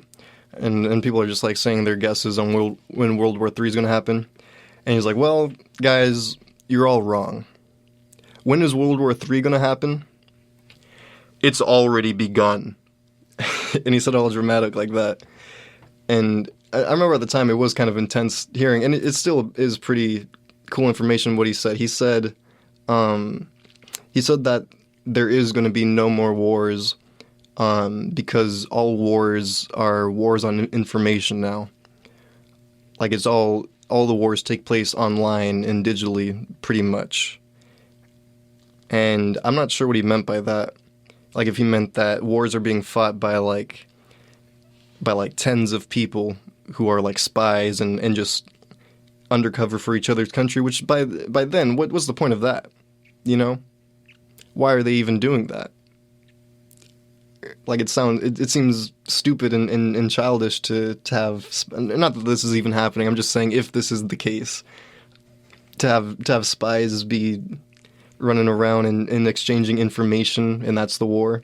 But I guess that's really what war, when you break it down, is just people being upset over information. I don't know. When I went to Russia a few years ago, I made some Russian friends. I have them on Instagram, and there's this one in particular that has been posting about Ukraine stuff, because they live in Moskva, and she's saying she's just posting pictures about her and her friends out protesting the war and stuff, which is very cool, because I feel like it seems like something that people would do here for no reason, when it's not a part of us. But like I've been seeing people protest around Portland a little bit, which seems futile and stupid. Like who are they talking to? No one's paying attention to them. I mean, I guess they're being heard by us around, but I don't know. Putin's not like, wait a minute, there's a group in Portland protesting? Maybe I'll change up my ideas. She said that the Russian girl that I follow, my friend, she said, her name's Masha, by the way. She said that Russia issued some legislation or some crap that, something that makes those people that have been arrested for protesting the war, in Russia, which is illegal now, I guess. If you're arrested for protesting in Russia, then you get converted into a soldier. Like, that's your jail time, I guess. You have to fight for the war, which is so unfair and tragic. How? I don't know. They're protesting something so vehemently that they get caught and put into that thing. And that's crazy, I guess. I don't know. Let's play a song. This one is called Reprogram Ourselves. It's by Jerry Paper. You're going to love it.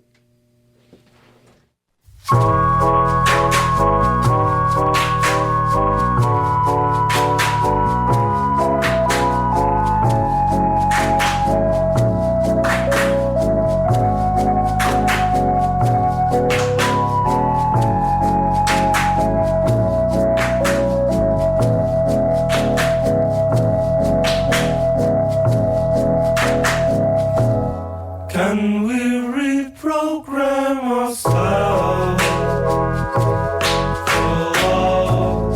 Can we reprogram ourselves for loving?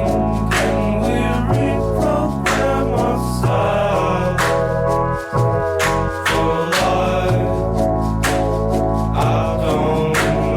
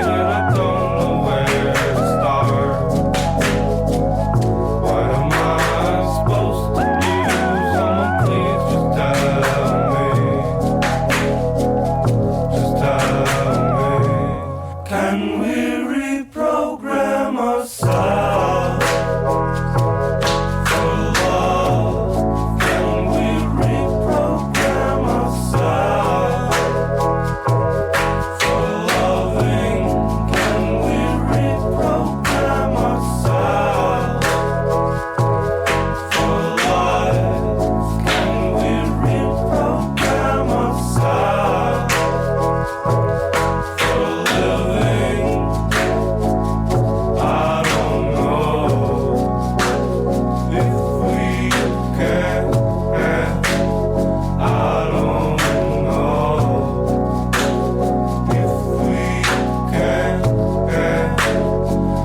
don't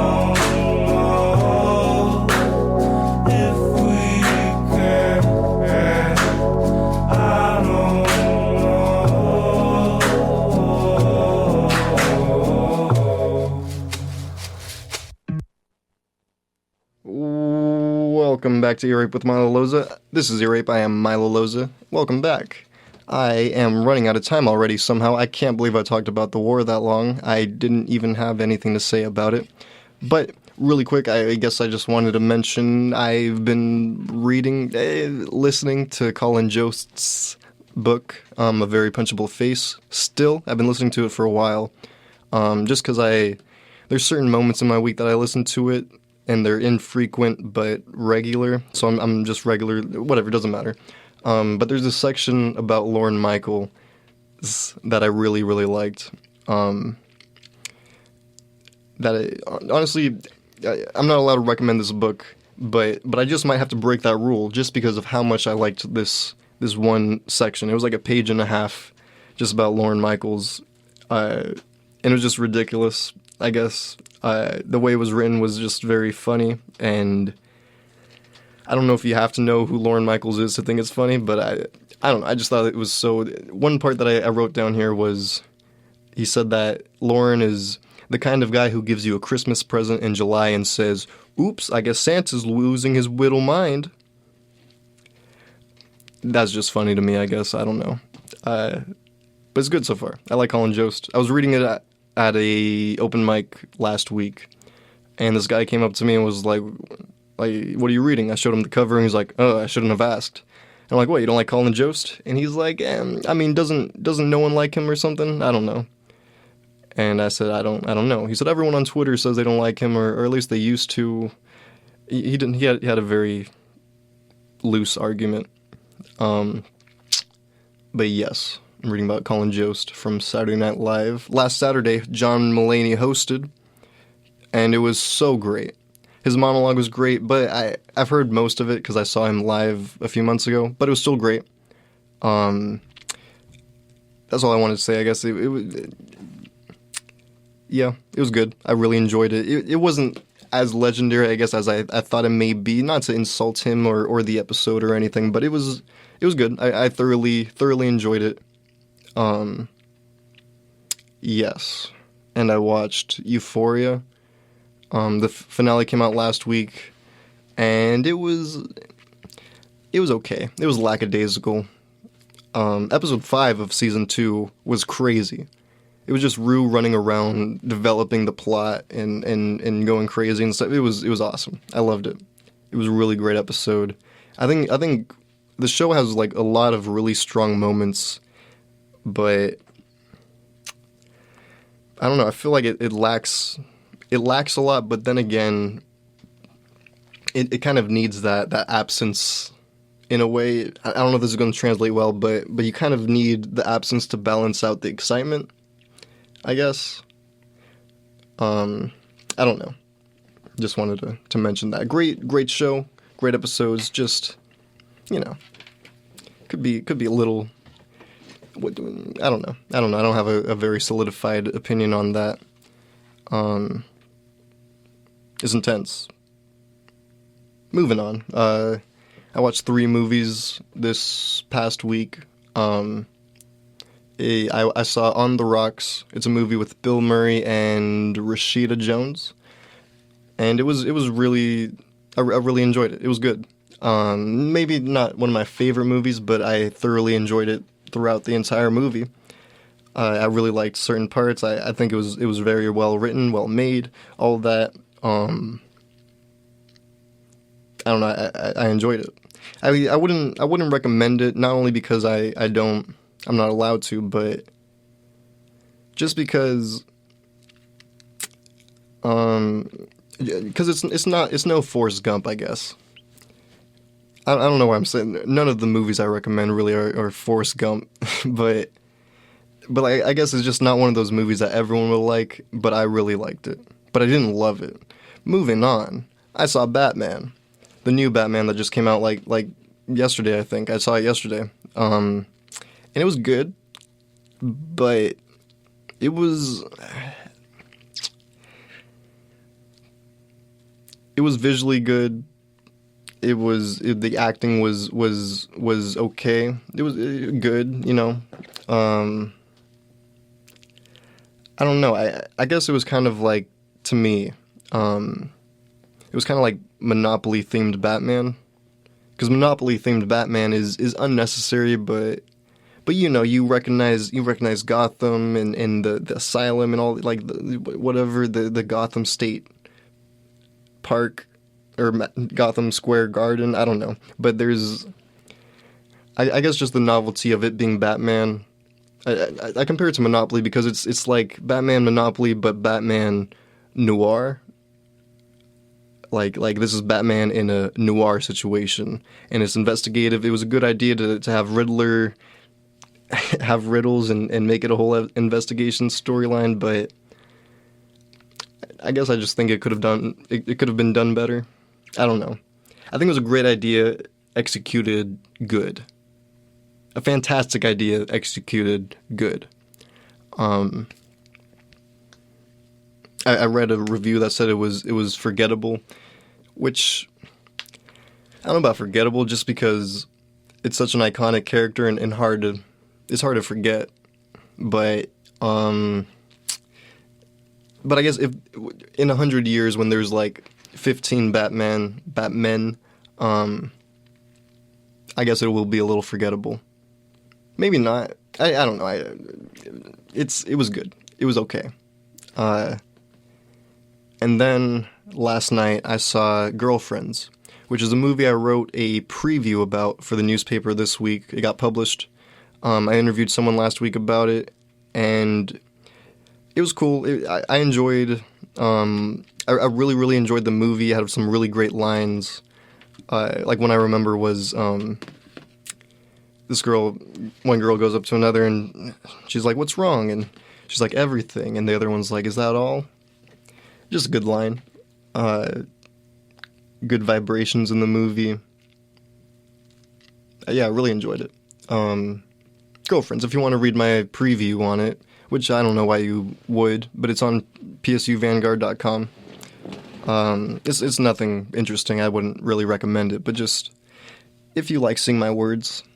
I wrote another piece for them today for arts and culture, and I want to write more for opinion. I don't know, because in opinion you could write in first person more, and you could have more of your own voice. And they edited my piece this week a lot. Like, they changed my last paragraph. My last paragraph was like a love letters to the theater, pretty much. And they converted it to a letter to just like the average viewer recommendation. Like I said something like, "This place is great. They're always playing crap I've never heard of. Every single, like, they're either playing a movie I've never heard of or in a language that I've never heard. But no matter what movie is playing, the staff of Fifth Avenue Cinema is evolving my cultural knowledge one movie at a time," something like that. Something great. I thought it was great. Because I really appreciate them in their curation of movies for me. And then they totally change that into like, they choose good movies, come watch one. Which was lame. But que sera, sera. I interviewed someone else last night for the movie next week, which is Godzilla, and that's why I know that little information from the top. And I'm excited to see it. It seems cool. I don't have much to say about it, except my word count sucks, because they wanted me to do over 600 words for it, and both times I got a little under 600. The first time I didn't have much. This time I felt a lot more prepared, but I still fell a little bit under. And it's annoying because they just want me to expand it. And I guess I could, like, if I really wanted to, I can make it double the length just by making everything a little bit more annoying and like I guess I pride myself in writing very concisely. I think, because I write just what needs to be said. I think I don't probably not, but I think I do. You know, I have experience writing one-liners, and in this joke writing format, you write the shortest joke possible. You say the joke in the least amount of words, and it's just a skill I've been building, and I think I'm pretty good at it. I think it's good for most information. On the PowerPoint I did this week, which did I talk about it? No, I did not. I'll talk about it. I did a PowerPoint, and my slide was the best. I had the best slide ever. My point is, I'm good at writing short. I don't know why they I mean, I know why, because they want to fill the paper, but whatever. We're going to get into a song. This one is Roy Blair. It's called Switchblade. Love it.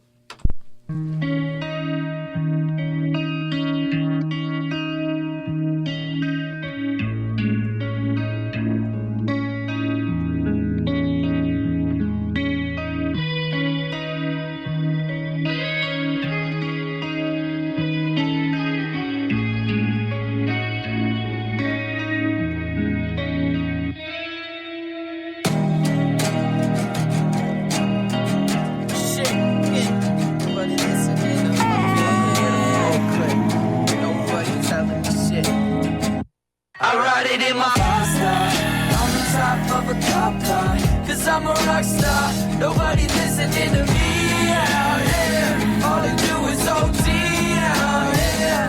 I ride it in my Fiesta on the top of a cop car, 'cause I'm a rock star. Nobody listening to me out here. All they do is OT out here. Yeah. I don't have no patience. I don't have to fake it. I've been on my knees for a minute. Have it all for me when I get it. Give you all the pain. You don't got no business hang around the Golden Gate. Would you feel the same when I'm falling? Don't you don't know. Why you asking if you don't wanna know? What you gon' miss? Yeah, what you gon' miss? Growing up there, yeah, your life ain't shit. I'm riding around town, I got a full tank in the whip, and everyone around dressed like a fucking bitch. That's you. Everything around. That's you. Everyone around. Everything around. That's you. Everything around. Everyone around. You don't mean shit to me. You don't mean shit. Amphetamine, better after me. Get better every Saturday. Trust from the salary, infinity. Get a soda pop up and give it tree. City sign, hit and run, wishbone, Cairo, Benedict, shell shot, get lost, get home. They slow.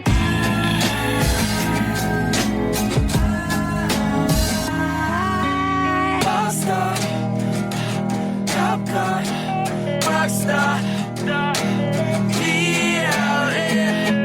Do it. I didn't ask for this, kill myself before this. You ditch me like my friends, and if they push me to the edge, then I'll come back swinging. My parents keep screaming, so I never get sleep. Broke my mirror into pieces, 'cause all I see is ugly. Skin all fucked, I'm just a big misunderstanding. So I'll just go back later and wait until the train come. I fucking hate you. Is that what you wanted me to say, love? The past half year didn't happen in my 5-star. Started getting high more, sleeping on my friend's floor for the time being, but I don't need more time. I need a sign or something that'll tell me not to quit. It's not my time, doors closed, shut it home. Ever felt this alone since before? And now that you're gone, I'm on my own, holding chrome in the corner of this closet, waiting for my phone when my mama called, begging me to stop little lies.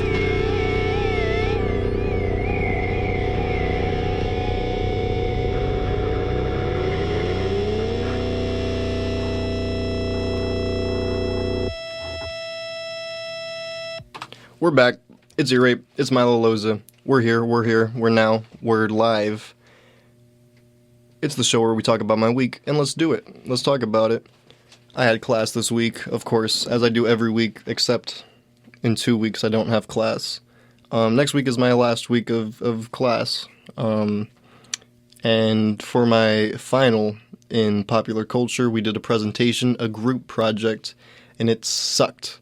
It sucked to do it. I think we had an okay project, I guess. My group was all nervous about it, but I guess they didn't... I don't know, they couldn't notice that the teacher didn't care. You know, not that I didn't put my effort in. I had the best slides. I think I did the best in the presentation. But I don't think she cared. You know, I think she was going to give us a good grade anyway.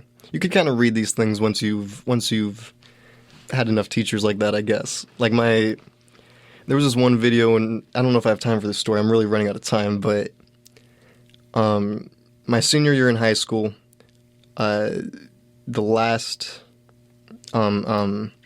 final project of my final stats class, my final like math class, everything.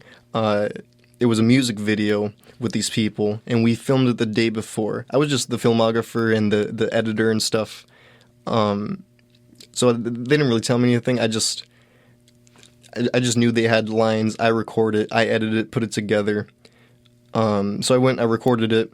I got a bunch of footage, and then I like went home that night, put it all on a certain file, and I'm like, I'll do it tomorrow. And then I get to class in the morning, and one person from my group comes over, and they're like, "Hey, can I see the video?" And I'm like, I don't really have it. And they're like, "What do you mean?" And I said, "I don't know. I didn't start it yet." And they're like, "What is due today?" I'm like, "What do you mean it's due today?" And they're like, "Yes, due goddamn today at 5th period." And I'm like, how come no one told me? And they're like, "How did you not know?" And I don't know. I guess I didn't know. Why would they record it the day before? They just called me over to record it, and I just did. I didn't know it was supposed to. And so I skipped whatever I was doing in that first class to edit the video on my phone as much as I could. And then I skipped my digital design project, my final project for the class, to work on this video. Just because my grade was so high in the class already, and it was just more important. So I spent the entire period working on this video, editing it as well as I could. And it's like a music video. It's hard to edit a music video, put in the credits, all that. It was really, really hard. I can't believe I did it. But we showed up to 5th period, and I full on edited the video during school. And it was really bad. It wasn't great, but I did it. And we finished our video, and the teacher was like, "That was a video. You guys looked like you had fun with that one." And then after, she's like, "Everyone gets an A. That was the plan all along. You guys were always going to get an A." And so from that, I could just tell this teacher had that same instinct in them where they're like, everyone's going to get an A from this no matter what they do, how much work they do on the presentation and all that. Yes. I had like a really ugly slide for the past 2 weeks. We've had 2 weeks to work on this. I worked on it the first day. I just found a bunch of information online, put it on a slide very ugly, and then the morning of the presentation fixed it all. Like literally an hour before, I just made it look very pretty so that people would enjoy looking at it, because that's what people suck at in presentations these days. They don't make them pretty. That's all you need. The information, but make it look pretty. No one wants to look at words, you know? Or just put color behind the words and crap. I don't know. It seems very simple to me to make things stand out like that. And I make a mean slide. I got some laughs during my presentation.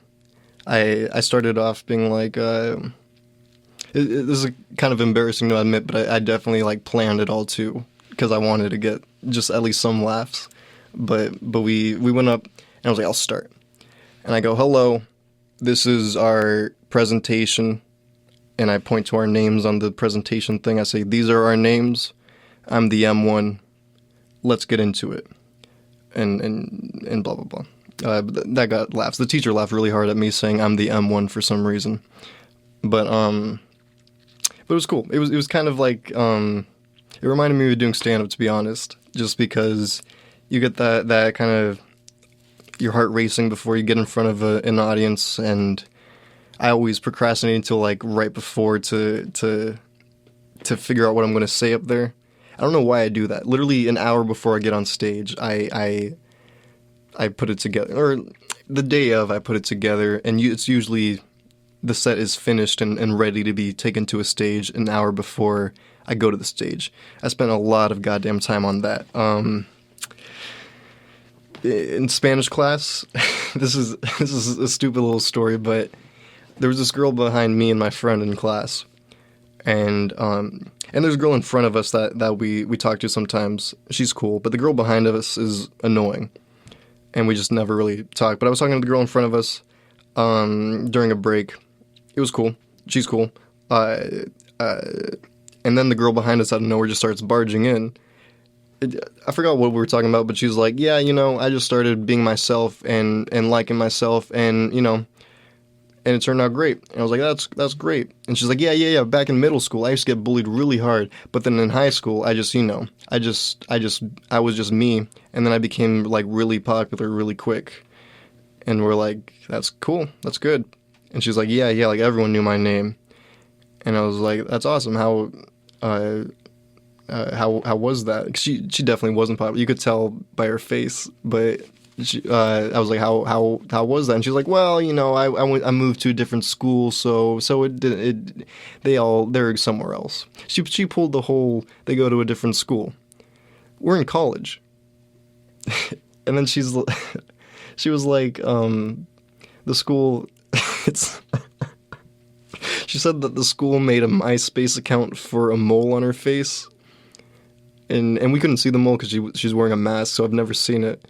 But when she said that, we were in the middle of a conversation too. The three of us were talking, and then she blurted in like a second time. She was like, "My school made a MySpace account for my mole on my face," and I just started laughing at her. I'm laughing. I'm like, "I'm sorry, but that's funny." And then she interrupts again later, and she's like, "Yeah, I used to get bullied. I used to get bullied a lot." And honestly, I think I took that, and later on, I ended up bullying other people. And I was like, you're like the Robin Hood of bullies. And that made a girl like across the class laugh, which was very validating. I guess that's all from that class, that annoying girl. And then in fiction, I had a list story this week, which I procrastinated until the day of. Again, it was in my mind, so I had a good idea up to it. And it was pretty personal, I'd say, and boring, just because it was kind of like a poem almost, and just really vague and hard to understand, I think. And I told them that before I read it. It's very repetitive too, and I said it, and they're like, that was really, really good. And I was like, stop. And they kept praising me. I don't know why they keep doing that. I always go to workshops, and I bring a piece of crap, and I'm like, this is terrible. It's going to suck. They're not going to like it. And then they love it, and it makes me not want to improve. It's really annoying.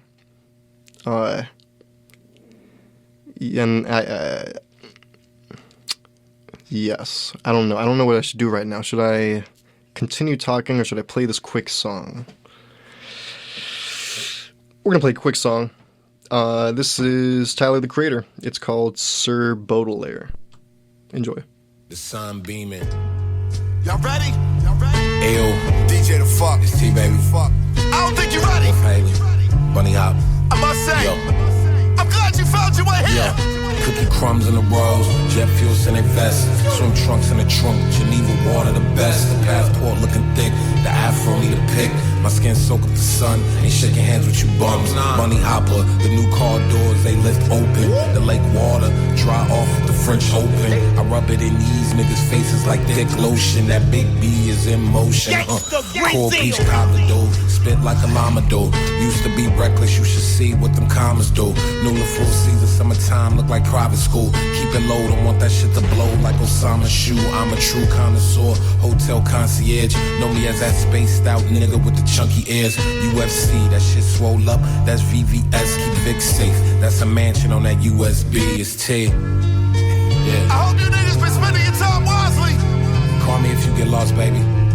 As you can tell, we have this shit for the sun seekers. Got the bikes on the tarmac. Welcome to the disco. Hitting willies and shit. Call me if you get lost. Perfume on the skin. See, while y'all was in the house, we was taking Rolls Royces to go see alligators. DJ Drama, man. Traveling the world. Passport stamped up. Tyler Baudelaire, nigga. Welcome back. It's Ear Rape. It's Milo Loza. It's time to talk about stand-up comedy. I went to 3 open mics this week, and they all went pretty well. I got about 10 minutes to talk about it. Let's go. Sunday, Schmeatza Pizza. I killed. I did well, comparatively, because everyone bombed, and then I went up, did pretty darn well, I think. Some stuff bombed, but there was one comedian, AJ. I've talked about him before. He's cool. He was laughing like really hard at one of my jokes, and like almost annoying. Like his laugh was making other people laugh, and it was nice. I like making people laugh like that. I kind of don't like it just because it kind of messes up the rhythm. Because when people are laughing, you shouldn't continue the next joke. But if only one person is laughing really hard, then I just kind of look like a jackass up there just standing, waiting for them to finish, especially when they don't stop. So I just kind of went over his laughter, but I appreciated it. And then when he went up, he was like, Milo, that was good. That was good. You made me cry. Only 12 people have done that. Which was a huge honor. I made him cry. 12 people have made him cry like that. I've... Shout out to AJV. Then this Wednesday I had Arrowwood, and last week I talked about how I missed the bus. I had to bike all the way over there. This week, I thought I missed the bus. I made it to the bus stop like 2 minutes before it said it was gonna go, and I ran up actually because I thought the bus was there early. It didn't say the number on it. It was pulling up. I got there like right before they were about to depart again. They opened the door for me. I'm like, what bus is this? And they're like, 19. I'm like, never mind. And there's a couple there waiting for the next bus too, the same bus as me. And they start fighting like really bad. I'm a good bit away to where I'm not hearing what they're saying, but I can tell they're fighting really bad. They got a dog that they're fighting about too. They're yelling. I hear the guy at one point go like, "Don't make me hit you right here. Do you want me to hit you right here?" And I just like did not want to be a part of that at all. I just wanted to. A couple minutes in, I was like, I missed the bus. I looked it up on the phone. It said that the bus had already been there. That didn't make sense. So I was already like leaving to walk to a bike just because I didn't want to have to report this guy abusing this woman or something. I got crap to do. I can't be reporting violent people like that. And then the bus shows up and we all get on. And he stops threatening her like that. Yes. I missed my stop too. I was reading too intently, and then I went like 15 blocks and I walked it.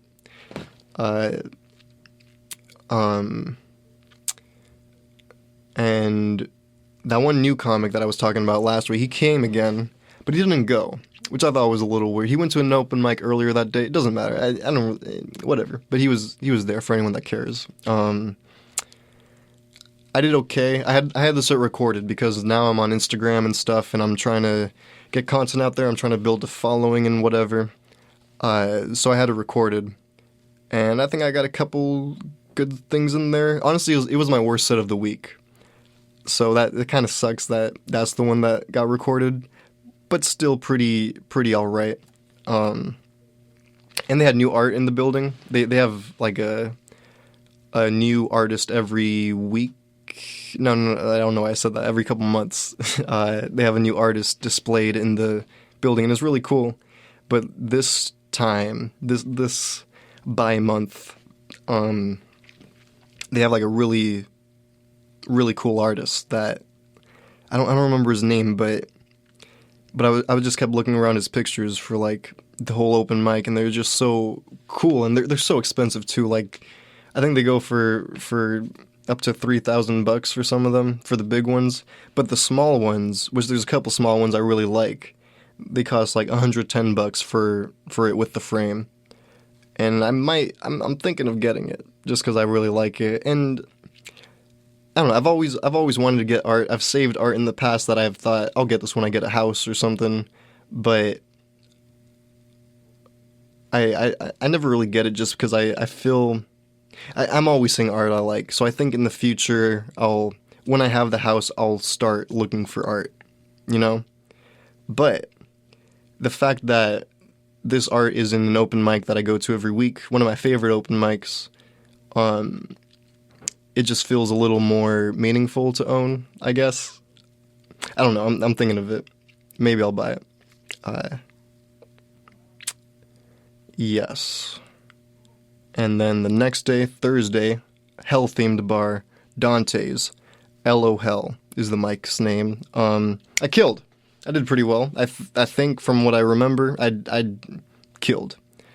And there was a new comic there that also did well, and I was jealous of. I hated that. Because the host was like, all right, this is this guy's second time performing comedy. It's his first time here. Give it up for this guy. And he was young. He was like a year older than me.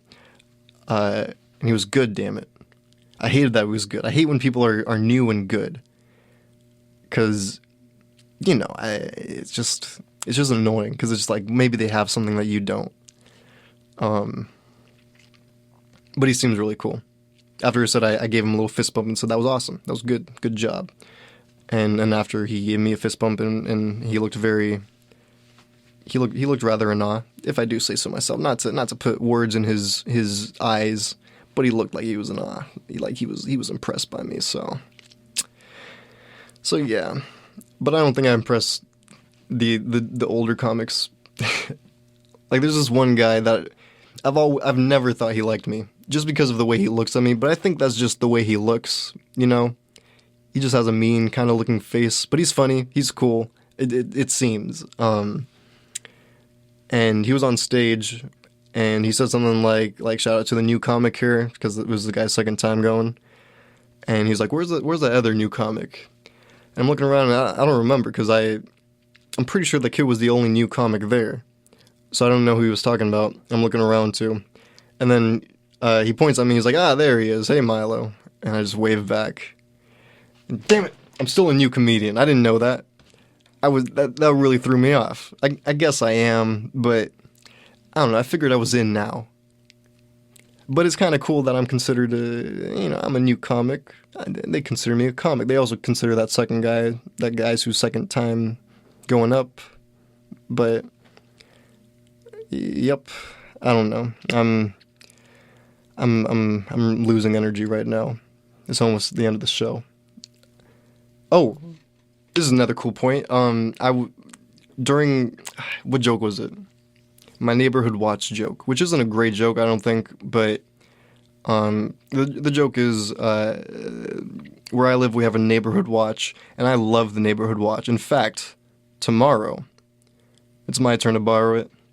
That one made Bradford, this blind guy, it made him laugh really, really hard. He's a generous laughter. He's awesome. He laughs at everyone's stuff usually. Actually, that's not true. Just when he likes something, he laughs really hard at it. But he doesn't always laugh at everything, I guess. But for me, he was laughing like throughout it.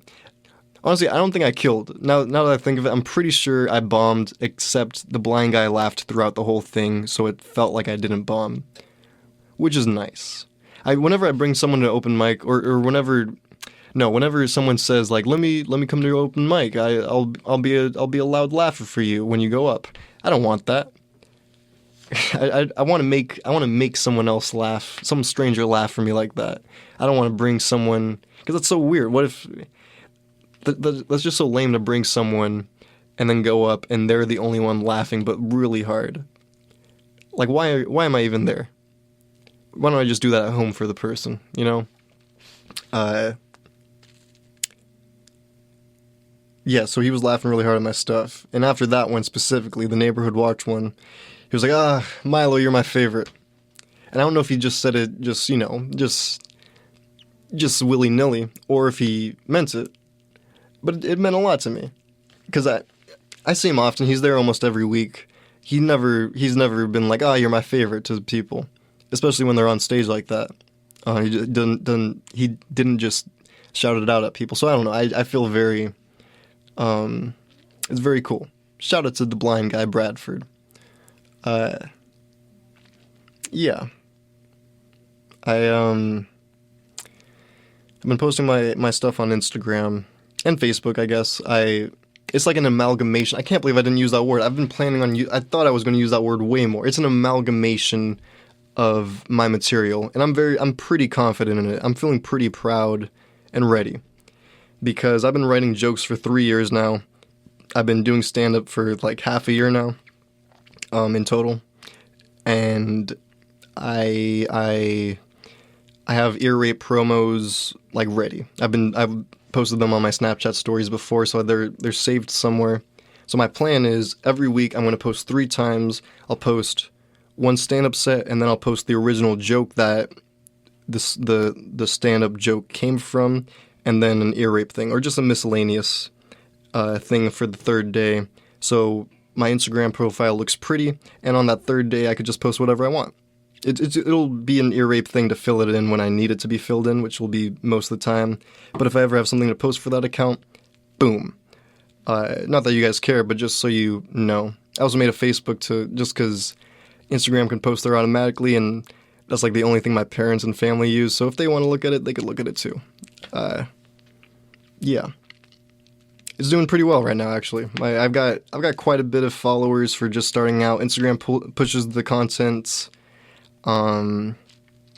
It's good. I've been working on a lot, I think. I've been working on a website, miloloza.com. Check that out. I made like a little link tree kinda. I don't like Linktree because it has the logo on it. I just wanted to make my own. So over this past week, I taught myself a little bit of coding, and I've owned the website miloloza.com for about a year because I was using it to try and get writing jobs. But I've slowed down on that, and this I think is a better use of it since I haven't been using it for a few months. Yes, miloloza.com. That's the show. I'm gonna skedaddle. But let's see, is there anything else I want to say? No. Thank you. Thank you for listening. This has been Ear Rape with Milo Loza, and I thank you. I don't know why I sucked at those volumes right now. I want everyone to have a great night, a fantastic night. Sleep well. Tune in to episode 21 next week. I love you.